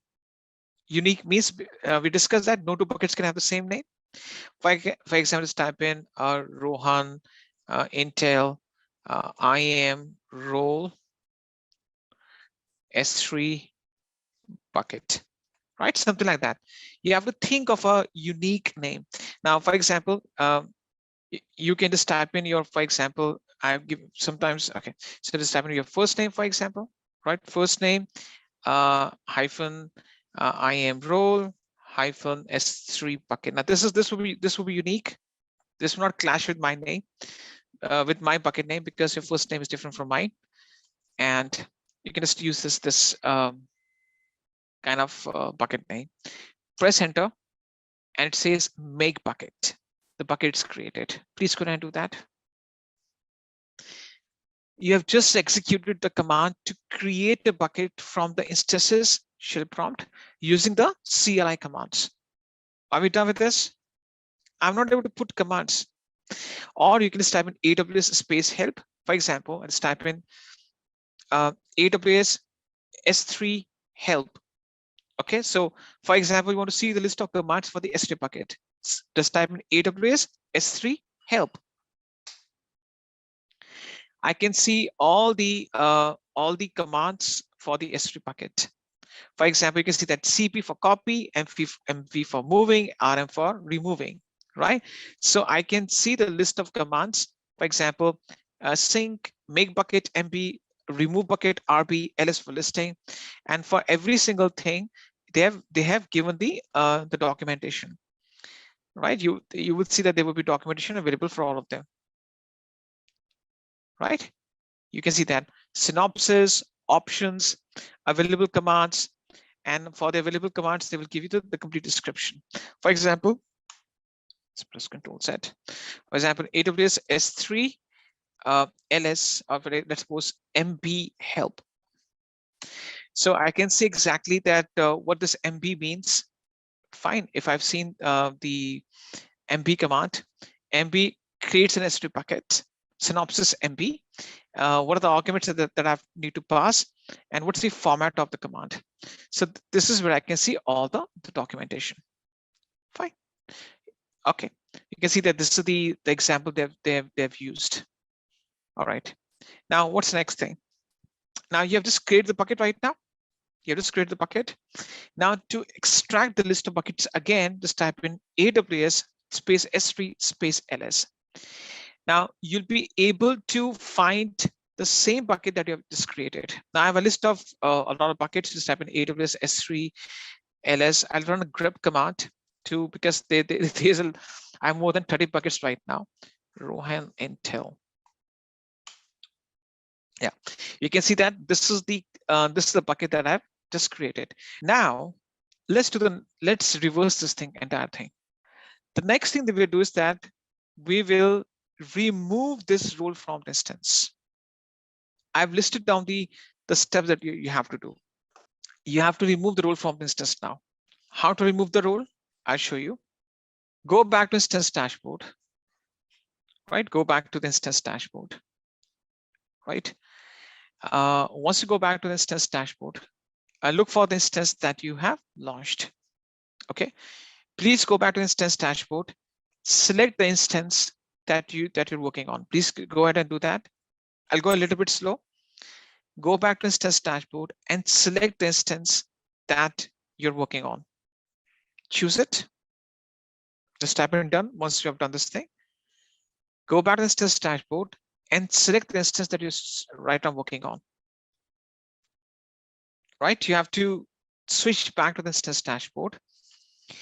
Check or select the instance that you're still working on, that we have already connected to. Now you have to go to actions on the top. Right, once you go to actions, you have to go to security under actions, and you have to look for modify, and have to click on modify IAM role. After select the instance, go to actions, then go to security, and under security you have to click on modify IAM role. Select the instance, actions, security, modify IAM role. Now once you click on modify IAM role, right, it will show you the role. You have to choose no IAM role and click, right, choose no IAM role, click on update IAM role, and just confirm detach and press detach. I've already listed down the steps. You have to detach it. Choose no IAM role, choose update and detach. Just type it done. Once you've done this thing. Yeah, okay. Basically, once you go to actions, security, modify IAM role, and you choose no IAM role, click on update. Right. So basically, there's an you have to type in detach in the box. Once you click on detach, then the detach becomes enabled. Let me show you that one more time. I choose it, go to actions, security, modify IAM role, choose no IAM role, and click on update. Now detach is disabled. It says to confirm detachment, enter detach in the field. Just type in detach. Once it is type in detach, the detach option gets highlighted, and I click on detach. Okay. Are we all done with this? Okay. Now, as a challenge, you have to go back to the shell prompt and try listing the buckets now. As a challenge, if you're already connected to the browser-based shell prompt, that's okay. Or you can reconnect and try listing the buckets and let me know what you're getting in return now. You have to go back to the shell prompt or reconnect to the instance. Go ahead and try listing the buckets. Basically, the thing is that when you remove the role from the instance has lost the ability or the credentials or the authority or the access to access S3 buckets. When the instance has a role attached to it, it has all the privileges. You were able to, from the instance shell prompt, you were able to create the buckets, make the buckets, I would say list the buckets. But once you remove the role, after you remove the role, the instance has lost the access. It has lost the privilege. Now, if you want to test it further, if you connect the role again, the instance will be able to perform the same actions. But the moral of the story is, the crux of the entire conversation is that once the role is removed, the instance loses access, right? So the role is used in this case so that the instance has the privilege or the authority to access the buckets. But once you remove that role from the instance loses the access. Is this clear to you now? Fine. Now, if you want to test it further, for example, if you want, now this is optional, I'm not pressing you to do it. If you go to the same option and attach the role again, right? If you go to the same option and you and you try to attach the role again. For example, I go to my instances, select it, select the instance, actions, security, modify IAM role. I choose the same IAM role, click on update, right? I have just updated right now. Now I list the buckets. It's working now. Once you attach the role, you get the same access back. Yes, that's what's kept under security. Fine, that's it. There's only one thing we left out is multi-factor authentication. What do you mean by multi-factor authentication? What exactly it's meant by, what do you mean by that? And what's the purpose of it? Why we use the multi-factor authentication as one of the methods to authenticate. Now you must have seen this thing that nowadays we are going towards two-factor authentication. What do you mean by two-factor authentication? Whenever you make any banking transactions or you sign into any of your accounts, you know you're being presented with an OTP and one-time password. So that one-time password ensures that even if you, for example, you have signed into any of your applications, or you just trying to make any banking transaction by going to a banking website, or to complete a transaction, you have to punch in the OTP, right? One-time password. So why you have to why this two-factor authentication is becoming very popular, or it's very ubiquitous? The reason being because it enhances security. It becomes nowadays, because of the sophisticated tools and a lot of things that are going on, it becomes, your passwords can be very easily compromised, right? Passwords can be compromised, user ID and passwords can be easily stolen, can be compromised. But OTP is a kind of thing which cannot be guessed beforehand, because any OTP that's generated, it's valid for a few minutes. And if you sign into the same application again, let's suppose after 24 hours, you have to make use of a new OTP, right? So the one-time password, apart from putting in the ID and password to make any online transactions, banking transactions, or log into any of your accounts, ensure that you have the double the amount of security that you have. Now, this OTP type of authentication has been used in businesses from past more than a decade.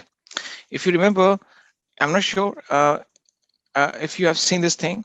There's something called Gemalto key fob, or RSA key. This is a key that you must have seen that some businesses still use, even though it is now kind of becoming obsolete. These are the keys that people carry with them, especially the people who work in IT and software departments or teams. These are the cards or keys that are given to them. Secure ID key, these are the keys that are given to them, right? So now again, they are kind of becoming obsolete now. They're not being used so much with the advent of advanced technologies. So these keys we were used to use before. The cards, these keys and cards used to generate a pin every 30 seconds. And we used to use these pins generated by these keys or these secure ID cards, so that every time we sign in to our business applications, we use a new pin. It's kind of OTP. These secure ID cards or these keys used to generate the pins every 30 seconds. So if we're working for banking clients or for security applications, these keys were used. This key is called Gemalto key fob. The technical, I would say that the exact, we call it as RSA key for the sake of convenience, but it's called Gemalto key fob. So this Gemalto key fob is the secure ID token, which generates a pin every 30 seconds, so that you can sign in security to your application, right? Now, AWS has given you the same type of capability. You can buy these tokens and you can link it with your IAM accounts or root accounts. I think the cost of one unit is $15 to $20. And what happens is that either you can buy these keys and link with your accounts. So what do you mean by buying these keys and linking with the account? The reason, or I would say, what I want to say is that whenever you want to log into any of your account, whether it's a root account or it's an IAM account, IAM user account, you can sync these keys with your sign-ins. So every time you sign in by punching in your user ID and password, you also have to put in the PIN generated by these keys. Okay. Amazon has come up with another option for you. Apart from using these keys, which is still the viable option and our available option, you can also make use of your smartphones or any of your mobile devices, your iPads, your tablets. your smartphones, install the app upon them, and those apps can generate these keys randomly every 30 seconds, right? That concept is called multi-factor authentication, or MFA. Okay, for example, let me show you a simple setup. I just go to IAM right now, and I just go to the users list, right? I have 3 users, Chris, Steve. Now, to enable the IAM, it's a one-time procedure. One thing, yeah. So we have authenticator apps like Microsoft Authenticator, Duo, Google Authenticator.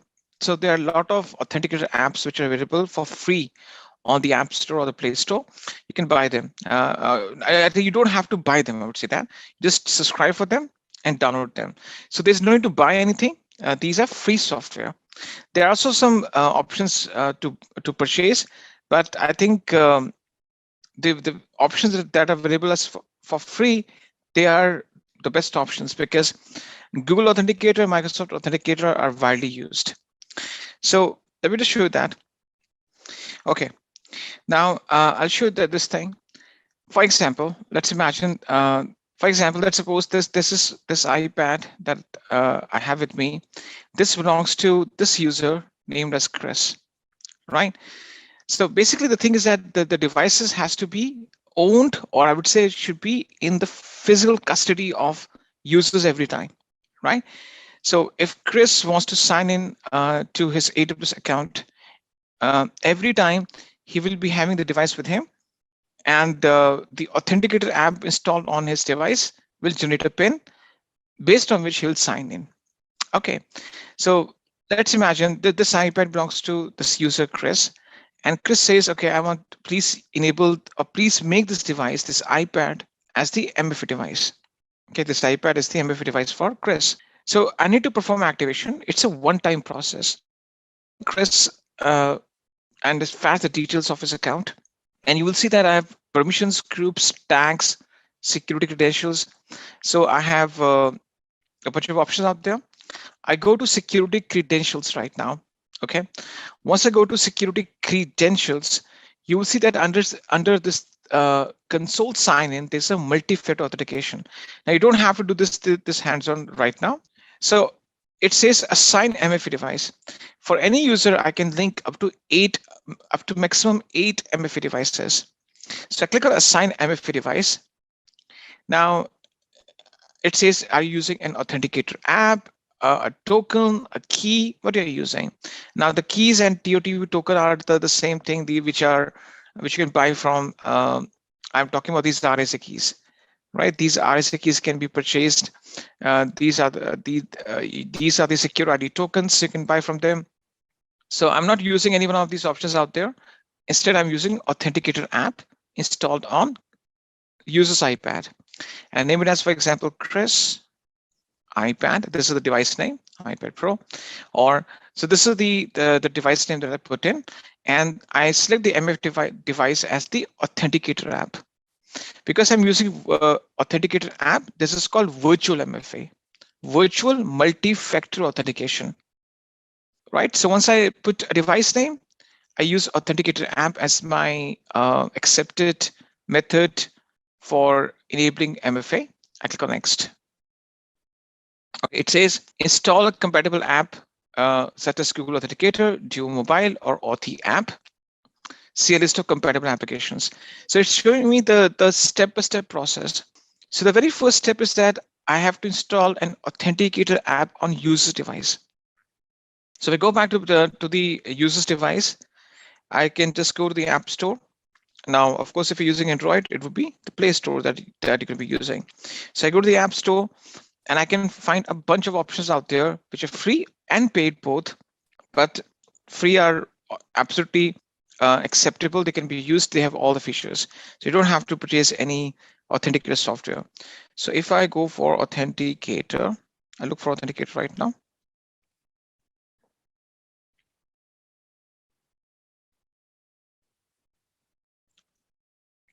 Yeah, so you can see that we have Microsoft Authenticator on the right-hand side.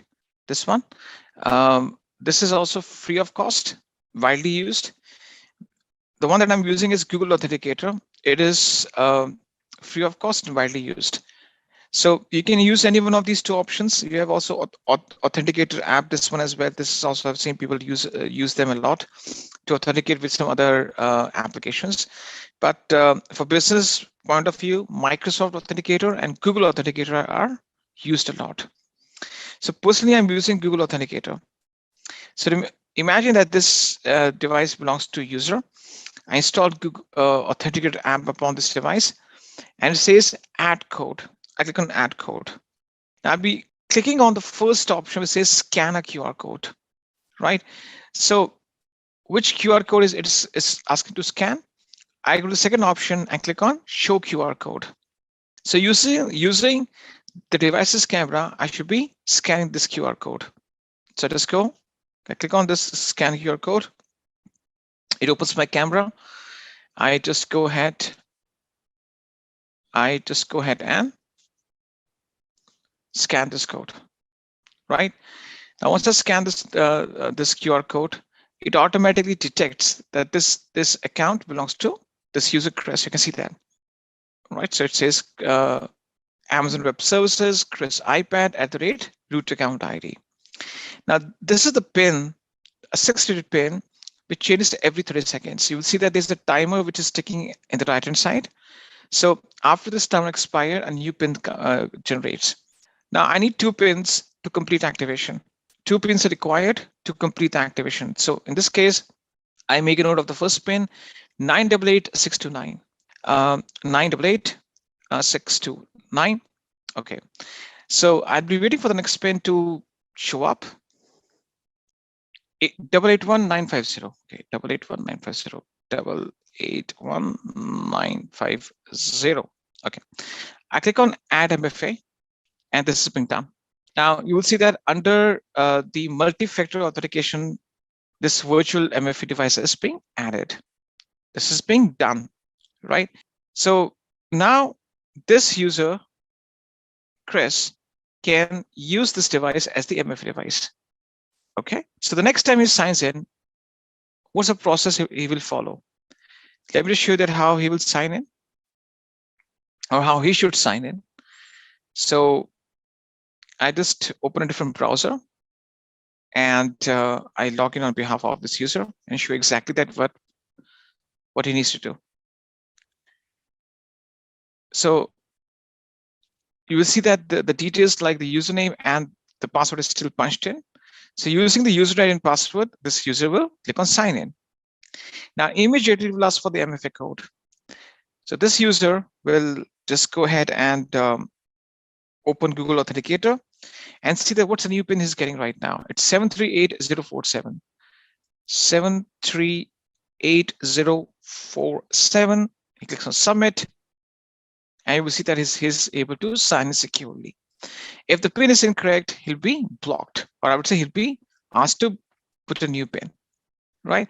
So this adding the MFA code or these pins to be punched in will ensure that every time the person signs in, uses a new pin.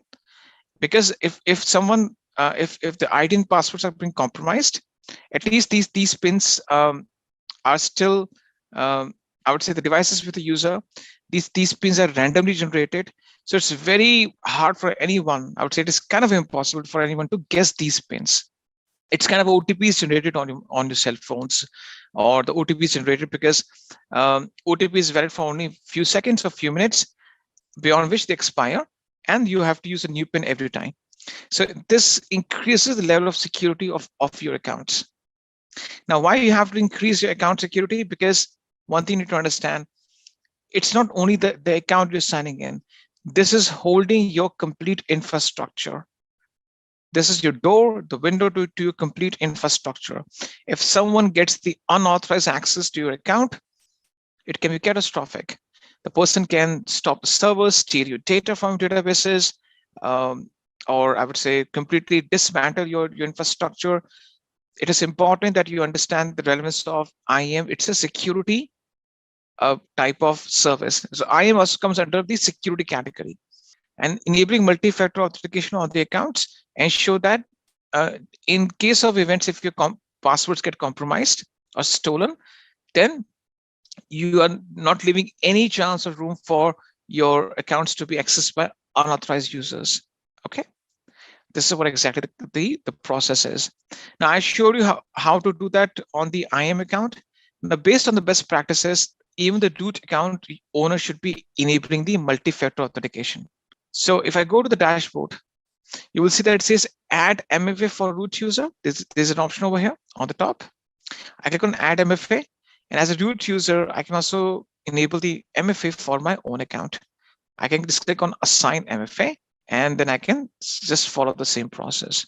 Based on the best practices being laid down by Amazon Web Services, the root account owner must have the MFA enabled, because root account has the highest access. If the root account is compromised, it can lead to disaster, right? So in this case, root account must have the MFA enabled.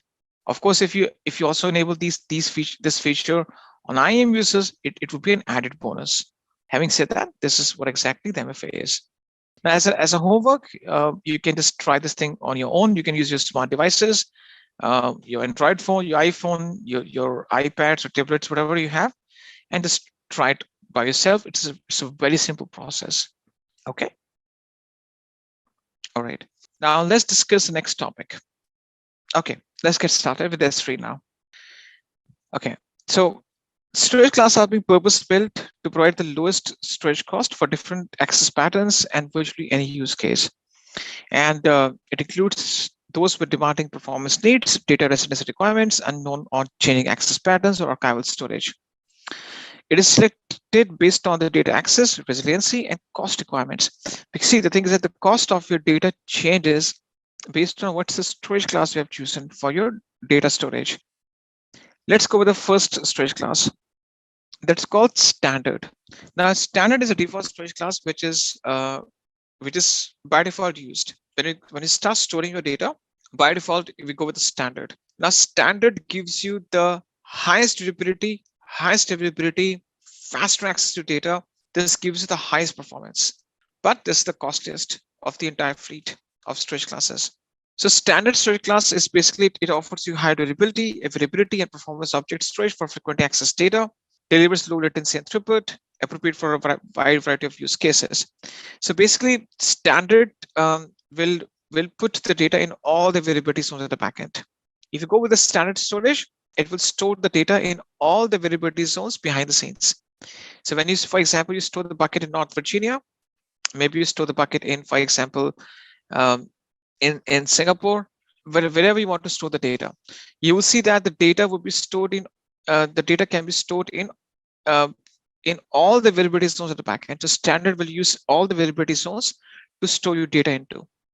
So it delivers low latency and throughput and appropriate for a wide variety of use cases, right? Now, if I say it delivers low latency and throughput, you can get faster access to data.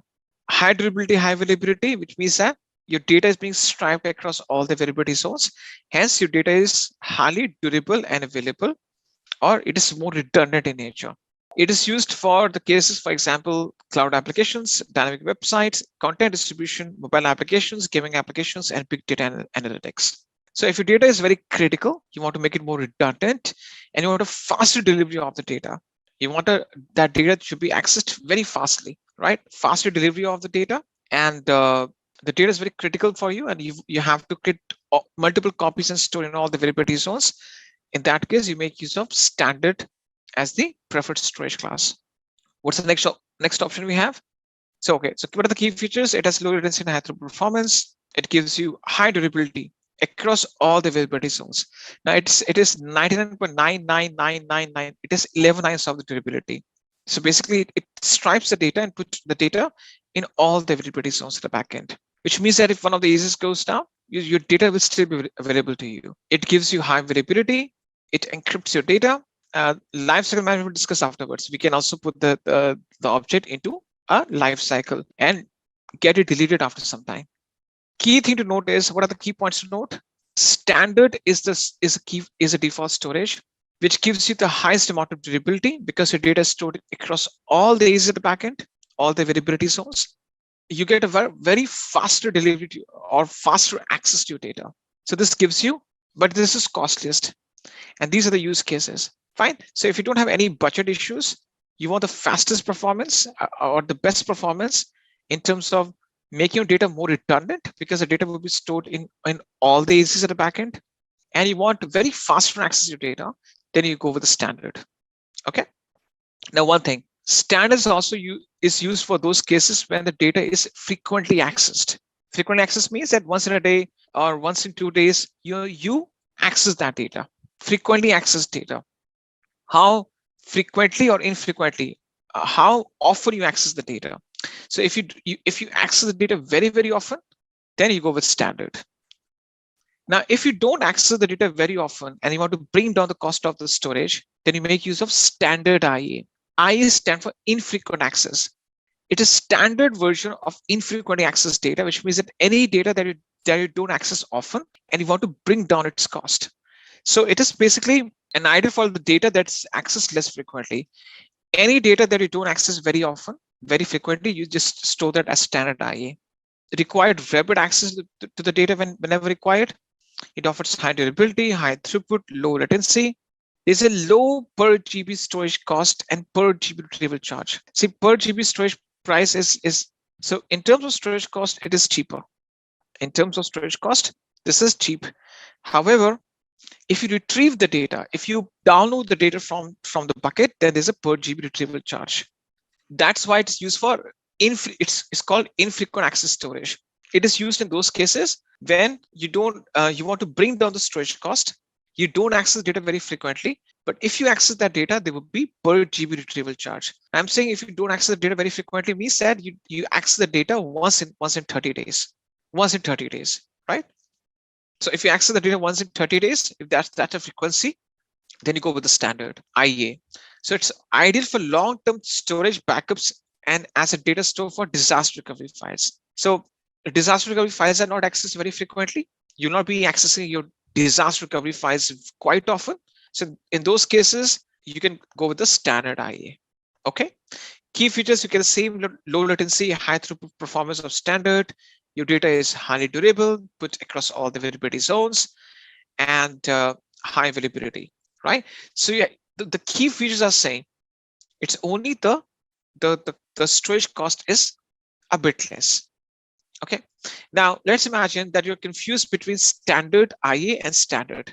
See, standard IA is used for those cases or for that data which you don't access very often, whereas standard is for that data which you access quite often, very often, once in a day, once in 2 days or 3 days. If the frequency of the data is very high, you put it as standard. But if the frequency of data is low, if you don't access the data very frequently, you go with standard IA. Now you're confused right now that which one of the two I shall be going with, because sometimes you don't have any insight that which data you'll be using very frequently or which data which should not be using very frequently, right? So you have unknown or changing retrieval patterns, access patterns. So in that case, you go with the third option, which is called intelligent tiering. It automates your object based on the frequency of access or how often you access the data. It will put your data into different categories and automatically bring down the storage cost. Let's discuss it. It automatically moves objects between optimal access tiers.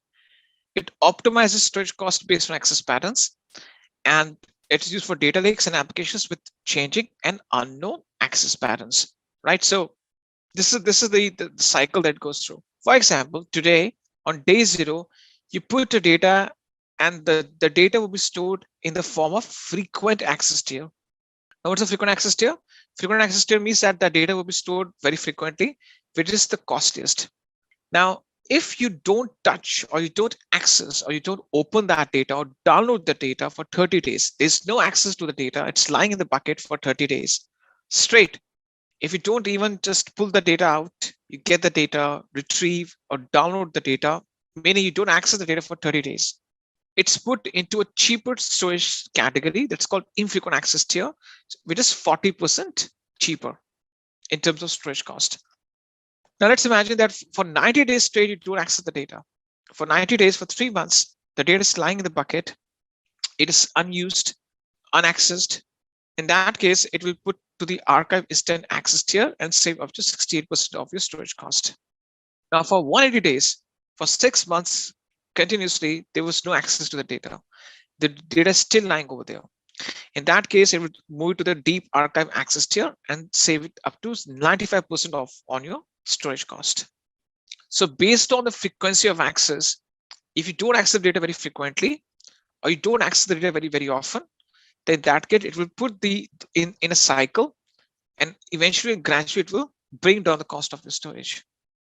Now, there's a very common question people ask me: what if I open the data in between? Let's suppose the data is lying there in the form of archive instant access tier. It is still lying over there, and I open that data, retrieve the data. What happens? If you retrieve the data, you access the data in between, when the data is still going through this complete cycle, it's in between, it's staying, let's suppose, in the form of archive instant access tier category, any data. If you try to pull it from in between this life cycle, then the data is put in the frequent access tier again, and the cycle repeats itself. So during this life cycle, during this complete transitioning, if the data is lying in any of these different access tiers, and you retrieve the data from there, the data is the cycle restarts.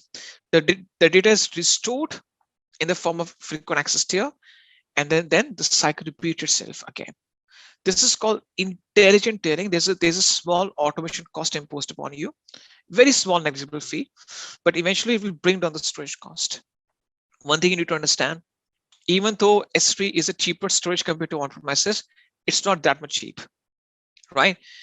From business point of view, you have to be very cautious in terms of using S3, because you never know when your storage consumption goes very high in a given month, and the bill goes to thousands.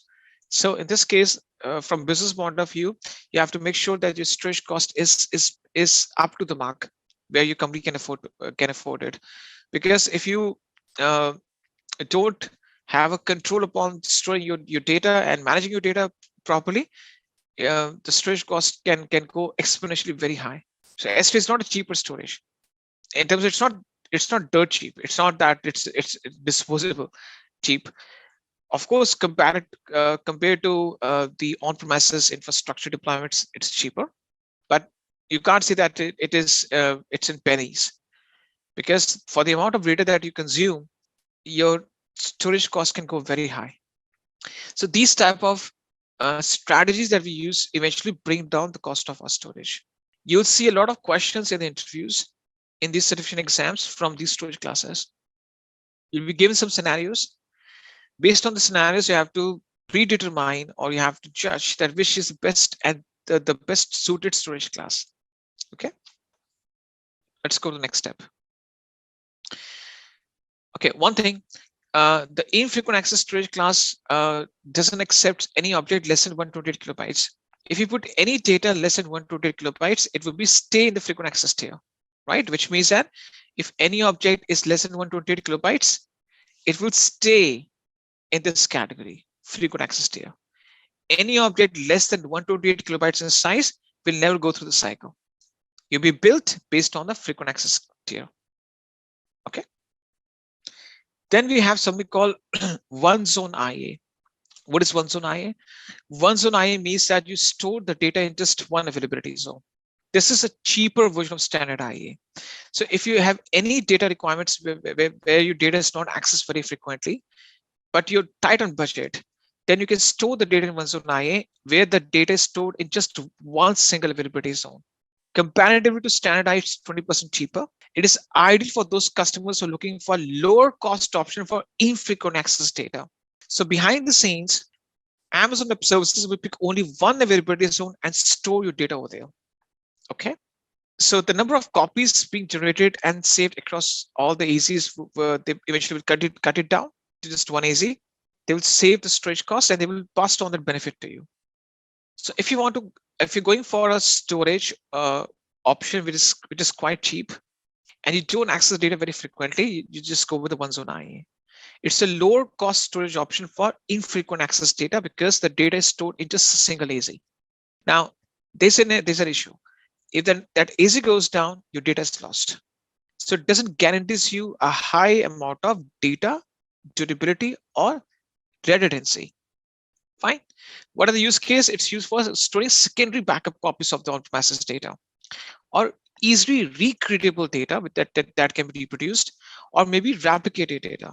So if you're using the data for secondary backup as a second, it's a secondary backup for you. You have multiple copies of the data, and in that case, if you, for example, lose that data, that's okay. You're not going for a very high amount of data durability or availability or redundancy. So you want to bring down the cost of the storage, and you want to make sure that you're not looking for a very high amount of data redundancy. In that case, you make use of one zone IA. Fine. Let's go with the next level, archive. What do you mean by archive? Now, the three classes I'm going to discuss with you, they come under archival storage. Archival storage is that storage, or it's that option in which you put the data that you don't access for months or even years. So if you have a long-term data retention plan for months or years to come, then you go for archival options. The three archive storage classes we have: S3 Glacier State Retrieval, S3 Glacier Flexible Retrieval, and S3 Deep Archive. Right, these are the three archival storage classes. Let's start with the Glacier Instant Retrieval. Whenever you think of archiving the data for long-term retention of the data, think of Glacier, S3 Glacier. S3 Glacier Instant Retrieval is used in those cases when your data needs to be archived, but you want immediate access to it whenever it's required. Okay, so it's designed for really accessed long-term data that requires immediate retrieval, save up to 68% of the storage cost compared to infrequent access storage class. It's ideal for long-term digital preservation of the data that's accessed once per quarter. Once in 3 months, if you access that data, you can store that in Glacier Instant Retrieval, which is very cheap. Okay. Now, one thing, it's designed for that data which is really accessed long-term data, but it needs immediate retrieval when there's a need that arises. For example, medical images, news media assets, genomics data. Let's take the example of medical images. Let's imagine there's a hospital.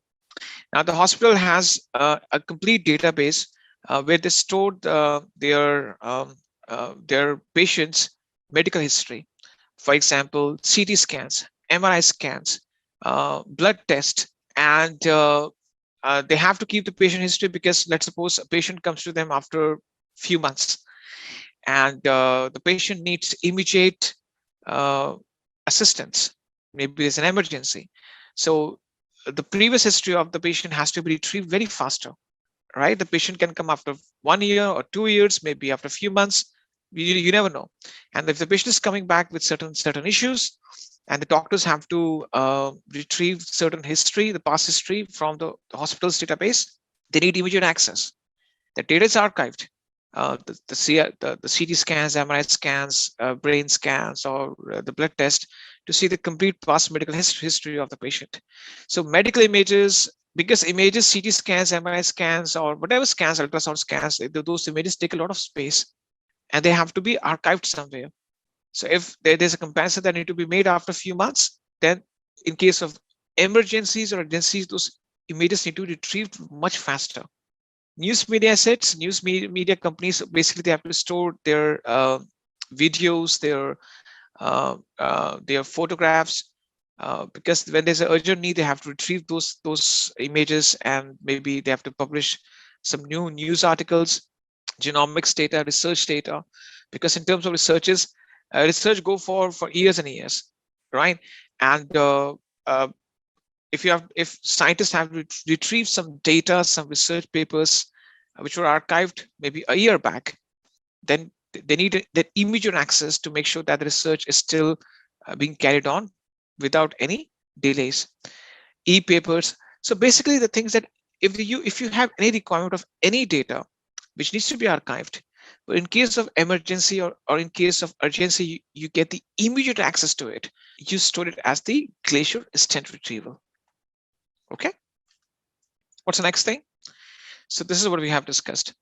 Then we have Glacier Flexible Retrieval. Now this is a lower storage cost option to back up your data, where you get some flexible retrieval options, maybe expedited, maybe bulk, maybe standard. So basically, low cost retrievable archive with low retrieval fee. It is suitable for that archive data which doesn't require immediate access. For that archive data which does not require immediate access, and it needs a flexibility to retrieve large data sets of data at no cost. There are 3 retrieval speeds that you get in flexible retrieval: expedited 1 to 5 minutes, standard 3 to 5 hours, bulk 12 hours. So you can set 3 retrieval speeds on your data if you have flexibility in terms of data storage. If you expedite, you can download the data in just 1 to 5 minutes time frame. If you go with the standard retrieval, it takes 3 to 5 hours. If you go for bulk retrieval, it will take you 12 hours to download the data back to your computer. So instant retrieval is cheaper option. Flexible retrieval is cheaper compared to instant retrieval. So flexible retrieval will give you 3 retrieval speeds. Okay. Use cases: backup, disaster recovery, offset data storage needs, and some data that may be occasionally retrieved in minutes. And you don't have to worry about costs. Okay. Last option that we have in terms of storage class is deep archive. What is deep archive? Deep archive is used in those cases when your data needs to be stored for many years to come, many years, right? So Glacier Deep Archive is used in those cases when your data is being stored for multiple years. The organizations like public sectors, health insurance organizations, medical insurances, or financial bank services, the banking organizations, they use Glacier Deep Archive. For example, I have my account in Citibank. I contact Citibank saying, I want to get my credit card statement or my transaction statement for year, let's suppose 2019. Now, if I go to Citibank website, I can only retrieve my statements in the past 1 year only. But I want to go back into 2019 and get the transactions from there. So Citibank will open a ticket with their IT services. IT services will go to their archive storage, get the data out of there into the front for the year 2019, 2020 financial year, and send me the transaction history. Right. So financial services, banking services, public health sectors, they have the obligation to store the customer's data for years to come. Okay, they can't say no to me saying that, okay, no sir, we can't provide you that, because this is their professional duty to make sure that our data is preserved with them, and we can always ask them for data which we have right to access whenever we want. So Glacier Deep Archive means that it's used for long-term digital preservation of the data that's being accessed once per year. It eliminates on-premises tape libraries, which is kind of now, I would say, obsolete now. It has 2 retrieval speeds: standard 12 hours, bulk 48 hours, right? So to download the data, you have to wait for at least 12 hours, half day. It is designed for lowest cost storage, designed for long-term data retention. If you want to retain the data for 7 to 10 years to come, right? So for example, financial services, healthcare, public sectors, they use the Glacier Deep Archive. I've gave the example of Citibank. Maybe you have some medical insurance, or maybe any long-term insurance with LIC or Star Health.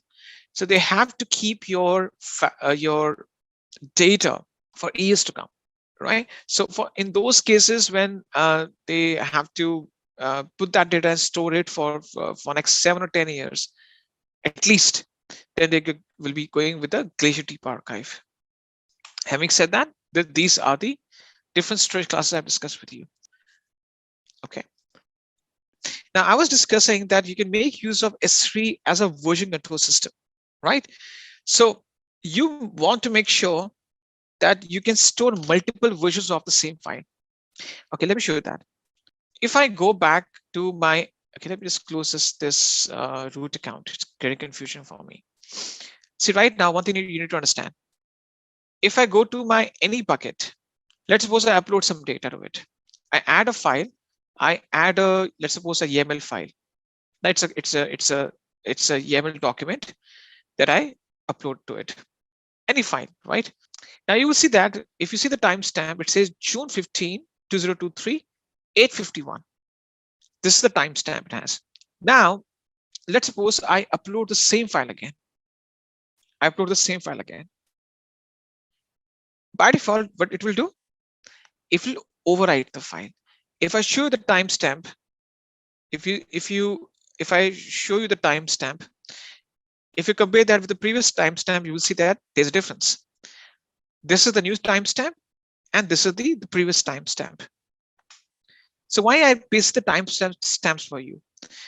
I pasted the timestamp for you to emphasize on a single important fact that by default, whenever you upload the same data again, the name of the object is same, and you upload the same file again, the previous file gets overwritten.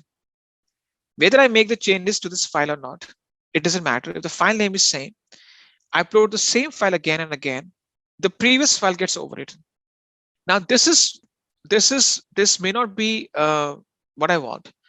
I want to make sure that I can use a concept called versioning, where every new upload means that a new version is being generated. Okay, let's discuss that. So what is versioning? Let me discuss this thing with you. Versioning is basically, it helps you to keep multiple versions of the same object in one bucket.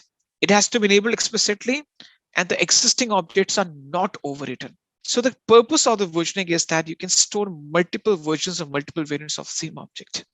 The existing objects are not overwritten, which means that it doesn't overwrite the previous data. Instead, it keeps multiple versions of it. Okay, so let me show you that. If I just go ahead and remove this data first, and let me just delete this data, just permanently delete it.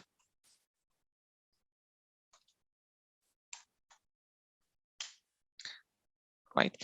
Okay, so how do I enable versioning? You will see that on the top, there's something called properties. If I go to properties, you will see that we have the bucket versioning enabled. I would say option showing up. I click on edit and choose enable and click on save changes. You will see that the bucket versioning is enabled now.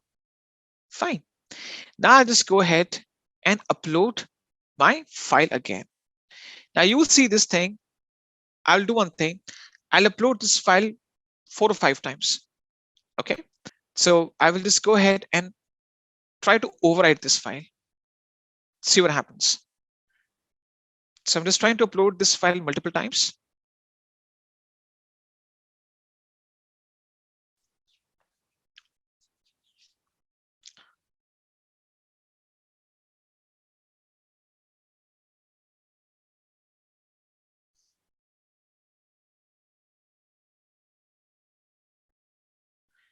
Yeah, so this is the, I think, 4th time I'm uploading the data. I just do it one more time. Let me just upload it one more time. So I've uploaded the same data with the same name multiple times. Fine.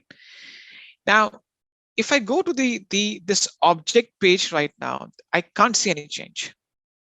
But as soon as I click on show versions, I can see all the versions of these files uploaded. Whether I make the change or I don't make the change. I can also make the change. For example, I go to the same file again and I make some changes. Let's suppose I open this file. Let me just copy this file, put that in the desktop.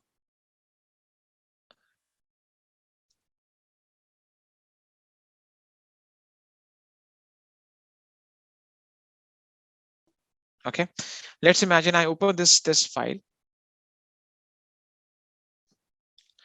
and I make some changes to the code.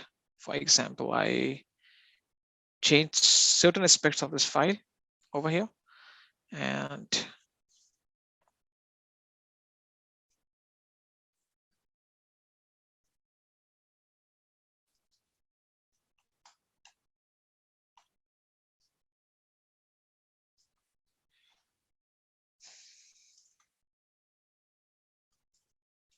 okay, anyhow, I've just changed certain aspects of this file, and I just go ahead and upload the same file again. Okay, so I made certain changes to the file and uploaded it again. Fine. Now, if I click on show versions, or I click on the object and click on the versions, you will see that the file has changed, and these are the versions of the file. So every new upload that I made, with or without the changes, if the file name is same, the previous file was not overwritten. This is what, as a developer, I want.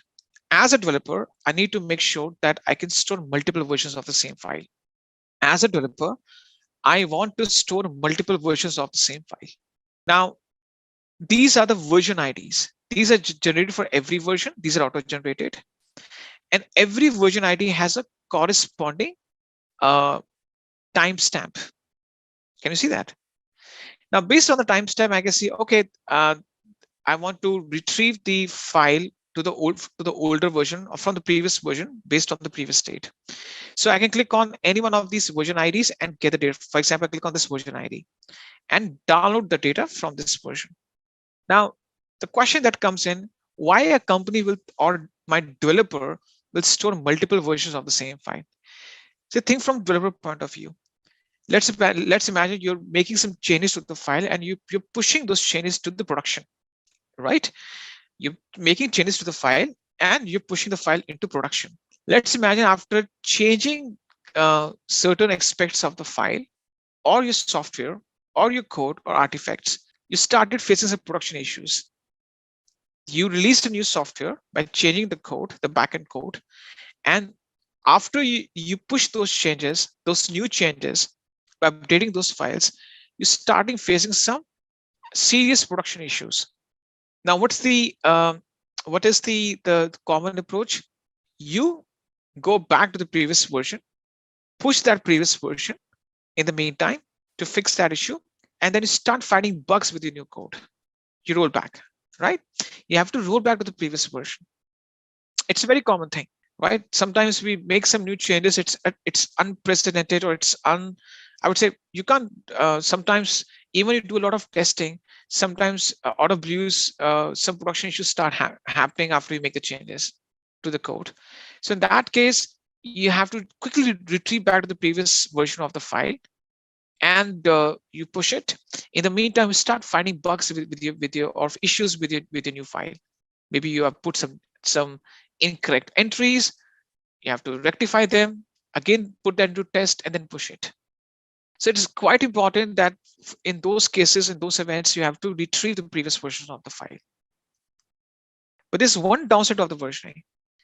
Versioning will eventually bump up or accentuate or increase your storage cost, because every version takes its own space.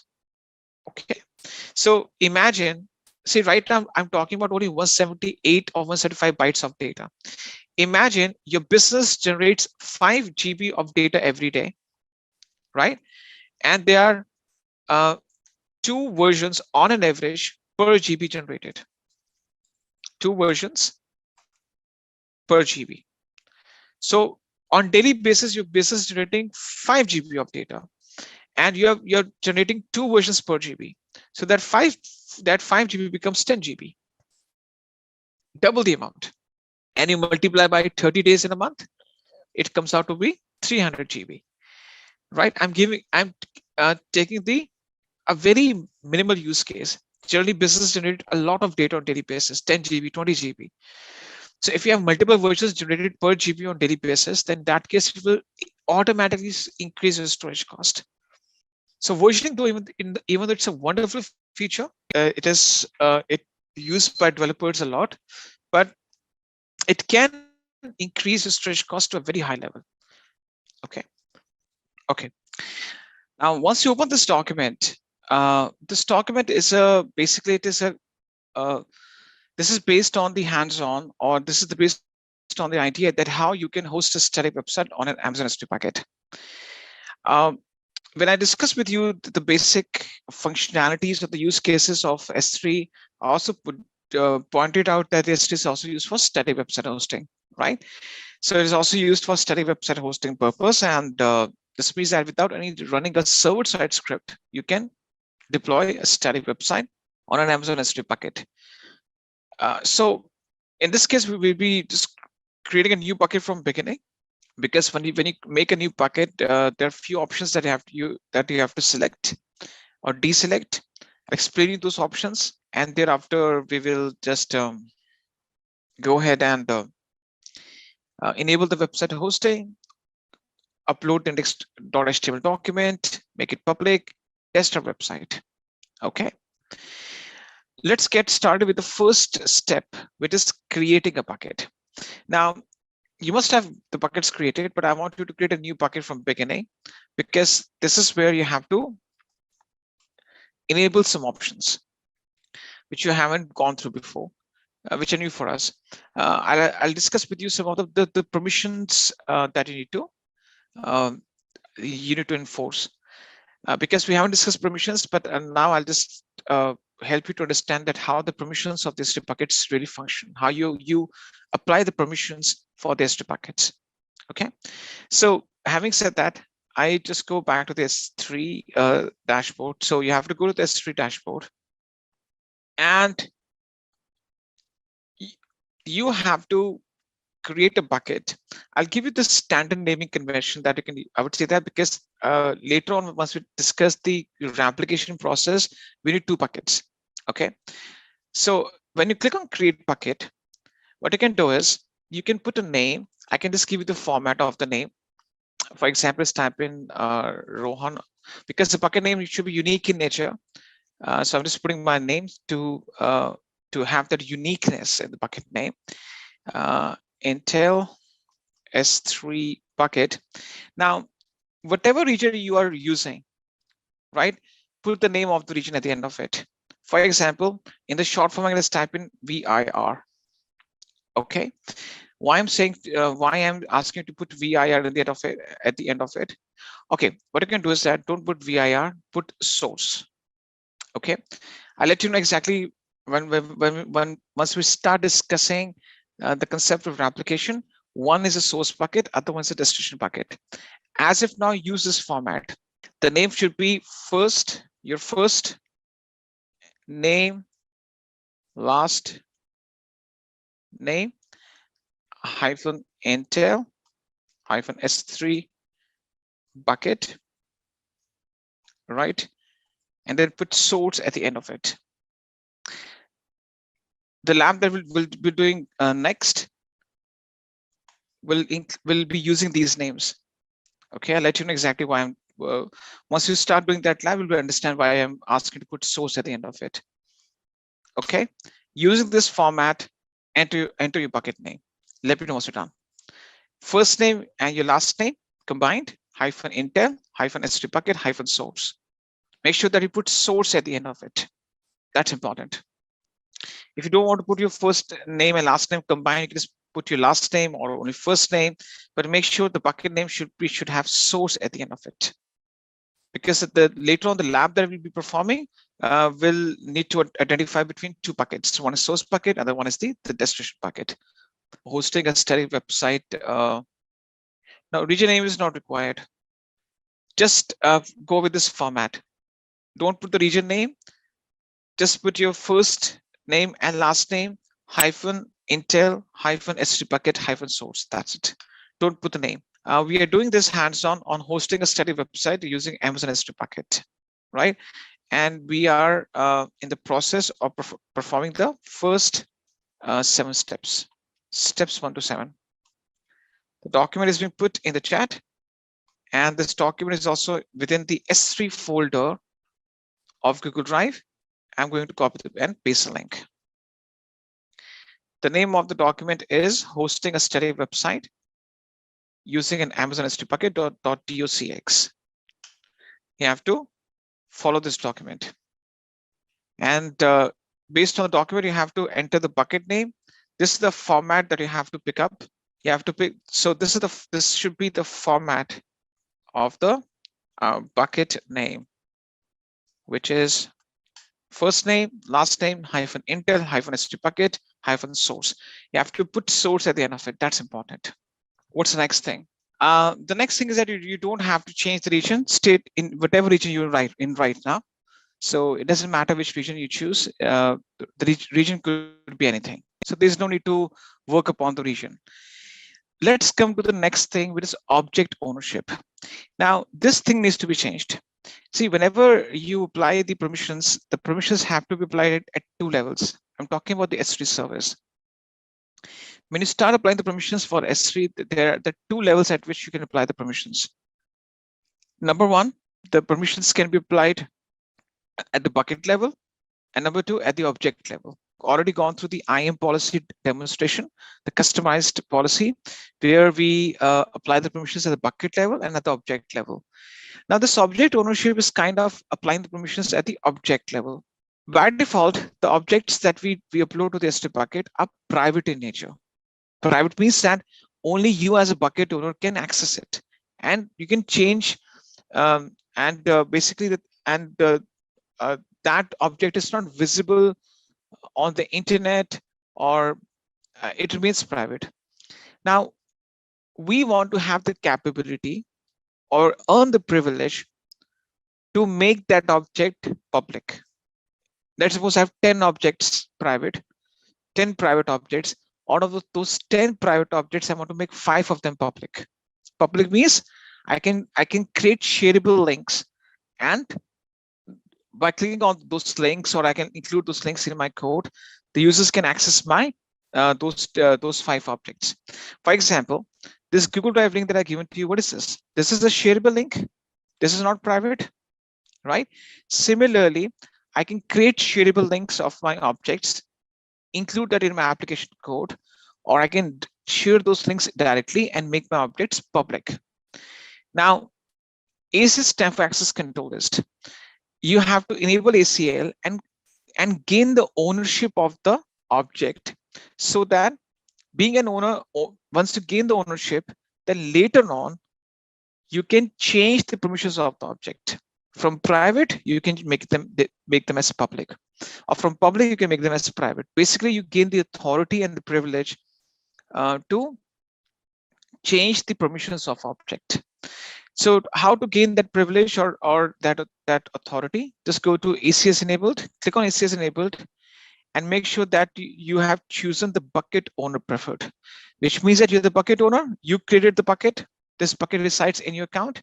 Being a bucket owner, you're taking the full ownership of the objects now, and afterwards you will have the privilege to change the permissions of those objects. You can change their default accessibility from private to public, or vice versa.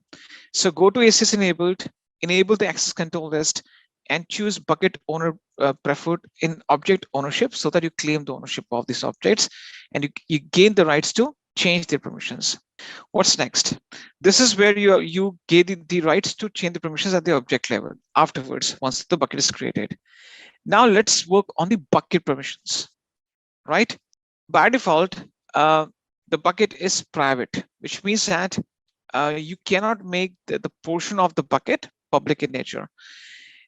Now, in this case, you have to uncheck this option, block all public access, and choose acknowledge that I'm making this thing, and this might result in this bucket and the objects public. You have to uncheck this option and choose acknowledge. Now, why I want to make the object in the bucket or the entire bucket public in nature? Because we are going for static website hosting, right? We cannot host a public website unless and until if you don't change the setting, right? Please go ahead and do that.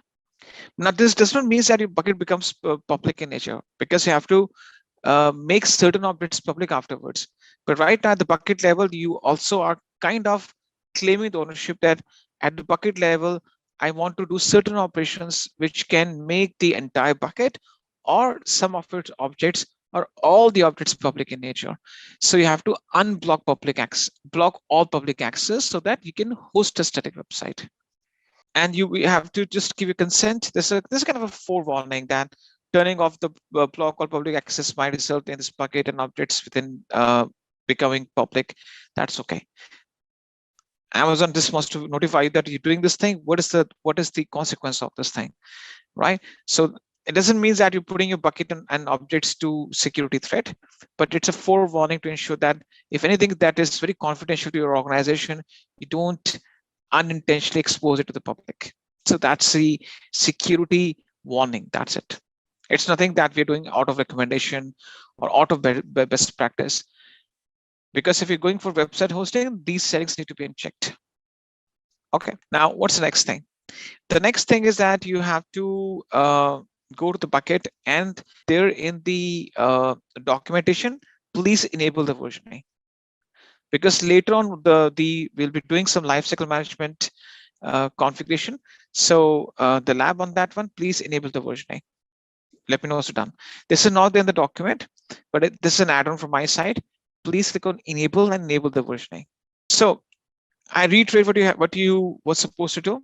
You were supposed to put a standard bucket name format. Have you already given to you what format you have to pick? Make sure that you put source at the end of it. Okay, so we picked a bucket name. No need to change the region. We enable the access control list and we claim the bucket ownership so that later on we can change the object permissions. Then we just went ahead and we unchecked block all public access, so that the reason being we want to make sure that we can host a static website upon this bucket. Fine, this is what we did. And thereafter, I ask you to enable the versioning. You don't have to go for tagging. As if now we don't have to discuss encryption, we'll just discuss it as a separate topic. You don't have to change any of the advanced settings. Okay. After enable versioning, straight away click on create bucket. Let me know once your bucket is created. Please click on create bucket. Now, once this bucket is created, the next thing is that we have to enable a property which is static website hosting. Static website hosting is a property, right, which has to be enabled. So how to enable that property? Let me show you that. To enable that property, I'll let you know exactly what the steps are. You have to enable the website hosting, that property that you have to enable. Step number from 8, and I just take you up to 8 to 14. Steps 8 to 14. Okay. Now, in this case, you have to click on the bucket, right? Once you click on the bucket, you will see that on the top, you have certain options to navigate. Now, the option that we're looking for is permissions. Okay, click on permissions. You click on the bucket. On the top, there is a layer of different options out. You have to go to the third option from left, which is permissions. Objects, properties, and permissions. Once you click on the permissions, you will come to this page. It's not permissions, we already have changed. Actually, I thought that we have to unblock public access. You have to go to properties. You have to go to properties. Permissions we already have applied when we made the bucket. You have to go to properties. The option from this, from the second option from the left. Once you go to properties, you have to go straight at the end of the bucket, right? You'll find out there's under property, you have this thing called static website hosting. Fine.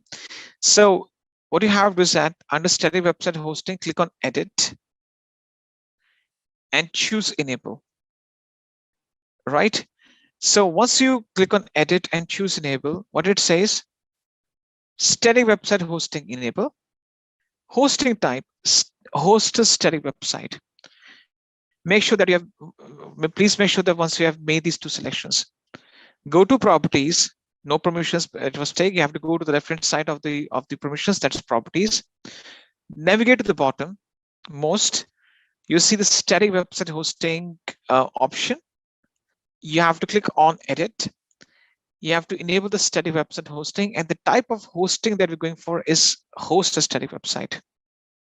What is the second option all about? Redirect request of an object, which we are not doing, but I want to explain you. So sometimes what happens is that if you're going for a static website hosting, you can redirect your access. So for example, this is your first bucket. Let's suppose I have this bucket 1, and this is my bucket 2. Let me just create a different bucket. This is my second bucket, right? So I just go ahead and create a second bucket. Now, redirect request means that if users try to access my first bucket, that first bucket will redirect that request for the website access to the second bucket. Sometimes you might have seen this thing whenever you just go to a domain, that domain is for example, xyz.com, whatever domain you type in, sometimes you're being redirected to a second domain name, right? So similarly, redirecting request to another bucket or domain means that when you try to send a request to a specific bucket, you can redirect its request to the second bucket. That's an optional behavior, or that's an option that you can have. Sometimes you want to discontinue the first bucket. In the meantime, you want to redirect the request, whatever the reason could be.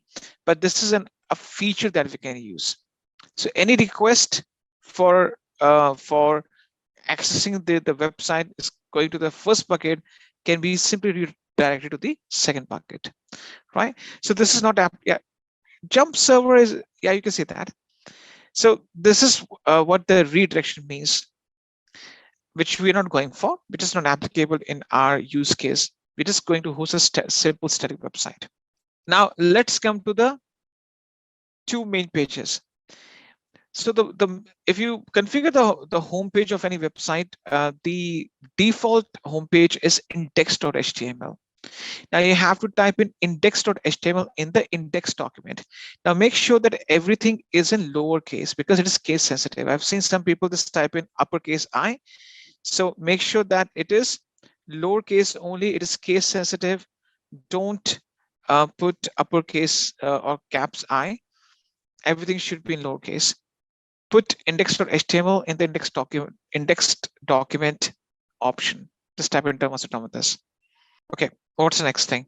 The next thing that you're supposed to do is that edit document is optional. Edit document can be configured, for example, if you want to configure a 404 page not found. Sometimes you're trying to access any page. For example, if I just go to aws.amazon.com, aws.amazon.com, and I put a / my first name, right? So it will return me 404 page not found, something like that, right? If I try to look for any page on aws.amazon.com/Rohan, which doesn't exist, it says, sorry, this URL doesn't exist, no longer available, perhaps looking for something else. This is the error pages you can configure, right?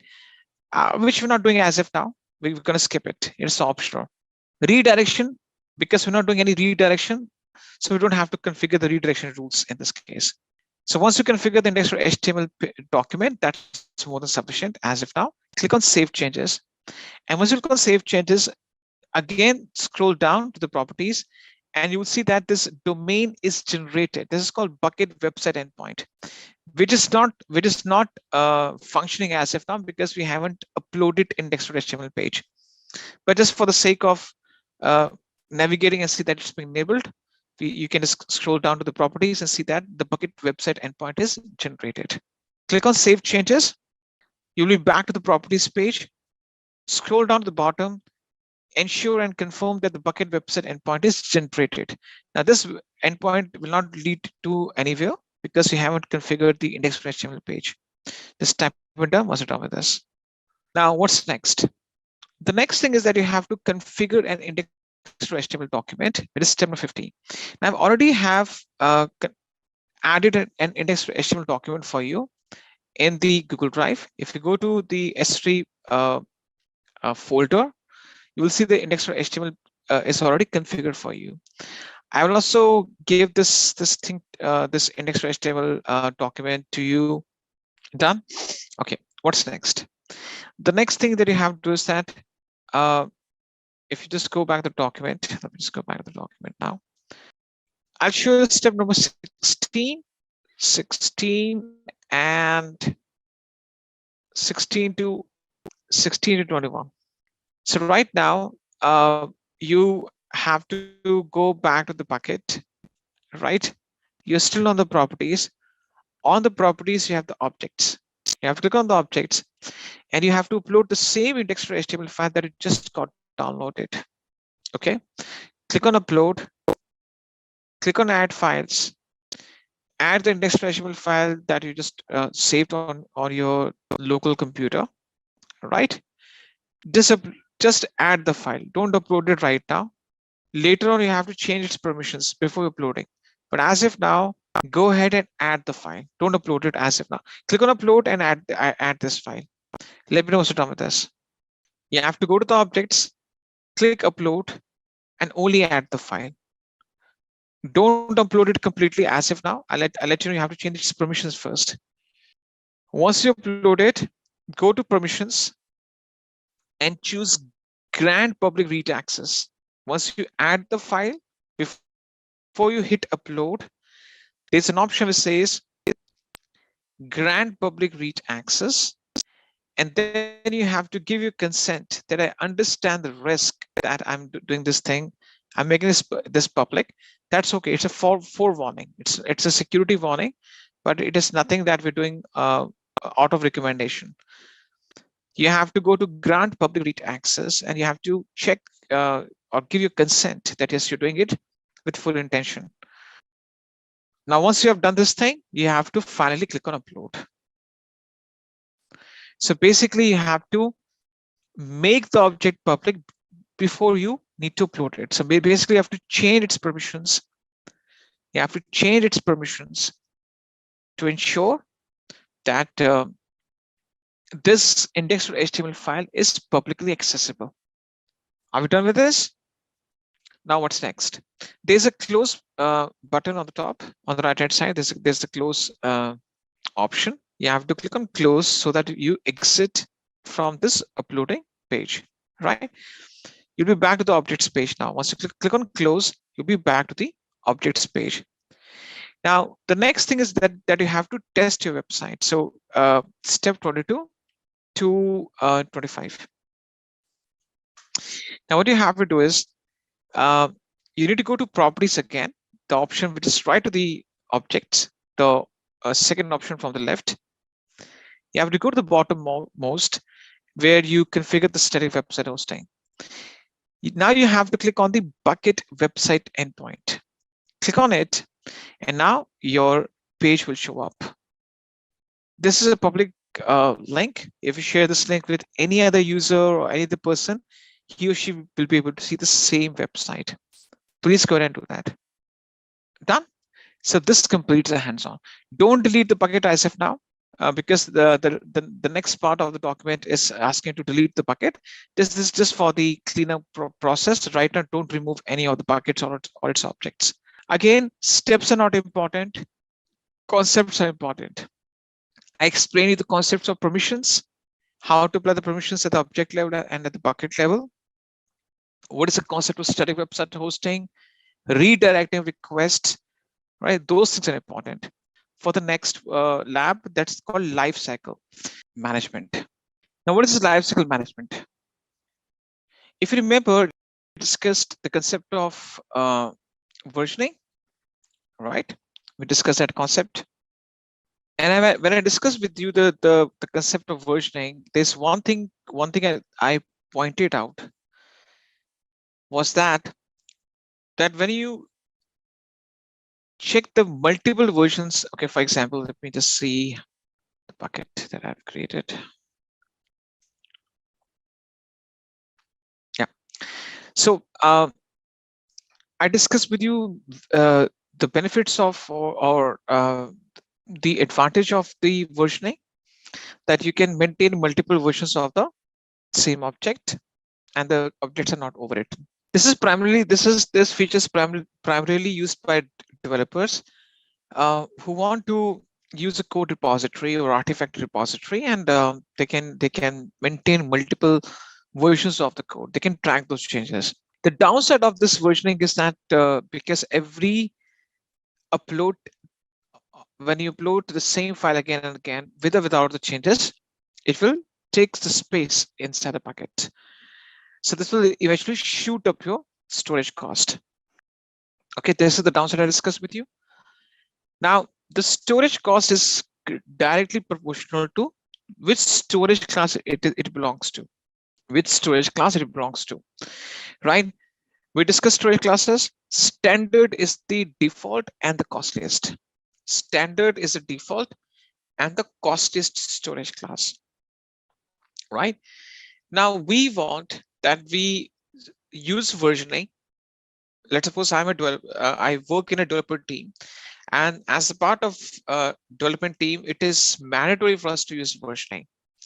But at the same time, our management has put strict budget restrictions on us, and we cannot consume the storage up to beyond a certain limit. So our storage expenses should be within the budget. Lifecycle management ensures that you put your objects into a cycle, a life cycle, and after a gap of few days, it slowly and gradually transitions itself to the storage class, which are cheaper. And also the objects can be deleted from your buckets permanently, right? So when you put your objects into a life cycle, they will be automatically changed to a cheaper storage class, a lower cost storage class, and they can be removed permanently from the bucket. Now, when you apply the lifecycle management, it's being categorized into two different categories. One is the current version. Current is the latest, most recent. This is the latest. This is the latest or most recent. And the one which were uploaded prior to this one, these are the previous versions or non-current. These are non-current or previous versions. Previous versions. These are the non-current or previous versions. Right? So there are two categories of versions. The latest, the most recent is the current, and the versions that are prior to that are non-current. Right? Now, the lab that we're going to do, basically, it will target the non-current versions. I want to make sure that after a gap of few days, these non-current versions are being changed to a cheaper storage class, for example, standard IA or one zone IA. And after a gap of, for example, 180 days or 150 days, they are being removed from a bucket on permanently basis. So I will transition these previous versions to cheaper storage classes. And then after a gap of few days, they are being removed or deleted from a bucket permanently. Right? This is what you're going to be doing. Now, I've already jotted down the requirements of this simple exercise. It's very simple. I can guarantee that you can do it very in a very less time frame. It's not a configuration which requires a lot of thought process or a lot of clicks. Right? Simple process. So what you have to do is that you have to go back to your bucket, the same bucket that you create, in which you enable the static website hosting, and then you have to go to management. Under management, you go to Lifecycle. You'll see that there will be Lifecycle rules. Please go ahead, go to the bucket, click on the management, and look for Lifecycle rules. You have to go to the management. Just beneath the management, there's something called Lifecycle rules. Let me know once you have reached that place. You have to go to the management, and you have to go to Lifecycle rules. Okay. Once you're there, you have to click on Create Lifecycle Rule. So you have to create a rule based on which you want to recycle or put your objects into a life cycle in a simple process through which they can be transitioned to lower cost storage classes, and then they can be removed from your bucket if you want. You have to enter the rule name. For example, name it as test live cycle rule. Okay. Enter a name. Let me know what's done. You can put any name. There's no any naming convention that you have to go for. You can choose the same name. Just type in done. Okay. Now, what's the next thing? Next thing is that choose a rule scope. I'll explain you this thing. It says limit the scope of this rule using one or more filters. That's a default one. It says that do you want to limit the scope of this life cycle? For example, I enter a prefix, let's imagine, .png. This means that it will only recycle or put the PNG images in the life cycle. It will be applied to only .png images. Or I put, for example, .mp3 or .avi. So I can explicitly select that there's only these files with these extensions of this format will be targeted. I can limit the scope of this rule. But right now, we'll not do that. We'll choose this option, apply to all the objects in this bucket and give you consent. So you're saying it doesn't matter whether it is an AVI video, an MP3 video, an MP4, MP3 song, MP4 video, JPEG, PNG images, PDF, spreadsheet, whatever the format of the file is, I want to apply to all the objects. I'm saying that it doesn't matter whether I apply it to PDF, PNG, JPEG, AVI, MP3, or document, PPT, whatever the format of the file is, the extension of the file is, I want to apply to all the objects of this bucket. What's next? Now, you have to go to Lifecycle rule actions. Based on the problem statement, we need to be targeting non-current versions. Non-current means the versions before current, previous versions. You have to select these. So you have 5 checkboxes. You have to choose the second checkbox, move the non-current of the objects between storage classes, and fourth checkbox which says permanently delete the non-current versions. So basically, you have to check these options. I'm saying I want to apply the life cycle to these options. Check and permanently delete the non-current versions. You have to check both options. Please go ahead and check these options, second and fourth. Basically, whichever option has the non-current inside it, move non-current versions of the objects between different storage classes, permanently delete the non-current versions. Basically, this is the second tick and the fourth tick. I'm saying I want to move the previous version of the objects between different storage classes, the non-current versions, and also I need to remove them permanently from my bucket. So basically, the thing is, you have to check. This is the second checkbox, and this is the fourth checkbox. Please go ahead and check these 2 options. Whichever options has a non-current inside it, you have to check it and explain exactly why we did so. Now, based on these 2 different actions that we applied, we'll be start measuring the days, the number of days, and what would be the process to transition. The 5th option is for multi-part upload, which we're not doing it right now. This is basically, it doesn't apply to any of the current or non-current. Multi-part upload means that if you try to upload something and it doesn't get uploaded properly, multi-part upload is a concept where a large file is broken into multiple chunks and uploaded to the S3 bucket. Now, if that process is stopped in between, then there are few chunk of the files which show up in the bucket. So I'm saying that any incomplete upload needs to be removed. So that doesn't apply to the non-current or current.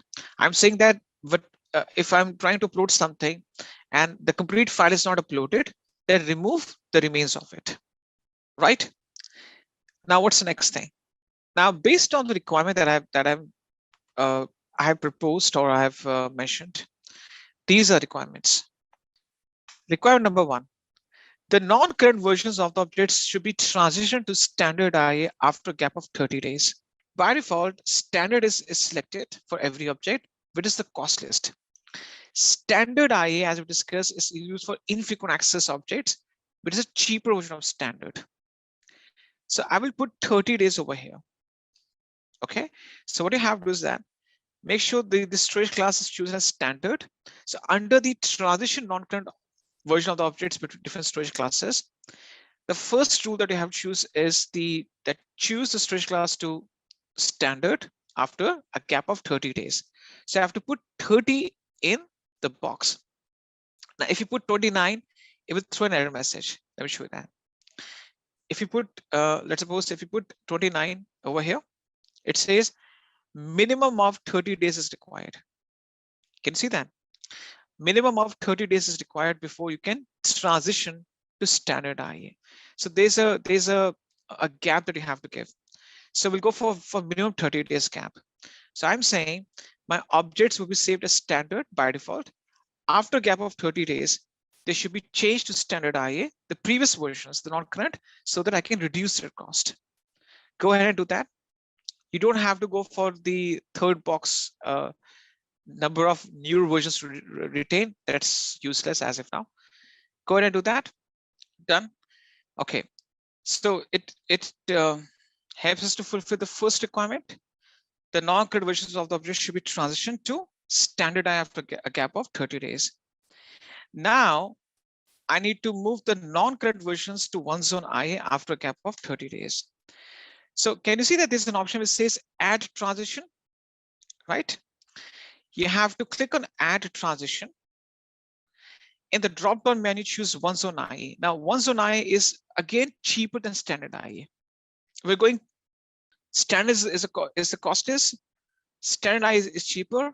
One zone IA is comparatively more cheaper to standard. So we are going to the lower bottom to further reduce the price.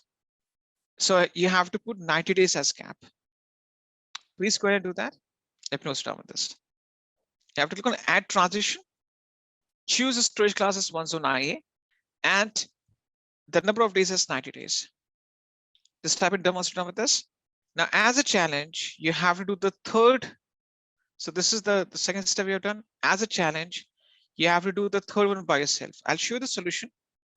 You have to click on add transition, and you have to perform this third one by yourself.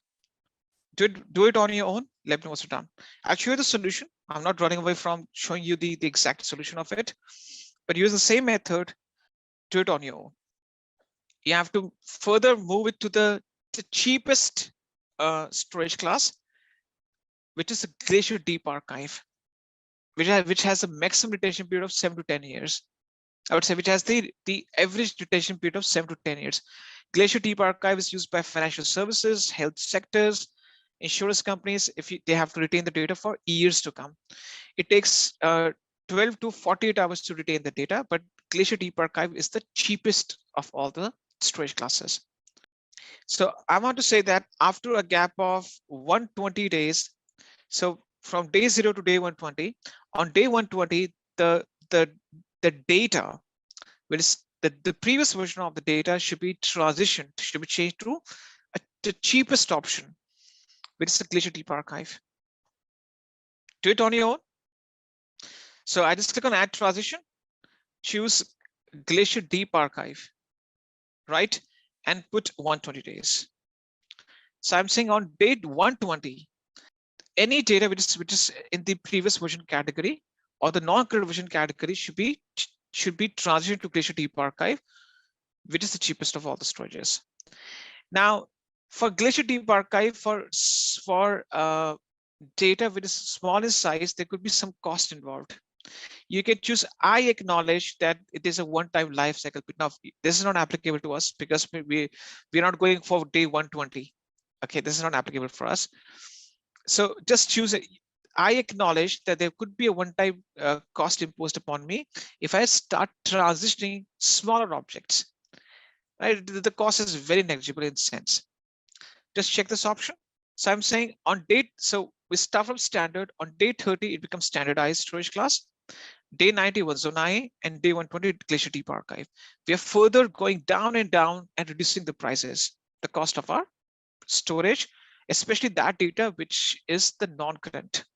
Fine, and we give a consent that if we start transitioning very small amounts of data, which is less in size, we could be incurring a one-time life cycle request cost for that, which is not applicable to us because we're going to be removing this rule afterwards. Right? Done. What's next? The next thing is that now we want these non-current version of the objects to be removed from the bucket by retaining the 5 latest one. In the number of days, you have to put in 150. And there's a box which says number of new versions to retain. Optionally, you have to put 5. Now you say, what is this number 5? Below. So first thing first, please configure this thing right now. Now, if you see over here, what it's saying is there's a chart that it says. There's a chart over here. It's review transition expiration actions. You can see this chart. It will show on your page. So on this, based on this chart, what it says is that on day 0, an object becomes non-current. On day 30, it's moved to standard IA. On day 90, it's moved to one zone IA.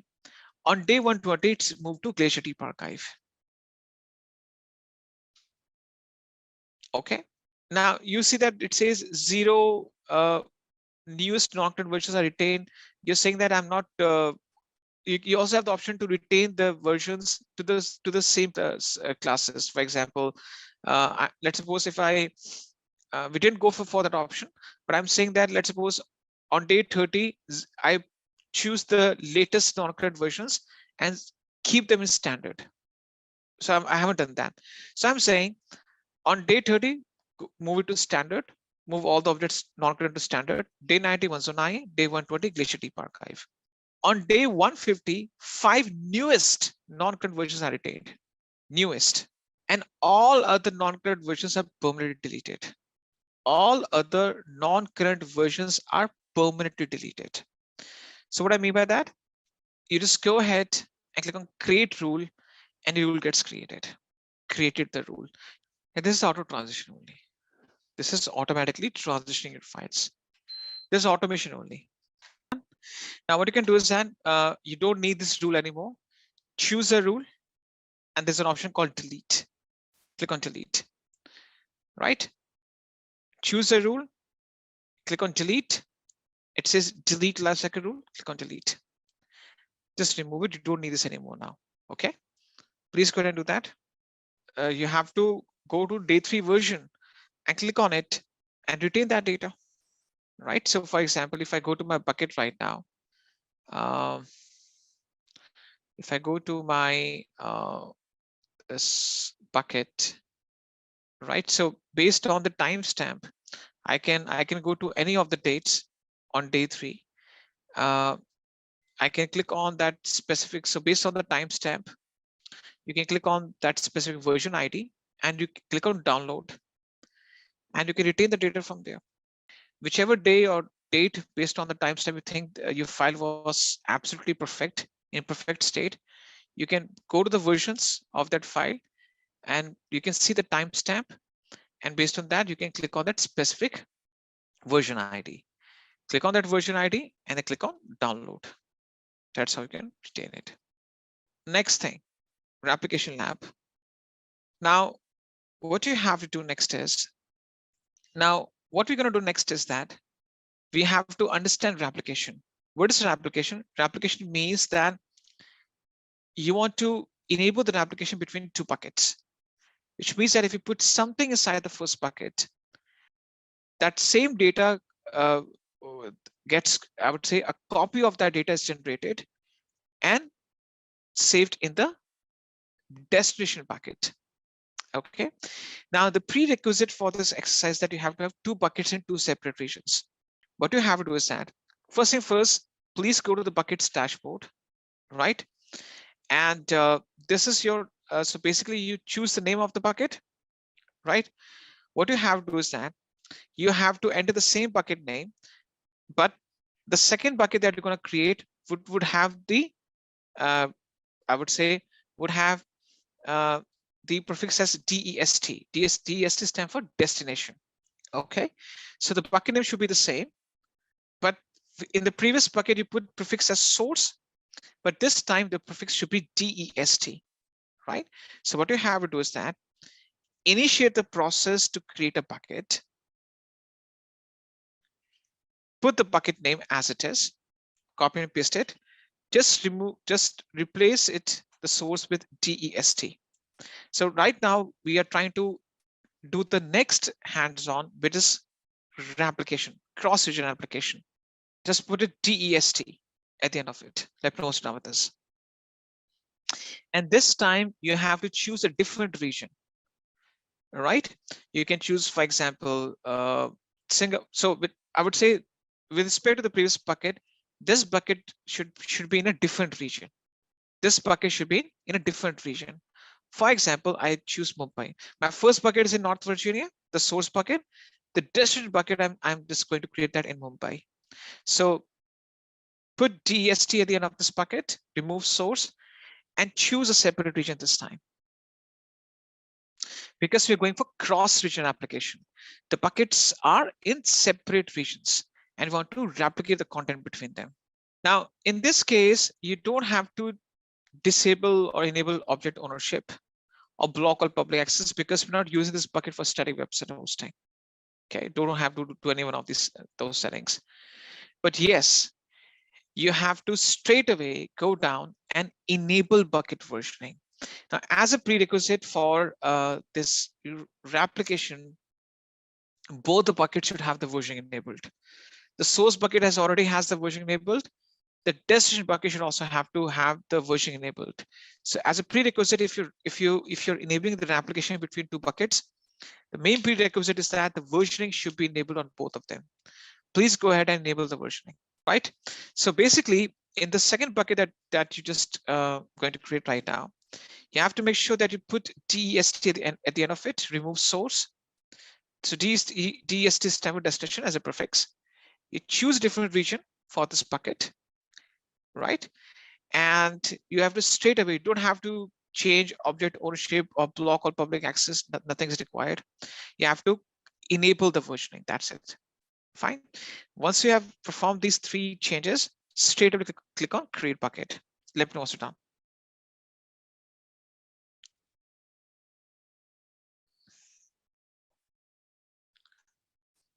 Okay. Now, why did I ask you to put separate names for these buckets? Because so that you can easily differentiate. Our intention is that if I put any data in the source bucket, a copy of that data is produced automatically and saved in the destination bucket. So it is unidirectional in this case, from source to destination. Now, the versioning has to be enabled on source bucket. Fine. So you can see that two buckets right now, one with the prefix source, other one with the prefix as DEST, which stands for destination. You have to click on source bucket and then go to management. You have to click on the source bucket and go to management, the same option where you configure the lifecycle rules. You have to click on the source bucket and just go to the management. Okay. Once you go over there, once you just go to the source bucket and go to the management, under lifecycle rules, there's something called replication rules. It's set to 0. There's no replication rule created. Click on create replication rule and let me know what's on this page. Once you're on this replication rule configuration, put a rule name. For example, just type in test replication rule. It is a simple name. Even if you put in your first name, it will accept it. Right. So there's no any rules applied to that. What should be the name of it? Put a name, enter a rule name. Let me know once you're done with this thing. Now the status is enabled. Now it will show you the source bucket details. So it says source bucket name, right? This shows the source bucket name, which means that the application will start from source. Source region, right? Now it says that you want to limit the scope of that application. For example, if I apply a filter like prefix like .jpg, so only the JPG images will be replicated. But in this case, we'll choose apply to all the objects, right? So please go ahead and under the rule scope, make sure that you choose apply to all the objects in the bucket. Please go ahead and do that.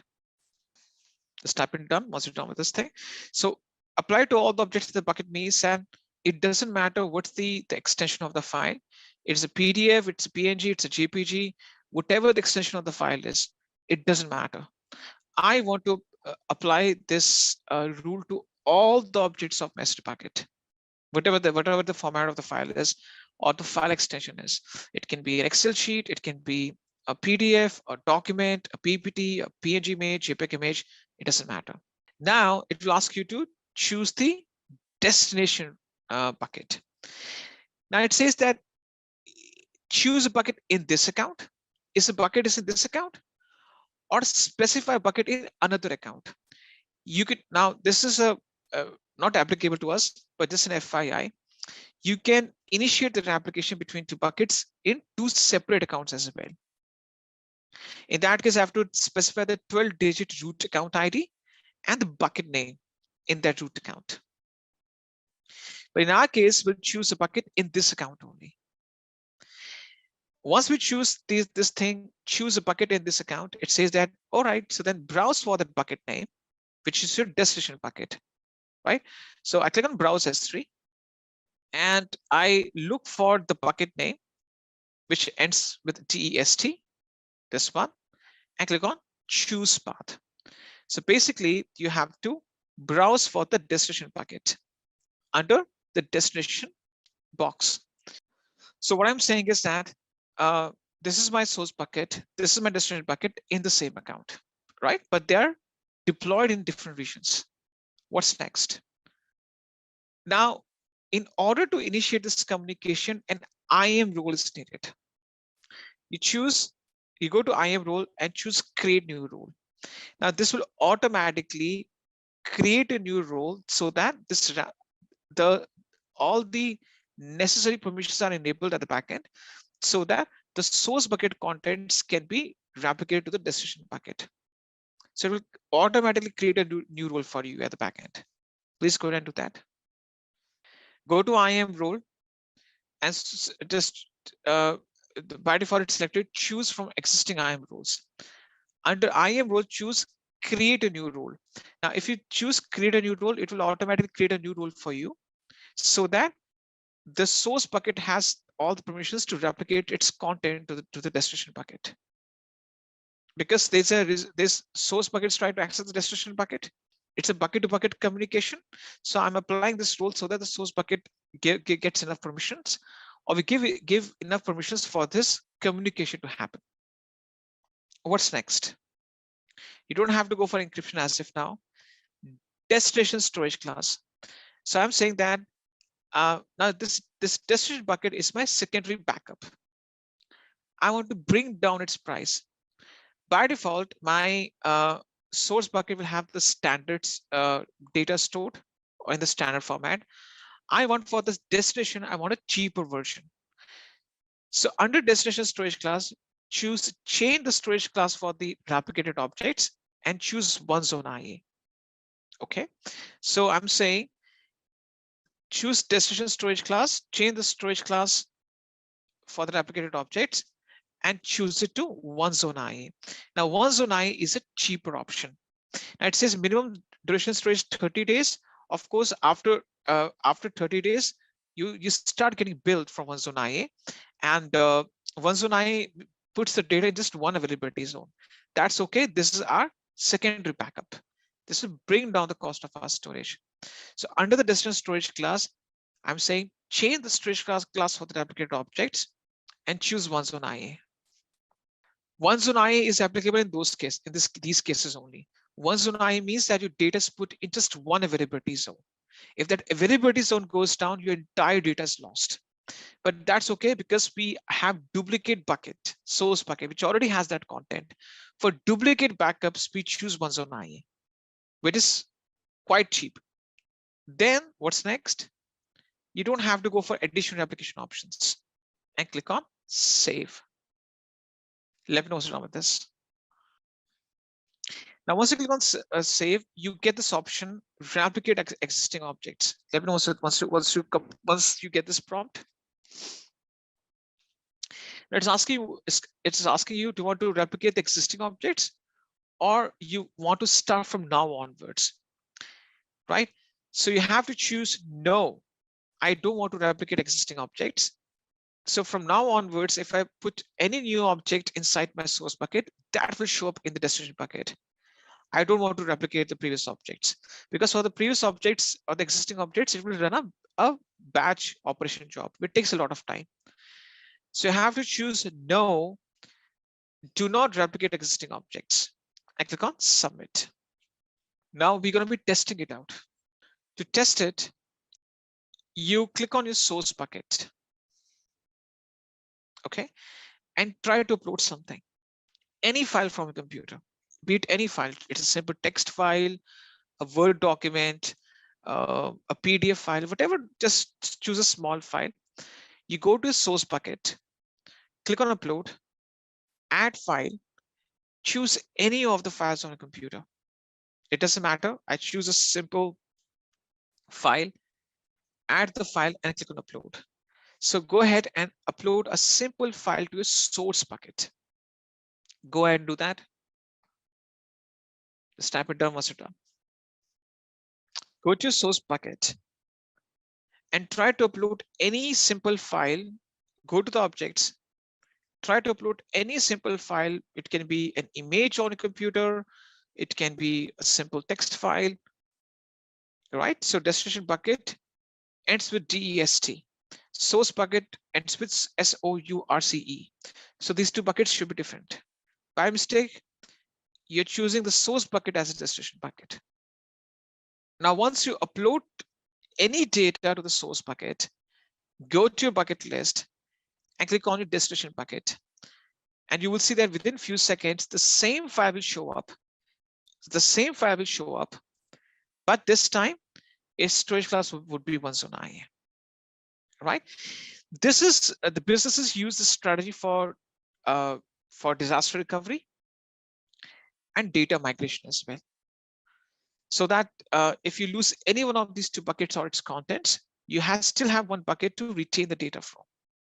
After within a few seconds, you just click on hit. There's a refresh button, right? You can see there's a refresh button. Hit refresh few times, it will show up. If the file is a bit larger, it can take some time. But if you hit refresh few times, it will show up.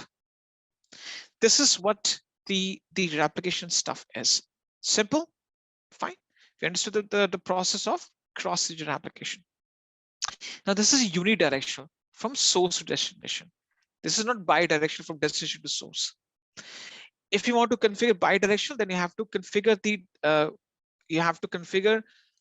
you have to enable the configuration, another configuration on the destination bucket, while choosing the source bucket as the target bucket.